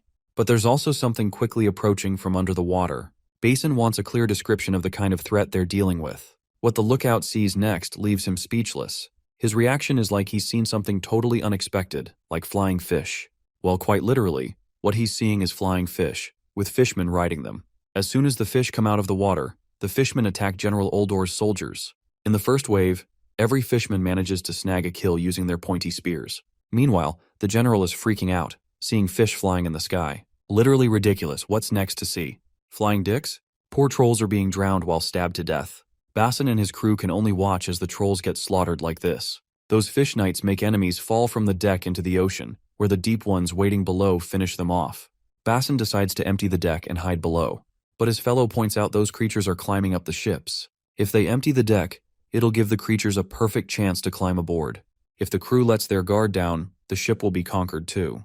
In this case, Basan believes using the cannons will be difficult. He has an alternative plan. While they may be in the ocean, the enemy they're dealing with is basically cavalry troops. So the only thing they have to do is fight these bastards head-on like they would on land. The fishmen are closing in very fast. One of the fishmen, likely the platoon leader, is sure there isn't much time to prepare countermeasures. He's planning to execute the same technique he used on the trolls, then let infantry crawl up and take control of the ship. With spears in hand, the fishmen riding the fishes are ready to slaughter the enemy in front of them. But they find themselves stunned mid-air when they see shiny spears pointed directly at them. One fishman makes a sharp turn and gets right over the blind spot of the lizards. The douchebag is cocky, having outmaneuvered his enemies rather easily, but he didn't anticipate what awaited him. It's First Matey, ready to screw these guys up hard. With just one swing of his fist, he dusts the bastard riding that overgrown fish. More and more flying fishes appear, definitely an alarming situation. But the lizardmen pierce through these bastards like they're hunting some good grub. The fishmen riding those creatures start to topple off their rides, only to get slaughtered cold-blooded. Basan yells out orders to everyone. Avoid contact with their maws. Also, their true weapon is their spear, so don't chase and stab them recklessly. He encourages the soldiers to hold their spears firmly and protect their positions. The soldiers obey, and it's working in their favor. It might seem like a new strategy, but it's just a version of a pre-existing one. Good thing Basan learned how to fend off cavalry troops. It might actually be easier to face them here than on land. The cockatoo cavalry is nimble enough to pierce through spears, but the fish cavalry has a hard time making sharp turns once they jump off. General Oldor's army has also started using this strategy, and it seems to be working for them too, though it's not enough to fend off these monsters completely. The lookout in the crow's nest mentions more pirate boats, likely more than 120. Since the preceding ships haven't finished their battle yet, if the pirates enter, the ships might get tangled up. If so, it'll be difficult to use the cannons. So Basan strategically decides to proceed forward instead of retreating. Tion isn't sure if this decision won't get them killed. After all, they're the only ones moving forward. Basan assures her others will follow closely eventually. That certainly isn't very reassuring. The reason Basan wants to go ahead is to use his cannons without damaging his allies' ships. Then Mazdari comes flying off and lands right in front of Prince Basan. He's here to contest Basan's idea. You see, if Basan uses cannons while allied forces and those 100 pirate ships are close together, the pirates and allies would be obliterated simultaneously. Basan doesn't get why he would want to attack his own allies. As far as Mazdari knows, he thought Hukrin had a hostile relationship with other nations. And this is the God-gifted opportunity to decimate the allies under the pretense that open fire was the only choice to defeat the pirates. Mazdari was the last person Basan expected to hear this crazy plan from. But Basan lets him know that he would never try to attack his allies given the current circumstances. After all, the battle against the Deep Ones isn't over, and you can't be sure these 120 boats are the last line of defense. Losing sight of the grand scheme in chase of immediate gains is the thing of fools. Mazdari notes how Basan is strangely similar to his god and believers in this aspect. Basan overhears Mazdari a little, who immediately switches the topic, saying he just came to lend his magic power. It's good if they're ready with all their guns. After all, a dangerous one is heading right toward them. One particular pirate ship is heading straight toward them at crazy speeds, towed by a massive fish. It seems to be the captain's ship, a buffed-up pufferfish. Instead of air, this bad boy packs some muscle under his skin. His only order? Destroy the opposing ships in sight. As for his formal introduction, he's the Deep Night Pirates' boss, the Black Order High Priest, Yahun. And the big fella pushing this giant-ass ship is Ancient Sparkling Tail, a sea serpent. Yahun is screaming his fat ass off on his ship, confident in his prowess. He envisions destroying everyone, taking control of the entire continent, and becoming the top person of the order. This crazy-ass serpent is actually an abominable god. It's likely the Deep Ones tamed the abominable god, and now they're cracking the whip. It's a mystery to Nebula how these guys even tame these sea creatures. A little about abominable gods. Abominable gods and abominations are enemies that players need to defeat. They are treated as monsters that players must defeat to receive domain trophies. The only reason abominable gods follow the evil god Shacha is likely because Shacha has a unique domain that allows him to control these abominations. You see, after defeating Geol Wubi, Nebula obtained a unique domain as well, namely, the Domain of Corpses. That was a completely new, unique domain, so maybe Shacha also has a unique domain as well. The pirate ships have already gotten dangerously close. Everyone will bump into each other at this rate. Eldar worries if he isn't going to do anything about it. Well, Nebula has a policy against butting in unnecessarily. There's still hope here, and that hope is Mazdari. Finally, the cannons are put into action. Sadly, the cannonball just bounces off after hitting the abominable god, as if the cannonball were made of plastic. Since regular cannons are ineffective against this behemoth, Basan orders the soldiers to prepare the king cannon. They're supposed to lower the arc and aim it right in front. The chance of success is low. There's no guarantee the monster will stand still and get hit by the cannon. Forget hitting. They can't even be sure if the cannon will do any real damage. Basan doesn't exactly applaud his fellow for such pessimism. According to Hukrin military law, saying things that lower morale during war must be paid with one's life. Mazdari is ready to help, though he makes it clear he can't use magic whenever he pleases, as there are certain conditions involved. First, he needs to be able to touch the monster's body, then tie it down so it can't move. Furthermore, he needs enough time to drink a cup of tea. Well, these requirements don't sound that hard to fulfill, or at least that's how Basan thinks. Anyhow, Mazdari plans to go around the monster's surroundings and draw a magic circle atop the boat. Someone needs to stand guard and protect the magic circle so it doesn't get ruined. Furthermore, while casting magic, he needs to maintain focus during the enchantment, so he needs someone to protect him throughout. His terms may sound simple and easy on paper, but it's a long shot before they actually execute the plan and take the creature down.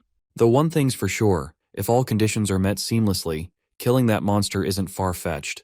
In this case, Basan raises a red flag, signaling his fellows to get ready for the chaos ahead. Tioni catches on to the urgency, as Basan wasn't supposed to flutter that crimson flag lightly. Well, that red flag signals his fellows to ram the boats together, with the main ship in the middle. The plan is as crazy as it gets, and Tioni is losing her mind. Even Mazdari, who's been weathered through and through, admits Basan is one hell of a crazy guy. Then comes the next order by Basan, directed at Mady, who is supposed to announce to everyone to prepare for impact.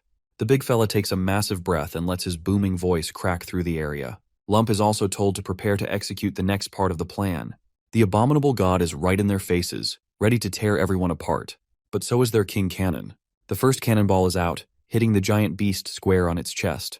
But the beast is still alive and about to make a snack out of everyone on deck. Basin quickly orders all gunners to retreat. The beast looks annoyed and traps one of the lizardmen in its maw. Basin then orders the others to raise their bows and trap the monster so it can't move freely. At the same time, Mazdari finishes drawing the magic circle on the boat. Only 3 more circles left to draw at different locations. Basin is ready to act as a meat shield and keep the enemy engaged while Mazdari works on his other circles. He further apologizes to Tion before jumping onto the enemy side of the ship. Well, right now, there's no point in complaining about anything given their situation, so Tion understands why it's necessary to risk it all. As long as Garuda doesn't whine, she's okay with him being a little reckless. As he jumps onto the enemy ship, Ravina suddenly pops out in the chaotic scene, much to Basan's shock. It's dangerous out here as it is, so she better go back to the pirates' humiliation. Well, she can't go back like this. She's been waiting for this moment to arrive. Suddenly, a massive axe swings down, landing smack dab in the middle where the duo was standing. The one behind this lousy throw is this fat fish guy, who's here to battle the captain of this platoon. Looks like Basan has also been waiting to fight this jackass, so it's a good thing he doesn't have to go through the trouble of finding him. As the two face off, Basan lunges at his opponent showing no fear. Their weapons clash, leaving blinding sparks filling the scene from the steel collision. It seems like this fat fuck already knows Basan's true intentions. He's basically buying time so that his fellow can use magic. However, as far as this fat fish is concerned, nothing can save them from his might. He swings so fast at Basan that he barely has time to dodge. If he'd been late even by a millisecond, he would have lost his head. There's no doubt this jackass is one tough nut to crack. What's more concerning is that his opponent also knows about magic. Not only does this fat fish know a lot about magic, he also knows how mages use others as sacrificial lambs just to buy enough time to draw some weird images on the floor. It's something this big fish strongly contests. Basan, however, refuses to empathize with this bastard, since he isn't on the same emotional level as this fish. Regardless, Yahun the fat fuck claims he won't let their mage succeed. And just as he says this, the abominable god is set free by the fishman, much to our boy's annoyance. If things keep going like this, the sea serpent will escape, and they'll be screwed for sure. But this is when Mazdari makes his comeback, having already done his part of the project. The entire area is now under the range of this giant enchantment circle. Literally no one can escape it, even if they want to. The radius of effect is so big that the fat ass who was once barking nonsense is left with his filthy mouth wide open. But surprisingly enough, nothing actually happens, giving this fat ass a moment to sneer at this failed attempt. If the magic circle is off even a little bit, or if the spell stutters, the magic always fails. So executing a successful magic spell in such chaos is next to impossible. Well, looks like this dude is about to get proven wrong. The entire place begins to shake as a snarling, loud roar fills the air. Everyone's head hurts, like they just got caught in friendly fire. Basan isn't happy with this development. He's mad that this magic is affecting his own fellows as well as the enemy. The confident eagle reveals that the magic hasn't even started yet. And just as he says this, magic portals form on the ground, and from them come massive hands. Before Mazdari even has a chance to explain what's going on, the massive hands instantly find their target and proceed to grab it. Mazdari meanwhile takes the opportunity to explain that it's actually summoning type magic. The magic circle also serves as a door between worlds, and he opened that door to call a being from another world. The said being squashes that poor fish, causing blood to splatter like a crushed tomato. This massive hand monster was called Talajin in ancient times. There are already multiple hands all over, surrounding that giant, abominable god. The hands seem to be searching for something, and that something is Mazdari. Talajin never feels happy when someone uses Talajin's hand magic to summon his hands. Just imagine a scenario where you're having the time of your life, basking under a bright sky with a gentle breeze relaxing your muscles. But then some little critter ruins your mood by biting you. Your first instinct would be to squash this insignificant bug. Similarly, Talajin is currently squashing all these ants his hands are grasping. And these hands won't stop until the entire nest of ants is obliterated. Basan fears the implications of how dangerous this actually is. But then again, all magic is dangerous, and Mazdari has taken the risks into account with each spell. You see, magic follows rules. The first rule is that Talajan's hand can only sense deep ones as long as they're here. The second is that Talajan senses that big monster as Mazdari himself, an insignificant bug who ruined Talajan's sleep. Now, let's pan the scene over to this fatty sucker yelling at the abominable god to do something before they get their asses ripped apart. The tamed beast obeys what the master says and promptly attacks the hand by biting it. Looks like the abominable god has finally caught Talajan's attention, and that's clearly not a good sign. The giant hand grabs the poor bastard by the throat, gripping so hard it leaves him screeching at the top of his lungs. The giant hand continues to scramble the hell out of the abominable god, making it look more like a whiny bitch than a formidable foe. In no time, the bastard grabs the abominable god with his giant hands and rips it apart like it's nothing more than spaghetti. The brutality is on a whole other level, truly. Everyone is so traumatized and horrified by the sheer brutality. The battlefield clearly isn't for the faint of heart. It's now obvious why magic is such an OP thing in this world. Dangers are apparent too. That's why it's never a good idea to draw a big magic circle. If you draw it too big, things other than just the hands and arms can come through. Then handling it would be a Herculean task.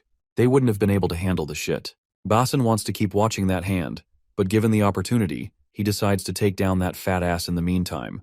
So Basan gives Mazdari the task to watch those hands. Mazdari is thoroughly satisfied with the outcome, with everything going according to plan. With the abominable god down for the count, that big fat ass has no option but to run and save his sorry ass. Nothing is going as he intended. Not only did the Pope's knights get defeated before they could properly use their power, but the sea serpent they received as a representative of the high priest was ripped to shreds. Once the rest of them join, it's simply a matter of time before they're defeated. As far as this fat ass is concerned, if he hadn't been pushed out to the open sea, he would have easily defeated them. This is all because he got weaker after being pushed out in the power struggle of the Order. Blaming others won't do him any good. My guy is already out here risking his neck, and I'm not sure how his fat ass is going to save himself from what's coming. The only thing he's good at is running his mouth relentlessly. Before charging recklessly at our boy, the fat ass utters his god's name once. Deep Light. Seems like it's the first time Basan has heard this name. With the name of his god, the fat ass charges at our boy and brings that axe crashing down. That swing definitely packs a punch, so much so that Basan is forced to reckon with it. He can tell this king is a warrior who's been through countless battles. He's stronger and more experienced than anyone here. For a moment, Basan starts to regret coming alone into the fight, but he quickly resolves himself again. The bastard's coming from the other end, and my guy plants his feet ready too. The fish guy sneakily uses his tail to throw our boy off balance and onto the ground. Basin reacts just in time and jumps away. The bastard, meanwhile, is feeling smug again, but that confidence melts when he sees more than one lizardman arriving on the scene to assist Basan. Instead of risking it, he makes the wise decision to retreat for now. Basan feels disappointed fighting against a coward, no matter how powerful the opponent is. He throws a dagger straight at the monster, and it lodges right in the bastard's back. Poor Fatty can do nothing except whine about the sneaky attack Basan just pulled. Though my guy doesn't feel ashamed at all. His ancestors always taught him to keep a spare weapon. So, a while later, poor Fatty has his head claimed by Basan, a clear message to the other fishmen that their time to surrender has come.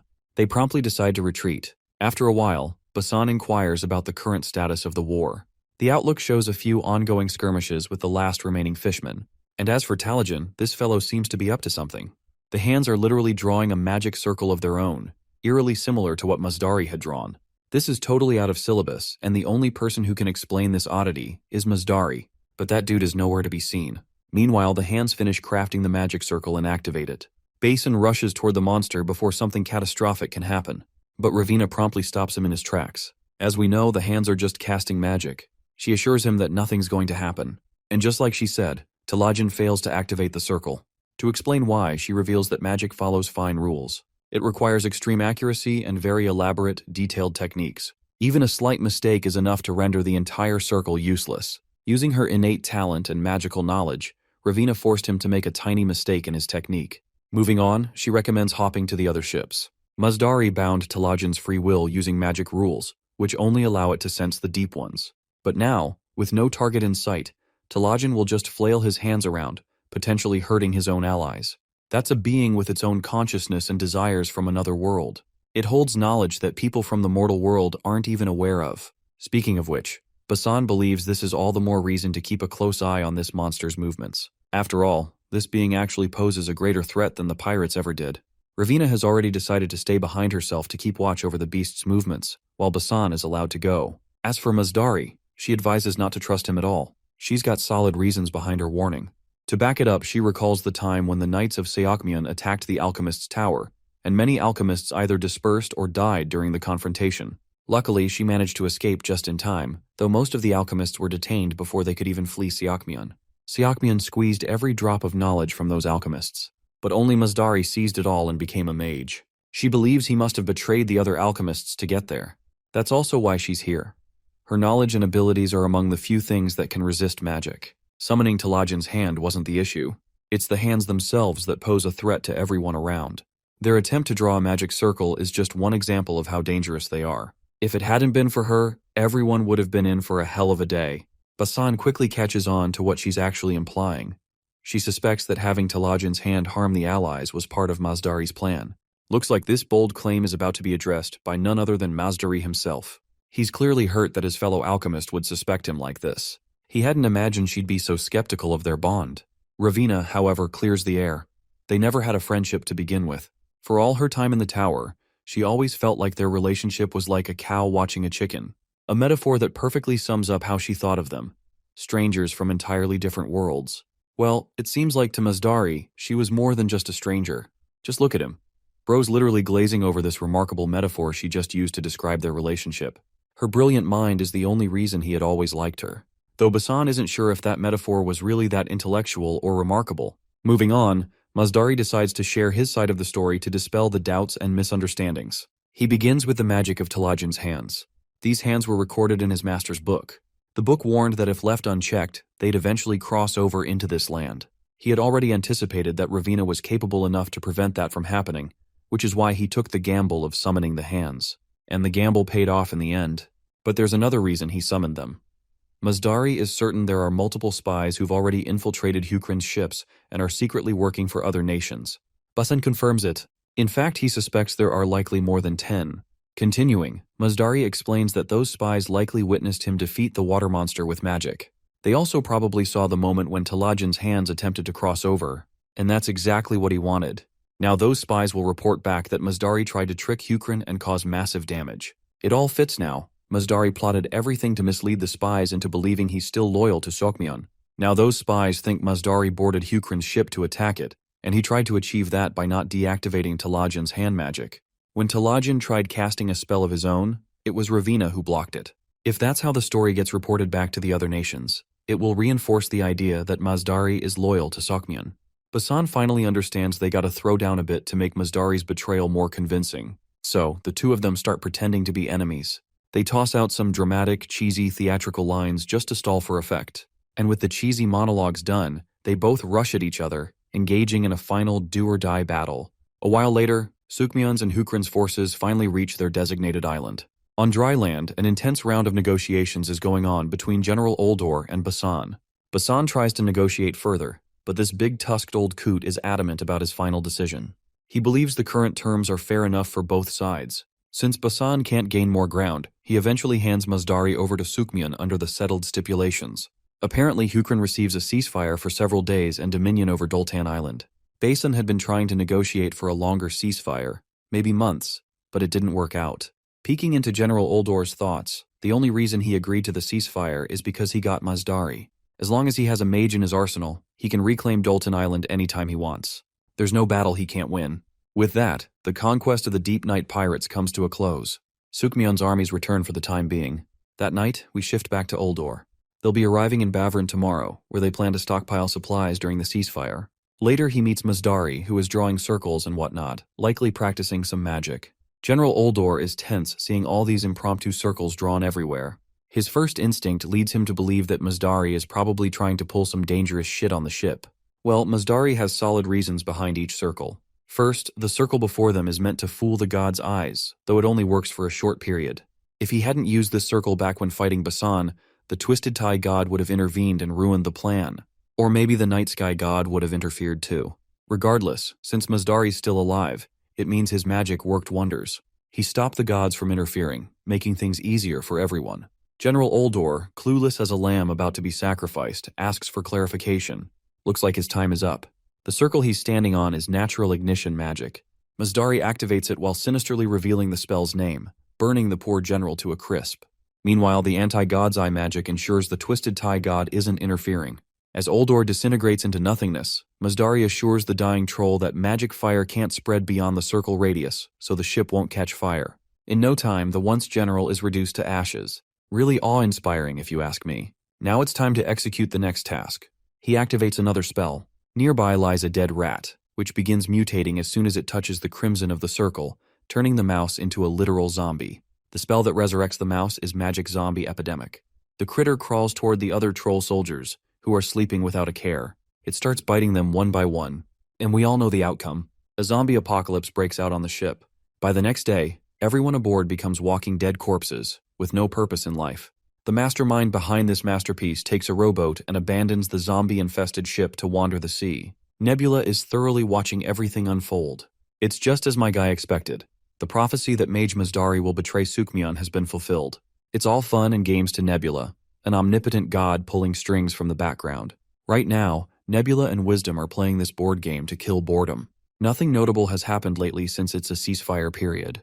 Though the ceasefire was never part of Wisdom's grand plan. Wisdom also decides to invite Eldar for a game. Nebula isn't interested in playing with anyone he thinks isn't a challenge. He's played against almost every player by now, and no one has come close to beating him. So playing Eldar would be boring. Bro is riding high after putting Wisdom's army out of the equation. Though Wisdom himself doesn't seem fully aware of this fact. Anyhow, Nebula admires the exceptional skill Wisdom possesses. He isn't as mediocre as the rest. Feeling honored to get compliments from someone he considers the top player, Wisdom plays his final move and checkmates Nebula, declaring his win. Wisdom may have won the game, but he's already lost the battle. With the game over, Wisdom heads off, leaving Nebula basking in his victory. A while later, Nebula shows a status window to his fellows, confirming that the prophecy has been accomplished. Runda isn't sure how prophecy stuff even works. From what she understood from Nebula's antics, it was like saying, "I want to eat an apple." Then he ate an apple, ultimately fulfilling the prophecy. Runda is spot on, and Eldar further explains that when a prophecy is used as an element to fulfill another prophecy, it's called a self-fulfilling prophecy. Runda admits Nebula played it badly with poor Wisdom. It's rather commendable what Nebula achieved through sheer wits. When the stage was set, Nebula purposely asked for a game of Go to divert Wisdom's attention, so Wisdom didn't realize Masdari's betrayal. Though by now, Wisdom might realize he got played. Runda again compliments Nebula for what he achieved, but it's not over yet. Masdari isn't the only mage in existence right now. Sukmion might have been fastest to produce the first mage, but Guman and Danyam also caught alchemists and extracted info. Not to mention, they used some cursed alchemists to make mages, hinting at potential dangers Nebula must prepare for. Seems like we're underestimating Nebula here. He never said he was only going to make Masdari betray his nation. Of course, the femboy and the girl both are in disbelief at what Nebula is trying to say. Just in time, everything becomes clear when two more notification panels pop up revealing the prophecy of Mage Taili betraying Juman, and Mage Yan betraying Juman as well. Bro has basically monopolized all the mages that exist on the third continent. Somewhere in the mountains, Wisdom's foreboding face greets us. Yes, he's been bested by Nebula. Now he understands how big a mistake it was trusting Nebula at any point. He feels ashamed that he was enjoying winning a lousy board game, all while getting played by Nebula behind the scenes. He never realized Nebula was playing real chess while he was busy winning checkers. Jang's lid seriously flips. They've lost all the mages they've been cultivating. Basically, they lost their only weapon that could have given them an edge against Hukrin. This is when Runda butts in with her 2 cents. As far as she knows, Nebula doesn't have authority over any mages either. This perhaps makes his and their situation pretty similar. He has Ravina, that human with horns, but she isn't a mage. And judging by her past, she doesn't plan on becoming one either. Above all, Nebula's strategy is anti-magic. About the anti-magic strategy, it rules magic out of play on perished worlds. Although one mage has the force of thousands of soldiers, the moment they can't be controlled, they may attack a player's species or drain a bunch of resources. Several cons come with them. Even Yan, Tale, and Masdari, who belong to the 5-Nation Alliance, all inflicted great damage on their nations before escaping. Back in the meeting, with anti-magic, Hukrin can spread fear and distrust among everyone, which helps to discourage the production of mages. But Hukrin didn't do that. Not to mention, the king is pretty open-minded about magic in the first place. With all that said, even though Hukrin has means to gather magic info, they didn't create any mages. Even Ravina isn't looking for info from other alchemists. Jang shares the same thoughts as Krampus, while AR has something important to add. She asks if they've found the missing mages yet. The only response she gets is silence from all four of them. Speaking from experience, finding lost mages will be hard, especially the way everyone lost them. Since there's no search function in the game, they have to find them manually, one by one. But mages have deception magic, which makes the task even harder. However, deception magic only works on gods if gods try to look for them. So, she plans to use her creation for this task. It's a pig, much to Krampus's surprise. He expected her to use her dog like she always does. AR reveals that pigs have a better sense of smell than dogs. She originally used pigs to find truffles, if she has to be honest. His name is Dasamu. What makes this pig perfect for the job is his outstanding sense of smell. This finally gives Wisdom some hope he's been desperately craving. If they locate the mages who escaped, they can eliminate as many variables as possible. Even if they don't have to worry too much, like Runda said. Looking at the big picture, Nebula has a similar strategy and is playing against everyone. But he reminds them that they have got 5 times the power. Plus, the forces they can mobilize right now are 8 times greater. Zhang suggests being more cautious. If they only look at national power, there's no reason to form an alliance. Wisdom highlights that both sides lack magic, and in terms of firearms tech, they're similar to what Nebula has. So if they combine forces and manpower, a victory against Nebula is inevitable.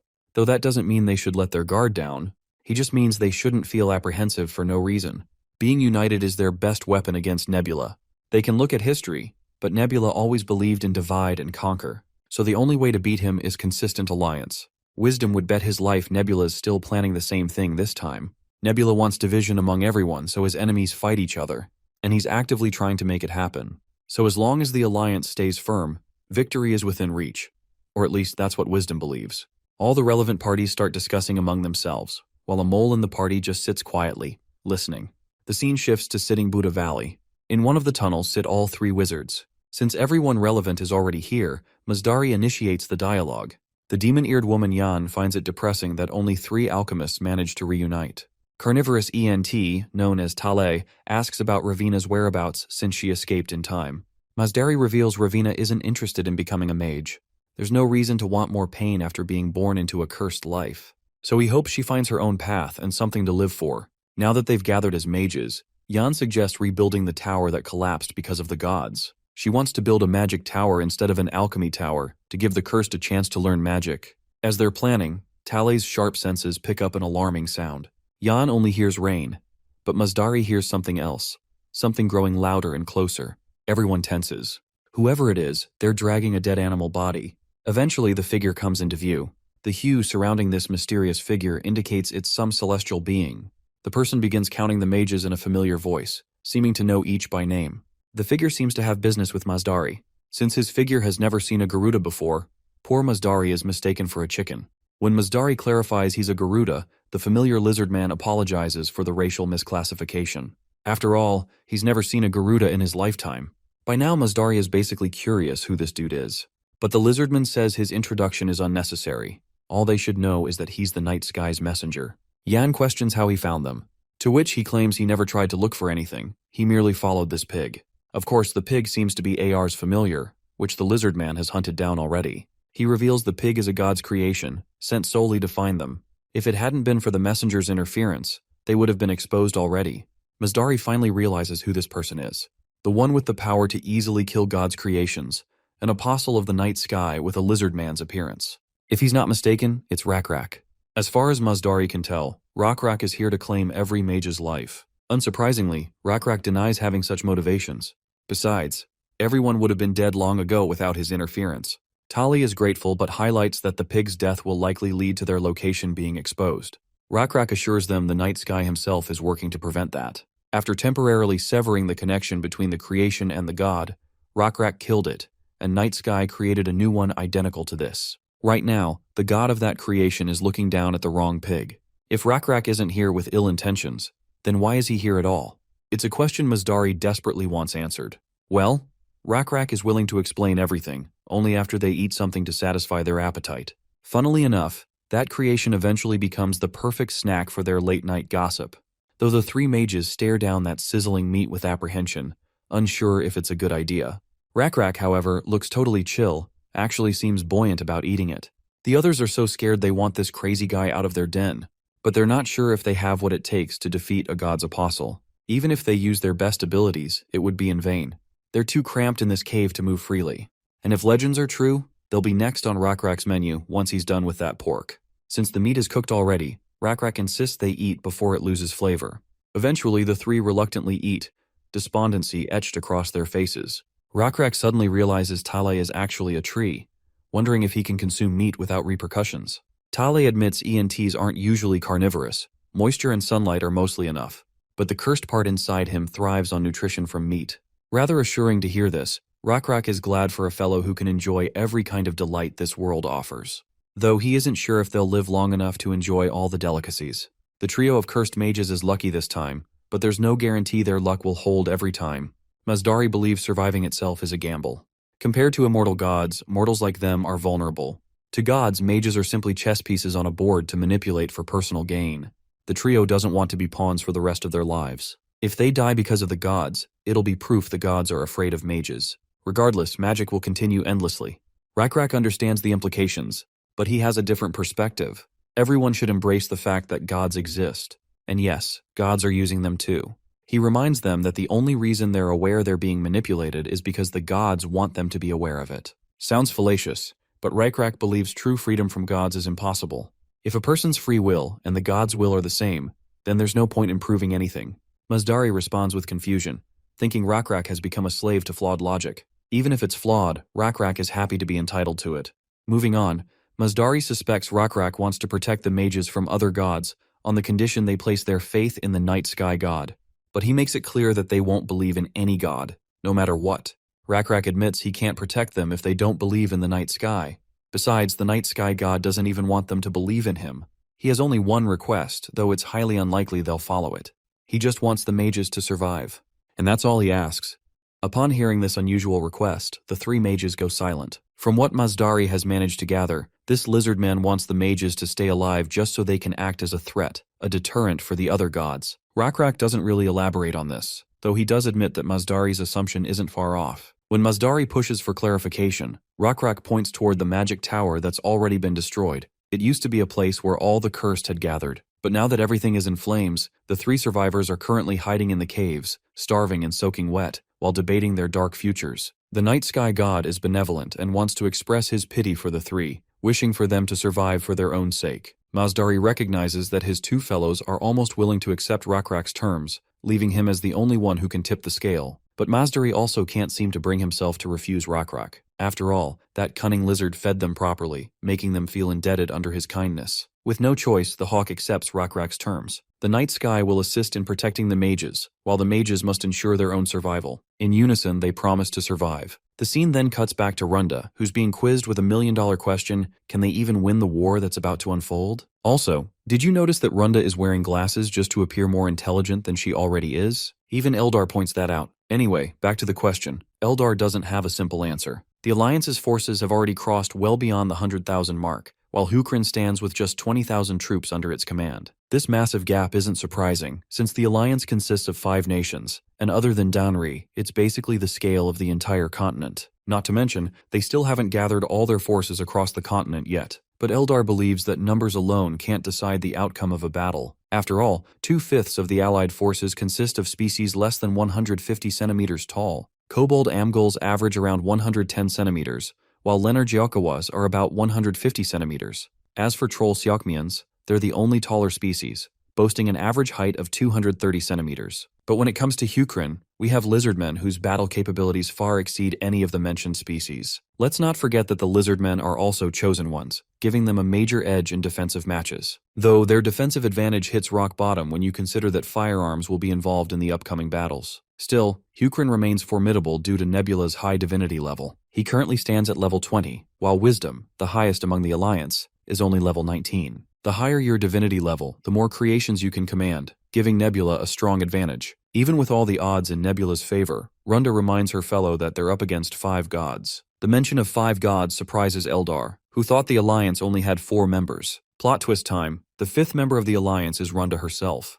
Now Eldar doesn't object to this woman joining whatever side she wants, but what puzzles him is the fact that she was literally cooperating with Nebula up until this point. Runda throws a tantrum in response, reminding him that Nebula knows about her weaknesses and uses them as leverage against her. Then she pulls an Uno reverse card and starts patronizing Eldar instead, questioning for what purpose he's supporting Nebula. Runda only cooperated with Nebula because it benefited both sides. But now that it's no longer the case with a massive war approaching, she won't cooperate with him anymore. But let's be real here. The only reason she's cutting ties with Nebula is because she fears Nebula might end up losing, and the others would never accept her for acting as a double agent. That's when Eldar makes Runda aware of another cruel reality. If Nebula actually wins against the Alliance, it'll be just as devastating for her. Nebula would devour her for siding with the enemy. Well, Runda has already taken that into account. She's sure that Nebula will punish her for the betrayal, only to forgive her later on. Eldar thinks the same. The chances of Nebula forgiving her are very high. This makes him realize just how cunning Runda truly is. Runda further explains why she chose to side with the Alliance. Having 5 forces aligned to defeat a single opponent will likely bring desirable results. Similarly, if she shakes hands with Nebula, it would become 4 versus 2,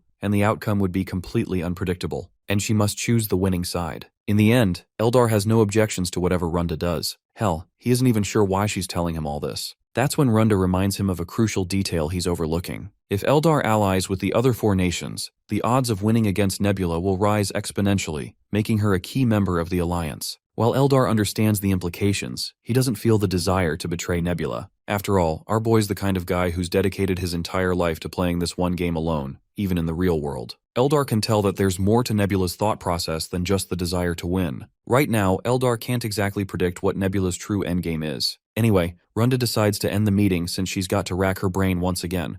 Once she's gone, Eldar immediately contacts Nebula and begins explaining Runda's conflicted situation, how she's unable to make a final decision. In a nutshell, what Nebula understands is that she also wants Eldar to join the Alliance, making it 6 versus 1. Eldar admits this and isn't sure if they can convince Runda otherwise, but Nebula doesn't feel any need to convince her. Our boy isn't actually planning to fight his overwhelming opponents outright, he's merely going to defend against them. Though it goes without saying, he still plans to act up while defending, just so he can disrupt their cohesion. While the enemy continues to isolate Nebula, they'll eventually need land to farm and routes to trade in order to keep their armies alive. Before that happens, Nebula wants to advance first to prevent it. For that very reason, Nebula plans to move forward and stop it from happening. Still, that doesn't answer Eldar's original question. What are they going to do about Runda? Well, Nebula has already figured that out. It's true that she's busy weighing her options, but that means she won't be able to defend herself until the very end. Eldar fears that Nebula might end up facing defeat if Runda sides with the Alliance. But this is where Nebula proves his companion wrong.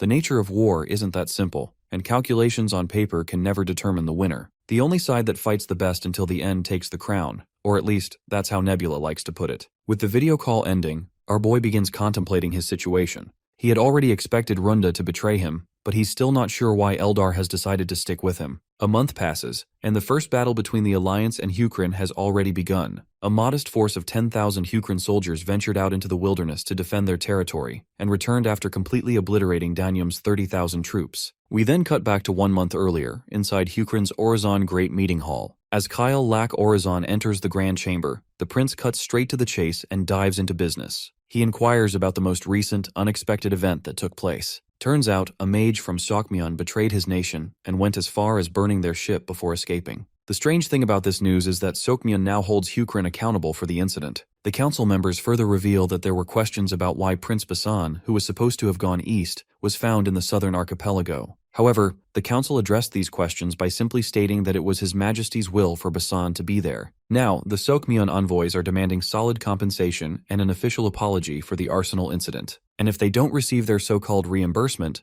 there will be consequences. From what the council understands, this whole talk of compensation and apologies seems like a pretext to initiate war. First of all, the council wants to fact-check whether what Seokmyon is even claiming is true. Secondly, even if it is true, there's no reason for Hukrin to meet their demands. Well, it seems Kyle had already predicted that war was inevitable, and he grimly addresses his council members to start preparing for it. Of course, the council members aren't thrilled about the prospect of catastrophe, but Kyle believes they have no choice but to fight the Five-Nation Alliance. Kyle wants to uphold the ancestral belief that even Raykrak honored, if you fight, you must fight to win. One of the council members objects, insisting they avoid war at any cost to ensure Hukrin's prosperity. Once again, Kyle reminds them that war is inevitable. After all, if the gods overseeing them want these unpleasant scenarios to unfold, there's no way mere mortals can resist their will. We then cut to our boy, watching the live broadcast of Kyle declaring war. He reflects on his civilization's current power level, roughly equivalent to that of ancient Rome. Nobles identify themselves as soldiers, meaning they carry the duty to fight when war breaks out. The quality of training and equipment is ensured.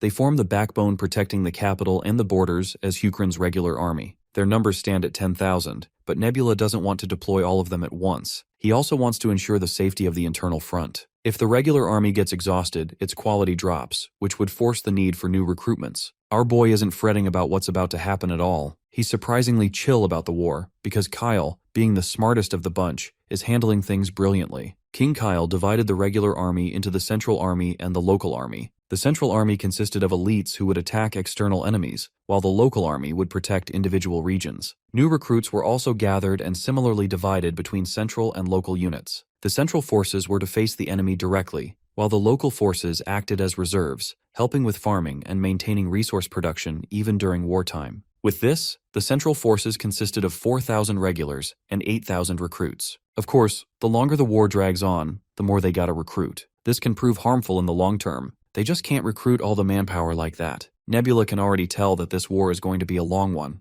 Back to Kyle. He selects 10,000 troops from the Central Army and dubs them the Land Army. This newly designated division of 10,000 troops is assigned to march north of Arizon for war. The scene then transitions to a land stretched far out in the west, a place nobody really knows about, where Wisdom and Zhang are having their personal meeting. Zhang is out here calling Wisdom out, exposing him for faking confidence during the alliance meeting, acting all sure about winning the upcoming war. The Crystal Head clearly knows that reality is far from that. The truth is, he can't determine the actual chances of victory. Even if the alliance has superior numbers, there are weaknesses they can't afford to overlook. Wisdom doesn't want to sound this pessimistic either. He's just as hungry for victory as the others. If they end up losing despite giving it everything, then so be it. There's no point wasting time feeling dejected over something inevitable. Zhang shares similar thoughts, though his massive hate boner for Nebula makes him even less willing to let him conquer this continent. Zhang also drops an interesting tidbit. There's a possible rat within the alliance, so he suggests they prepare some countermeasures just in case things go sideways. Lastly, there's something that sets Nebula apart from the rest of them, an apostle. No matter how well prepared the alliance is, victory or defeat will ultimately depend on the apostle's actions. Wisdom claims he already possesses an entity that he can turn into an apostle. He also knows the conditions required to create one.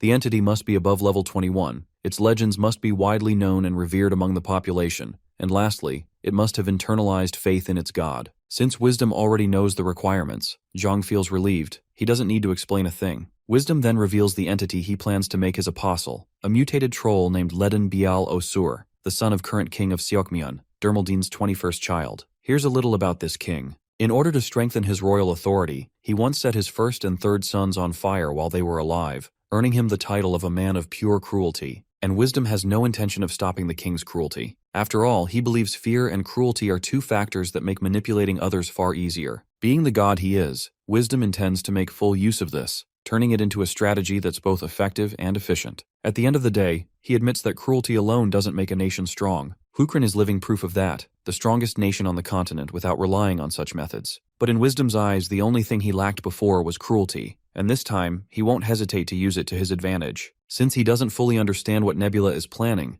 Wisdom wants his own strategies to be as sharp and efficient as possible. With the war approaching, Wisdom plans to create a war machine he can personally control, one that will eventually replace Seokmyeon's cruel king. The only difficult part about this game-perished world is that controlling individuals is tough due to their individuality and strong sense of identity. But now, Wisdom has found the means to control them, cruelty itself. The entity he currently wants to manipulate is Ledin Bial Osur, a mutant troll with red skin, the 21st child of the king. Born from a concubine, Ledin was cast out of the palace because of his red skin. But when it comes to raw attributes like strength, intelligence, and camaraderie, Ledin Bial Osur easily ranks among the top 1% of the population. However, since Ledin lives a fulfilling life in his humble circumstances, Wisdom wants to motivate him to take more drastic steps, and killing Ledin's mother will serve as the first step. One day, when Ledin returns home, he finds his mother dead, along with the weapon used to massacre her. In that moment, Ledin swears to avenge her death. The owner of that weapon turns out to be the 6th prince, and Wisdom ensures that man's death as well. Since Ledin was already searching for the weapon's owner, he ends up being discovered at the murder scene and arrested as the prime suspect. In an attempt to clear his name,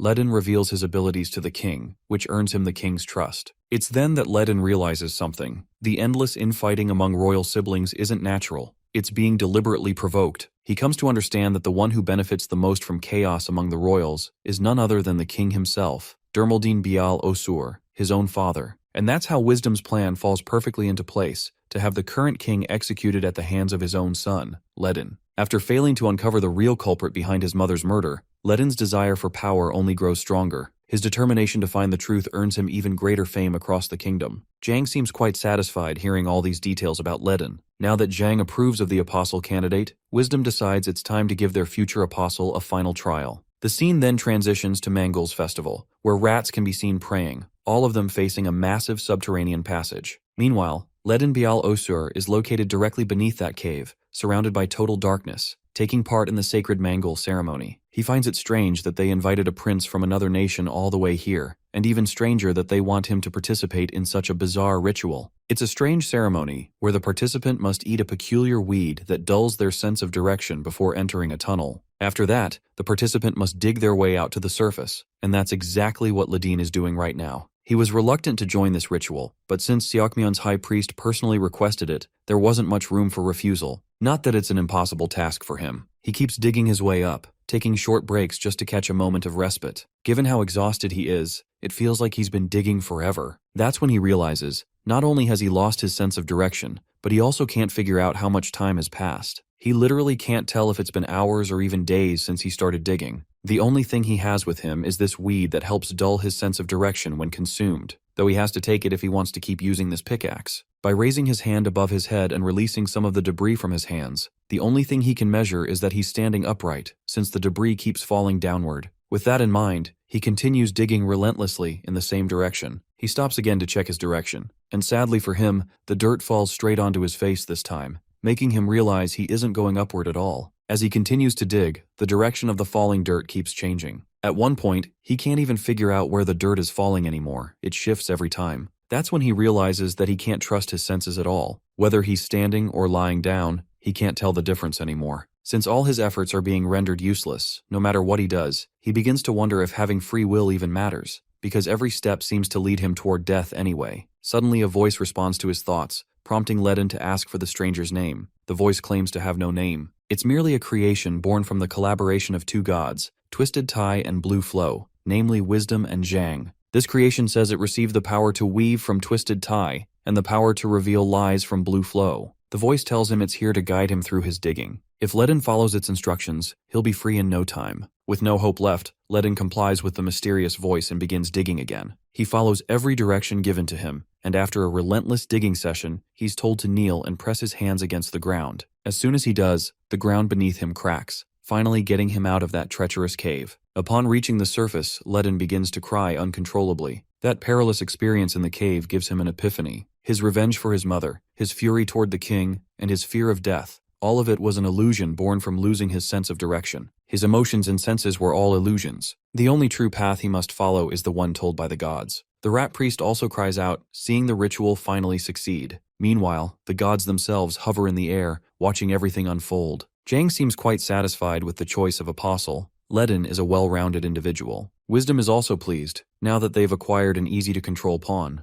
Zhang then moves on to the next obstacle in their path. He knows he won't be of much help from here on out, after all. A player needs to be at least level 21 to acquire an apostle. They must do whatever it takes to make their plan succeed. With that in mind, both gods descend into their chosen vessels. Zhang orders his followers not to resist what's about to happen, while Wisdom commands Ledin to begin the massacre, and the mutated troll starts obliterating the rat people. Once he piles up all the corpses, Wisdom finally reaches divinity level 21, making Ledin officially his apostle. It looks like Zhang deliberately sacrificed a massive portion of his level since he descended into the high priest, but it was worth it. Wisdom has finally reached level 21 and gained an apostle. However, Wisdom grows curious as to why Zhang hates Nebula so much that he's willing to sacrifice this much. Zhang hesitates at first, then slowly pulls off the mask he's been wearing, revealing that he knows Nebula in real life. Our boy's real name is Choi Sung-woon, a loser bastard who spent all day locked in his room playing games. Also, Nebula is Zhang's older cousin. At first, Zhang thought being summoned inside the game was just a coincidence, but seeing two top-ranked players end up in the same world made him think otherwise. Everything wasn't a coincidence or RNG, someone deliberately picked the players for this game. When it all began, someone named Aladdin gave everyone the choice to participate or return to reality. 4 out of 32 chose to leave during that process. Just imagine, who would willingly abandon reality for the sake of a mere game?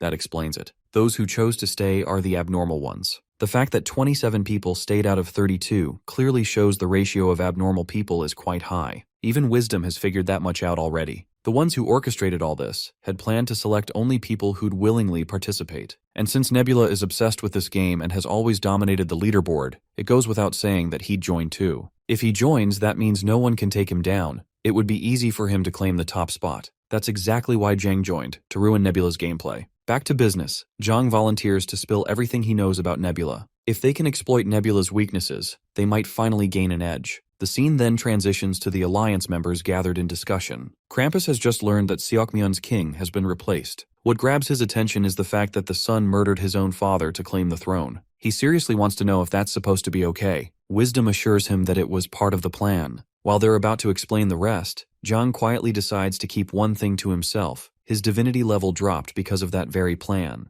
It currently stands at level 8. If he reveals that in front of everyone, it wouldn't take long for the information to reach Nebula. Still, he doesn't regret the choice that caused his level to fall. Gaining an apostle is far more valuable than losing a few levels. After all, apostles are literally the core of Perished World's gameplay. Right now, Elden Biel Oswar isn't as renowned or revered as Rockra, but they can build his fame with time. Rockra is the first apostle capable of taking down several creations, assuming we're not counting manifested players. Until the war officially begins, they need to raise Ledin to a point where he can go head-to-head with Rockra. Back at the meeting, Wisdom asks Krampus how things are going on the front lines since he's the first to face Nebula. Krampus claims to have superior numbers, and claims the preparations are on track. But even with a larger army, he's still unsure whether his 30,000 Danium soldiers can overcome Hukrin's 10,000. It doesn't take much awareness to see what he's implying. Defeat is a real possibility. Krampus admits it openly. It might sound pessimistic, but they simply can't ignore what Nebula has achieved so far. Still, even if he loses, he wants everyone else to be ready in the meantime. At the very least, they can drain Nebula's faith resources. Krampus checks the current situation and instantly freezes in shock. Without a word, he rushes off, which clearly shows that something has gone terribly wrong. We then cut to his civilization, the Danium capital, Daemurit. Inside the royal chamber, King Obanim of Sataros is in full panic, completely paranoid after how fast everything fell apart. Moments later, Night Sky's apostle, Rockra, crashes the palace with his overwhelming presence, slaughtering every soldier in his path as he charges toward the king of Sataros. Obanim is literally drenched in sweat, too terrified to even speak. Despite his desperate attempt to talk his way out, Rockra doesn't hesitate. He splits the poor man's skull clean in half, giving him a swift and painless death. Meanwhile, Nebula is having the time of his life, racking up victory after victory with minimal effort. Eldar watches him in silence, puzzled as to why Nebula would risk placing his apostle inside the enemy's castle. After all, that apostle is his trump card, and using it recklessly could prove fatal. But Nebula sees no reason to hold back. It's not like apostles are fine wines meant to sit and ferment. Eldar reminds him of the danger involved. It's only because Krampus wasn't paying attention and joined today's meeting that things went smoothly. Nebula admits it was a huge gamble, but thanks to Runda's tip, he managed to snatch victory. There was always a chance that Krampus wouldn't attend the meeting, or that it would end early. But the gamble paid off big time. He gained something far more valuable. In fact, he gained several things from that move, but most importantly, he left an impression that he's capable of non-standard plays, which in itself is a huge win. In Perished World, there are generally two play styles. The first is high risk, high return. The second is low risk, low return. Normally, people would assume that the low risk, low return path is safer and therefore more advantageous. But that's actually not true. The high risk, high return playstyle is the better one. Why? Because safe plays are predictable and easy to counter. Still, Nebula prefers moderation in everything. However, the acceptable level of risk varies from person to person, so it can never really be measured. Right now, Nebula is steadily securing an advantageous position. Given how massive the risk was, it's safe to assume that his rewards will be equally huge. We then cut back to the Alliance meeting once again, and this time, everyone looks miserable for obvious reasons. Wisdom could have never imagined, even in his wildest dreams, that Nebula would go this far. By general consensus, Nebula was supposed to use his apostle carefully. Krampus, on the other hand, is the most devastated, having lost his armies. What gives him a bit of hope is that the king's castle is still standing, and a new king can be chosen from the royal bloodline. There are still around 30,000 troops remaining. From what Krampus understands, Nebula is trying to apply psychological pressure. Even though there weren't many material losses, the internal unrest is severe. Even AR's king is terrified, which is why she's assigned a creation to guard the king. Krampus suggests avoiding regular meetings to prevent more disasters like this. They should only meet when something truly serious needs discussion. Wisdom agrees, though Runda clearly isn't happy about it. In her thoughts, she fears the worst, that fewer meetings will weaken the Alliance's unity. The entire reason for holding frequent meetings was to keep everyone close and the alliance strong. But now, with meetings happening less often, there's a real risk of gradual drift and eventual division. Still, at the end of the day, Runda figures it might be for the best. Less interaction means less stress to worry about. We once again cut back to Danium gathering its forces. Danium's general, Ubium Dolan, inquires about the current enemy status. The underling reports that all 10,000 enemy troops are moving upstream along the river and will arrive in 2 days at the earliest, and 3 days at the latest. Since the enemy is clearly trying to defeat the alliance one by one, they won't leave them alone. To defeat Danium, the enemy will have to enter the canyon. Danium's forces will block the Hukran forces from inside the canyon and rain attacks on them from both the left and right sides. The question now is who the enemy commander actually is. The room falls silent, since nobody seems to have any clue. The general then dismisses the meeting, declaring that the only things that decide victory in battle are numbers and supplies. And since their god is also watching over them, victory is certain.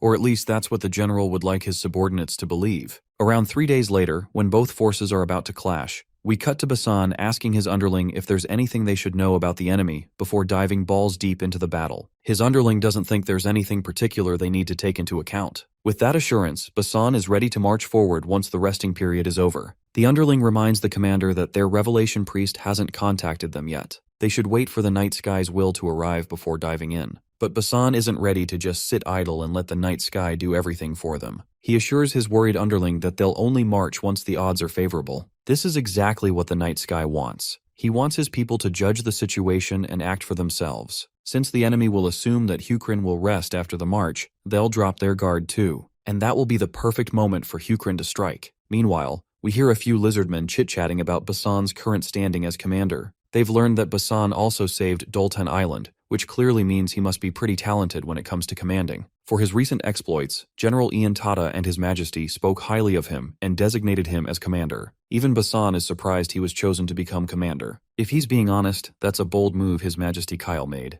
Of course, it's not like Basan has any intention of losing. It's also true that Hukran is at a huge disadvantage due to the geography and the enemy's overwhelming numbers. But we all know that numbers don't necessarily decide the outcome of war. If Hukran can prepare for an immediate battle in such a short time, Danyam's army will be shaken. The final nail in the coffin is Rockra, who descends from the skies like a goddamn meteor, grabbing everyone's attention. The Chad of the lizard race makes such a dramatic entrance that even the enemy is startled. In retaliation against Rockra, Krampus sends all his creations at once to deal with the one and only Rockra. Krampus is certain his creations won't allow Nebula's apostle to interfere in the coming battle. Feeling confident, his creations lunge at Rockra in unison. A clash erupts, one visible across the entire forest. Rockra is currently running and jumping, trying to outpace those wild beasts. The enemy commander is over the moon seeing Rockra getting pushed out of the front lines. The soldiers also burst into joyful celebration, thinking victory is practically guaranteed. But to their dismay, this is exactly what Commander Basan wanted. He's glad Rockra is doing exactly what he expected him to do. Even though the enemy has more numbers and terrain advantage, Basan is confident he won't lose. After all, the enemy he's facing is still just a number of people, and Basan has never lost to an army of people before. Meanwhile, Krampus's creations are still chasing Rockra,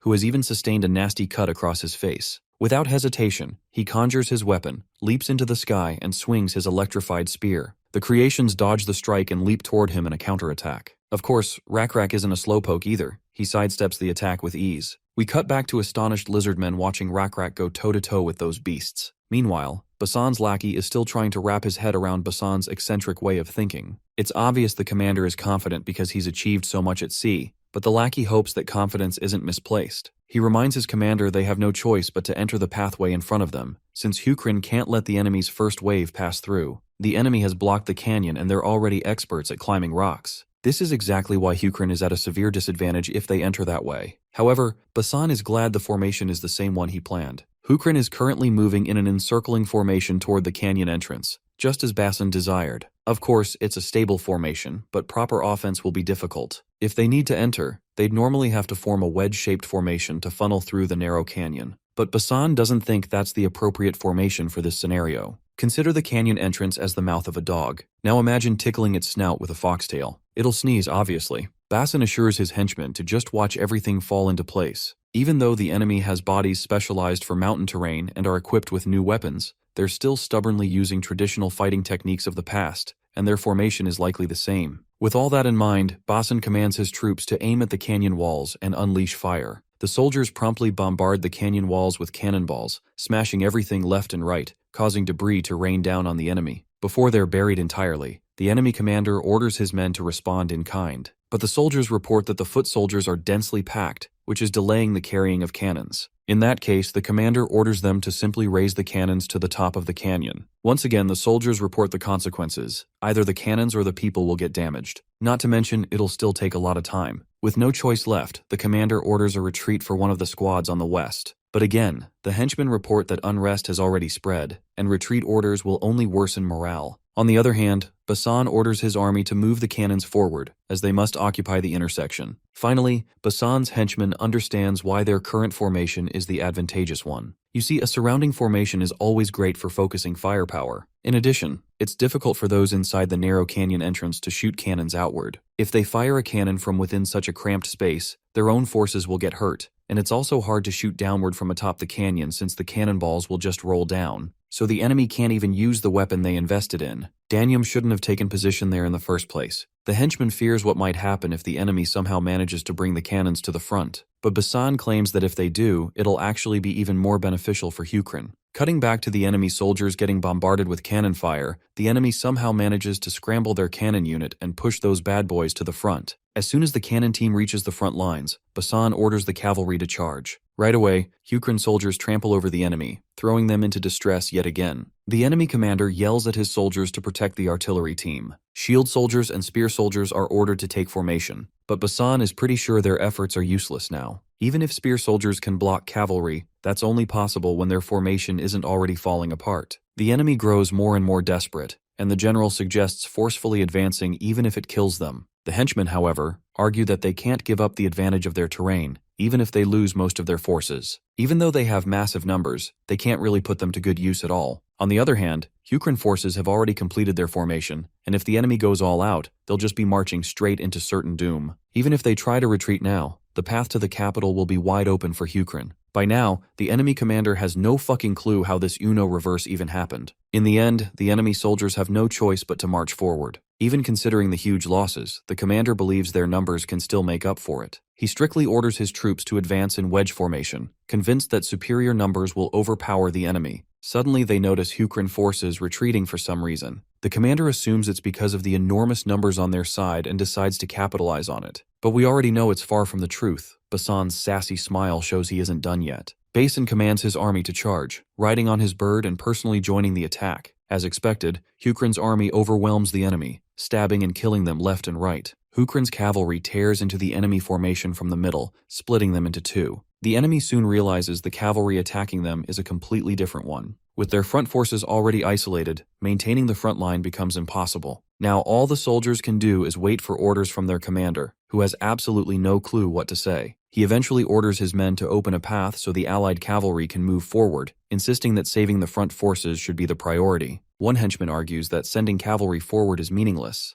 The smartest option is retreating back into the canyon. Another white goat reminds his short-sighted comrade that the rear has already begun charging, so it's too late to go back. The captain decides to let the soldiers stay focused on the battle and continue charging while maintaining the tight foot soldier formation. As for the isolated front forces, there is no choice but to abandon them. One of the officers tries to argue, but the angry general shuts him up, reminding him they still have the advantage. We cut back to Basan, who orders the tired and injured soldiers to retreat, while the squad that hasn't fought yet should march forward. The henchman suggests using up the current soldiers and saving the fresh ones for the next confrontation. Having them retreat doesn't guarantee quick recovery. Basin then gives him a new perspective. If the soldiers realize they won't be sent into battle until the current squad is wiped out, the troops on standby will feel relaxed. He must maintain a sense of urgency. Also, the surviving soldiers who retreated will follow future commands more diligently. Anyway, since the enemy's front forces have been wiped out, Basan plans to create some space again and fire cannons. As he said, once the cavalry retreats and the enemy advances, the barrage of cannons begins. The enemy commander is in utter despair, not knowing what to do. If he pulls the foot soldiers aside to bring the cannons forward, the cavalry will rip them apart. But if he pushes the foot soldiers forward quickly, the cavalry will cut them at the waist, making them prey for the enemy's infantry. And if Danium maintains formation and keeps advancing, they'll get blasted by cannons again. The commander feels trapped with no answers. Meanwhile, Basan believes retreat is actually the best option for the enemy. Even he wouldn't have hesitated if he were in their place. Suddenly, Basan notices the enemy seems to have come up with something new. He immediately orders the Lizardmen to charge forward. The enemy commander sees Hukrin advancing their foot soldiers, which aligns perfectly with his plan. He orders the east side to endure while sending heavy infantry to push the other way. Satoru's heavy infantry is known for their strength in breaking foot soldier lines, giving the enemy a much-needed sliver of hope. Somehow their plan works, and the captain feels proud that the heavy infantry managed to push back Hukrin's foot soldiers. He then orders them to push forward and secure more space. As long as the allied forces exit the canyon, victory is within reach. But Basan has yet another surprise in store. Once the enemy soldiers march far enough, they suddenly find themselves staring directly at cannons. In just a moment, all those soldiers are flattened. We then cut to Nebula's perspective, explaining the strategy known as the hammer and anvil. Basically, this tactic became standard since the ancient times of Alexander the Great. The one Basan is using is the most basic form of it. Hold the enemy at the front with strong foot soldiers, then use artillery and cavalry to continuously strike from the top and sides. Because the enemy was trapped inside the canyon, Nebula didn't suffer any losses. However, it's too early to rest assured. We then cut to Krampus, getting grilled by Wisdom for taking a major L, despite getting every bit of support he asked for. Krampus sweats profusely as he admits he was too focused on defeating Rockra. Even then, he couldn't do much against him. He then assures his ally that there's still some hope left. Since his army hasn't been completely annihilated yet, there's still a chance. Retreating would only cause more losses, so he requests a bit more backup to increase the odds. However, Wisdom refuses to lend any further help. He can't provide more assistance without proper preparations on Krampus's end. It would just be a waste again. He further tells him to at least be glad his capital, Demerit, still stands. Internally, the real reason Wisdom feels further help would be useless is because the Apostle Ledin isn't ready yet. As of now, Ledin is preparing for the final battle against the nation's rebel forces, and he must win those fights to earn the achievements necessary to walk the path of fame and feats. After all, an apostle's strength is based on those two factors only. Meanwhile, Krampus finally makes his decision to retreat. Since Hukrin won't be able to conquer Danium with just 10,000 forces, buying time for the capital makes more sense to him than losing his troops in a pointless battle. The High Priest promptly delivers Krampus's order of retreat to the general, and once the general announces the retreat, all the goatmen begin sprinting back toward the capital. Seems like these goat people aren't that goated after all. Basan notices the enemy retreating and immediately orders his army to eliminate them while fleeing. Only then can Hukrin secure the advantage for the next battle. The massacre consumes countless lives. Later that night, Basan and his henchmen go over the battle results. The enemy lost around half of their personnel, and deserters will push that number even higher. As for Hukrin,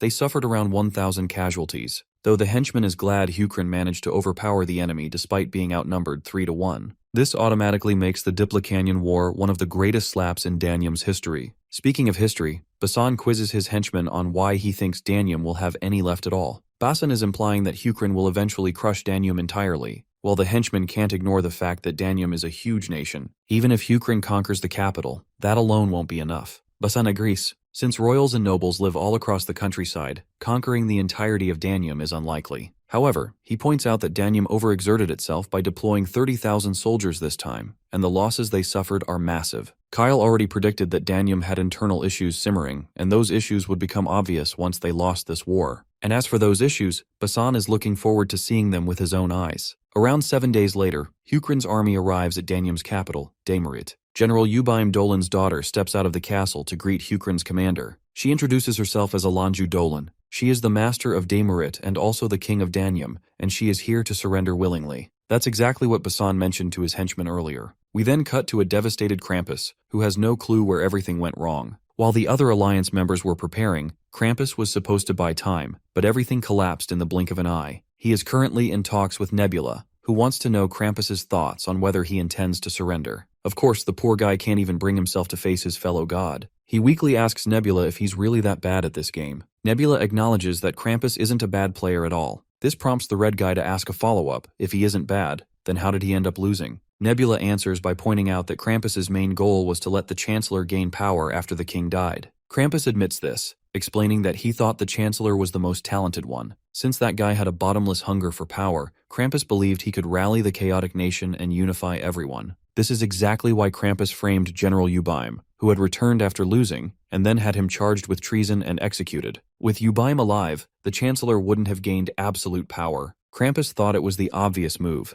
though he never imagined that Ubaim's daughter, Aranju, would revolt out of revenge. After all, she wasn't someone particularly capable. Krampus genuinely wants Nebula's insight into whether he made the right choices. First, Nebula points out that Krampus overlooked the fact that an individual can grow when given the right opportunity. But he also says the play wasn't bad, it was actually the best choice at that moment. However, what Nebula understands is this: you can't win with a choice made solely for one moment. You have to consider every possibility for a properly orchestrated plan. Since Nebula had considered all possibilities, he kind of knew something like this would happen. He just thought the conflict between the general and the chancellor would last longer, but it ended quickly, giving Nebula the opening he needed. If Krampus surrenders completely right now, Nebula promises good conditions for him. Even though Krampus is at a massive disadvantage, he refuses to surrender and ends the call. Eldar is also with Nebula, and wants to know why Krampus refused to give up. From what Nebula can tell, Krampus is trying to fight until the bitter end, which is actually a commendable attitude. Though Eldar admits he himself would have surrendered early to save the elves who believe in him. Surprisingly, Nebula approves of that attitude too. Looking at Danium's capital, situated behind tall walls, surrounded by rivers and farmland,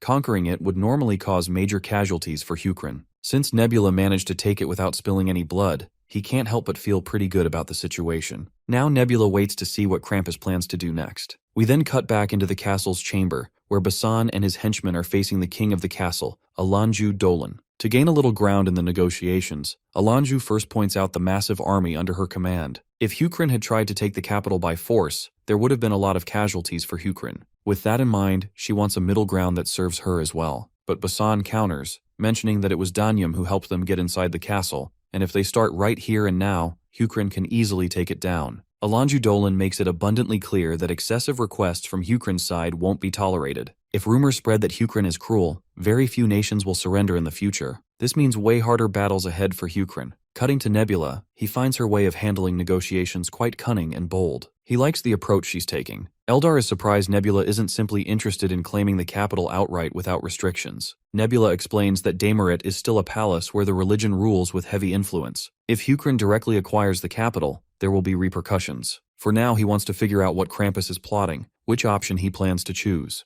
A few days pass. With Hukrin's support, Alanju Dolan's coronation ceremony begins. This ceremony would officially crown the king of Danium, who has an amicable relationship with Hukrin. However, things don't go as planned. The sacred mirror used for God-given royal authority suddenly shatters right over Alanju's face. Under these circumstances, the priest announces that the god does not acknowledge Alanju Dolan as king. He rallies the common people, preaching the will of their god. Even if Damiret surrenders to Hukrin, the people must not surrender their faith to the night sky. Slowly but surely, the people start agreeing with the priest. They're willing to surrender the nation, but not their faith. This is the moment Nebula had been waiting for, the separation of church and state. Normally, royal authority and religion support each other and form a united block of interests. But depending on societal progression, they can split. On Earth, separation of church and state usually happens when political forces weaken religion. But in the perished world, it's the opposite. Religion is far stronger here. Eldar points out that separation will make the situation even more complicated. Nebula, however, finally admits that Krampus isn't bad at this game at all. Currently, Alanju Dolan is the key piece in these circumstances. We transition to Alanju Dolan herself. Watching more and more people get riled up,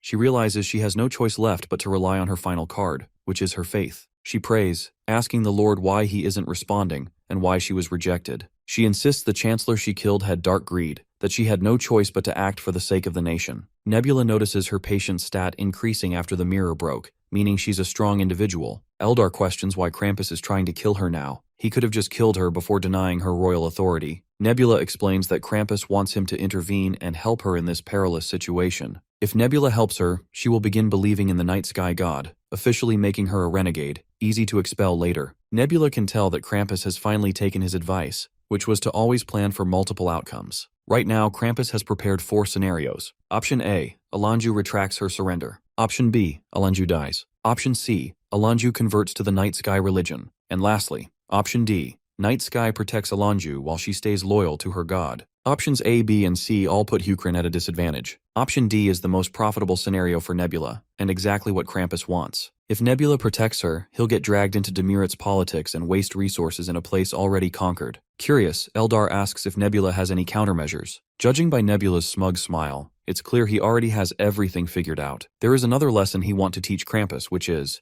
always have more plans than your opponent. One cold night, as Alanju sleeps quietly, a mysterious figure slips into her room. It's Yan, one of the mages. Alanju recognizes her as an alchemist, prompting Yan to correct her. She's a mage now. To Alanju, the concept of a mage sounds like some fairy tale nonsense. Seeing her ignorance despite being the king, Yan can't help but point it out. She infiltrated a castle full of soldiers without being detected, and she has enough power to kill Alanju on the spot. Hopefully that alone should convince Alanju. But Alanju decides to test it. She draws a dagger and stabs it straight into Yan's neck. Yan bleeds but remains alive. Finally intimidated, Alanju asks why Yan came. Yan pulls the dagger lodged in her neck and calmly claims she's here to rescue her. When Alanju asks about the price for such help, Yan says she wants a nation where gods do not interfere. Alanju finds the idea ridiculous. A nation without a god is doomed to destruction, and history proves it. Without divine protection, no nation survives. Yan counters by telling her of a power that can rival the gods, and that's magic. The nation she envisions would rely solely on magic. If magic is that powerful, Alanju asks why they can't defeat Hukrin with it. Yan admits it without beating around the bush. Defeating Hukrin is impossible at the moment. Night Sky watches the mages closely and knows every move they make. The best they can do right now is protect the people. Those who don't believe in gods, like Yan's species, spend their lives persecuted. Now that another god is ruling the land, Yan doubts Alanju's descendants will ever live peacefully here. Under Hukrin's rule, keeping the name Danyum will already be a struggle, and freedom of faith is not guaranteed. Yan wants to protect the people, not nations or divine interests. They don't need gods if they gain enough strength themselves. If Alanju accepts the offer, Yan promises to give her the power needed to ensure her people's safety. Time is short. Alanju has until sunrise to make her decision. A few moments later, dawn begins to crack, and it seems Alanju has finally made her decision. She is all in on creating a nation that exists without the name of a god. In the following days, we see the hunting minister of Hukrin arriving at Danyum's capital to meet Basan. The two men shake hands in good faith, meeting after a long while. Since there were no banquets or hunts during the war, the hunting minister had plenty of time and decided to pay Basan a visit. He has drafted around 5,000 soldiers and brought them along. He hopes Basan is already aware of Hukrin's current military situation, and it seems Basan is, so here's a moment to explain it to you guys as well. After Danyum's capital was overtaken by Hukrin's soldiers, every alliance nation began moving quickly. 20,000 troops from Jeokwa were sent to Danyum. 24,000 came from Mangul, and 18,000 marched in from Guman, even though those nations are far away. All in all, 62,000 alliance soldiers are marching toward Danyum's capital, Demurit. They're expected to arrive within a month. Meanwhile, Seokmyeon is still in a civil war. The depraved son who killed his own father will probably win. He's sweeping everything as if he's been blessed by a god. He even goes around calling himself Twisted Tie's disciple. The hunting minister has also brought weapons that might help, along with the extra 5,000 soldiers. To Basin's surprise, these aren't the usual cannons, they're new prototypes. One of them is an improved model with a larger barrel, making it heavier, but that extra weight adds 50 paces to the cannonball's range. Basin is impressed and eager to hear about the second cannon, except the second one is drastically different in size and shape.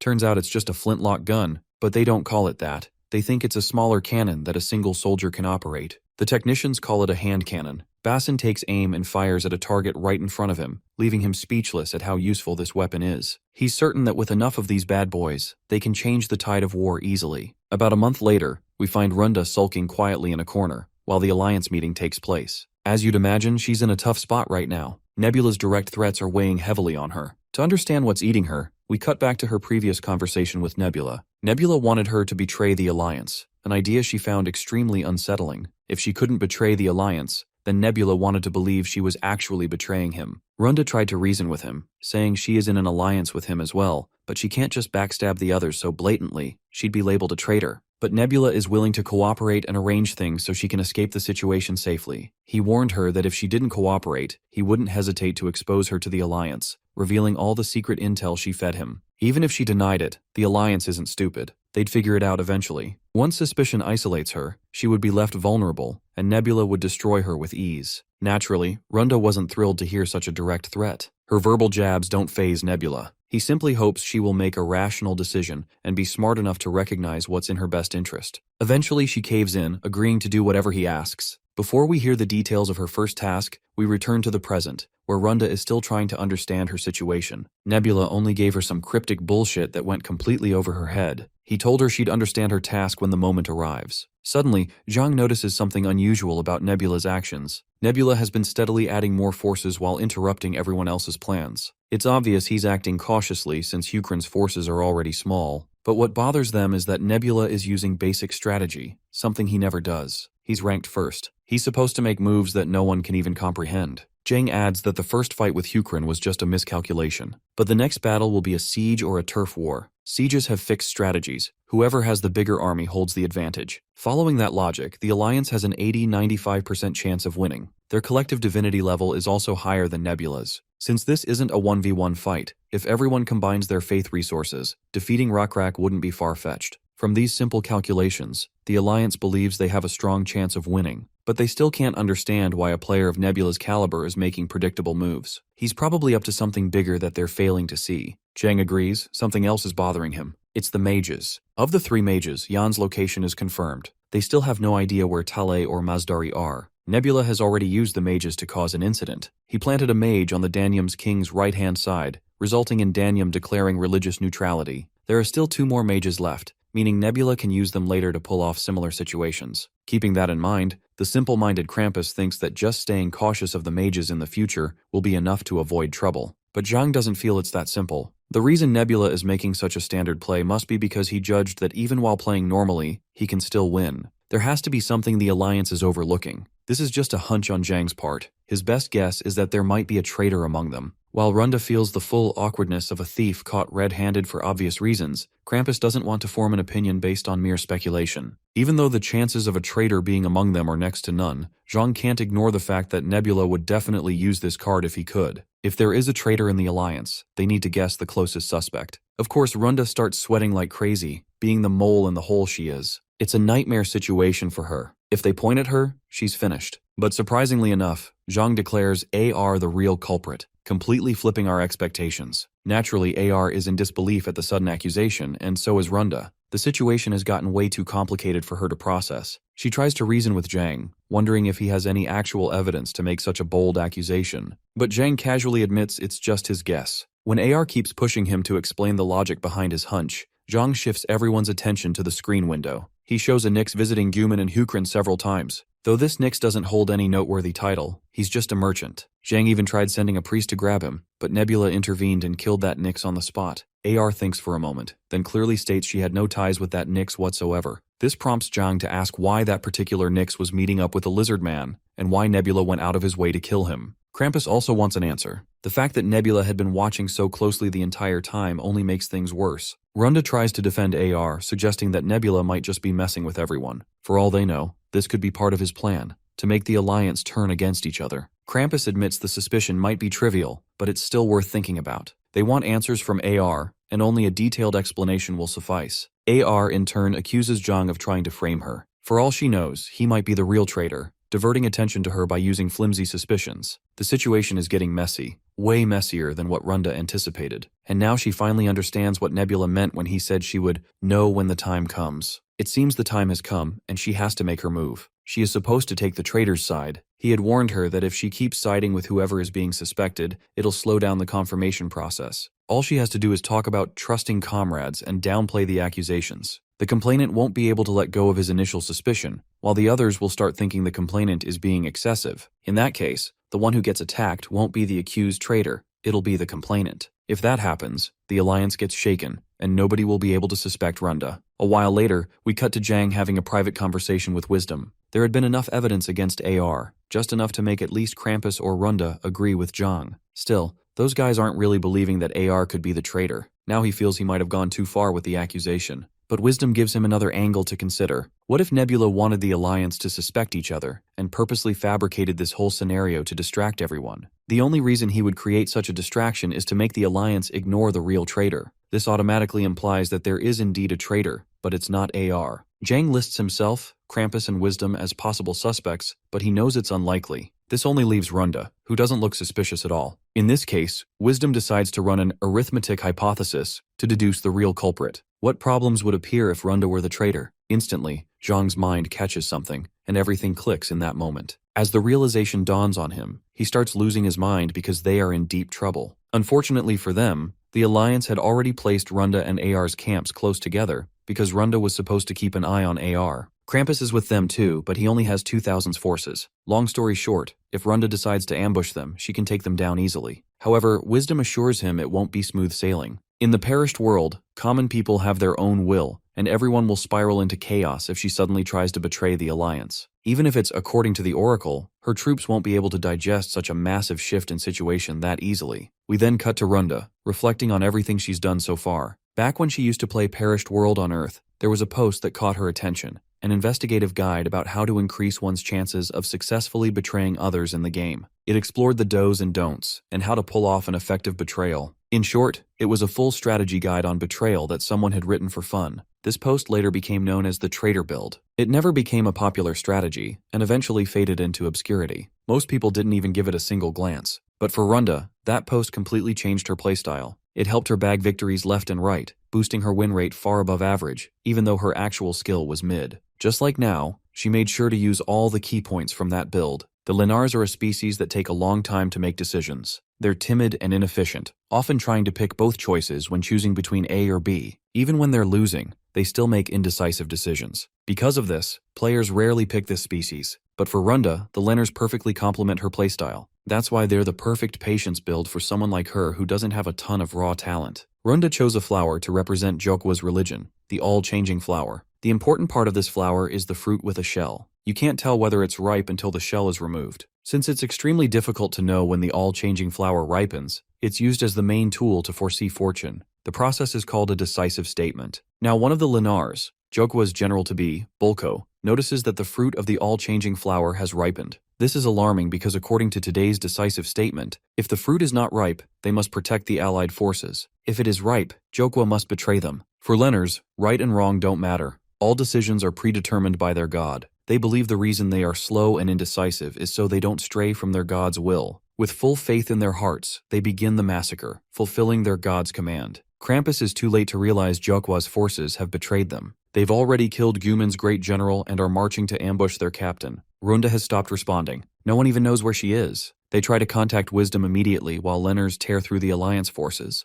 AR is devastated that they realize the true traitor's identity so late. The situation is absolutely dire. Guman's officer in command has already been assassinated. Jang suggests sending their creations immediately, but Wisdom strongly opposes it. Dimmerit's castle gates have opened, and Hukran's forces are pouring out, meaning the match is fully set. Zhang decides to have his forces march at full speed. However, Wisdom predicts they're going to lose anyway. If they intervene as gods, Nebula and Runda will do the same, putting the Alliance in an even tougher spot. The best move for now is to retract their forces and retreat. Wisdom adds that even if the Alliance loses their frontline forces, they still have their second expeditionary forces. But AR refuses to let her soldiers get slaughtered. She feels she must intervene to save them. Krampus is thinking the same. Those 2,000 soldiers are all he has. He'd rather fight tooth and nail than lose everything. If he loses Daymerit like this, he'll have to give up managing his main species, the Satiros. Even if losses are inevitable, he won't go down without struggling. Now everything depends on what Zhang intends to do. Unfortunately, Zhang declines to join them. His divinity level is actually very low, something he hasn't told anyone. He can't explain why he can't help right now,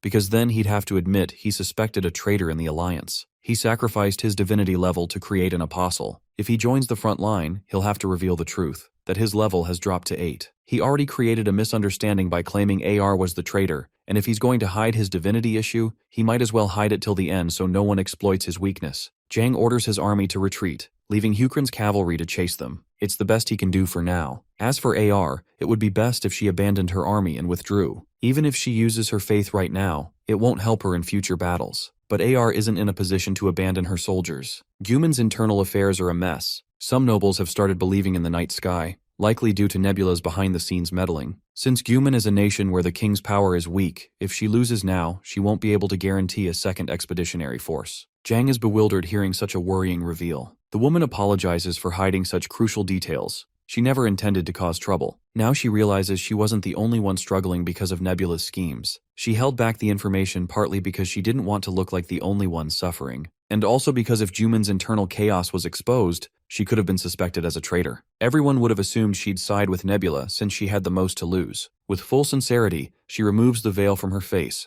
a full face reveal, asking Zhang to reconsider one more time. Despite her desperate plea, Zhang has no choice but to refuse. She doesn't insist any further. That's when Zhang realizes something profound. The foundation of the Alliance is extremely shallow. Even though they look fine on the surface, everyone has their own hidden problems they can't openly share. This hidden instability is what has been plaguing the Alliance and causing its downfall. AR bids them farewell on a good note and wishes them luck, before doing the unthinkable. The others don't understand why she's acting like it's her final moment, until she manifests. They are shocked at her suicidal decision. She has manifested herself. If she dies during manifestation while Guman's army is annihilated, she might become a vassal. This is her final desperate option after being pushed into a corner. Instead of making similar desperate moves, Krampus chooses to clear their minds before acting. He promptly orders Jung to retreat his forces. Before Krampus can elaborate on his plan, that familiar crackling sound of thunder catches their attention, making them shudder. We all know it's Rockra about to descend. While Krampus doesn't plan on manifesting, he still wants to support AR with the best of his abilities. He has to pull some crazy shit to screw over Nebula. We then cut to Runda absolutely losing her bananas after seeing AR manifest. Nebula tells this crazy, frantic chick to calm the heck down, since they're still on the winning side.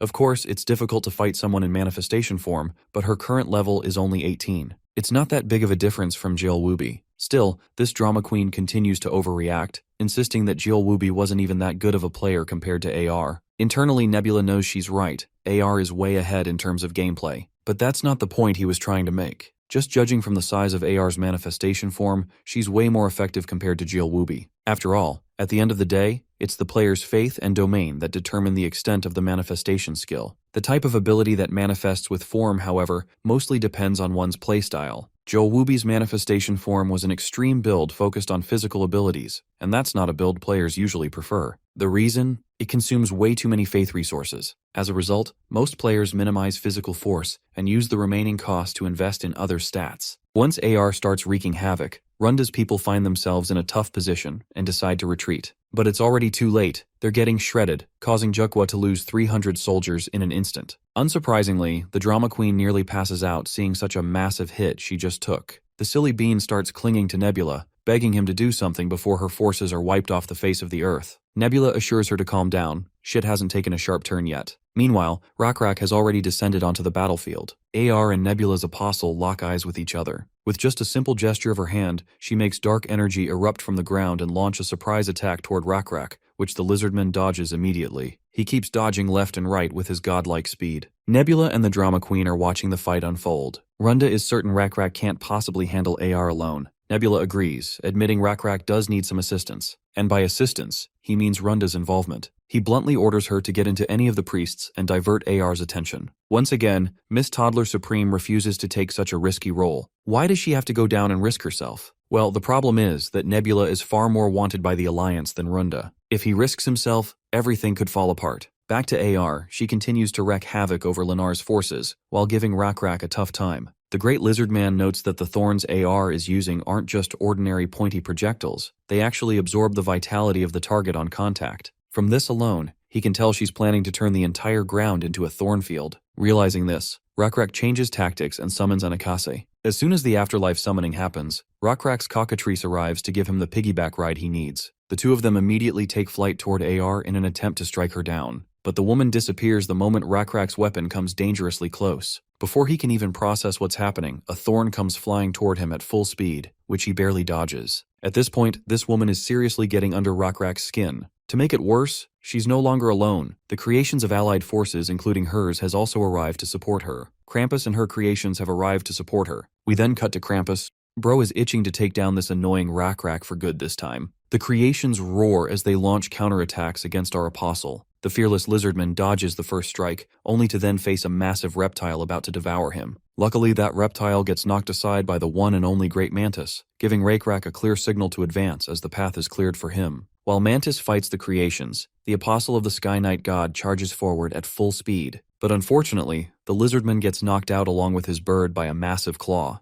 As soon as they hit the ground, Rockra begins to dread the worst. Those thorns could erupt from anywhere. However, he soon realizes the thorn attacks have stopped. Seems like AR's attention has been drawn to something else. Turns out it's Runda in the forest, who has descended into one of the priests. She has definitely caught AR's attention, and the way this furious woman is staring at the traitor does not look good for Runda. Of course, this gives Rockra a golden opportunity to strike. As AR chases Runda, Rockra also begins his pursuit. Seeing this mere apostle following her, AR's anger flares even more, and she conjures a massive blob of vitality-draining substance, trapping Rockra inside it. Nebula instantly recognizes what kind of play she's going for. See, Nebula's greatest merit in manifesting isn't size, it's the skillification of his domains. If an apostle obtains skills through notoriety, the player or the god can form their possessed territory into the manifestation form skills. These skills can be set by the players themselves, and the form, range, and power can all be adjusted to maximize efficiency and resource consumption. The thorns from earlier were probably made by combining the small domains of metal roots. She set teleportation as her movement skill, but this kind of play is too standard. AR is forgetting one crucial thing. Rockra killed an evil god. And you know what kind of title an apostle earns with such a massive feat? A god killer. When the attack target is a god, any negative effects that occur while fighting them are resisted. Apostles gain skills according to their fame. There is no way a mental control technique meant to shake his psyche would work on Rockra. As Rockra launches another attack, it squarely connects and injures her deeply. The woman vanishes from sight again. That's when he notices she has abandoned her assault, likely buying time to recover from her injuries. By the way, AR is pronounced Dark Book as her god title, while Runda is called All Decisions by mortals. Rockra has a hunch that Dark Book is furious at all decisions for the betrayal, so she must be trying to attack the apostle Runda has descended into. However, if she uses her black thorns to attack all decisions, then he will also be able to locate Dark Book's position. As he tries to focus to sense AR's location, Nebula calls him out, telling his apostle to forget about Dark Book for now. But Rockra fears that all decisions will be in danger if he lets AR do her thing. Nebula assures him that it doesn't particularly matter what happens to all decisions. I mean, he's not saying they're abandoning her, they simply need to figure out another way for her. We then cut to AR, who has sustained some pretty nasty injuries and is trying to heal. Just as she decides to change her course of action, she spots Runda in the woods. Her anger flares once again, ready to make Nebula and Runda both regret whatever they've been plotting against the Alliance. As Runda is running as fast as she can, she gets knocked out by AR's thorns. One of the thorns even lodges directly into her shoulder. Poor Runda lies there like an injured lamb in front of a roaring lion with limitless fury. The lion, AR, grabs her prey by the neck and begins choking her. With no choice, Runda suggests joining forces together, a suggestion that only enrages AR even more. Runda is the last person she would ever trust, and she makes that abundantly clear by smashing her head right into the ground. The poor Lennar screams in utter pain after getting slammed down. AR further humiliates the traitor by stepping on her and making her scream even louder. Instead of inflicting more pain over a defenseless Lennar, Runda suggests she go take care of Rockra first. In fact, she claims that AR is making a mistake by neglecting the Nebula's apostle. She points out how Rockra isn't chasing AR at all. Hearing this, Dark Book suspects the reason Rockra isn't chasing is because he must be occupied by Krampus's and her creations blocking his path. Or at least that's what she thought. But she is proven wrong when thunder strikes, its majestic light blinding everyone in the vicinity for a split second. It's Rockra, bruised and injured, and these injuries came at the cost of Krampus and AR losing all of their creations at once. Did you know how big AR has messed up? Just listen to this. For a player to use a skill, they need a certain divinity level, and to maintain that level, they must not lose their creations. If the creations are killed, the very summons they relied on end up becoming their weakness. Promptly, AR receives a notification that she's lost all her creations and lost XP, causing her level to drop from 19 to 13. With her level dropped, her manifestation skill becomes useless, leaving her completely exposed for Rockra to strike. As he dashes toward her with his weapon, she tries to cast her last bit of mojo, but since she doesn't have enough faith resources, she can't initiate any offensive attacks. That moment of vulnerability proves fatal. She gets struck right in the belly. Rockra then stomps over the woman and drives his spear straight into her chest, electrocuting her on the spot.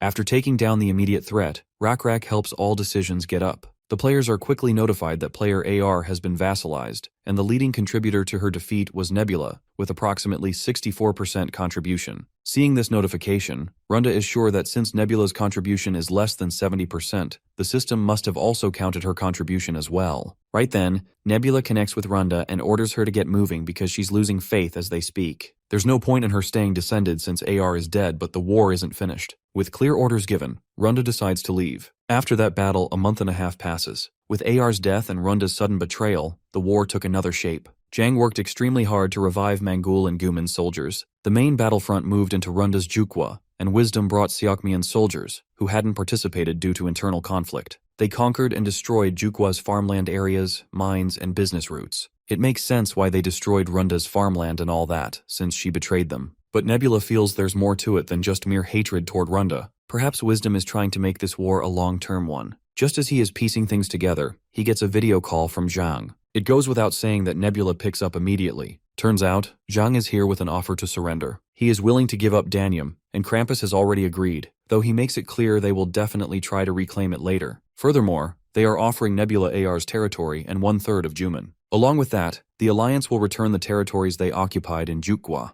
There's more Zhang is willing to add, but Nebula is more interested in hearing the conditions he's supposed to accept. In this case, Zhang lays out his needs. First, Nebula must stop the war with no retaliation. Second, it's about AR's vassal status. Before Zhang even finishes speaking, Nebula rejects the offer outright, even without hearing the remaining conditions. He simply doesn't care. Everyone knows who's on the losing end. Without wasting another second, Nebula ends the call. After the call, Runda meekly questions his reason for rejecting the conditions. Accepting the surrender is in their best interest since the opposition is offering everything they've got. Nebula agrees the offer was alluring, enough that he can already tell he would have had major advantages in future wars if he accepted. Runda doesn't understand what he means by future wars. If he accepts their surrender, he will emerge victorious, leaving no wars left to fight. She insists there's no need to be obsessed with unifying the continent. Nebula claims he isn't obsessed with a perfect victory or total unification. If a ceasefire comes with benefits heavily in his favor, he'd normally take it. But Zhang specifically said he wanted AR's vassal status. He's trying to revive her if Nebula is interpreting their intentions correctly. After all, if vassalization is lifted, they'd regain numerical advantage, and once she's revived, that wouldn't be good. Of course, the ceremony to lift vassalization is expensive and time-consuming. But one thing is certain, they plan to continue the war, and Nebula doesn't want to add unnecessary difficulties to his future. We then cut to Guman's castle. Inside the castle, we meet Guman's prime minister, Kaloa Lata. The woman is staring at a strange candle, deeply upset that her god hasn't responded to her for a long time. This likely indicates that Darkbook has indeed died, and the one who killed her is the same person who killed the evil god. It's Rockra, of course. Many are devastated by this news. Even the king hasn't left his bed in months. But such collateral damage was predictable. After all, a nation without divine protection is bound to collapse. Hukrin's forces are pushing internally, trying to persuade Guman's citizens to side with Hukrin. Mongol, who was allied with Guman, is now requesting Guman to merge with them instead. This unprecedented situation has put the Guman people in a dilemma over which side to choose. At the moment, they just want to side with whoever is less bad. As the Prime Minister is struggling with her thoughts, with no god's guidance, she is startled when ENT walks straight into her room. He is here to assist, and perhaps give her a solution to her worries.